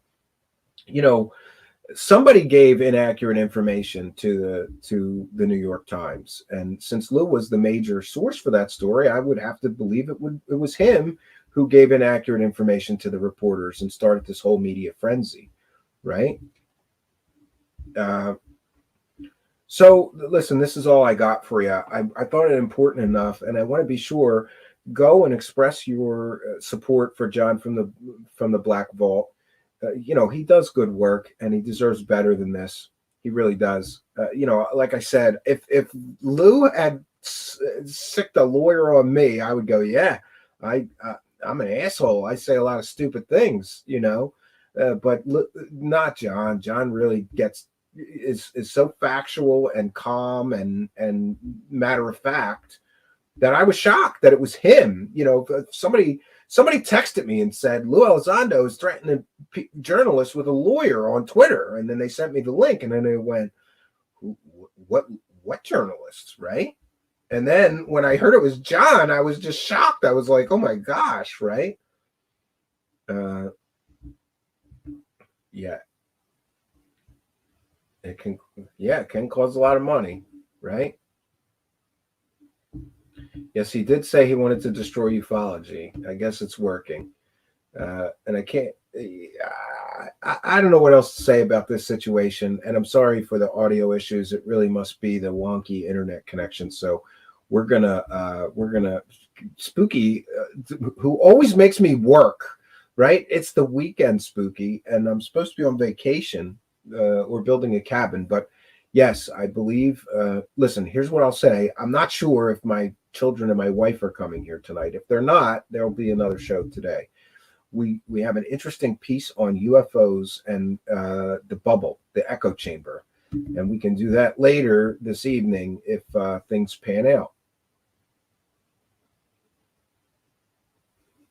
Mark said, my lawyer suggested I participate cautiously in discussing that lawyer's client, and I'm a nobody. Yeah, well, listen, here's what I will say. Points for Lue Elizondo. That lawyer that he hired is an absolute bulldog of a lawyer.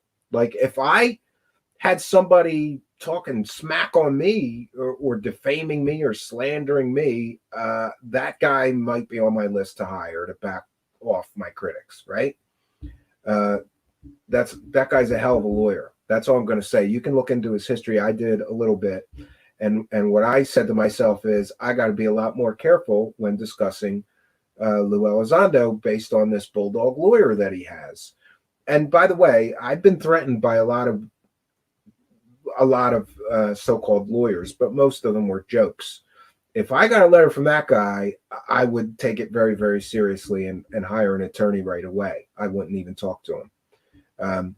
You know, so there's some levels to this situation. This is not some podunk small town lawyer that doesn't have, you know, a lot of experience or whatever. This guy is a bulldog. That's what I'll say. This guy is a bulldog. He is a hell of an attack dog lawyer. And maybe that's what Lue Elizondo wants, is he wants a hell of a bulldog to back off the people that he believes are defaming him or slandering him or being unfair, right? Yes, and somebody is suggesting, this is Space Exposure, is suggesting that bulldog lawyer is simply using his reputation to intimidate. Yeah, maybe, you know. But again, I want to be very clear in that if somebody is making factually inaccurate statements about Lue Elizondo, he has a right to execute legal action against them, and he has a right to hire a bulldog attorney and defend his reputation. The problem here is that Lue Elizondo's own statements contradict, his previous statements contradict his other statements. And the Pentagon statements contradict what he said. And, this whole thing is so murky and problematic. It's like a hall. It's like what's that one phrase that I do like from Linda Moulton Howe? It is a hall of mirrors with a quicksand floor. That's what this situation is. It's smoke, it's mirrors, it's obfuscation, it's misdirection. Did he really run a program? Did he not run a program? Did it have $2 million in funding? Did it not? Was that $22 million programs really investigating werewolves? Was that information that they were investigating werewolves as well as UFOs left out of the New York Times article on purpose? This whole thing is a smoke and mirrors mess. And, I would much prefer to never speak about Lue Elizondo again. In fact, I'd be happy if he just, rode off into the sunset and wasn't around anymore. And that's another thing, this cult-like atmosphere around him. These people, they just ignore facts, right? They just ignore the facts, and they viciously attack anybody. They viciously attack anybody that doesn't speak positively about Lue Elizondo. And I find that very, very troubling. And I also find troubling the fact that Lue Elizondo used sock puppet accounts to argue with his critics. Why is a grown man using fake accounts? I don't know. Like I said, all this is very murky. It's a bunch of smoke and mirrors. And that's what you get into when you get into intelligence agents. They're trained to do this stuff, to muddy the waters, right? And the waters with Lue Elizondo have gotten so muddy that even professional journalists don't know how to report on him. Did he run that program that he said he ran, or was there no program? Was it funded or wasn't it funded? Why is the Pentagon saying he had no assigned responsibilities? But then he all but admitted he had no assigned responsibilities. And like I said, I can say that I run a program. I could just make up a program and say I'm the director of it. Doesn't mean it's a real program or that people should respect me for running my imaginary program. None of this makes any sense. I am up to my eyeballs in conflicting statements about Lue Elizondo, but I will say this. I am going to make it a point, not just because of the Bulldog Lawyer, but I have thought, what if I've been unfair to him, to Lue Elizondo? What if I have not been fair enough? I think I have, but I'm going to make it a point to do an extra effort to be fairer to Lue Elizondo. And I'm going to reach out to him for an interview for the 100th time. Do I think he's going to come here? No, because he knows I'm going to ask him about Guantanamo Bay, and I'm going to ask him about what contractor he works for. I'm going to ask him if it was legal or ethical for him to be involved in this situation whereby 3 videos somehow made its way out of the Pentagon, and then he profited from those 3 videos for 5 years now. And he's the guy who filled out the forms. I have a lot of questions that I don't think he wants to answer. And UFO John Doe says, dude's listening for sure. Well, let's hope it's him listening and not the Bulldog Lawyer who may come after me. I got enough problems, and I don't need a lawyer like that on my ass. That's for sure. And again, I just want to say that guy is a hell of a lawyer. So one thing I will say is that Lue Elizondo is very smart. He's a very intelligent man. If you're going to have an attack dog lawyer, get a good one. And he certainly did. Here we have some of the clearly. What? Why is everyone still confused about things? Maybe because the Pentagon said he had no assigned responsibilities around UFOs. Maybe because the Pentagon said that he was not the director of a program. And even he said it wasn't a program, it was an activity. And maybe because somebody lied to the New York Times and said that they ran a $22 million UFO program. That's not the case. The facts don't line up with that, right? Maybe people are still confused because Lue Elizondo keeps making conflicting statements. wasn't long ago that apparently people stopped calling him the director of ATIP and started calling him the Pentagon UAP portfolio manager. And that was for a while now, the last couple of months. And now we're back to him saying that he was the director of ATIP, not the Pentagon UFO portfolio manager. I don't understand any of this myself. It's very, very murky.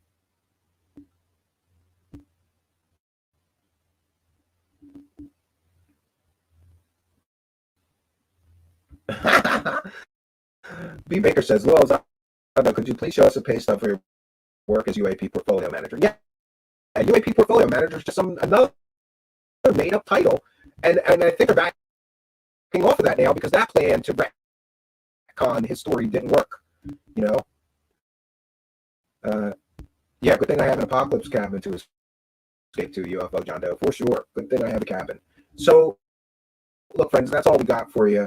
We'll call it a short one today, but I'm glad that I was able to come here, and certainly I want to be sure that everybody understands that I give my full support to John from the Black Vault. And by the way, should he happen to be sued by this lawyer, I will give as hefty a donation that I can to John from the Black Vault's legal defense fund. I'm hearing that the sound is bad. I apologize for that. It's probably due to my wonky internet connection. So we're going to bounce on out of here, friends. We may be returning later tonight. After all, there are other UFO show hosts who've decided that I'm lazy or I don't work hard enough because I don't do enough shows. We only do shows if we have something worthwhile to talk about, just for your own information. I don't just ramble every day about nothing to grift super chats or whatever, but it is what it is. So that's all I got for you. I do want to thank Rather Be Squidding because I stole that clip from him, and I want to thank Lue Elizondo because I stole that clip from of him talking about being a counterintelligence agent, and also want to thank Dark Journalist because I stole a clip. He really explains what counterintelligence officers do better than I ever could, and so we stole a clip from him as well. We certainly want to thank Spooky and Sixth Sense and B. Baker and the others who helped make this show possible. And certainly thank all you kind and generous benefactors. There's instructions on how to help us if you're feeling generous in the description of the video. Also, how to go subscribe to Spooky's show as well. Some Pentagon officials to form this thing called OSAP so that we could learn that there is a disease that is transmitted by ghosts, by poltergeists. Now, I know that's ridiculous, and I for one, think that whoever decided it was okay to spend $22 million on this should testify before Congress under oath. Where did the money go? All I've been able to tell from OSAP and ATIP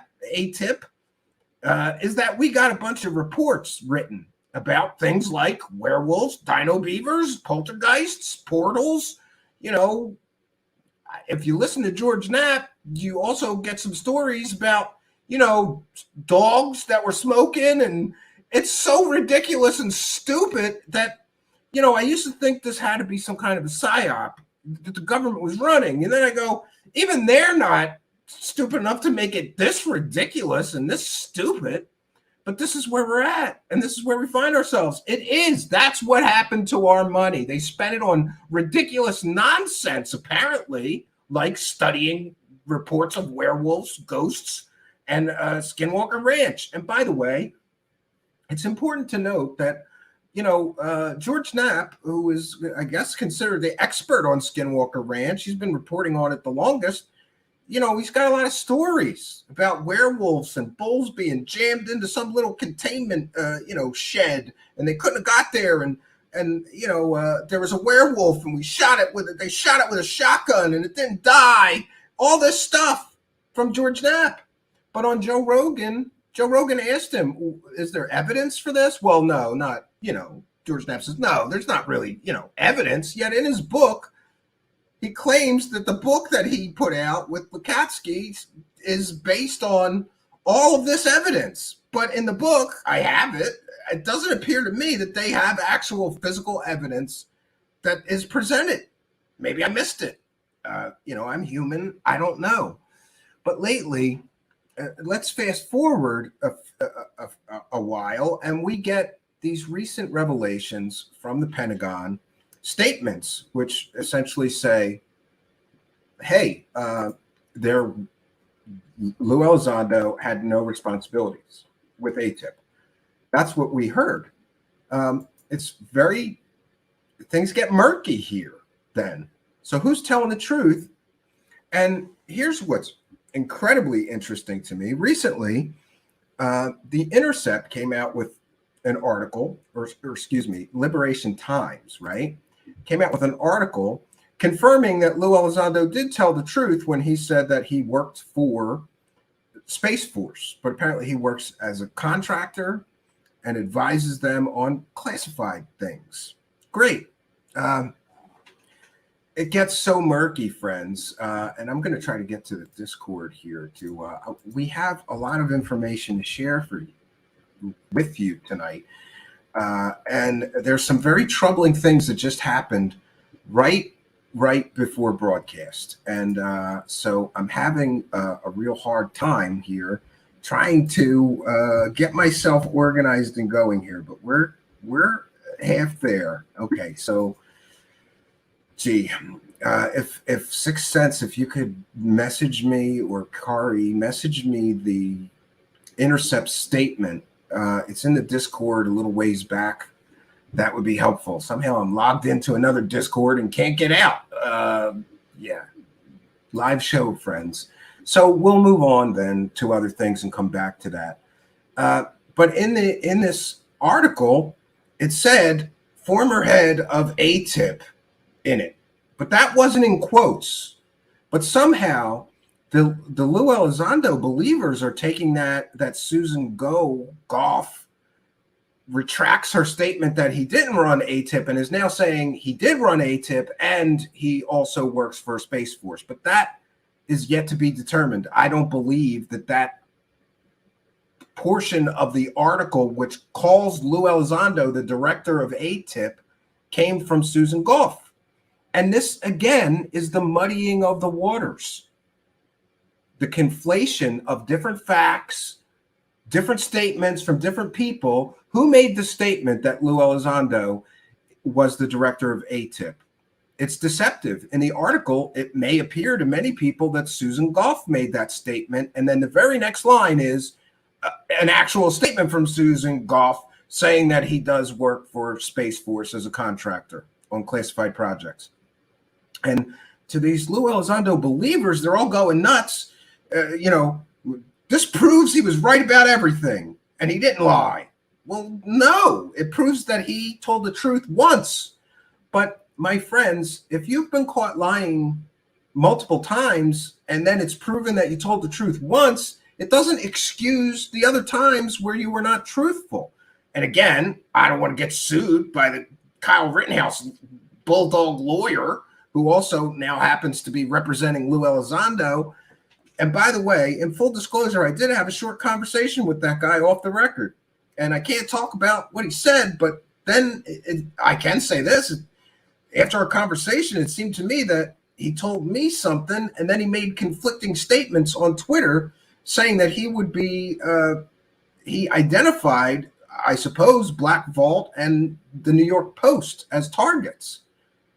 And we all know that who he was talking about, well, those of us informed of all of this drama, people outside of UFO land, they don't know about any of this shit.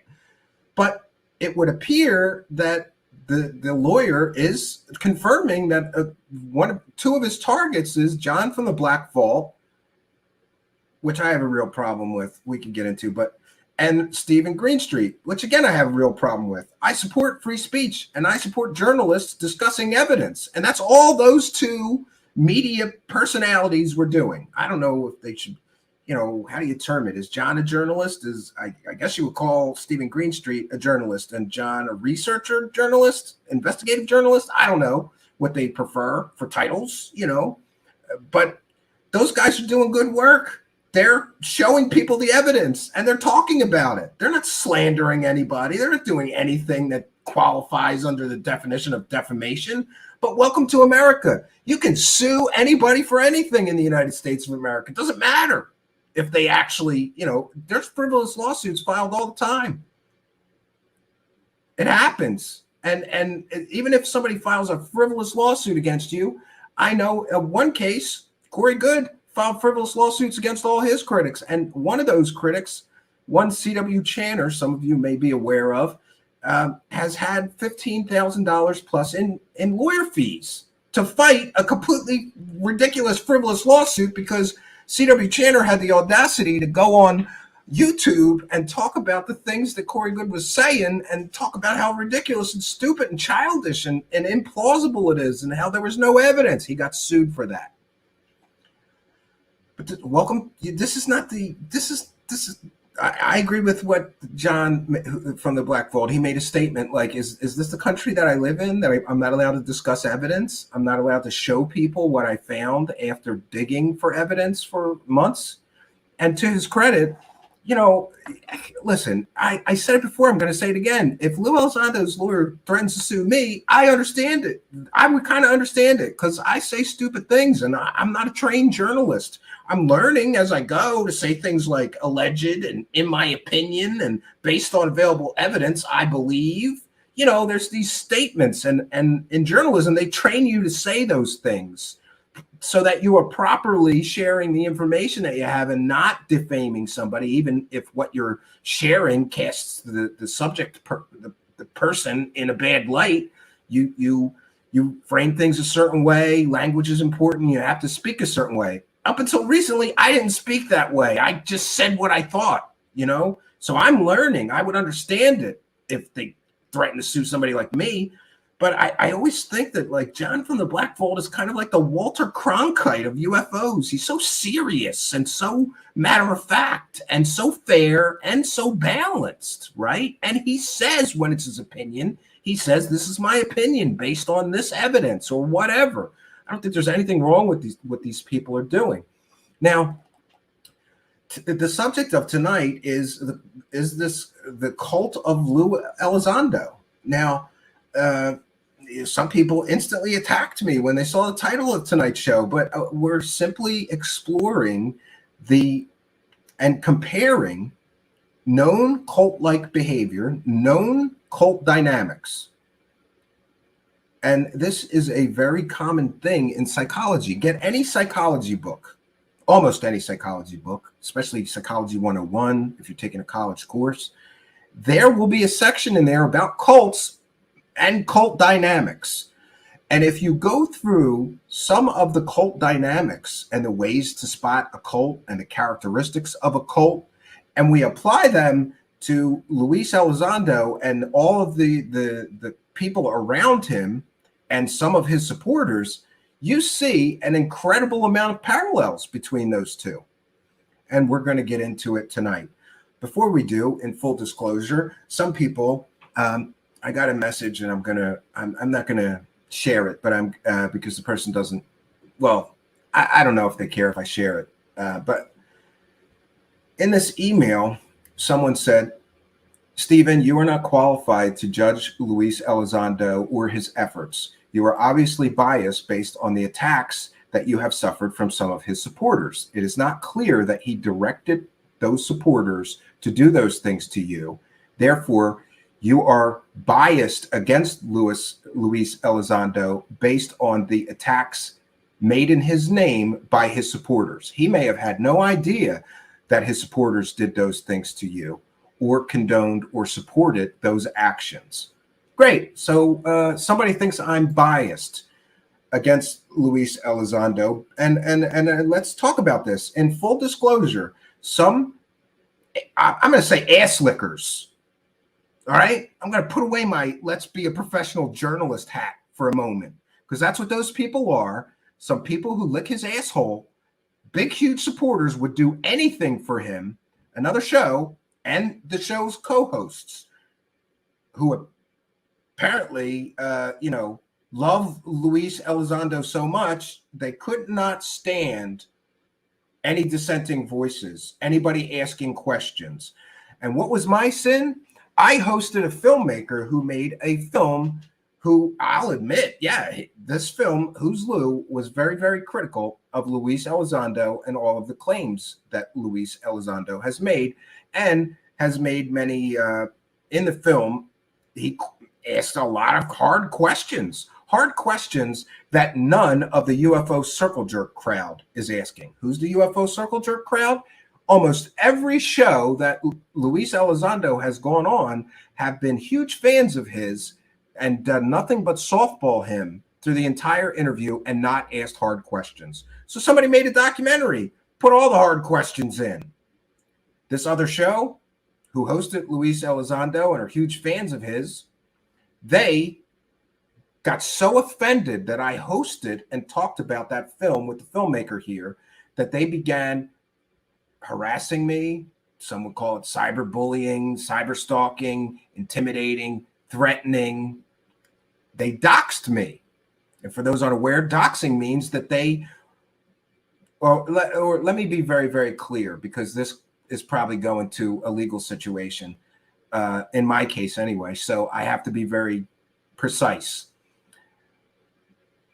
They made an attempt to dox me by releasing my legal name.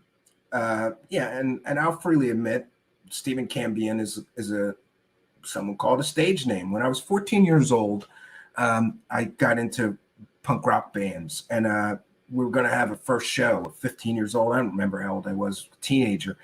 And I have a big, long, hard to spell, impossible to pronounce Polish last name.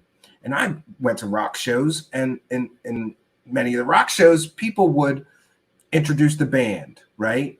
On guitar, Johnny Shreds, and whatever. And so I used a stage name, okay?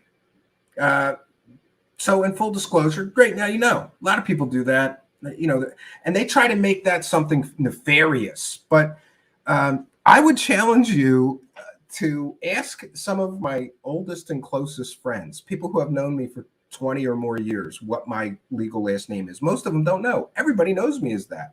My business, you know, anyway, everybody knows me as that name. They try to make that into a big issue. He's lying to everyone. No, I'm not. I'll tell you the truth. I'll even give you my real legal last name if you really want to know. I'm not going to do it live on air, but, you know, what they did is they published my legal last name and my street name in the same tweet. And then they said they didn't dox me. But I'm here to tell you, friends, and what is doxing? We can go into the definition of that. It's really essentially sharing personal information about somebody on the internet in order so that others can attack them, right? And it's a form of threat and intimidation and harassment. People don't release your legal name and the street you live on for fun. They do it so that people can come to your house and threaten you or intimidate you or harass you. And that's what this other show host did. And then they go, technically, we didn't dox him because we didn't give his address. We just gave the name of his street and his legal name. But I'm here to tell you, friends, if you Google my legal name and the name of the street I live on, the first thing that comes up is my street address. So yes, I believe that they did dox me. They did so intentionally. And by the way, that show host, I believe, condoned it.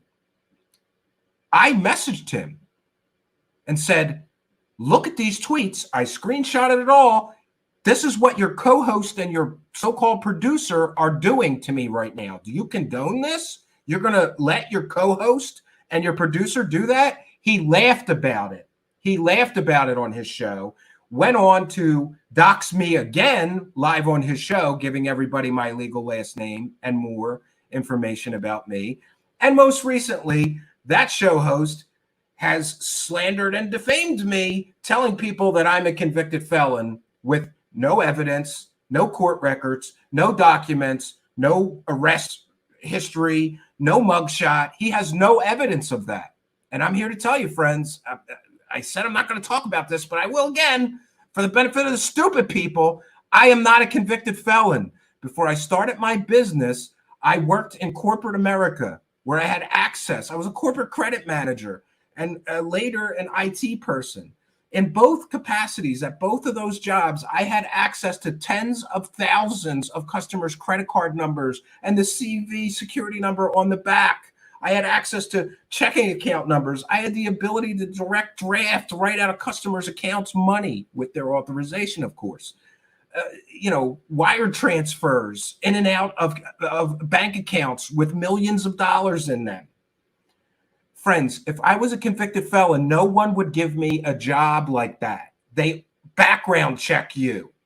And John has made the offer that John from the Black Vault told somebody, hey, if you're unsure if I'm one of the felon 5, then we will.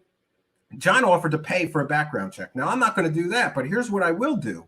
I will make a public offer that anybody is free to get a background check of me and find out if I'm a convicted felon. And if you find proof that I'm a convicted felon, then I will pay whatever you paid for the background check, as long as you give me a receipt and the so-called evidence that you found.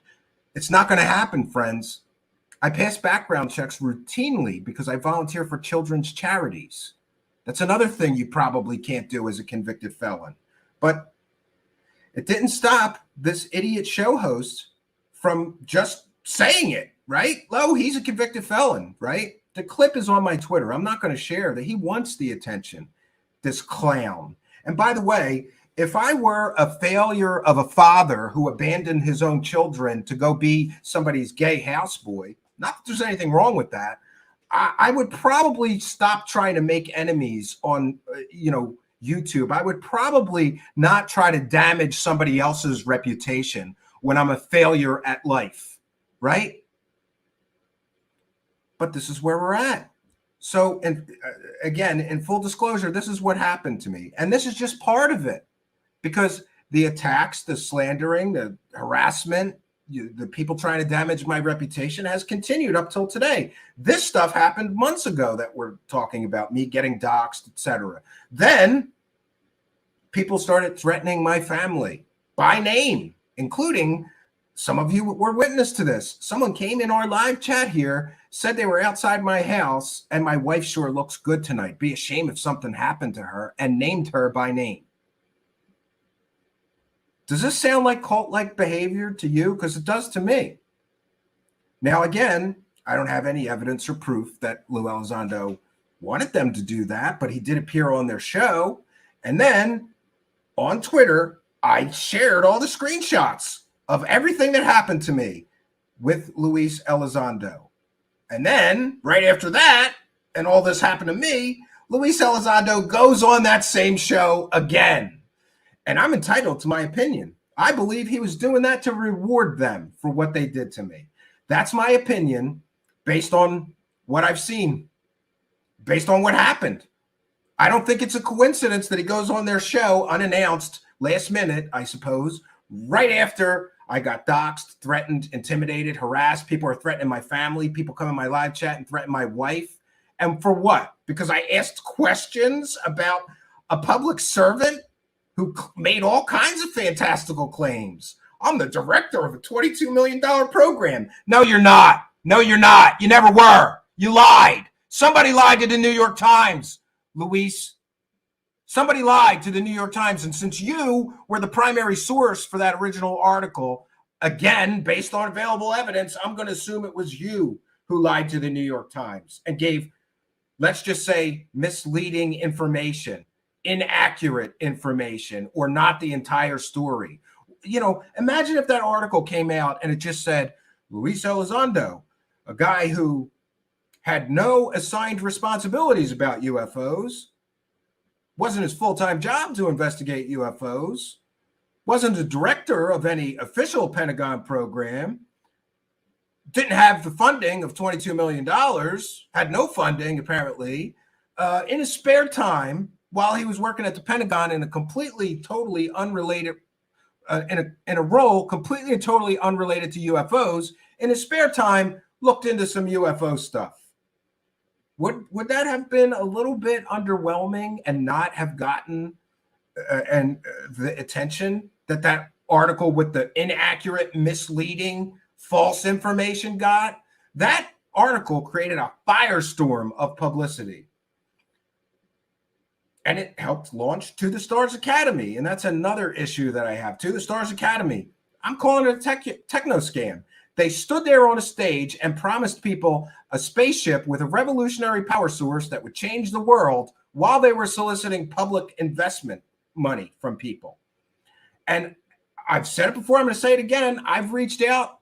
I keep on asking. I'm going to ask again. If you invested in TTSA and you made a single penny on your investment or got a single penny of the original money that you invested in TTSA back, please contact me at truthseekershow@gmail.com, because so far I've been unable to find anybody that made a single penny off their investment or even got their money back that they originally invested. I've talked to several people who told me they lost their entire investment, never saw anything from it, but they won't go on the record. Maybe they don't want to get doxxed, threatened, intimidated, harassed, or have their wives threatened either. You know?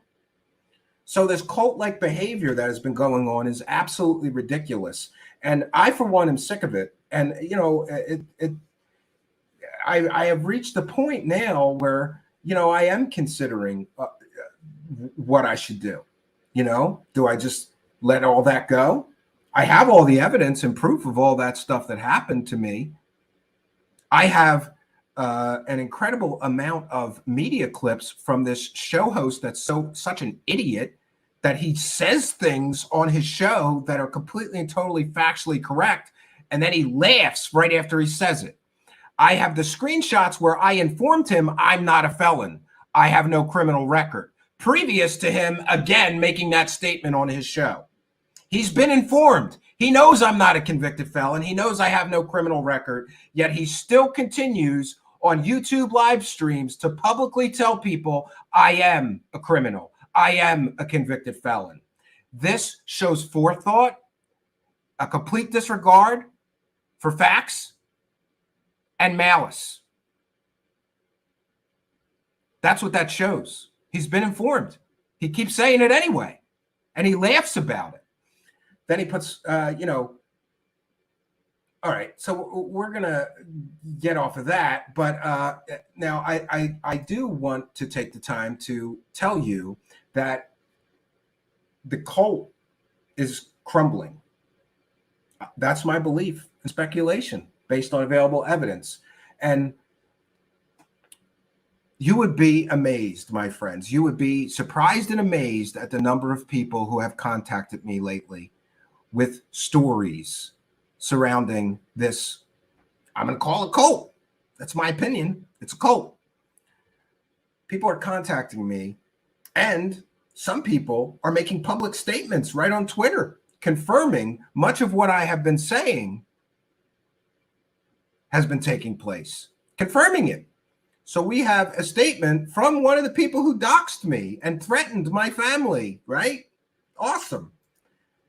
And here, you know, and it's great that, to me, a lot of these people are doing what they do because they're sucking up to their UFO celebrity heroes.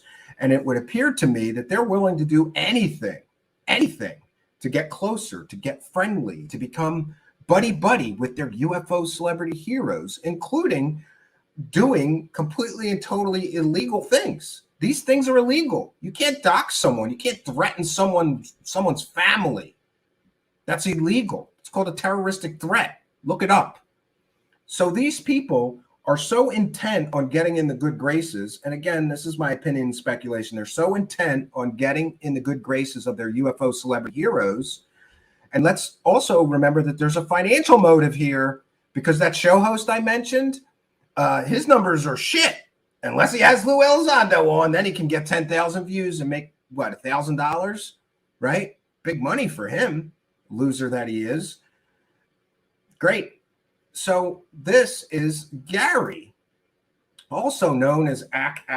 And by the way, I'm not going to share them tonight, but I have them available, all the screenshots of this person, Gary, who was a producer on that shit show. I'm not even going to mention the name of the show because I don't want to drive traffic to somebody that's doxing me, slandering me, defaming me like an idiot.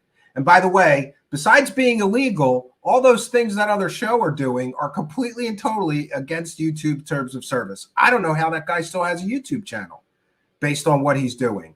We've got clips of him telling people to crowd strike other YouTube channels.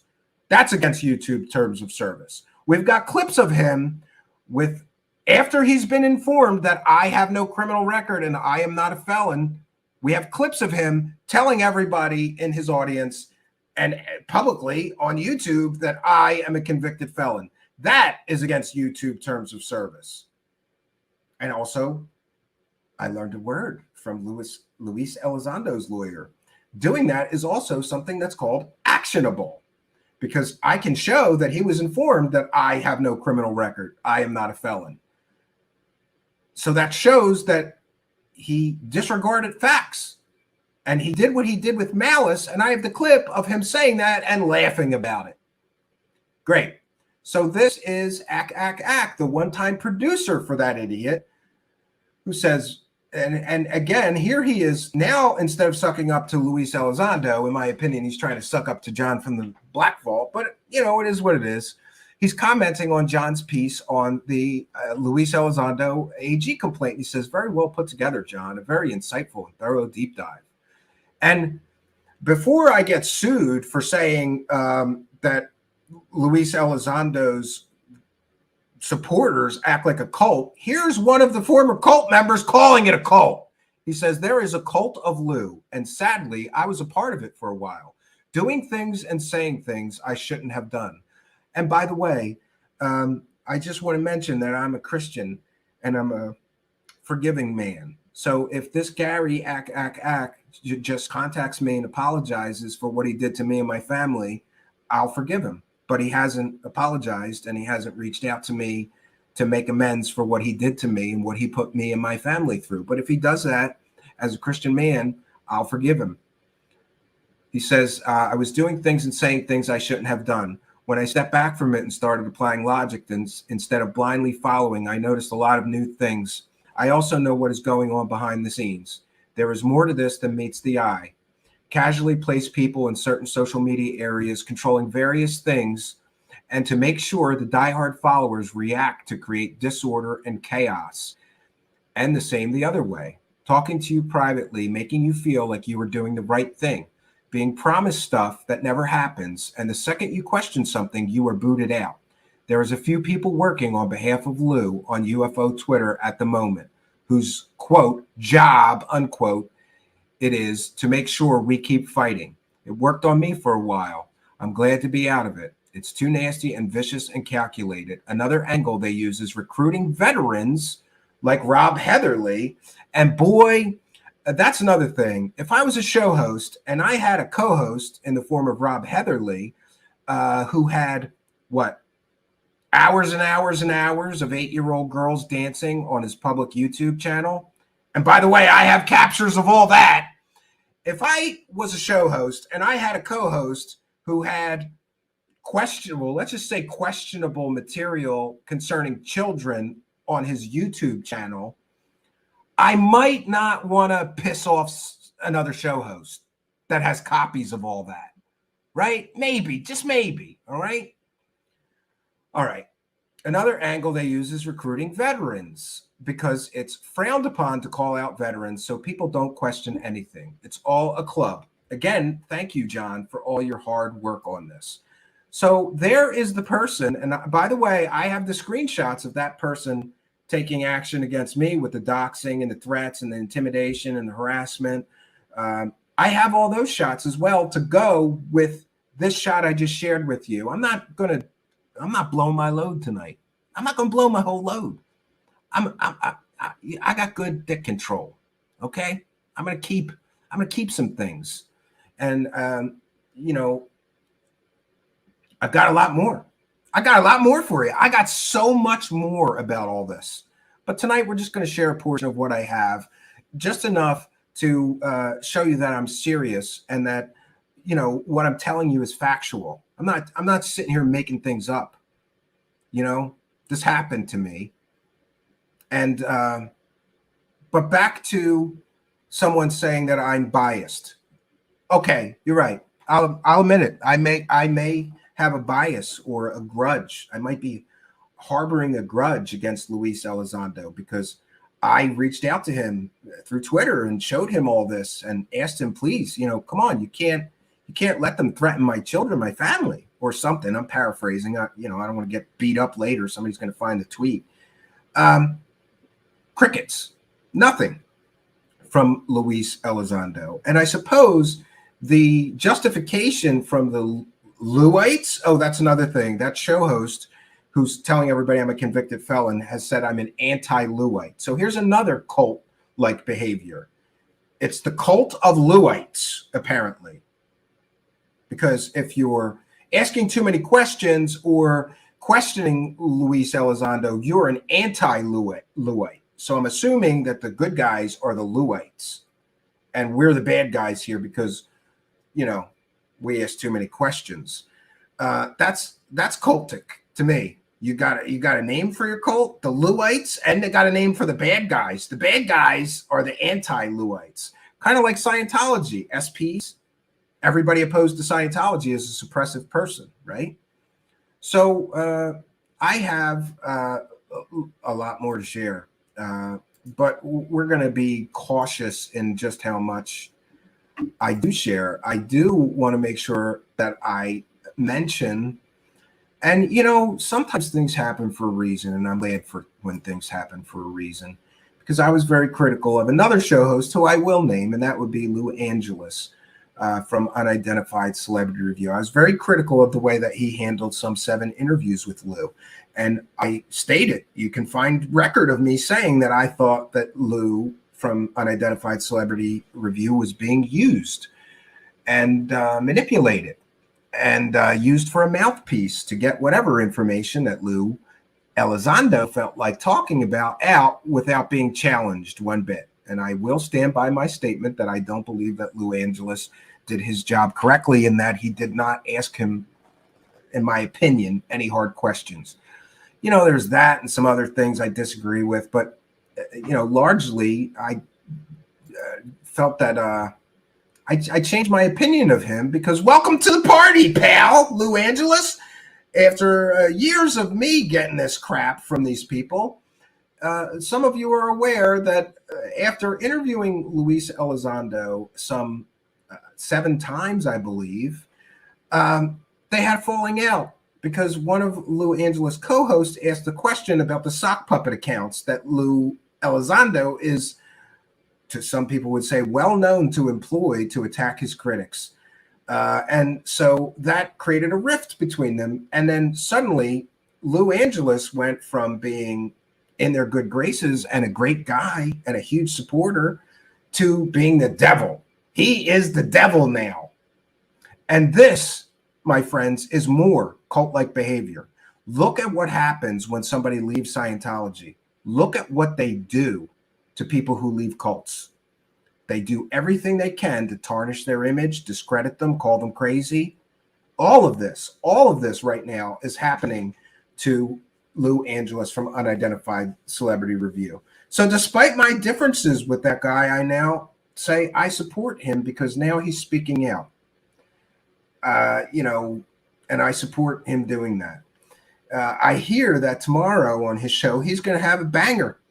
And he's going to, you know, he's finally going to open up. And I say good for him. It's cathartic, Lue Angeles. Get it out. Get it out of your system.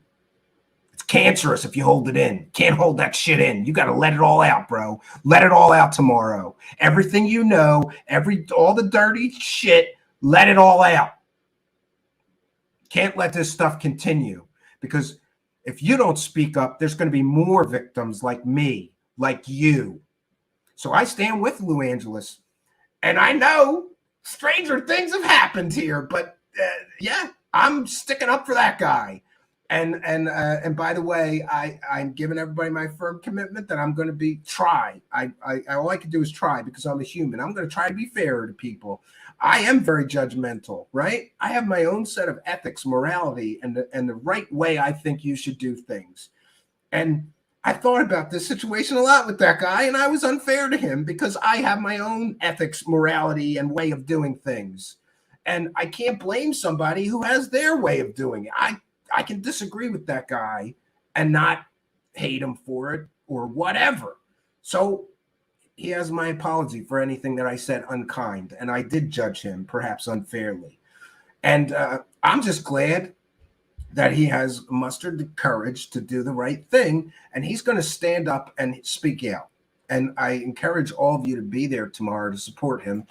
I will be there. unless I'm working on Dino Beaver animations. And that's a whole nother story, friends. So there is more to share here. Where did that go? I thought that worked. Yes. Silence dissenters at all costs. These are your heroes, part-time men of principle. And this, of course, is from Lue Elizondo of Unidentified Celebrity Review. And he says, thank you for verifying everything I ever thought about you, and see you tomorrow. Video unavailable. This video is no longer available due to a copyright claim by Sean Christopher Cahill. And unfortunately, friends, for the same reason, I cannot share the thumbnail.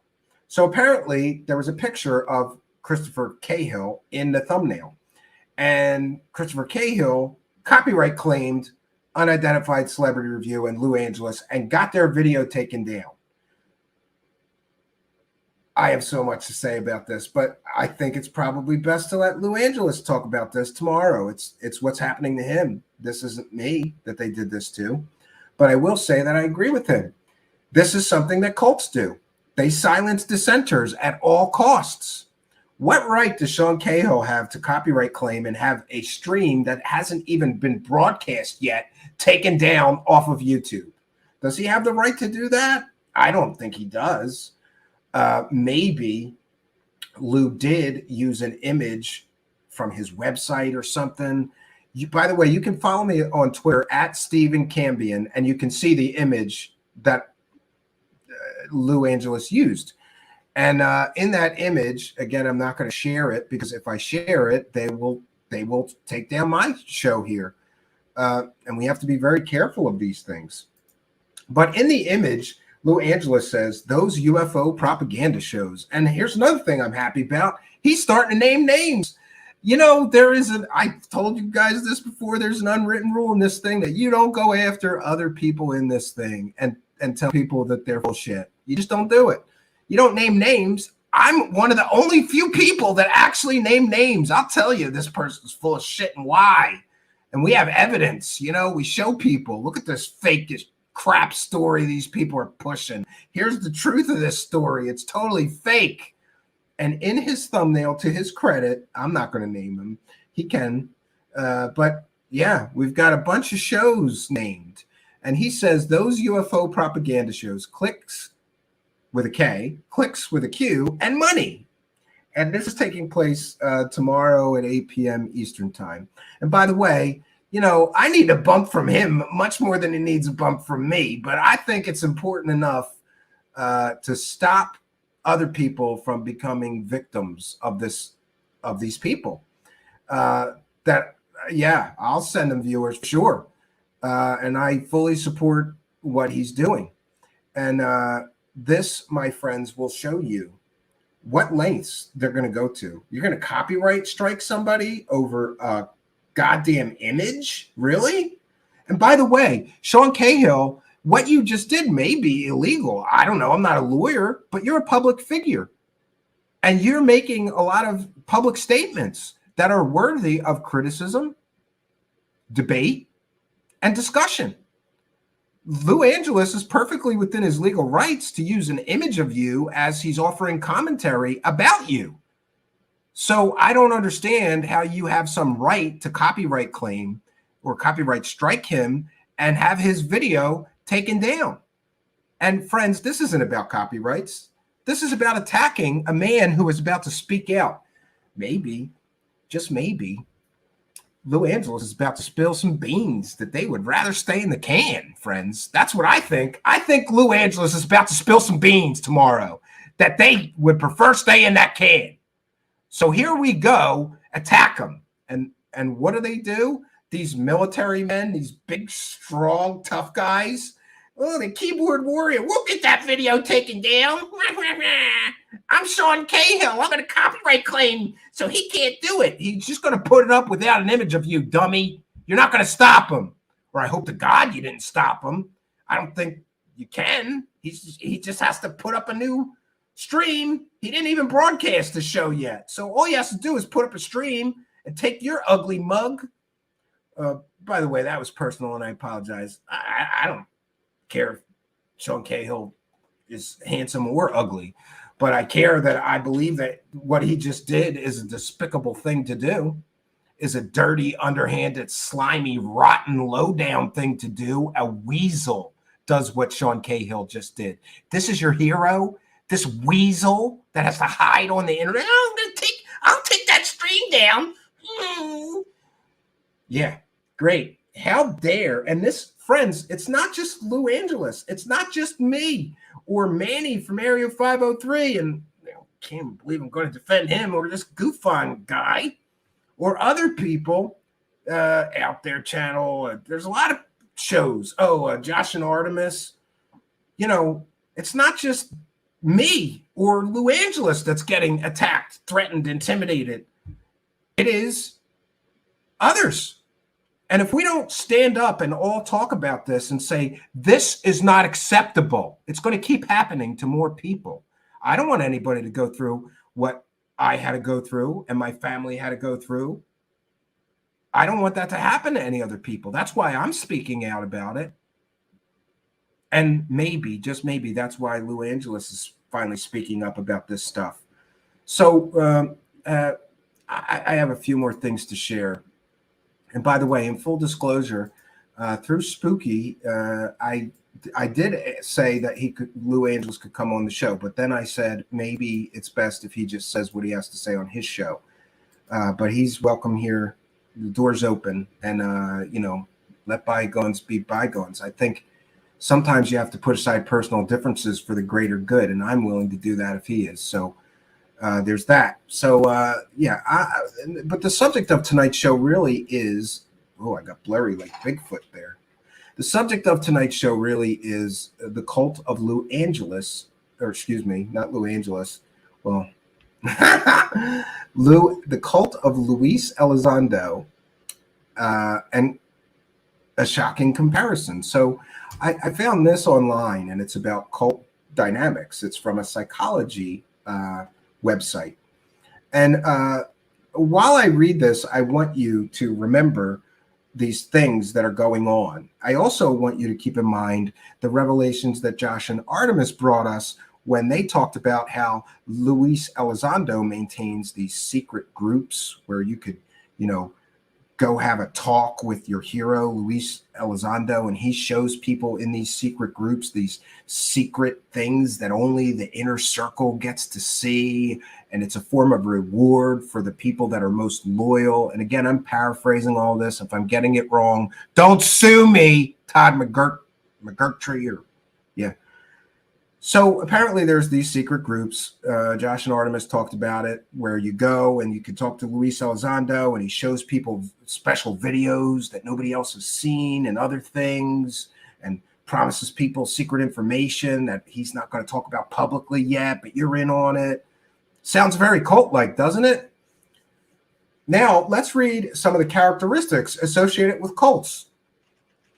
And I want you to tell me, and by the way, I'm not saying that Luis Elizondo is running a cult, but I am here comparing what's going on with all of the supporters and people who support Luis Elizondo and the people around him and cults. We're making a comparison here, and I'm just asking questions here. So the question I would ask is, after all this behavior that we have seen, right? Gaslighting people, threatening people, intimidating people, harassing people, all of which were critics or were critical of Luis Elizondo.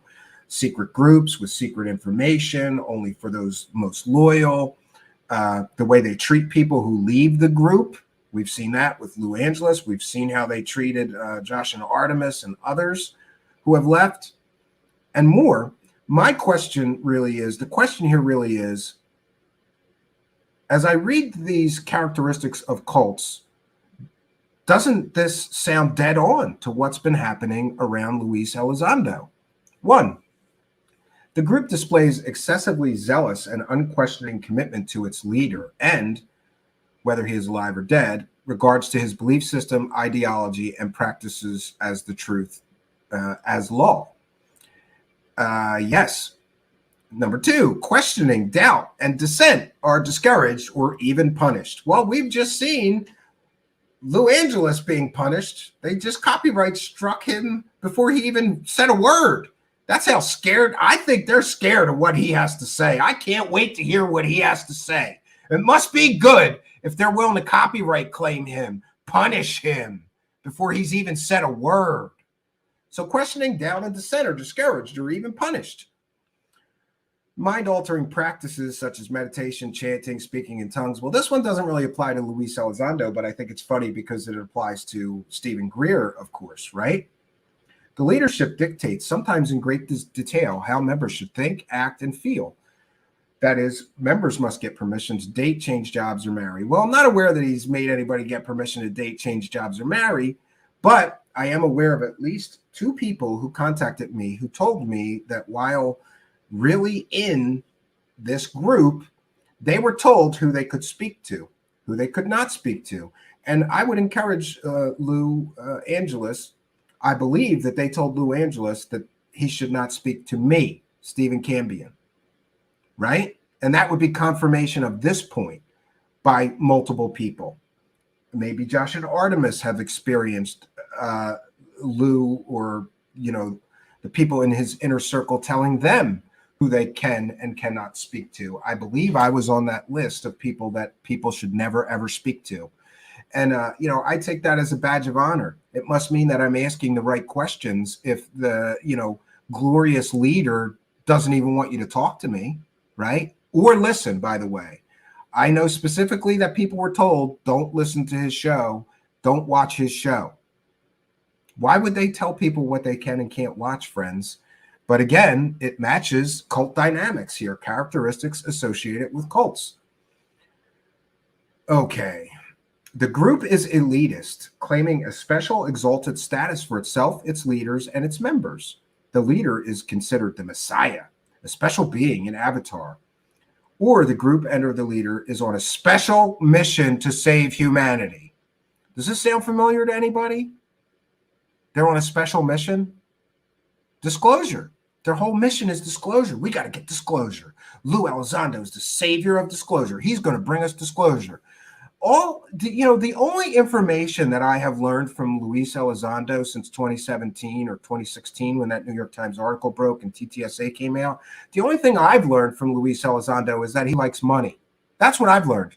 He has not given us anything new except for, I guess, 3 videos, if you want to credit him with that. And there's a whole thing about that being maybe not legal. Who knows? Nothing new. How is he bringing us disclosure? I don't get it. Okay. Here we go. Another characteristic. The group has a polarized us versus them mentality, which may cause conflict with the wider society. You think so? Us versus them. Hey, that guy, Steve Cambion, hosted a filmmaker who was critical of dear leader Luis Elizondo. We've got to threaten him, intimidate him, harass him, go in his live chat and threaten his wife, mention her name so he knows you mean business. Yeah, they have an us versus them mentality, right? To me, it wasn't personal before they started threatening my family. And by the way, not just my wife, my children were named, right? Somebody stalked my my Facebook and my wife's Facebook. There is definitely an us versus them mentality with these people. And that, my friends, is one of the characteristics associated with cults. So all you people critical of my show title tonight, maybe I'm not so crazy here.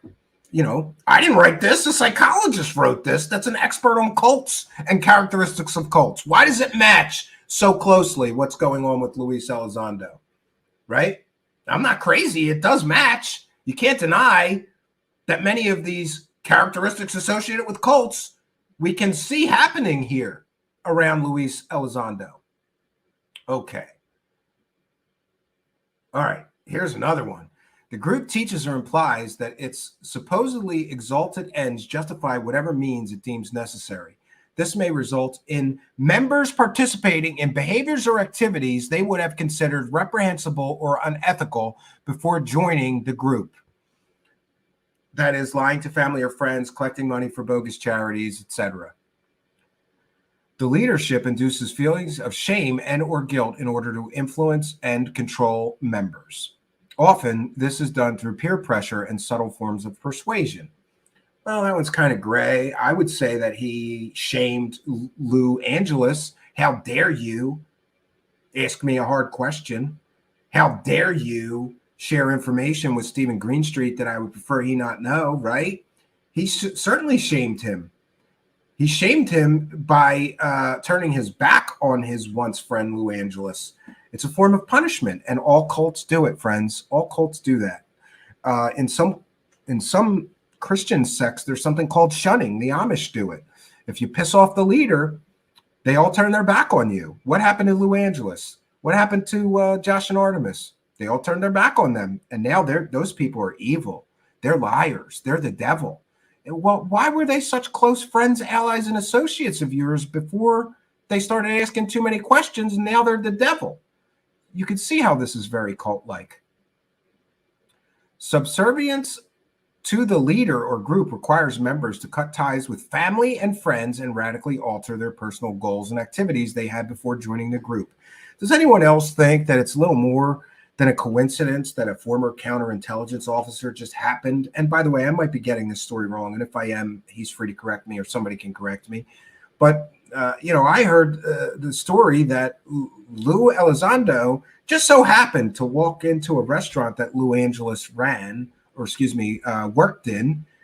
And Lue Angeles, is a guy running a UFO show, and a former counterintelligence guy, a spook, essentially, intelligence officer, just so happens to walk into the restaurant where Lue Angeles is working while he's also trying to get a UFO show off the ground. I don't think that is a coincidence.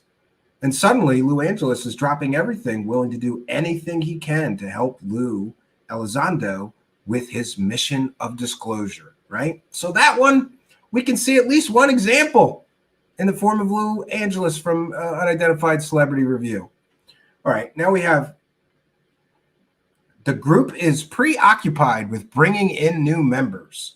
Well, I've talked to many people who felt like they were being recruited and asked to do things. So I think that one pretty much applies.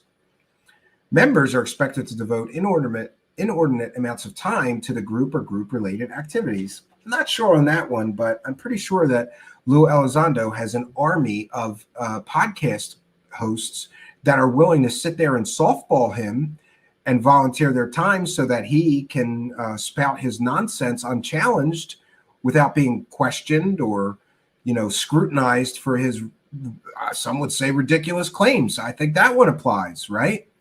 Here's another one that jumped out at me, right?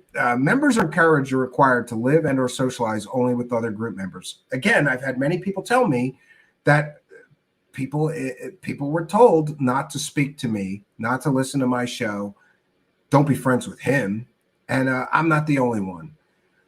Here's another point. The most loyal members, the true believers, feel there can be no life outside of context of the group. They believe there is no other way to be and often fear reprisals to themselves or others if they leave or even consider leaving the group. Yeah. So there is, it also mentions the group is preoccupied with making money. Yeah. Yeah. So there's an awful lot of these cult-like characteristics that seem to match the current situation. Here's what I'm going to do. I am going to go on over to the live chat. We're going to thank and recognize all our kind and generous supporters. And I'm putting the link to that characteristics of a cult into the live chat. If you want to read that, let me know what you think. Let me know what you think in the live chat. Does this recent behavior match the characteristics of a cult? I know what I think, but I'm more interested in what you think. Let me know in the comments if you're listening to the replay. Is this situation that's been going on lately, does it match the characteristics of a cult? We've read them off. It seems pretty clear to me that there are some severely cult-like characteristics going on here and things that cults do that are going on here. And by the way, I was going to play, I'm not going to tonight, but I will encourage you to, you know what I'll do? I will put a link to it. I have a link to share with you that I think is very, very important and topical. And that is the story of Teresa Llaneras.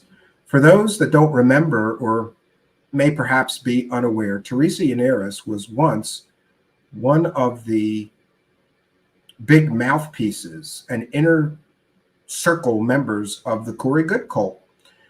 And she has experienced all of what Lue Angeles is now experiencing, and others who are leaving the cult of Lue Elizondo are experiencing. Teresa Llaneras had her reputation destroyed, her business destroyed. She was threatened, intimidated, doxxed, harassed, and more. All because she left. And now in her case, it's interesting that she did not, to this day, she has not really spoken out directly against Corey Good. She spoke in general terms about being influenced by New Age cultic-like people that were around her, but she has not really, she hasn't really named names, really. You know, she hasn't said she's talking about Corey, but everybody knows in these videos that she's talking about Corey. And I am going to, you know what, we'll play a portion of it. 1 second, friends.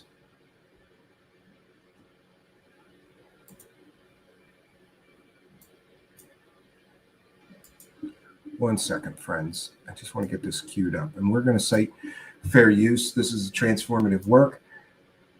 We are educating the public. This is a video formerly, I believe she used to be called Divine Frequency, her YouTube channel, but she has dropped that because most of her Divine Frequency videos were about Corey Good and New Age stuff, and she has since found Jesus. Some have argued that she traded one cult for another. I'm not going to comment on that. I'm a Christian myself. I support whatever she chooses to do. But I think that it's a cautionary tale, because all this has happened before, friends, and it will all happen again. Some of you may remember that before Lue Elizondo was the guy getting the big, huge numbers that everybody was talking about, Corey Good was that guy. He was the alpha dog for a while. And while he was, the same things happened. The same exact things happened. A bunch of echo chamber, UFO disinformation podcasts and show hosts would help Corey Good spread his garbage and hype up his latest whatever he was selling, and they wouldn't push back. They would all softball him. Does this sound familiar? Yeah, because all of this has happened before, and it will all happen again. Lue Elizondo, in my opinion, is just the latest in a long line of UFO celebrities, saviors of disclosure that bring us nothing. But they sure fill their pockets with money. They're good at that. They're good at filling their pockets with money, but they're coming through with the promises after they've overpromised and delivered. How long is Lue Elizondo going to hype up UFOs and disclosure before he shows us one tangible, irrefutable piece of evidence of alien existence or visitation on Earth? How much money does he need before he's going to give us that? When will he ever give us that? Or is he just like all the other people who overpromise, underdeliver, and never give us the goods, friends? So this is a transformative work. We're educating the public. And by the way, I have prayed for Teresa Llaneras because she went through hell after she left the good graces of Corey Good. And by the way, in her circumstance, she was encouraged to have a boyfriend that was in Corey Good's inner circle. She was encouraged to only speak to people in Corey Good's inner circle. She was encouraged to start a business that would support Corey Good and work with Corey Good. She was used as a mouthpiece and as a facilitator of disinformation. All of this she freely admits now after having left the good graces of Corey Good. And some of you may be aware that this girl, Teresa Llaneras, her sister, Valerie, is still in the good graces. So I'm unclear whether she has lost her relationship with her sister, but I don't believe that Corey Good, whose lawyer is this girl's sister, who's suing all. Let me say it better. The lawyer for Corey Good, who is suing all of Corey Good's critics, is Valerie Llaneros, who is this girl, Teresa Llaneros, who spoke out and left the cult's sister. That's how damaging this stuff can get. So, where is the... 1 second, friends. I lost it. Oh, let me try that again. All right, I have to get the video now. That would help. All right, we can do this. 1 second.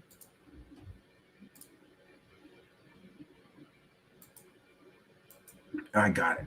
I got it now, I think. Yes, I do.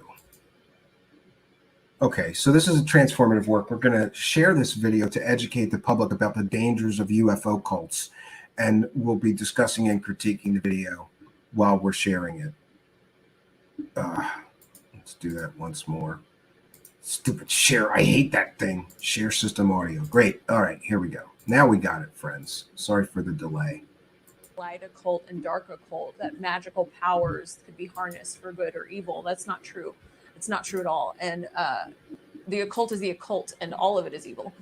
You're accessing power from evil realms. You deny God and you take on personal power. You're looking to yourself as a god. I became selfish and I got further and further away from God, and to the point where I couldn't even hear his voice anymore because I was not in his kingdom. I remember when I realized what was going on in my life, when I realized that the occult had brought me to my knees, had put my life in shambles. I picked up my Bible and I started learning for the first time. I mean, I was raised Catholic. I was in the church till I was 16, and then I went off, into college, and I stopped going to church. But I had not real tangible access to the Word of God until a year ago. I think for me, it took me going through the darkness and literally staring the devil in the face to realize that, oh my gosh, this stuff is real and it's evil and it's taking me down and it's destroying my soul. Yeah, and it's interesting to note that she titled this video "The New Age UFO Cult Hybrid," because she believed that Corey Good was not only using New Age beliefs but also occult beliefs, and it gets pretty woo, black magic and spells and all kinds of dark forces apparently. I remember when I realized that the tarot cards and all the New Age books that I had around me and all of the New Age philosophies and everything that I had been hanging my hat on and learning about, all of it was not doing me any good at all. The reality is, New Age practices, they get you spun up in this hamster wheel of seeking knowledge. So there's actually something I wanted to read you guys. You know what? I probably don't have this queued to a good section. So here's what I'm going to do, friends.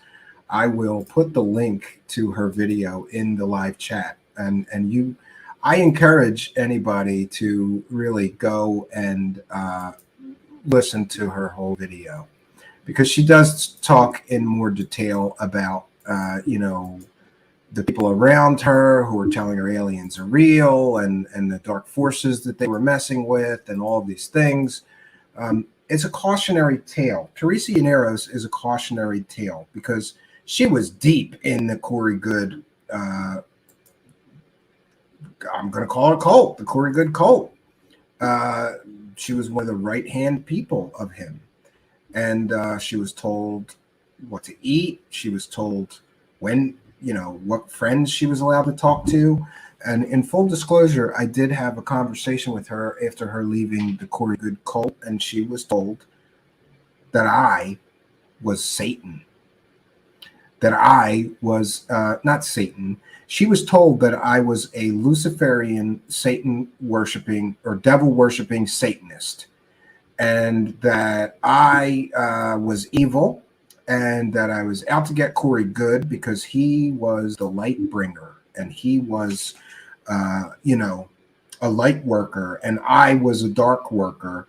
And she, near as I recall, it's been some time since our conversation. And by the way, God bless her. I prayed for her at the time. I will continue to pray for her. She expressed to me that they told everybody that.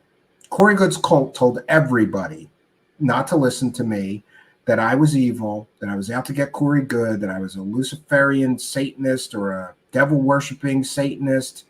And, this is the kind of things that they do. And in the case of Teresa Llaneros, she heard it so much. And by the way, it wasn't just me that they were saying that about. It was Dark Journalist, it was C.W. Channer, it was Joe from the Carolinas, and many other people.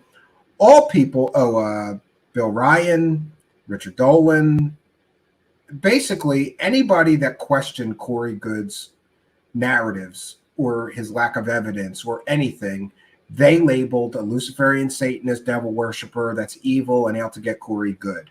And they kept repeating this, according to my conversation with her, so much so that she believed it at one time. She believed that I was a Luciferian Satanist and I was out to get him and all of this stuff. But she did wake up and realize that she was being brainwashed in a cult. And here we could see parallels, friends, because I can show you examples of people that are, big Lue Elizondo supporters that are telling people, maybe not telling people that I'm a Luciferian blood-drinking Satanist, but telling people that I'm the bad guy here. Telling people they shouldn't listen to me because, one reason or another. I'm a liar, I'm a felon, I'm a criminal. None of which those things they have established with any facts or evidence, but they will continue to tell people that. It's almost like that Nazi ideology. Who was it, Goebbels? The Nazi propaganda mister who said, if you repeat a lie enough, loudly enough, and boldly enough, people eventually will believe it's the truth. That's what these people do. So I'm the bad guy.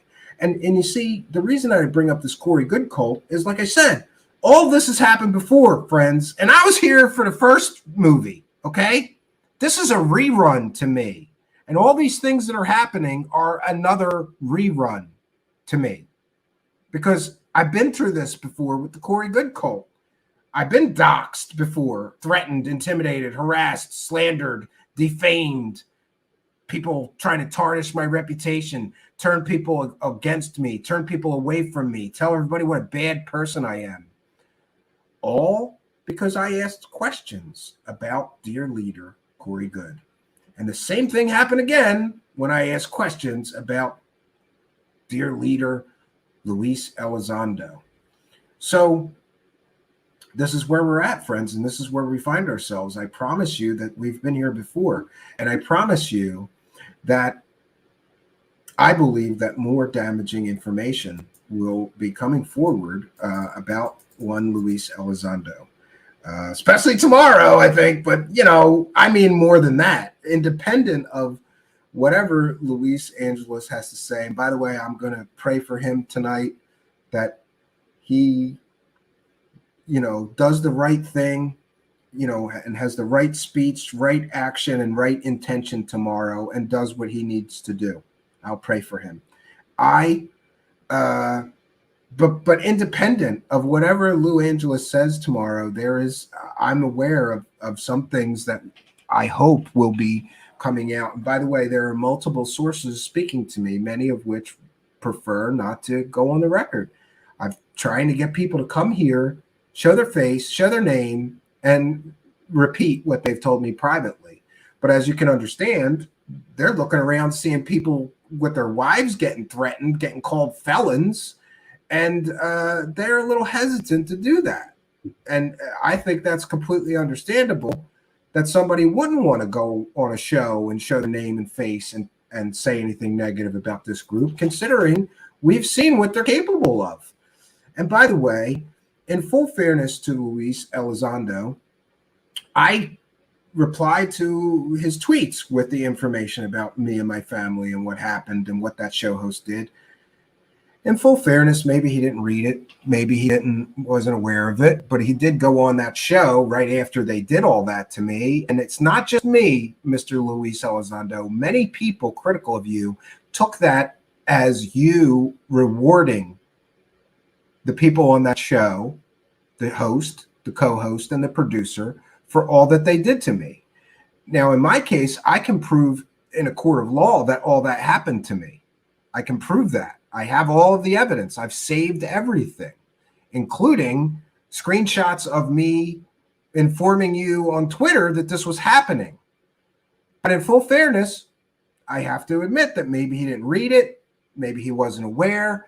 And in full fairness, and let's be fair to him, he never publicly said, I don't have a screenshot of him telling them to do that. I don't know that he told them to do that.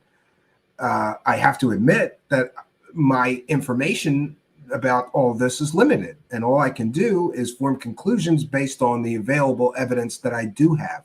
So there's a limit to my information and knowledge, and I'm freely admitting that to you, my audience members, and anybody who asks me.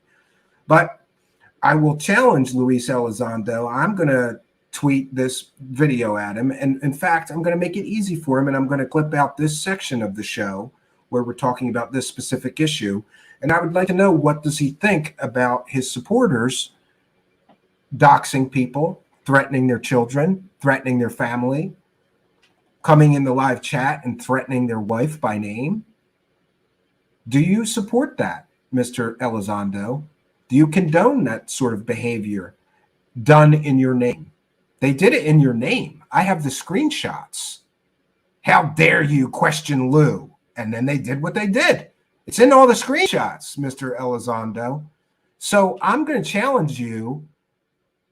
You portray yourself to be an honorable man. Does an honorable man sit back and let his supporters threaten people's wives and children? By the way, my children are 5 and 10. What kind of man threatens a 5-year-old? Right? I'm sorry, 6 and 10 now. It was 5 and 10 at the time. What kind of a man threatens a 5-year-old or a 6-year-old child? Do you really support that, Mr. Elizondo? Because people assumed you supported it, since right after that show did that to me, you went on their show again. Good for you. And, I will say again that I'm a Christian person, and I have been really working on myself lately. Some of you are aware that I am now, I am 80 days sober, 80 days without alcohol. But besides the lack of alcohol, which I believe was a detrimental influence in my life, I am just working on other portions of myself. I'm working this 12-step program and other things. And I'm also trying to be a better Christian. And Christians are supposed to turn the other cheek. And I can turn the other cheek about almost anything. I really can, but I'm still having a hard time forgiving all of these people that did this to me, and forgiving Mr. Elizondo, who, in full disclosure, I may have blamed or thought was the cause of it, and I may have done so unfairly I have to be honest. Maybe it's not fair to blame him. Maybe he was unaware. I'll say it again. Maybe he didn't condone it or wouldn't condone that, but we haven't heard a statement from him about this. And while we're on that subject, the Who's Lue documentary film producer Manny was also doxxed. His girlfriend was doxxed. His girlfriend was threatened. It takes a real tough guy, real macho man to threaten a woman, right? To harass, intimidate, and threaten a woman on the internet, right? And also, in full disclosure, I do want to mention that this show host and his and Rob Heatherly, who likes to watch hours and hours and hours of 8-year-old little girls dancing on YouTube, and I have the playlist to prove it. And this ack. I mean, it's a really stupid thing for them to do, to threaten my wife, because I'm telling you the honest to God truth. My wife would beat the living shit out of the three of them at once. She's a very tough woman. So, forget about me here. You guys really should shut your mouth. You don't know who you're threatening, especially, I'm gonna you listen. I'm sure there's a lot of women listening to me and within the sound of my broadcast who have children. What would you be willing to do to a man that's threatening your children? How many mothers does everybody know? How does a mother take it when you threaten their children? My wife's a lioness. She will eat them alive. And although she could take care of herself, I'm her husband, and it's my job to protect my family. And let's make no mistake, we have, since this stuff happened, we have a hell of a security system here now. And I have quite a collection of weapons, and I'm just going to leave it at that. And it would be extremely foolish for anybody to come here who wants to threaten my family especially. But we're going to move on with some things. I'm getting some messages right now. I do want to share some things from our chat room monitor, Six's Design, the Sixth Sense, who has been sharing some of this stuff. Some of the things that have been happening. And by the way, these guys really are pussies. There, I said it. These people with these attacks, because there's so many sock accounts and people are hiding behind fake Twitter, fake Twitter IDs, right?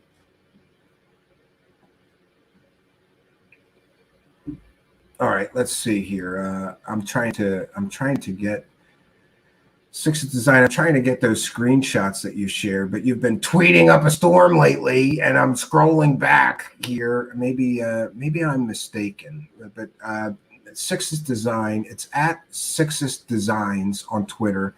He has all of these screenshots of them calling, a whole bunch of people, the Felon 55 or the Felon 5. That was a whole nother thing. These attacks are absolutely ridiculous. And I think that it's very telling that people have to hide behind their computers and attack people from a keyboard. It makes me wonder, for example, those three people from that show, what would you do if I was standing right in front of you? Would you do the same thing? And here's another issue where this essentially proves that this is very cult-like. What kind of people risk criminal prosecution to threaten people's families publicly? It's not like they were smart enough to, hide their IP, use a burner Twitter account to dox me or threaten me. They did it with their known accounts.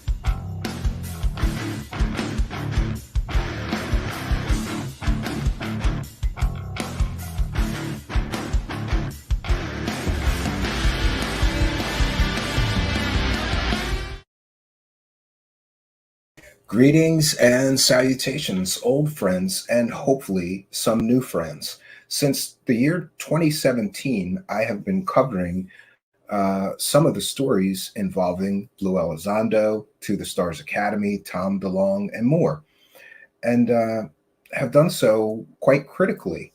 And it appears that the longer time goes on, the more it appears that I may have been correct in my original criticism of the what I believe was a false narrative that started in 2017. Since then, I have continued to investigate and follow these stories very closely. Tonight on Truth Seekers, we're bringing you a Truth Seekers exclusive story, which involves a man named Rocky Swanson, a former Canadian military member who has had some interesting interactions with people that I would describe in the past as, quote, UFO celebrities, unquote. Also joining us tonight is Jeremy McGowan, who it appears has had some similar experiences with many of the same people as tonight's guest. So we will get right into it. We're going to get right into it tonight, friends. So welcome one and all. We welcome all members of the live chat. Got great attendance here already tonight. We welcome all of the live chat, but just a quick note, for whatever reason, the Instagram live feed was not working, so we're just going to continue. All of our other usual feeds, the Facebook live feed, the Twitter live feed, and the Rumble feed, the Pill feed, everything else appears to be working, so we're just going to roll with the punches tonight and bring in our guests. We have Jeremy McGowan joining us. Welcome. And we have Rocky joining us. Welcome, Rocky. Howdy. Yeah, so Rocky, I thought where we would begin was with how exactly did you come to become involved in the UFO subject? But first, can you tell us a little bit about your background in the military, and maybe Jeremy can help us sort of navigate what your responsibilities were and things like that, just so people get a sense of, your military service and credentials? Sure. Well, when I was a young guy, I joined the Canadian Army right out of high school. I joined the Armored Corps, so I was a tank driver, and I was in the Lord Strathcona's regiment. And after a couple, half a decade or so, and toured to Bosnia in a reconnaissance squadron, I did something called a Land Occupational Transfer Re-Engagement Program. That's a long acronym that basically means I changed trades. I went from the Army into the Air Force, and I went into the Airfield Engineering branch. Airfield engineers are there's a whole multitude of trades in there, including emergency services and all kinds of technicians and stuff. And I went into the emergency services area of that field. And Rocky, were you enlisted? Were you an officer? What was your rank structure? Right. So I retired as a warrant officer. So I was enlisted, and I looked after troops, but I was not a commissioned officer. No. Copy that. And is the warrant officer program in the Canadian Armed Forces pretty much the same as it is with the U.S. Warrant officer program? So that's a good question. I think that I've looked into that myself, and I think that it depends on the trade.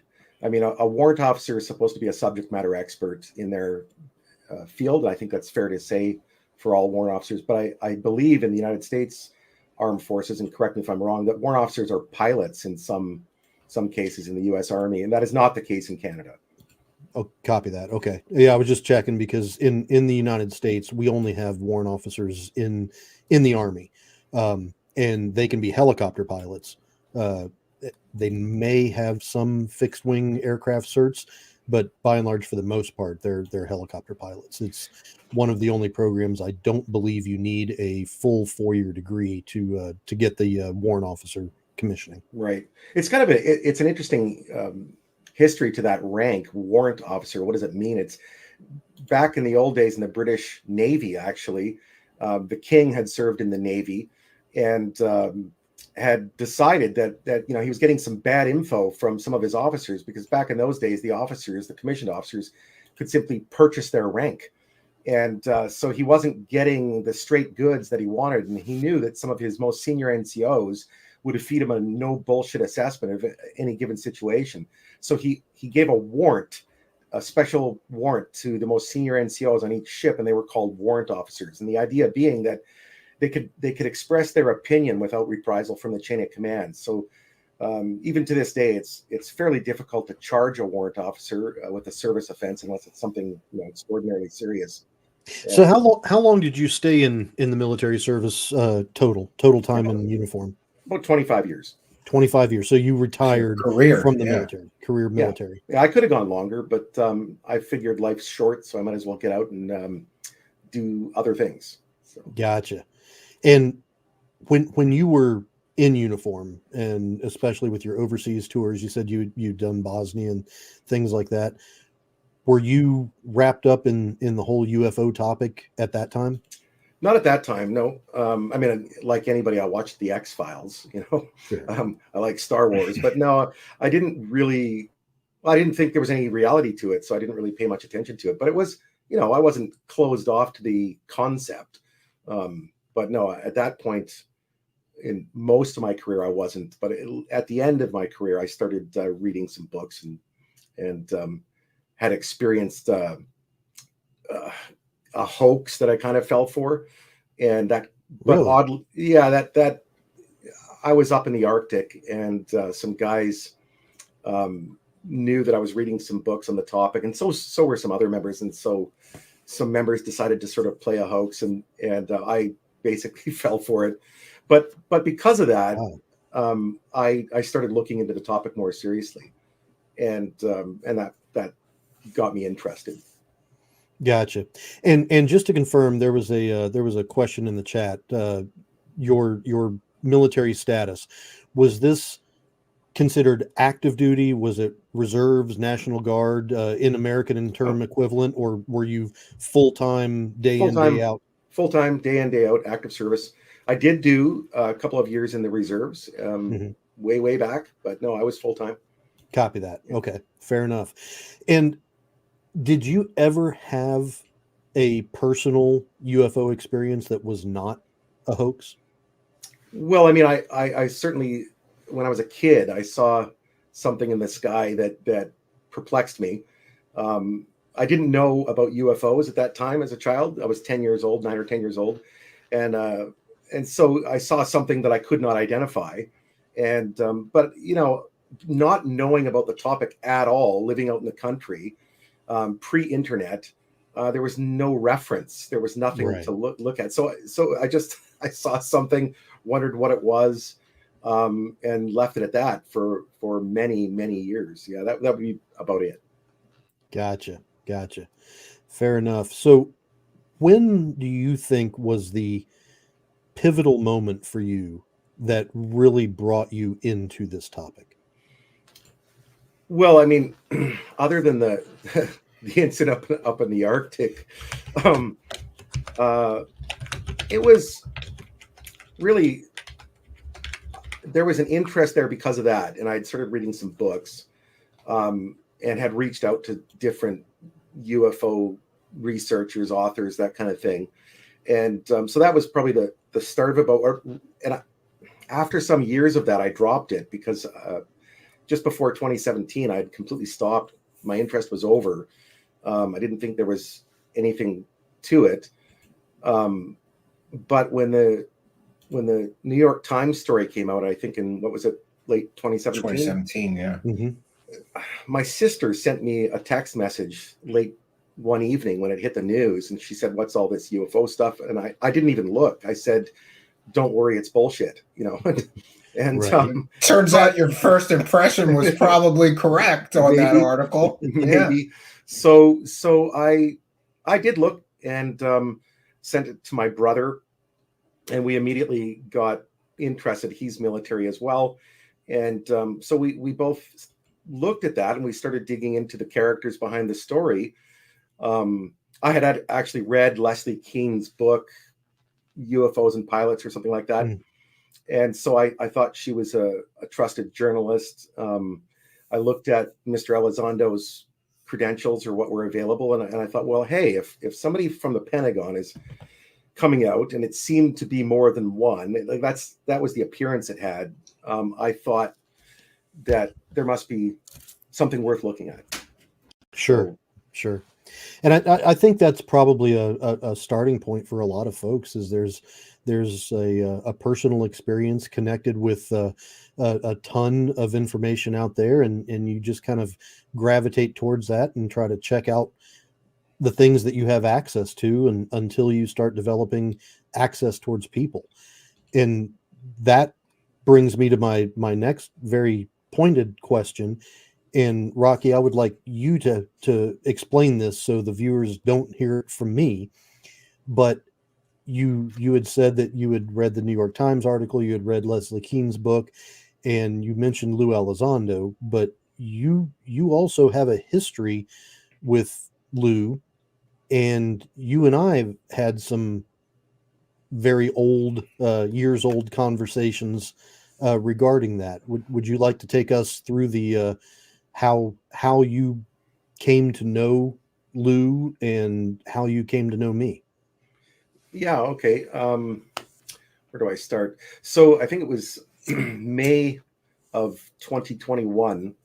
A very dear friend of mine named Byron Delir and I did a podcast on Byron's show. I'm sorry, Byron, I don't remember the name of it.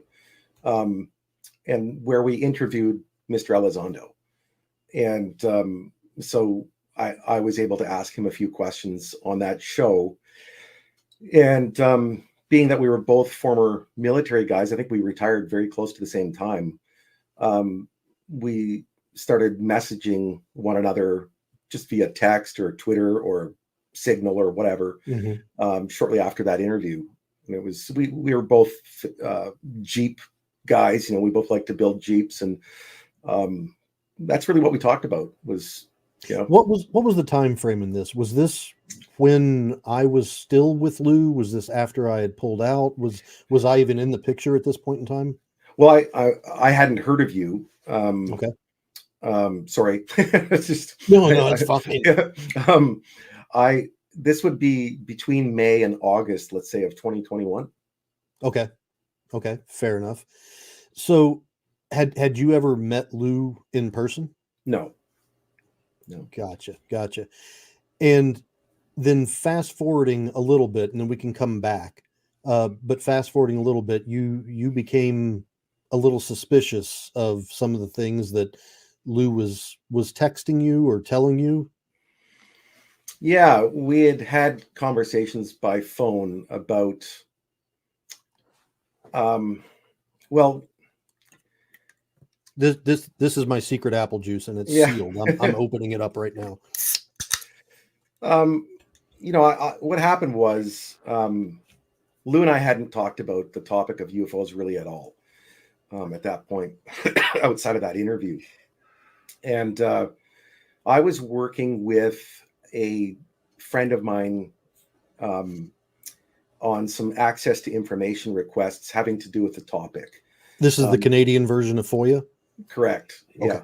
And so this friend of mine is one of the most diligent researchers in the country. And so the reason I was involved with him was that being ex-military, I was able to sort of translate military lingo. Sure. To help him understand what things were about, maybe give him context to some things and contacts within the military. Sure. And at one point, he sent me a part of a access to information request that he had received, and it was fairly intriguing.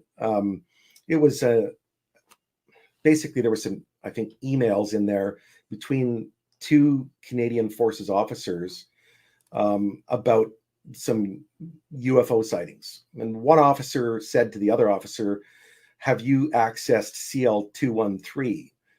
And the officer replied back, "I've accessed it, opened, and closed it." And I thought, well, that sounds intriguing. What the hell is that? What is CL-213? We didn't know at that time. I'll get into it. But so what I said to him was, "Hey, I've got a contact with Mr. Elizondo. I could send him this and ask him if he knows what it means." And so he gave me permission, and I shared that document with Mr. Elizondo. And so this was a document that had been officially released, correct, through an access to information request by the Canadian government. So it's not a classified document. It's not sharing state secrets. It was right. It was an official release that you had the ability to. In other words, like a United States version of FOIA, but the Canadian version. That so, and to be totally clear, that particular version of that document had originally been classified, and obviously declassified through my friend's access to information request. Now, I don't actually know, to be clear, if that's why it was declassified. I don't think so. I think that it just wasn't anything all that substantial. But anyway, he got it. I sent it to Lue Elizondo, and sort of waited for a reply on that. Meanwhile, we found out what CL213 was, and CL213 just stands for Checklist 213.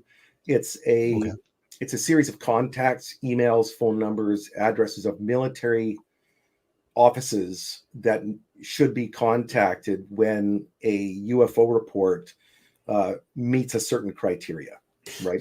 And that can be very basic. So let me pause you right here for a second. We don't have this in the United States. Until Arrow was spun up, there was absolutely no way for a standardized data collection of pilot reports or military witness reports. And you're saying that the Canadian government had this in place years before we stood up Arrow? Well, I don't know if what I think is that this had to do with NORAD. And so I think you guys definitely had this. Yeah, because NORAD's joint Canadian and US. Yeah. And so the number 213 may have been a Canadian version of the same document in the American side of NORAD. The ISRD, Intelligence Surveillance Reconnaissance Division of NORAD, has ISRD North up in Winnipeg near 1 Canadian Air Division, and then ISRD down at Peterson Air Force Base. And they all share those same documents, of course. And so I'm not an expert on that. I don't know exactly, what the American side called it, but there's no doubt they had the same document. And you said you shared this with Lou. What was his take on when you shared the document with him? Initially, he said he did not know what it was, but it seemed, and this is from memory what he said, but that he would look into it and get back to me. Anything ever come out of that? Not exactly out of that memo. I found it strange that he didn't know what it was, in a sense, because it turned out it was so basic that it was odd, because if you had run a top secret UFO program, the most basic reporting document should have been known to them. He should have been familiar with that if he actually ran the Pentagon program. I mean, right? if any, so did that jump out at you as like a red flag then? Well, it just hit me kind of odd. It just, any fat slob like me can get it. Then it would seem that someone running a top secret Pentagon UFO program would likely have access to the most basic documents, and many of these CL213 documents are not classified. It's just a basic reporting procedure. That's all it is. So it was just a weird thing that he didn't know what it was. So was this like one of your first interactions with Lou after you had done the podcast? You said, "Hey, I know," and I'm speaking for you, and correct me if I'm wrong, but you basically said, "Hey, we had this podcast, we've been texting for a while. I've got this document I'd like to share with you." And was this kind of like the genesis of a longer, more involved conversation that you started to get into with Lou? Yeah, I would say that's a fair assessment. Yeah. So where did it go from there? After Lou said he was going to check in on this document, what happened next? Well, there was lots of messages and stuff back and forth via text or whatever. Some had to do with research, some did not. But eventually I got a phone call or a text. I think it was a text message from Lou asking if I could take a phone call. And so, of course, I said yes. And then and this was July, I think, of 2021. Okay. So he called me up, and somewhere in that conversation, and I don't want to give an exact quote because I can't remember exactly what was said, but something in that conversation led me to believe that I was going to, he inferred that he needed to update my security clearances to bring me in on some program. right? Yeah, Wait. this is very important. So let's Yeah, make sure that we have to, unpack this. So Yeah, go ahead, Jeremy. You're having a conversation with Lou via text message. We'll call it Signal for lack of better terminology. You're having a conversation via Signal with Lue Elizondo. You've never met him. Right. You've only done one interview with him, had a series of phone calls with him, gave him a declassified document that he didn't know about, and now Lou is asking you for personal information by saying the reason he's asking for the personal information is because he wants to upgrade your security clearance to be read in on a program. That's the way I understood it. Yep. Did he say what this program was? Wow.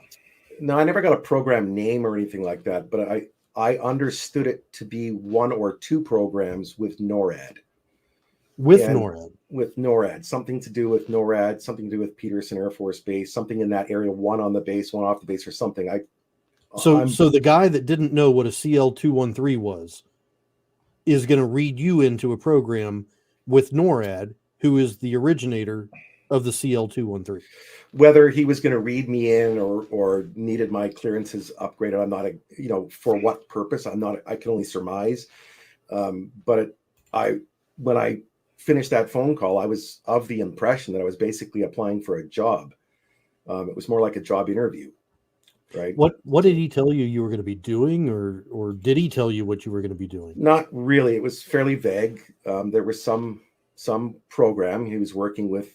Like I say, it was something to do with NORAD and very vague.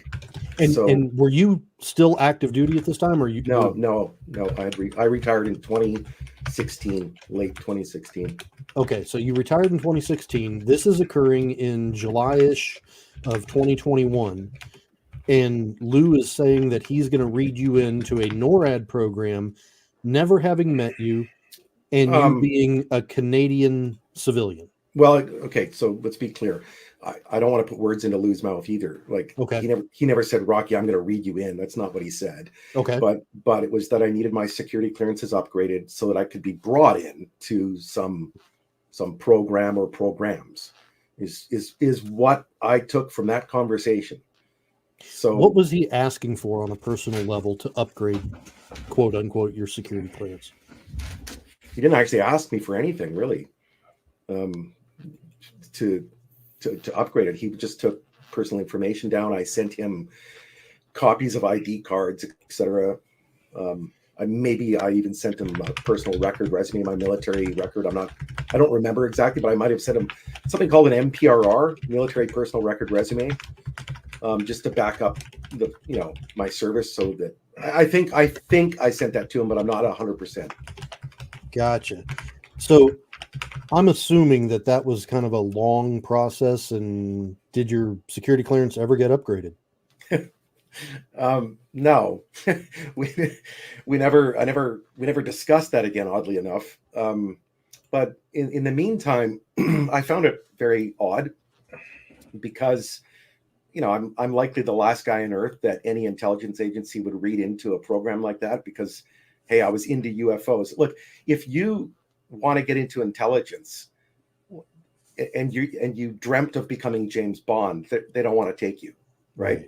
And so a guy who's really into UFOs is not likely to be read into some top secret UFO program. But what I did was, having friends all over the place, I phoned some people at NORAD that worked in the correction departments within NORAD. And I just dropped some names and said, look, and these are people that I've known for 30 years that happened to be at NORAD at that point, working in intelligence. And I said, hey, look, this is what I think is happening, that I may be brought down there. I may be read into a program. Do you know these people? Do you know this man? And my good friend there said, he didn't know the name, but he would definitely look into this for me. He got back to me quickly, within a day or two, and said that no, they had never heard of this guy or anybody. This guy being Lou. Right. Okay. And that, you know, it was just basically told me, hey, whatever you're getting mixed up with here, it has nothing to do with us. There's no programs like this. And that they'd never heard of him. And so let me backtrack just a minute. You reached out directly to people that you knew based on your military service for 25 years in the Canadian military. You reached out to folks that you knew at NORAD and asked them if they knew Lue Elizondo, who was saying that he was going to bring you in to a program. And the guys that you talked to at NORAD had no idea who Lue was? Right. And like 100%. Yeah, that's probably another red flag that he's not being honest with. You know, this. Well, I don't want to comment too much tonight because I really want to hear Rocky's story. But you know, this appears to an outsider here hearing this to be very manipulative and deceitful. So, like I say, I mean, I don't want to put words into his mouth. I don't want to misquote him, but that's what I took from the conversation with Lue. And of course, I did my due diligence and I called the right people at NORAD, and that's the answer I got. So now that you're sitting on this and you've heard from Lue and he's requested information to beef up your security clearances and made allusions that you may be brought into a program of sorts, you had him checked and folks at NORAD have no idea who he is. What do you do now? What are you thinking now? Well, what I'm thinking is either I misunderstood him or I need to do some more checking. So I was pretty sure of what I was told. So I phoned a friend of mine at the Canadian Security Intelligence Service. That's sort of our CIA. Okay. I don't want to exaggerate that, but that's their Canada's senior intelligence service. And the reason I did that was twofold. One, as at that time, I still held a security clearance, so probably didn't need upgrading in the first place. However, I got a hold of CSIS because there is a defense administrative order and a defense security order that states that if you held a security clearance, if you hold a security clearance, if you're a serving member of the Canadian Armed Forces, retired or whatever, and you were approached by a foreign intelligence service, you must report. And so I made a report that I had been. Why did you make the report? Because you were approached by a foreign intelligence service. What did Lue say, that he was with the U.S. government, or did he claim that he was with an intelligence agency? No. To be fair to Lue, I did that because, frankly, I wasn't totally sure he was retired, and I knew that he had been in the Defense Intelligence Agency. So it just seemed like a good, safe thing to do. I just wanted to make sure that I wasn't doing something wrong, and that and it's a requirement for you to do that. It's the law. I had to, as far as I understood it. And again, I don't want to exaggerate any of that. I felt I had a legal obligation to make that call. So I sent CSIS everything. I sent them every message, everything that I had ever received, everything. Can I just stop you for a minute? Does that, would that be something that would be FOIA-able via the Canadian equivalent of FOIA then? I have no idea. Okay, Honestly, I just wanted to make a note of that, and I will check into that situation, because if we can get those correspondences, that that may shed some additional light. Not only the correspondences, but any internal memos or reports that were generated because of those correspondences. Yeah, I have a feeling there's a paper trail here that we can follow, and I'll do my very best. If not, I'll try to call in John from the Black Vault for some help. He may be much better suited to try to pursue those than me. Yeah. So you made the phone call, right? And you said that you were approached by potentially a foreign intelligence officer. What was that conversation like?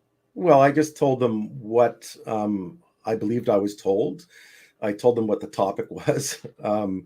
And now, keep in mind, I'm speaking to someone at CSIS that I know personally, right? Somebody who I'd served with, when he left the armed forces, he went into CSIS. So he wasn't the guy that was actually going to necessarily generate the paperwork, but he was taking my information. And I did it that way because I knew he would take me seriously, right? That this would go somewhere. He's a very senior member of that organization. So he got back to me fast, within a day or so. And first thing he said was, take those damn things off your phone. Because I had these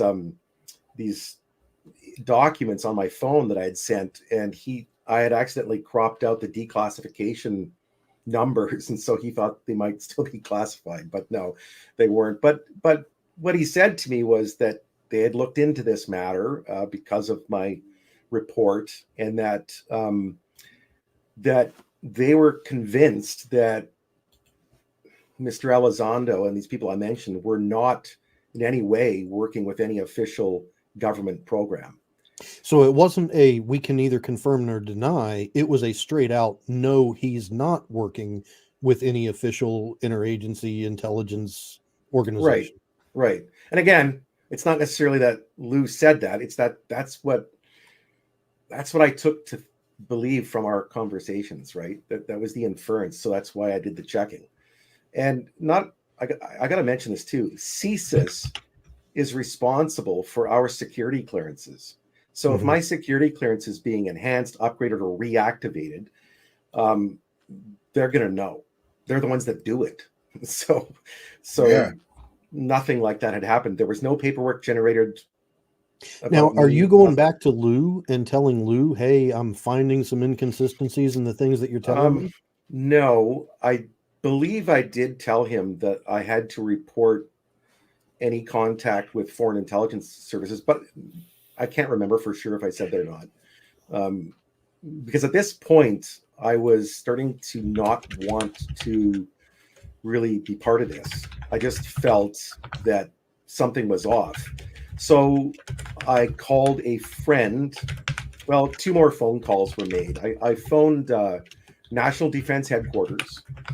Okay. And I spoke to another friend there, a very senior officer, and just got that officer's opinion of this whole situation. And their reply to me was, it sounds like you're being led down a garden path. Be careful, And so, yeah, I mean, what was I don't know. But that was I started feeling nervous.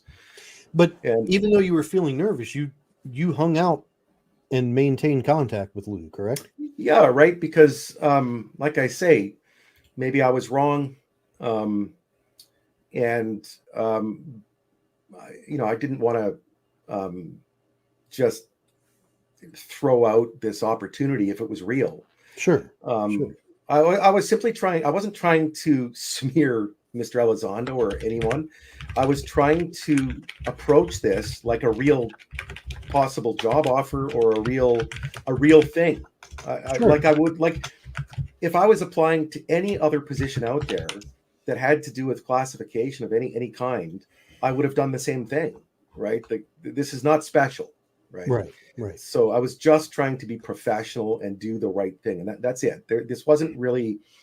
And you're doing your due diligence. You need to know the people that you're crawling into bed with. Yeah. So I started feeling very nervous about this, and I contacted a friend of mine and a friend of yours, and it's that individual said to me something to the effect of, "Hey, this kind of sounds familiar. Do you know Jeremy McGowan?" And I said no, I think, and he said, "Well, maybe you guys should talk." And so he gave you my number. I believe that's shortly after when you and I first spoke. Yeah. And I will corroborate this. I'm not going to name the person that that Rocky's talking about, but Rocky and I do have a mutual friend that he and I were both talking to without knowing the other person. I didn't know Rocky. Rocky didn't know me, but we had a mutual friend, still have a mutual friend that put us in contact with each other. Right. So the people hear it from you instead of me. After our friend gave you my contact information, what happened? Well, I guess there was two, I don't know if I've got this in the right order or not, but there's sort of two things that happened. One was that Lou called me back, and there was no more conversation about any programs, but he really started buttering me up to go on some documentary and to hold up these documents that I had provided him, and to show the validity of whatever this was supposed to be. What were these documents? I'm sorry. Oh, that's the CL-213 document. I'll have to get Stephen a copy of that. So Lou, just for my edification, and so I fully understand this, Lou no longer was talking about this program that you may be brought into, but now he's talking to you about a television show, documentary, and he wants you to make an appearance on this show by holding up the list that was declassified that anybody could get, that he didn't even know what it was to begin with, and he wanted you to do that to give validity to the list. What was the point of that? Yeah, that's the way I took it. 100%. Yep. So he was using you and your military credentials to prop up this document that was literally nothing more than a phone tree. That's the way I took it. Yeah. It was. I was told that. I mean, this is almost a verbatim quote, that I would be known as one of the greatest researchers, that I'd be a hero to the cause, quote unquote. You could be known as a ha ha ha big hero in this. That's almost an exact quote. I'd be willing to take a And by the way, Rocky, just to be clear, because a lot of people are asking, and I just want to put this on the record. There was some recorded messages or whatever, and I've heard some of them, in which Mr. Elizondo was telling you that this new documentary, which he wanted you to be involved in and bolster the credibility of these Nothing Burger documents, was going to be a worldwide phenomenon and would make you an instant big deal in the world of UFOs and sort of a hero to disclosure. I'm paraphrasing a little bit. Sure. Just want to put that on the record, that he was leaving you these type of messages. And second, that I have heard some of these messages, and it's not really my place to ask if you're going to release all these messages. I just want to put on the record that I didn't just take Rocky's word for it. I verified his military credentials and background claims to be accurate. Then I've heard some of the, I've seen he's got receipts for everything that he's saying, but it's really Rocky's choice whether he chooses to make those public. I'm sure there's legal things that you might want to look into before doing so. Yeah. Well, I'm not here to slander or to badmouth or make anyone look bad. Yeah, just to be clear, Rocky has been incredibly fair this entire time I've interacted with him. He's not here with any malicious intent. He's just got an incredible part of what I think is the inside baseball to how this stuff all works. And I think it's incredibly interesting that you basically give him these documents, Mr. Elizondo I'm referring to, and a disclosure and transparency advocate. Instead of just releasing the documents, he's waiting for a documentary deal so that he can maximize sort of the monetization of these Nothing Burger documents, and also use you to sort of bolster their importance. Am I getting this right? Well, I mean, that's my take on it. That he said that he wanted to release those in that documentary. He wanted me to appear on camera to show the validity of those documents. And so what were his motives or intentions? Was it about money? I have no idea. But what was he telling you personally? like, what was your level of involvement going to be? Was it just about the documentary? Was there any other things that he wanted to use you for or have you involved with? What was his trajectory for you? No, it seemed to be that. It seemed to be having guys like myself, veterans, go on camera to bolster the credibility of him and Chris Mellon, Hal Puthoff. Those are the names that he mentioned. To bolster the cause, to be a hero for the cause. And I was very concerned about releasing sources and having anybody's names leak out, that kind of thing, because there were members of the armed forces that were helping me, sort of behind the scenes get stuff. They didn't break any laws, but they didn't want their names out there. And I just remember, there was sort of I don't know what the exact quote was, but it was something about, we all have to take a hit for the team kind of thing. And sacrifices have to be made, et cetera. Right. Something to that effect. Again, not an exact quote, but I felt, and this is just my feelings on this. This is what it all is, right? But I just felt that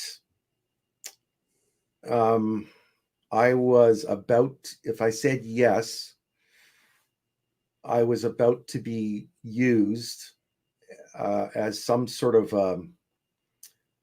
a David Grushian type character, some sort of pawn to further some cause that had nothing to do with UFOs. There was something else going on there, and I don't know what, but none of this felt genuine, right? I mean, certainly he wanted me on camera, absolutely. But that whole bit about programs and NORAD and secrecy and all, these things didn't match up. And so, again, maybe I'm wrong about everything here, and he was totally legit. Okay, fine. But I didn't find that to be the case. That wasn't your experience, sure. Right. So once you had my contact information, walk us through the initial conversations that you and I had, things that I told you and then told you to watch out for, and then things that you heard after that. All right. So, sorry, I got distracted by a comment on the screen there, but, all right. So you and I talked, you told me your story. You kind of told me some things to watch out for. And I would say that your experience of being manipulated was the feelings that I was getting. And I'm sorry if I'm a little off topic. This is no, you're stressful good. here. You're good. No, your interpretation of events, is important. If that's how you felt, that's how you felt. Nothing felt genuine. Like, look, I want to be really clear that Lue Elizondo was nothing but polite, generous with his time, and courteous. Okay. I'll agree. The same conversations that I had with him right up until the very end, he was nothing but amenable. I felt that well, I got angry. I got angry. I just felt that this was all horse shit, and I just stopped. I just stopped contact really at that point. But well, sorry, Rocky, let's go back in time just a little bit. You haven't mentioned this, okay? But and I'm trying to see if you can fill me in on some of the details here. There was a point, and you do not need to name names if you're not comfortable in doing so. I'm not asking for that. There was a point where Sean Cahill and Lou was involved in some dust up with the Canadian government. They had gone up and they were trying to talk to Canadian Parliament, and things went sideways. Were you involved in any of that? Do you have any insight on that, or understand better what happened? So there was federal government officials that had been in contact with Mr. Elizondo. He had allegedly, and he told me this himself, that he had either come to Canada and given a briefing, or maybe it was over the phone or something. I'm pretty sure it was that he said he came to Canada and gave a briefing. And so at this point, I don't think we were, I can't remember if we were still talking at that point or not, but he had come to Canada and given some briefing to our version of what would eventually become our UAPTF. It's actually called Sky Canada. Okay. And so there were some officials that were given a briefing. I don't really know about a dust up, but there was, I was brought in to that, not into the organization, but into the conversation, put it that way, where officials at the very head of this were talking to me. And again, they were asking me for some perspective on the topic, perspective on military things, because they were getting pushback from the Canadian military, from NORAD and whoever. And so they were looking at me trying to be some sort of a link between that organization and the military. And I told them that I knew Mr. Elizondo to a degree, and that they should be cautious because he was a foreign intelligence officer, and that perhaps his motives were not actually in line with theirs, that they should just be cautious of that. Yeah. And the dust up I refer to, and I don't know where this information came from, but I remember being told that when Lue met with the members of Parliament, he actually screwed up and talked to the opposition party, not the party that was in power. And he did so as an intelligence agent of the United States or something like that. Okay. I see what you mean. Yeah, it's a little bizarre for an intelligence officer to talk to the wrong guys on purpose. Let me clear that up as best I can. Is that he was speaking, I believe, to a Conservative Party member of Parliament and his aides. The Conservative member of Parliament has come out in public. His name is Larry Maguire. He's a big UFO believer, so that's why Lue was speaking to him. Right. And it is odd that if you're going to come to Canada and give a briefing to the government on something so sensitive, that you speak to the official opposition rather than the sitting government. That's just not how it's done, right? It's subversive in a sense. And was in a sense, to your knowledge, was this Lue Elizondo talking to the Canadian opposition party as Lue Elizondo, or do you think that he was talking to the Canadian opposition party as a member of the Defense Intelligence Agency or as an employee of the U.S. federal government? Oh, I believe he was straight up. I think he talked to them as Lue Elizondo. I think, as far as I know, he was straight up about the fact that he was retired, etc. As far as I know. Copy that. Okay. So just one thing I wanted to bring up is that, sometimes people make big deals about things like, oh, Lue Elizondo's meeting with Canadian members of Parliament, but they do the lie by omission, and they forget to tell you that those guys are like, he talked to Larry Maguire, who is a huge UFO believer. It's not like he went and addressed the entire, assembly of members of Parliament. This is a nothing burger. He went up to Canada and he hung out with one of his UFO buddies, who also happens to be an opposition member of Parliament and a huge UFO believer. And he has used that guy before to push this narrative that Lue has some sort of importance, and he's talking to Canadian government members. It's kind of like, it's a nothing burger to me. To be fair, I don't know if I would categorize it exactly like that. I think that because there was a serious push from that member of Parliament and others, the way I understand it, to get something going, I would say that there was some validity to this program, because it did stand up. They did stand up. The the UAPTF, and you know, they thought very highly of Lue, actually. So you know, whatever was said, whoever was all in the room, etc., I do not know. I know there was a number of meetings with various people, not just Lue. So it is not all bullshit. There is some truth there. And that's what makes this topic really difficult to dissect, because when there is some truth to it, you have a really hard time isolating what is not true. Yeah. Hi, Steve Long. Never met you, but admire your conversations. I always, sorry to get distracted, but Steve Long, I just noticed him there, and he's a character that I've been a gentleman that I've been paying attention to, because he seems to have a pretty he's pretty dialed. Yeah, he's pretty dialed in. Yeah, he's switched on. Yeah. Sorry, I got distracted. No, you're good, Rocky.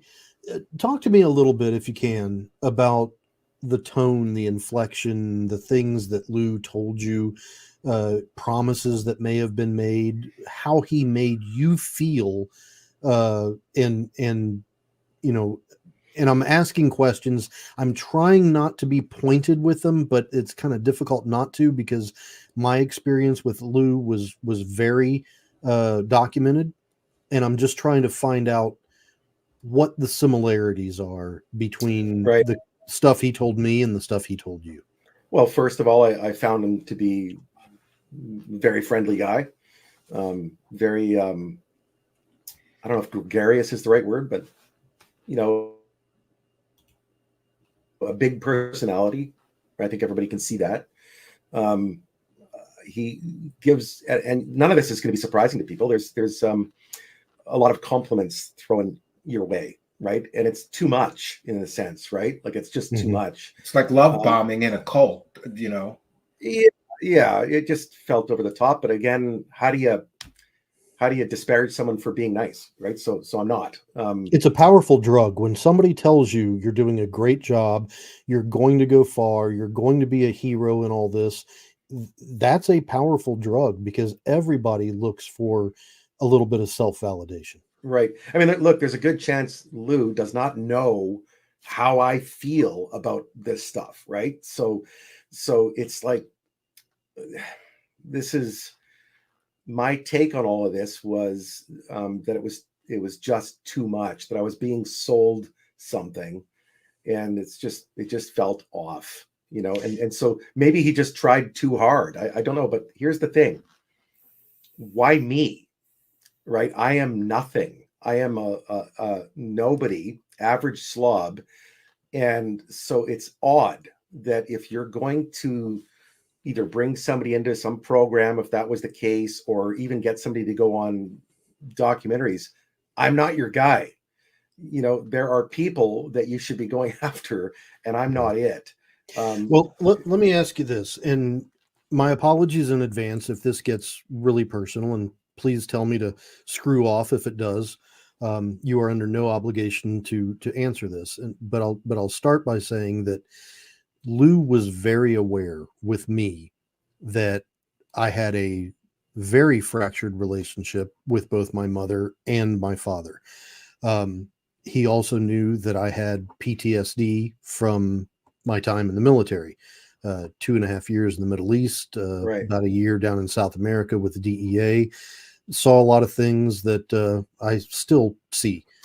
Was that a factor with you? What, that I'm a case of broken goods or something? Basically, yeah. Are you as damaged as I am? Well, I don't know if I am, but I would say that any veteran who's gone on tours of duty overseas in active combat zones has that level of you know, stress and, you know, wear and tear, let's say. And I did get the sense that there was this sort of big brother savior type mentality. Now, is that legitimate, sincere, I want to help my fellow veterans kind of thing, or is it something else? And it's hard to say. One of the things that Lue did to me was when he was really trying to bolster his self credentials and the way that I looked at Lue was an incident that I've talked about quite a bit. Is he reaches into his back pocket, he pulls out his cell phone, and he shows me a video of what he described as a Russian, or I mean, yeah, I think it was the Russian Phobos moon mission. Yeah, it was a blob that came flying into the camera. Yeah, and gobbled up the. Right. Did he attempt to make you feel like you had access to things that you had no business having access to? I see. Okay. Did he attempt to do that? I don't know. But the feeling I had was that yes, if I continued down this path, I would have access, I would be read in, something, that was the inference. That's the way I took it. What was he thinking? Who knows? But that was, sure. Yeah, that is the way I took it. Yeah. Understood. Yeah, you feel like you're about to be part of a club, that you're about to be part of the big game, that you're being brought in, right? And we've seen other people, just to be clear, we've seen many other people talk about Lue Elizondo. I'm going to try to be fair with my comments, sort of giving people the impression that they were going to be let into this inner circle, and that's where you're going to get to see the real goodies that he has. Did you get that kind of impression that other people have reported on? That was the impression, yeah. Yeah, I did have that impression, and is it accurate? I don't know, but Stephen Greenstreet and John Greenwald, two people that I actually deeply respect, did a little conversation online where Mr. Greenstreet was saying that he felt that he was a message boy or something, that he was being used to put out disingenuous messages. And that is the same feeling I had. And I mean, it felt overwhelming. And I at that point, I didn't know anybody. This is going way back, but I didn't know anybody else that was feeling this way. I have a little chat group that we were, we've spent 7 years now sort of investigating this stuff together. Just a small little group of 6 of us, I think 6 or 7 of us. And I went onto our private chat group and exploded. I mean, because we were the fanboys and girls of ATIP, of Mr. Elizondo, etc. And I went on there and I just exploded because I felt that this was all bullshit. Did you ever hear Lue say anything that you confirmed to be false?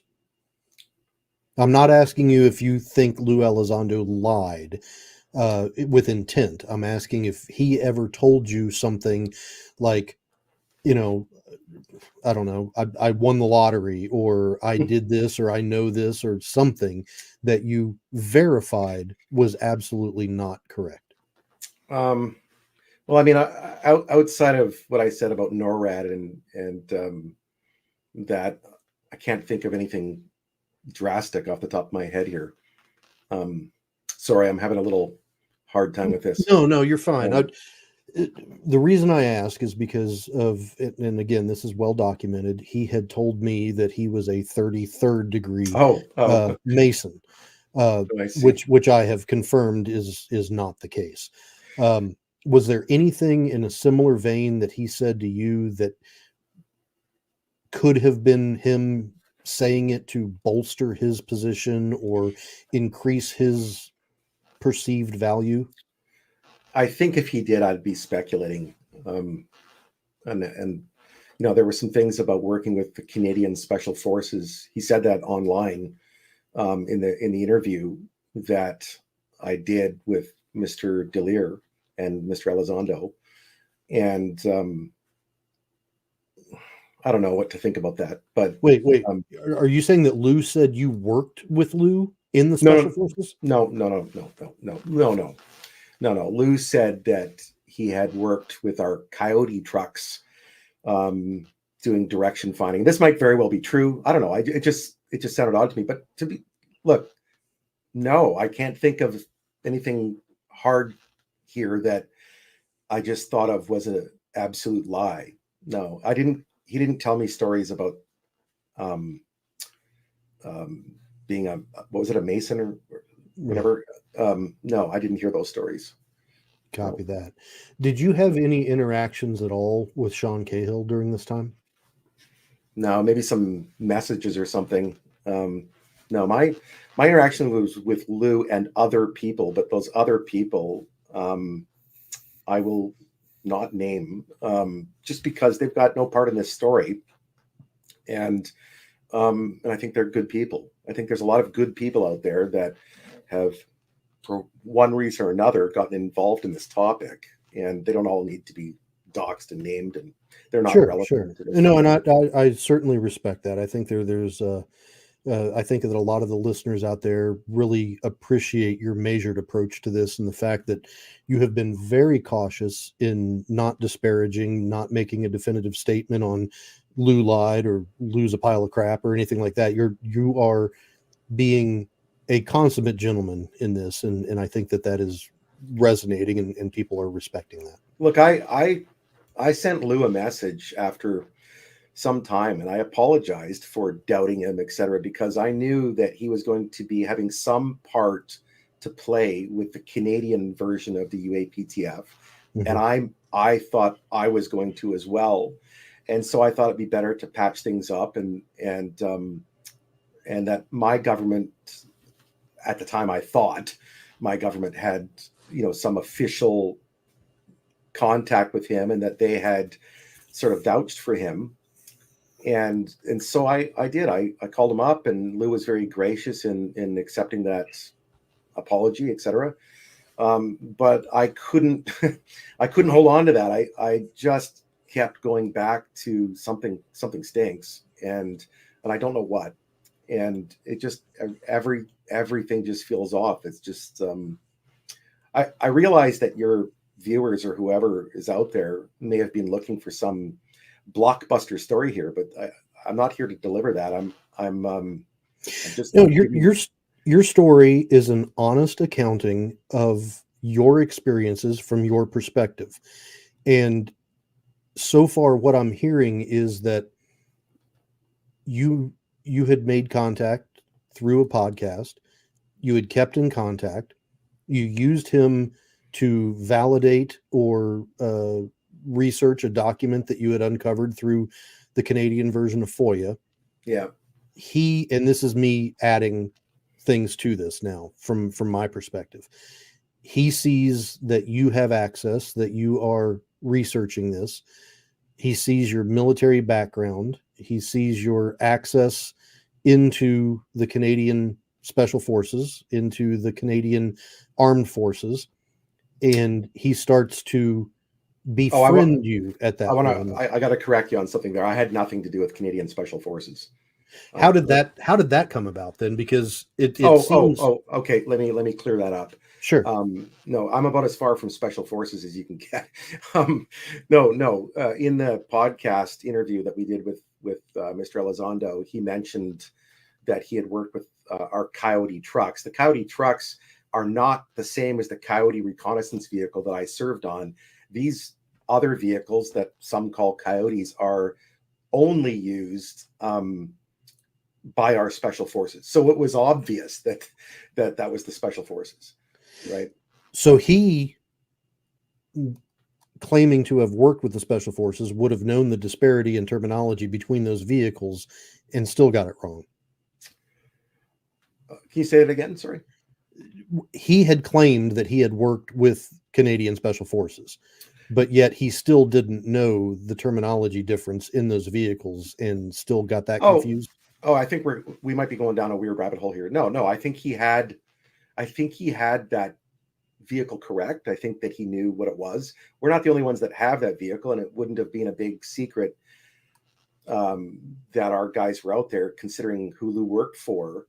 I think that Lue, when he went to Afghanistan to conduct some interviews for his job, was in a location where our Special Forces were located and may have seen them.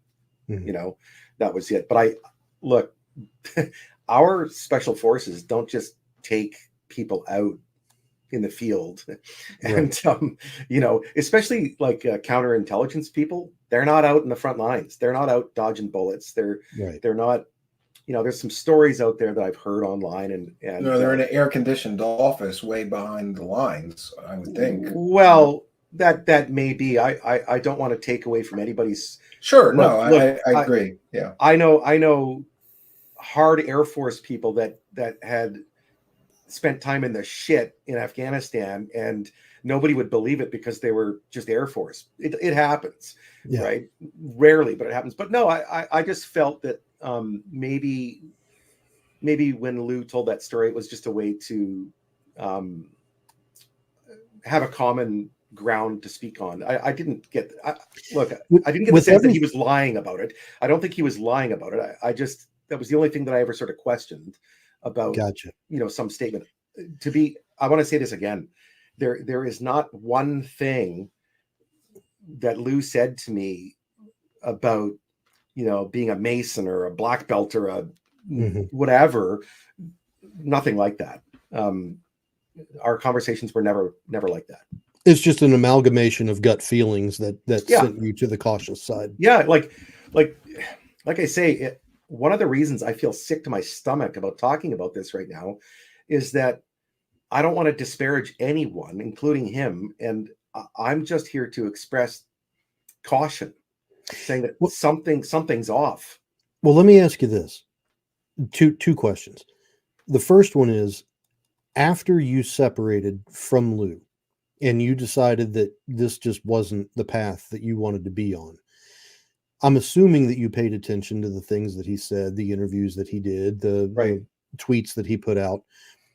Was there anything that Lue said after you left that you're like, this is completely wrong? This did not happen this way. This is utter crap.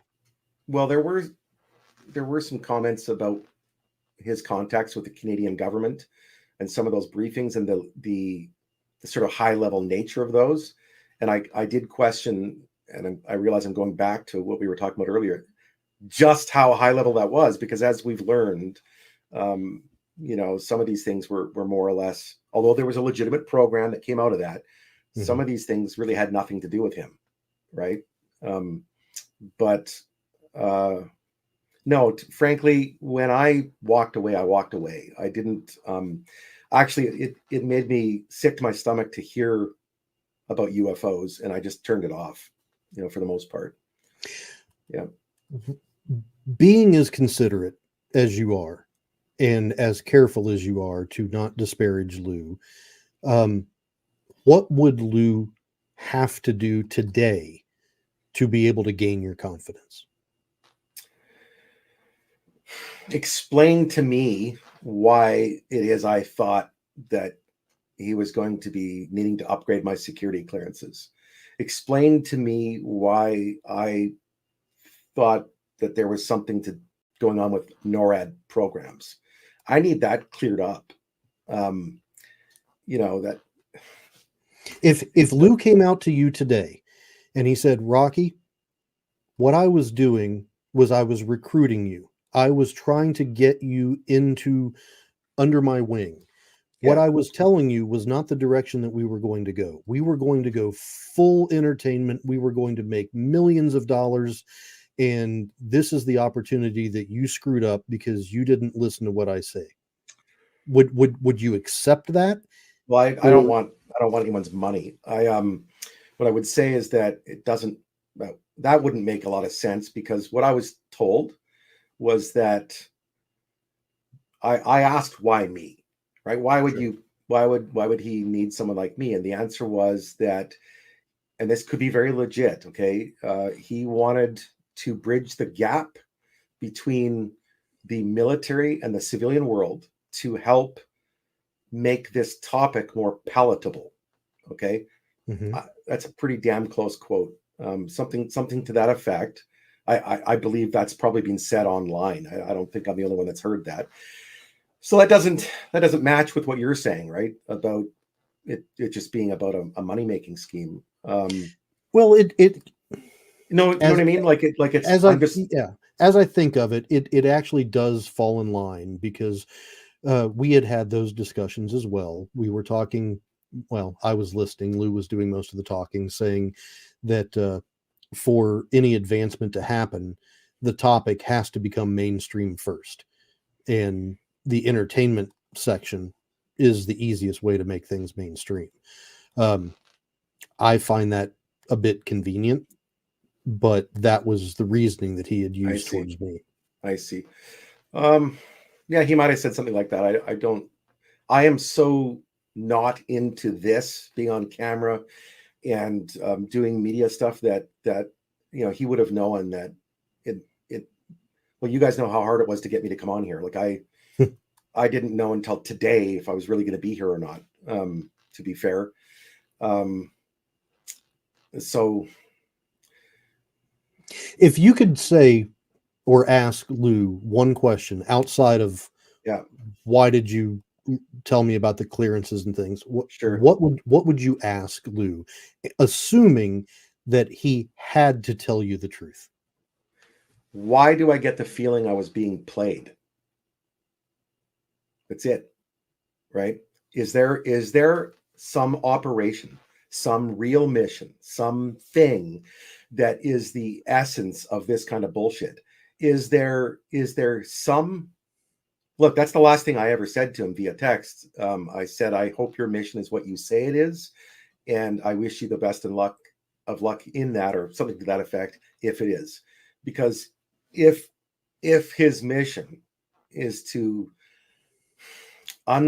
disclose the truth of some alien cover-up conspiracy, then go for it, brother.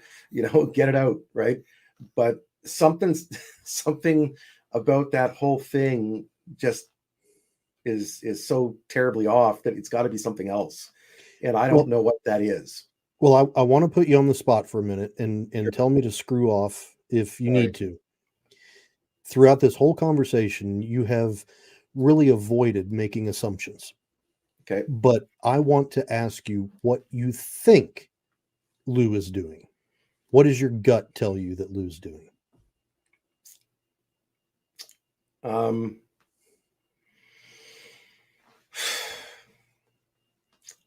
if you're not comfortable answering that, you don't have to. Yeah, I mean, honestly, if I had an answer to that, I probably wouldn't be sitting here, right? It's easy to speculate, and it's easy to disparage. It's easy to do all these things that we all do. But here's a highly trained counterintelligence officer who goes to the New York Times. He contacts them. He tells Leslie Kean his story. This story comes out in the way that he wanted it to. He brings in people like David Fravor and these others to tell also veterans, by the way, right? To tell all of us a story to what? To imply that there's a giant alien cover-up going on. There's no evidence that any of that stuff is actually happening. So to answer your question, I haven't got a goddamn clue what he's actually up to. And I would like to know, but I would like to know because I felt that our friendship was somewhat genuine. Mm-hmm. Yeah. It puts you in a hard spot when you feel as if you have developed a friend. Yeah. And then I'm not speaking for you, I'm speaking for me. You realize that friend has lied, has deceived you, and has played you. Not just played you, but played you for a fool. Well, I felt that way. And again, like, look, I'm it's such a weird topic that outside of holding up an alien head, it's going to be hard to get me to believe that aliens are here. Okay. So that's where I'm at on that. But so what are these people up to? Is it just a grift? Is it just about making money? I mean, some of these people like like Mr. Mellon, they're billionaires. What do they need money for? Is it about power? Is this about affecting change in government? What is this? Are people like me being used as pawns to, yes, get attention for a topic, but is the sense I get, to answer your question, I guess, if I was to guess, is that this topic is used as a propellant, as a carrier to help move government in certain directions on some other issue, and it's not about aliens. And just to take a moment to read this comment, because I think it's a very important one. Stephen Greenstreet of the New York Post is here in the live chat and chimes in. Greenstreet here. I've been speaking back and forth with Rocky for a while. I find him to be a sincere and genuine person, and he has receipts. I've seen them. So, just to be clear, Rocky has shared those receipts with both myself, Stephen Greenstreet, and maybe others, for the people that are, asking for proof or whatever, we appreciate that. No, I mean, look, I was very measured in what I shared. And to be clear, you only shared a very small percentage of what the total. You just went here. He did that for me, and I think people like Stephen Greenstreet, just so that we would feel comfortable that he was being honest and forthright, and that he has the proof and receipts. And also, this is a very good question. We're going to read all the super chats at the end, but since this is a question for you, I'm going to read this one now from King Milk Fart Harassment Archive. We've already talked about this, but if you want to discuss this here publicly, what does Rocky think of Lue's fanboys harassing his critics, and is he concerned? You are supported, Rocky. Thank you. Well, yeah, I'm expecting some harassment. I've been harassment online. I don't expect any harassment from Lue. I don't think he does that. I think that his fanboys can all eat a big bowl of fuck. Sorry. Eat a bag of dicks, you bunch of losers. I'm not concerned about that. Sorry, excuse my language. I mean, first of all, look, there's a reason I'm here today. I didn't come on here to disparage Mr. Elizondo. I came to give my perspective and my feelings on what I experienced, but mostly I wanted to express some support for Jeremy, because I felt through what I experienced that your story rang true. I felt that there's a gentleman out there who I don't know, but his name is I'm going to butcher his name probably, but it's Lue Jimenez, I believe, used to have a podcast. It's called Lue Reviews. And it's actually, I get a little emotional when I think about that gentleman, because when he was going through his stuff, holy shit, I felt such a connection there, because I felt I knew exactly what he was feeling, and there was no one to mention this to, right? Like it was just this visceral feeling, and I actually took a video of him, slowed it down, and I put a whole bunch of battle music to it when he was ranting about his experiences, and I sent it to him. He probably thought I was some wackadoodle and never responded, but that's well over a year ago. So to him, and there's a young couple from Canada named Josh and Artemis that had a little show, and they received a lot of harassment, and we have as well here, just to put that on the record. Yeah, for sure. People have threatened my wife, my children by name. Right. Like, congratulations, Sherlock. You looked me up on Facebook. Yeah. I've been doxxed and all this other stuff. And, when they go to that length or to that extreme, to me, it means that they have no arguments against the information that we're presenting. Yeah. I want to take a moment to thank King Fart Harassment Archive, and also a big thank you to Drama Alert for kind and generous $49.99. Thank you both for helping us here to continue this journey. We're a viewer-supported show. We appreciate your support. And where do you think we should cover next, Rocky? Do you have some other things that you think are important to share? Well, I mean, number one, I just wanted to throw a little, like I was just saying, throw a little support to some people, because regardless of what Lue's intentions were, this is the feeling, the effect that we all had, right? And so I get it loud and clear that people really did have these experiences, and they really did feel this way. I feel this way. And I guess if people if veterans are being contacted by people like this, and they're being told that they're going to be heroes, and they're being promised things that seem a little bit too good to be true, it's probably too good to be true. And be very weary of these kinds of things, and ask questions. Get out there and do your due diligence and check for yourself, right? Again, I'm willing to be proven wrong, and I in fact hope to be proven wrong about all of this. That'd be awesome. I would love my own pet ET or something. That'd be great. But I don't think it's going to happen. So Rocky, two questions for you. One, I want people to know who you are belief wise, because one of the things that people are going to do, and if you are, that's fine. That's who you are. But people are going to label you as a skeptic, an anti-Lue nut job, all sorts of things. What is your personal feelings on UFOs, UAPs, aliens, the phenomenon? Well, I think, like a lot of people, I go back and forth. I'm open to the idea of the extraterrestrial hypothesis. They're out there somewhere. We are here. If you look at that famous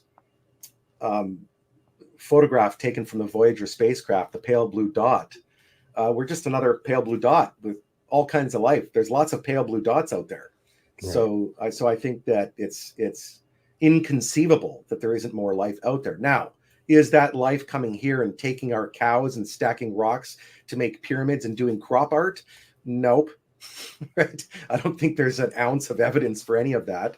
I think that there is a religious type cult behavior behind most of the ufology world today.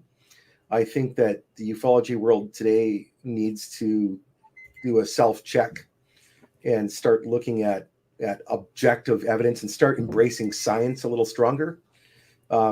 We scare scientists away. We scare skeptics away in that field. Guys like Mr. Mick West, they come out and they give their opinion on something, and people attack them for being skeptics. Well, we should embrace skepticism, because if we're analyzing something and we want the truth, then let's be as skeptical as we possibly can be, so that we can clear the table of all the bullshit and find out what's actually there. So it's not about belief for me. It's about getting to the bottom of whatever the mystery is. And I don't care what everyone's passion is, whether it's UFOs or ghosts and goblins. I don't care. No, I appreciate that. And I think that tells the world, that you're not here to debunk. You're not here to crash the UFO narrative. You're not paying. Yeah, one of those common things, and it drives me nuts. I'm sorry to interrupt you, is that people go, "What are you saying, Stephen? That UFOs aren't real?" No, but we have to go through each thing individually. And of course, UFOs are real. There's always going to be things in our sky that we can't identify. I just have a problem with the jump to aliens that everybody does. Yeah, it's too quick.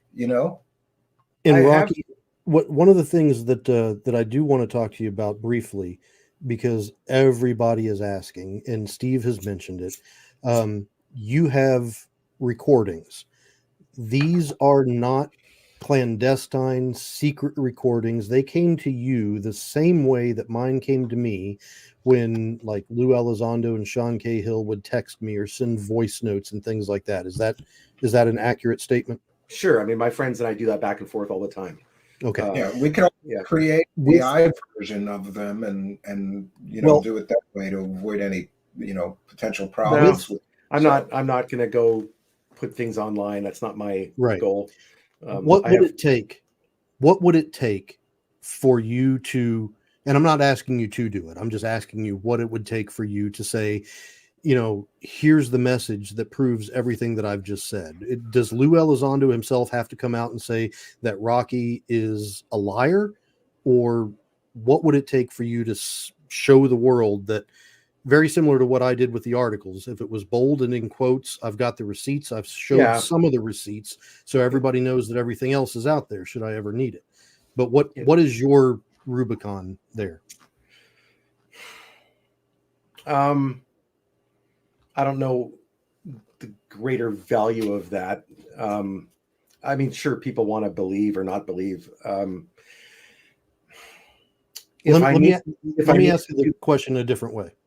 No, I got your question, Jeremy. I get it. But I mean, if for example, if Lou said, like I claim that he said things to me like that I would be a big hero for the cause or whatever. Mm-hmm. Yeah, I can prove that. Okay. That there are things that I can prove and there's things that I can't prove. And if Lue Elizondo ever filed a frivolous lawsuit against you for libel or slander, good luck. I have no money, so no problem. Do you have the evidence? One of the best defenses. Right. Sorry. Do you have the evidence to back up that everything that you're saying is 100% true and that case would get kicked right out of court?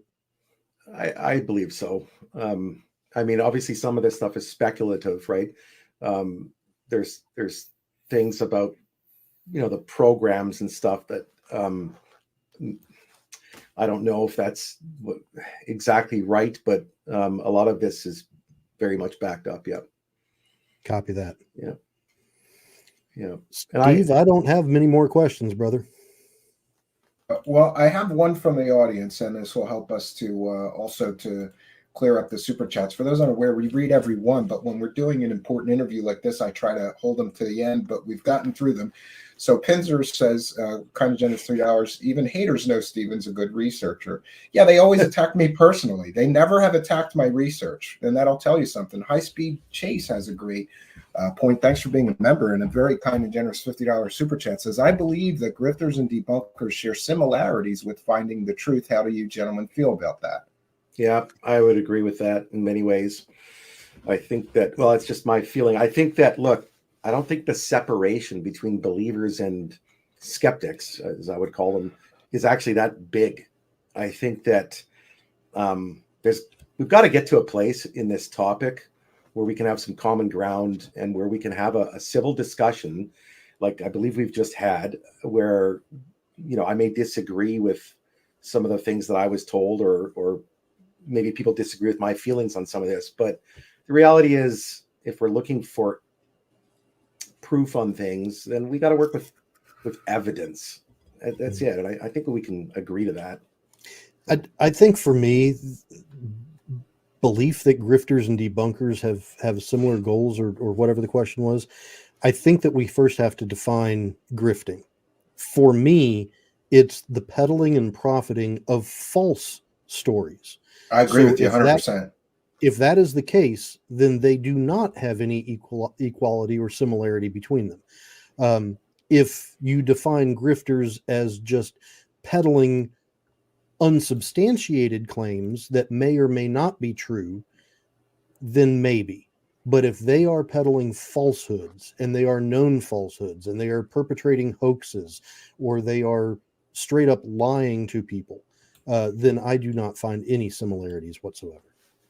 Yeah, fair. And again, I'm actually not here calling Mr. Elizondo or anybody a liar. I'm saying that I simply don't believe certain things. Only they know whether they're telling the truth or not. And my attempt to verify things,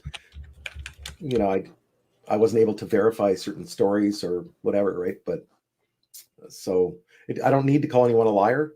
I just try to figure out for myself what's happening.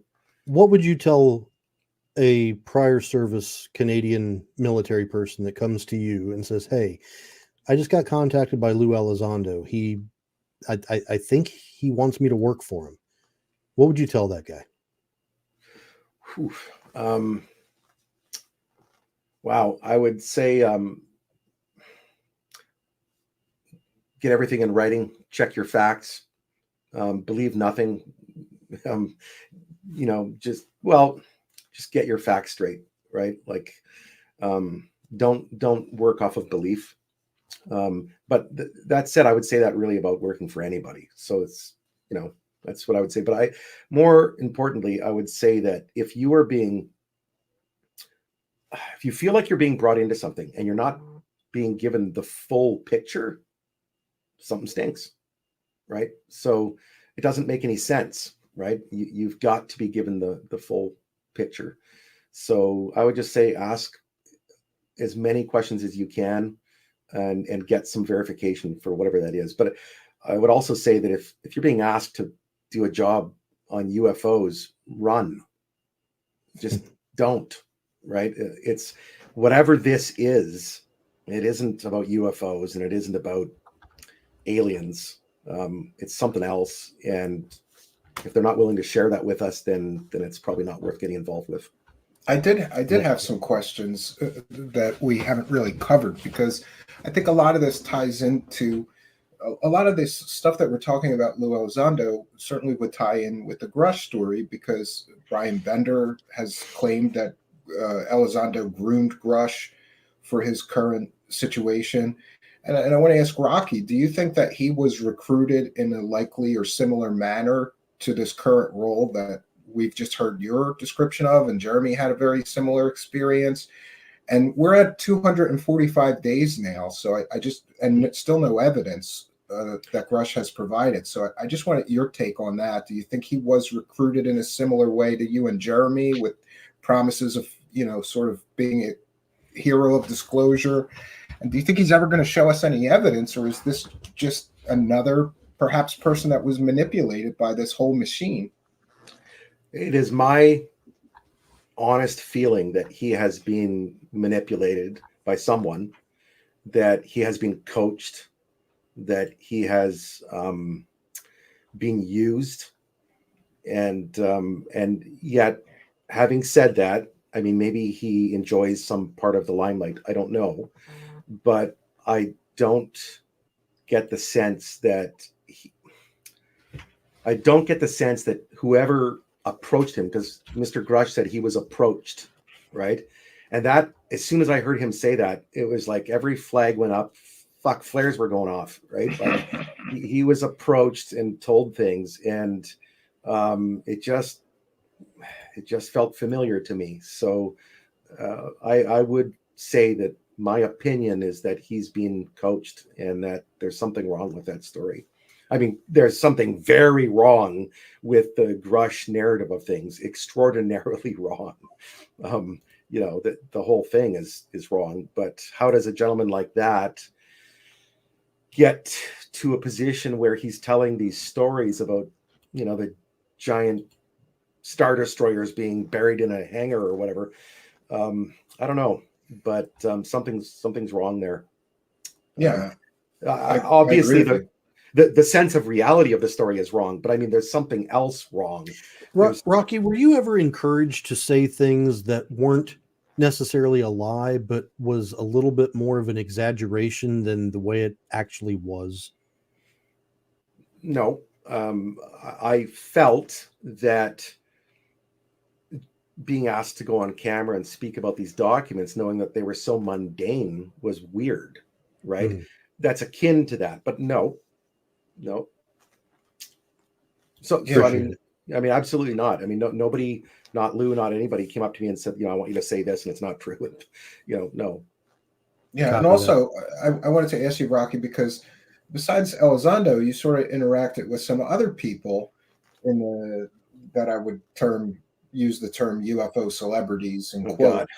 Yeah. And in one case, you were sort of a source for somebody, but then went back to them and said, no, the story's a hoax. I tried to go back. Tell us a little bit about that situation, because I think it sheds light on this whole game a little bit. I like I said at the beginning, I'd kind of fallen for a hoax years ago. No, not kind of. I did. I believed that a UFO incident had occurred up in the high Arctic.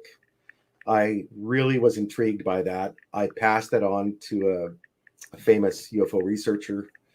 You're not going to name him? I don't know if it's fair. In fact, you know what? I don't want to. Okay, fair enough. Well, let's just tell the story, and we'll just say it's a prominent, well-known UFO. Yeah, I would say about as big as they get. And so I passed that story on to him. I didn't know if it was true, but I felt like maybe it was. There was some kind of UFO, is what I thought. And in the end, it turned out to be BS. But I tried to get that message back to this gentleman that hey, look, I've got new information. But he'd already run with the story. He did, and that's unfortunate. And I think he felt that I was full of crap because there was some stuff happening in the Ukraine in 2014. I was sitting at home talking to him on the phone, and we're talking about the Ukraine stuff, and we get off the phone. My work phone dings, and it's another warrant officer saying, "Hey, Rocky, you're being deployed to Ukraine." And I'm like, what are the freaking chances of that happening that fast? So I said to this researcher, call me back. And I told him the story, and I don't think he believed me. And we've never talked since. And I never did end up going to Ukraine. The guy that sent me the text message, this fellow warrant officer, first name's Scott. I'll just leave it at that. He ended up going in my place because I had done enough tours of duty that I was frankly done doing tours of duty. So that's what happened with that. And I'm sorry. I feel like if I put that name out there, that I'm dragging someone into my own bullshit. You're good. Yeah, well, this is an excellent question from Tekken Fighter. Thanks for the $5 super chat.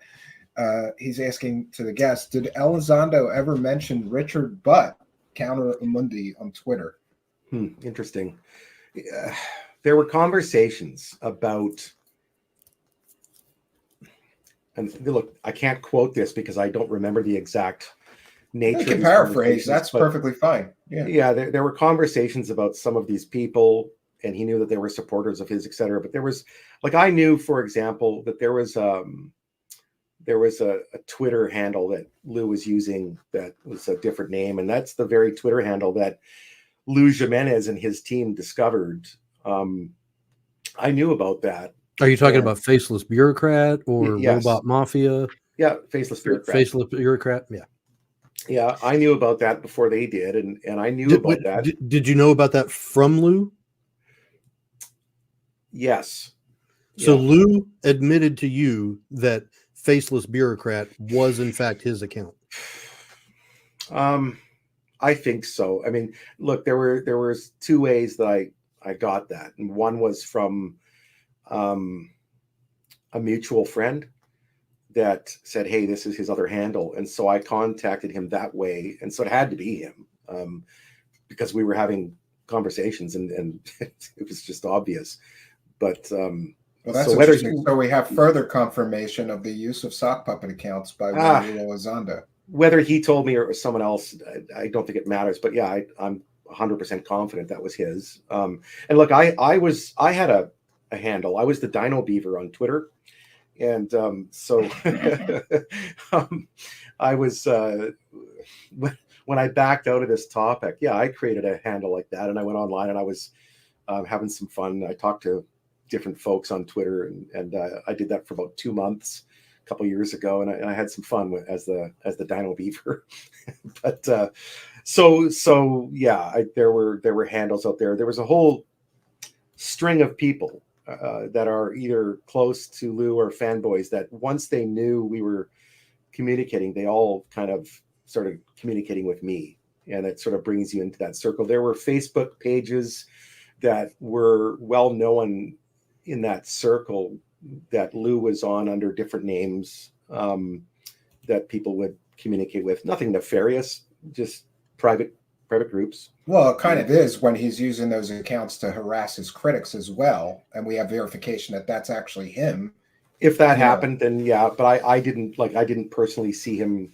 I've never in my life seen Lue Elizondo harass anybody. Right? I never. That could be an unfair characterization, so I take it back. No, I mean, if that's your experience, I never, again, my whole experience speaking to Lue was that he was a gentleman to me. He was polite. He was generous with his time. All of that, you know, there's nothing to report that way. I regret the fact that I'm here today having this conversation, in the sense that I wish that it had turned out differently. You know, did you get the fact, Rock? Sorry to interrupt, but did you get this sense that the majority of Lue's efforts was geared towards narrative and image control more than it was researching the topic? Did he come off as actually being knowledgeable about UFO, UAP histories? Well, that's a good question. No, I don't think he had much knowledge about ufology, about its history. I mean, I studied this stuff hard when I got into it, and I think that I wouldn't call Lue a scholar of the topic by any means, and I don't think he claimed to be. Would you find that to be odd for somebody that claims to have run the Advanced Aerospace Threat Identification Program that, actually, according to him, was supposed to study UFOs? Well, actually, no, I don't find it odd. I think that ufology is so polluted with garbage that if I was to be in a program like that, I would want to focus on advanced aerospace, not ufology. So I would steer away from this. The fact that he got involved in this at all is mind-blowing to me. That's the part that I find surprising. I think that Lue actually answered that a few times quite well on different media platforms, where he said he wasn't part of this. That he had no interest in it. Whether that's true or not, I don't know. But I think that, yeah, I would have to defend him that way and say that I too would not have gotten involved with ufologists and ufology if I was there to actually study a real event. The only way you get involved in ufology, I think, is if you have nothing. But if you talk about remote viewing and extra humans, or sure, the others, and extra dimensionals, you would think that somebody that has the ability to speak on those topics would also have been well versed in the ufology aspect. Yeah, okay, I could agree with that. But I mean, I don't think that ATIP was a program in the way that a lot of the believers think it was. I think that the evidence for what it really was is crystal clear, actually, now, thanks to Mr. Greenstreet and Mr. Greenwald and a few others. I think that, and actually Mr. Elizondo, I think that Mr. Elizondo's IG report showed that the ATIP thing was a hobby, right? Now, that said, now we start getting into the rabbit hole of OSAP. Was, according to Harry Reid, ATIP was a nickname for OSAP, etc. We all know the story. And so I surmise that when Mr. Elizondo said somewhere, he said online that he always maintained he was not part of OSAP, but that he had done some security for OSAP. Remember that? There was something to do with that. Well, I surmise that the security was real, that he was looking at the security classification around it, the paperwork generated, what the hell was going on there, because that was a real program. And I don't think that the Defense Intelligence Agency was very happy when they found out about the Dino Beaver, ghosts and goblins. And so they didn't want that stuff out. Perhaps Mr. Elizondo's job was actually security. In other words, keep that shit closed, right? And then when they closed the program down, he had access to those files, knew that he could get away with using the word ATIP, because that was not a real name. That was not a classified name. OSAP was. I don't think that perhaps he didn't expect that Mr. Lakatsky would come forward. And perhaps that derailed this, right? That when Mr. Lakatsky came out and started saying, well, wait a minute, I ran OSAP, I had the money, that kind of threw a giant wet blanket on all of this, right? So anyway, that's a big bunch of that's my hypothesis. I don't know. Based on everything that you know from personal experience from Lue, what do you think is going to be in his book? Wow. Hopefully not me. I don't know. I look forward to it, actually. I want to read it. I hope to get an autographed copy. Maybe it'll just be a big middle finger or something. But no, I don't know. I hope that maybe his book will clear it all up, right? And don't hold your breath. Yeah, I'm not holding my breath. But look, I want to say something here, and that is that we don't know the structure. We don't know the org chart of everybody around Lue. We know the public organizational chart. We know about Hal Puthoff, Eric Davis, all of these folks, even Kit Green and others. We know that. But is there another layer to this beyond? And I think maybe there is. And so whatever that is maybe perhaps one day we'll hear something about it. I don't know. But Lue likes to talk about things being like an onion, and maybe one of those skins will be peeled off. I don't know. Rocky, I've got one final question for you, and this goes back to your military service. Speaking from personal experience with 12 years service in the Air Force, being deployed 2.5 years in the Middle East, a little over a year down in South America, all over the place.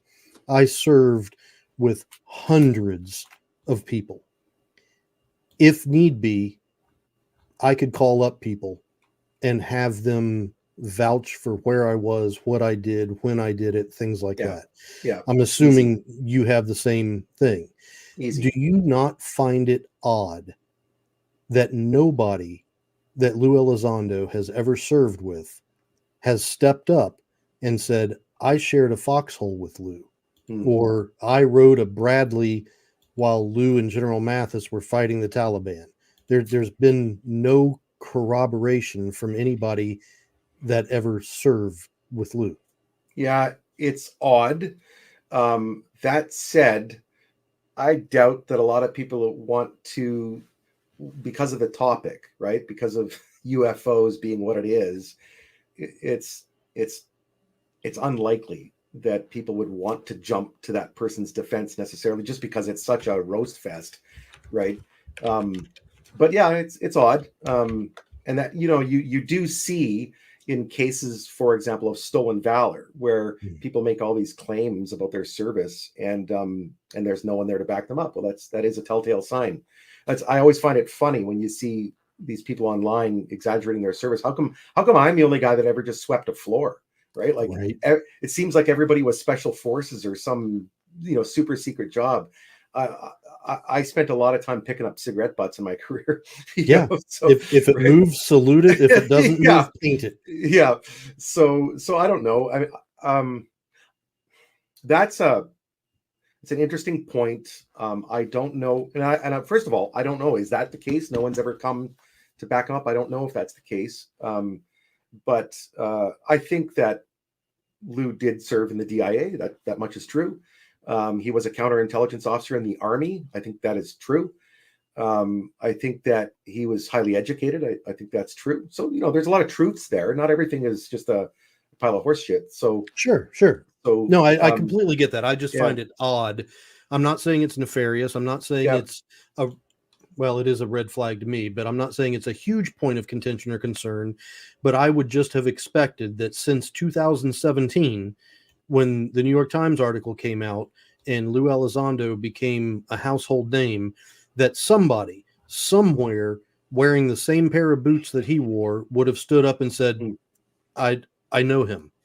Yeah.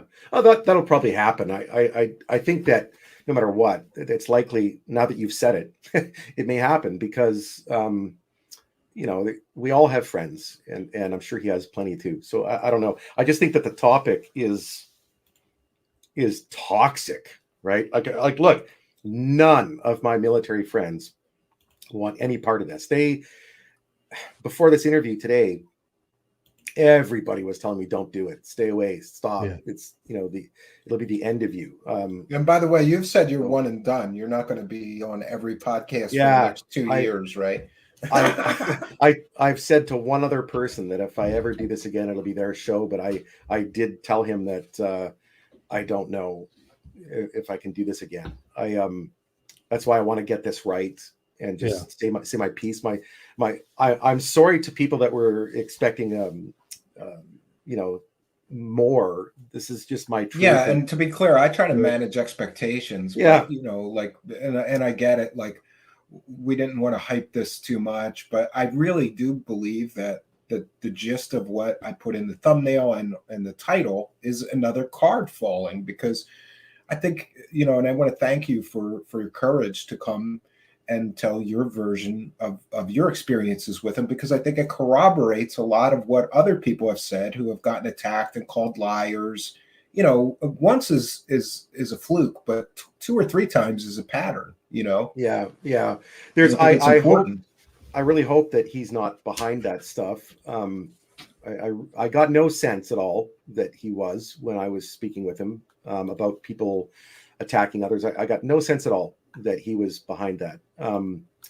In fact, well, he certainly. I've never said that he's behind it. Yep. But what I've said is that he's aware of it. People have made him crystal clear aware of it. People have texted him that have his phone number saying you have to condemn this, and he never has. That's my major problem with it. If he would even just issue a half-ass, I don't condone or support anybody being doxxed or threatened or their families intimidated or harassed, that would be enough for me. But the fact that he's never done that makes me believe that maybe he doesn't direct it or create it himself, but he doesn't step in and say, don't do that, and that's a problem for me, especially when people are throwing around like, oh, military veteran, hero words. An honorable man would say, what are you doing? You're attacking people's children and wives by name. Yeah. You're threatening people. Like, don't do that in my name. And to be clear, people have done that in his name. Like, I really hope that he does speak out against that stuff, because really he probably could control that just by speaking out, or at least tamp it down a great deal. Well, we all need some safety here. But instead, he follows the people that do that. Like on Twitter. Yeah. So it sort of encourages that behavior, and I just want to put on the record to be clear. Somebody said, Stephen, all of this, these people that did this stuff to you and your family before, they're all going to be back even more pissed off and do it again. I'm at the point where if anybody does anything like that to me or my family, I'm pressing charges. I let it go the last time. I'm pressing charges. I'm getting restraining orders. I'm pressing charges for terroristic threats, and across interstate lines, it's a felony. Best of luck to you. They have to investigate it, and they have to do something about it. I'm not going to just sit back and let it go in the future. And I think nobody should. All it would have taken is 1 or 2 people to get arrested for that kind of behavior, and it would stop instantly. But these keyboard warriors think that they can just keep this stuff up. And I'm real big on saying this, and I mean this. You can say anything you want about me. I don't care. You can say anything you want. But when you involve my wife and children, who, by the way, my wife, she calls this crazy world. She hasn't, she's an accountant. She knows nothing about any of this, doesn't care, to involve her and people going as far as saying like, oh, I'm outside of your house at this address. Your wife looks good tonight in my live chat. Maybe I'll hurt her like by name. That's just way too, that's just too much, and at some point you have to say, no, we're not going to just let this go. I'm going to report. I'm just going to start filing charges and reporting people, get restraining orders. I hope that after tonight that people who don't believe me or whatever, I hope they can just leave it at, look, this is my feeling and my opinion of these things, and not get too upset, because we all have differences of opinion. And I think that, this behavior that some people have displayed over the years, harassing others, of course, it's in some cases it's criminal, and none of us need that crap. And I'm certainly not going to put up with it. I'm not worried about it. I'm sure that right now on some social media platform, somebody is saying that, I've got a face like a boiled boot or whatever, but I don't care. they can say whatever they like about me or whatever. But yeah, to start harassing our families and our workplaces and all that kind of stuff, that's not cool at all. So I guess before I go, I just want to say that I caution people when they're getting into this. If you don't have hard evidence for something, demand it, because there's this narrative that has been spun since 2017 is garbage. There's something absolutely wrong with it. The tic tac gimbal go fast, it's all fallen apart.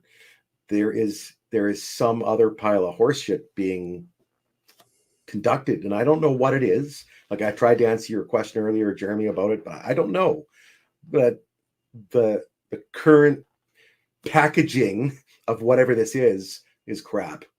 And yeah, so I will pull the eject handle now from ufology and hopefully never return. So yeah, well, just so you're aware, you're always welcome. You just don't feel like you're not, because you say that. You could change your mind. Maybe in a few months you say, maybe I'd like to be on a panel show with people that are skeptical of certain stories and do that, or And Rocky, maybe welcome. you spin up your podcast again. Oh, yeah, good timing. People have already. Maybe you could get Lue to guest and talk about his new book on your podcast. Yeah, I don't know. I don't really have any interest in being on camera ever again. And well, you're barely on camera now. Yeah, I know. I'm in the dark, but no, my wife doesn't want me to be part of this either. She didn't really want me to do this. Well, then you better not, or you're going to have a tough life. Yeah. So she keeps saying, I'm like, this is the last thing I'll ever do. And she's like, yeah, you said that last time. And I'm like, oh God, I know. So it's really got to be it. I don't want to be on camera ever again. So that's it. And it's not, and I appreciate the opportunity. I thank you both. Well, I thank you so much for coming here, because I knew that I think that this is extremely important to put it on the record. And now we have more corroboration of what a lot of other people have been saying. And, it becomes harder and harder for people to deny these things. The more there's people something come wrong. forward. And by the way, I can't confirm when or it. There's somebody else like Rocky that I've been speaking to that tells an incredibly similar story. So I know someone else too. We may get them here as well to further, drop another card from this house of cards, because I agree with you, Rocky. This whole narrative that we were fed is a carefully manipulated illusion. It's not real. You start picking it apart, how it was put together and managed, and the lies by omission in order to make it work, and we'll put these two things together. It starts to fall apart. And this incredible, I just don't understand the hero worship of people who are just filling their pockets with UFO dollars every chance they get. The documents with you is a perfect example. Why hype up ordinary documents with somebody's military credentials to help sell it or drama it up? Why not just release them or talk about them? No, we got to wait for the documentary. It shows that their true intentions aren't. I don't think these people care about disclosure or care about transparency. In my view, maybe they don't want disclosure because there's nothing to disclose. Yeah, there's no. Oh well, it would end the grift. Imagine if it did happen. Well, I thought about this a lot, and somebody had asked me one time, not too long ago, if I had definitive proof that extraterrestrials had or are visiting Earth, what would I do with it? And I thought about it, and my answer was, and it still is, I would release that evidence to the world immediately. I agree. And then I would write a book about it, but I wouldn't release it as a book. Yeah, no, that's kind of where I'm at with it. If the information is important, just let it go. And we do things here, like we maintain a Google Drive, and any documents that I share or research, everybody can have it. everybody can have it. I think this whole disclosure and transparency, they want disclosure and transparency, except when it comes to what they're doing. It doesn't line up. Rocky, one final question, and I swear I'll shut up. In your conversations with Lue, were you ever introduced to Knapp or Corbell or any of the main talking heads that are out and about today? Not through Lue. No, Okay. not at all. No. In fact, when I spoke to Lue back then, or ever, it was actually me that brought up these people, not him. Yeah. So what was his take on him? Do you remember? The feeling I got from, because I don't remember exact comments, was that for example, Greer, those kinds of guys, he just thought they were batshit crazy. So I could agree with that. Corbell and Knapp, those guys. I mean, I had minor contact. Corbell was on I used to manage a Facebook page on this topic. Yeah, believe it or not, it was called the Advanced Aerospace Threat Identification Program Discussion Cell. We were fanboys and girls, and I personally booted Corbell off of that page. So that's the last connection I ever had with him. That's funny. But I don't. He's an entertainer, So yeah. But anyway, I do thank you both for this opportunity to speak about this. And don't be a stranger, Rocky. I've enjoyed talking to you over the last bunch of months and getting to know you and your take, because I'm, there's not many skeptical people that, but I would call Rocky a skeptical believer. Like we discussed, he believes there's probably, just like me, he believes there's probably intelligent life, but he wants to see evidence of it before people jump straight to aliens are visiting Earth. Well, I'm hoping there's intelligent life somewhere, because I haven't. It's not here. It's not here. Yeah, it's not. It's not here. Right. It's so somewhere. But yeah, no, I think that it's out there, and I hope that James Webb or Kepler proves that. And UFOs are real, right?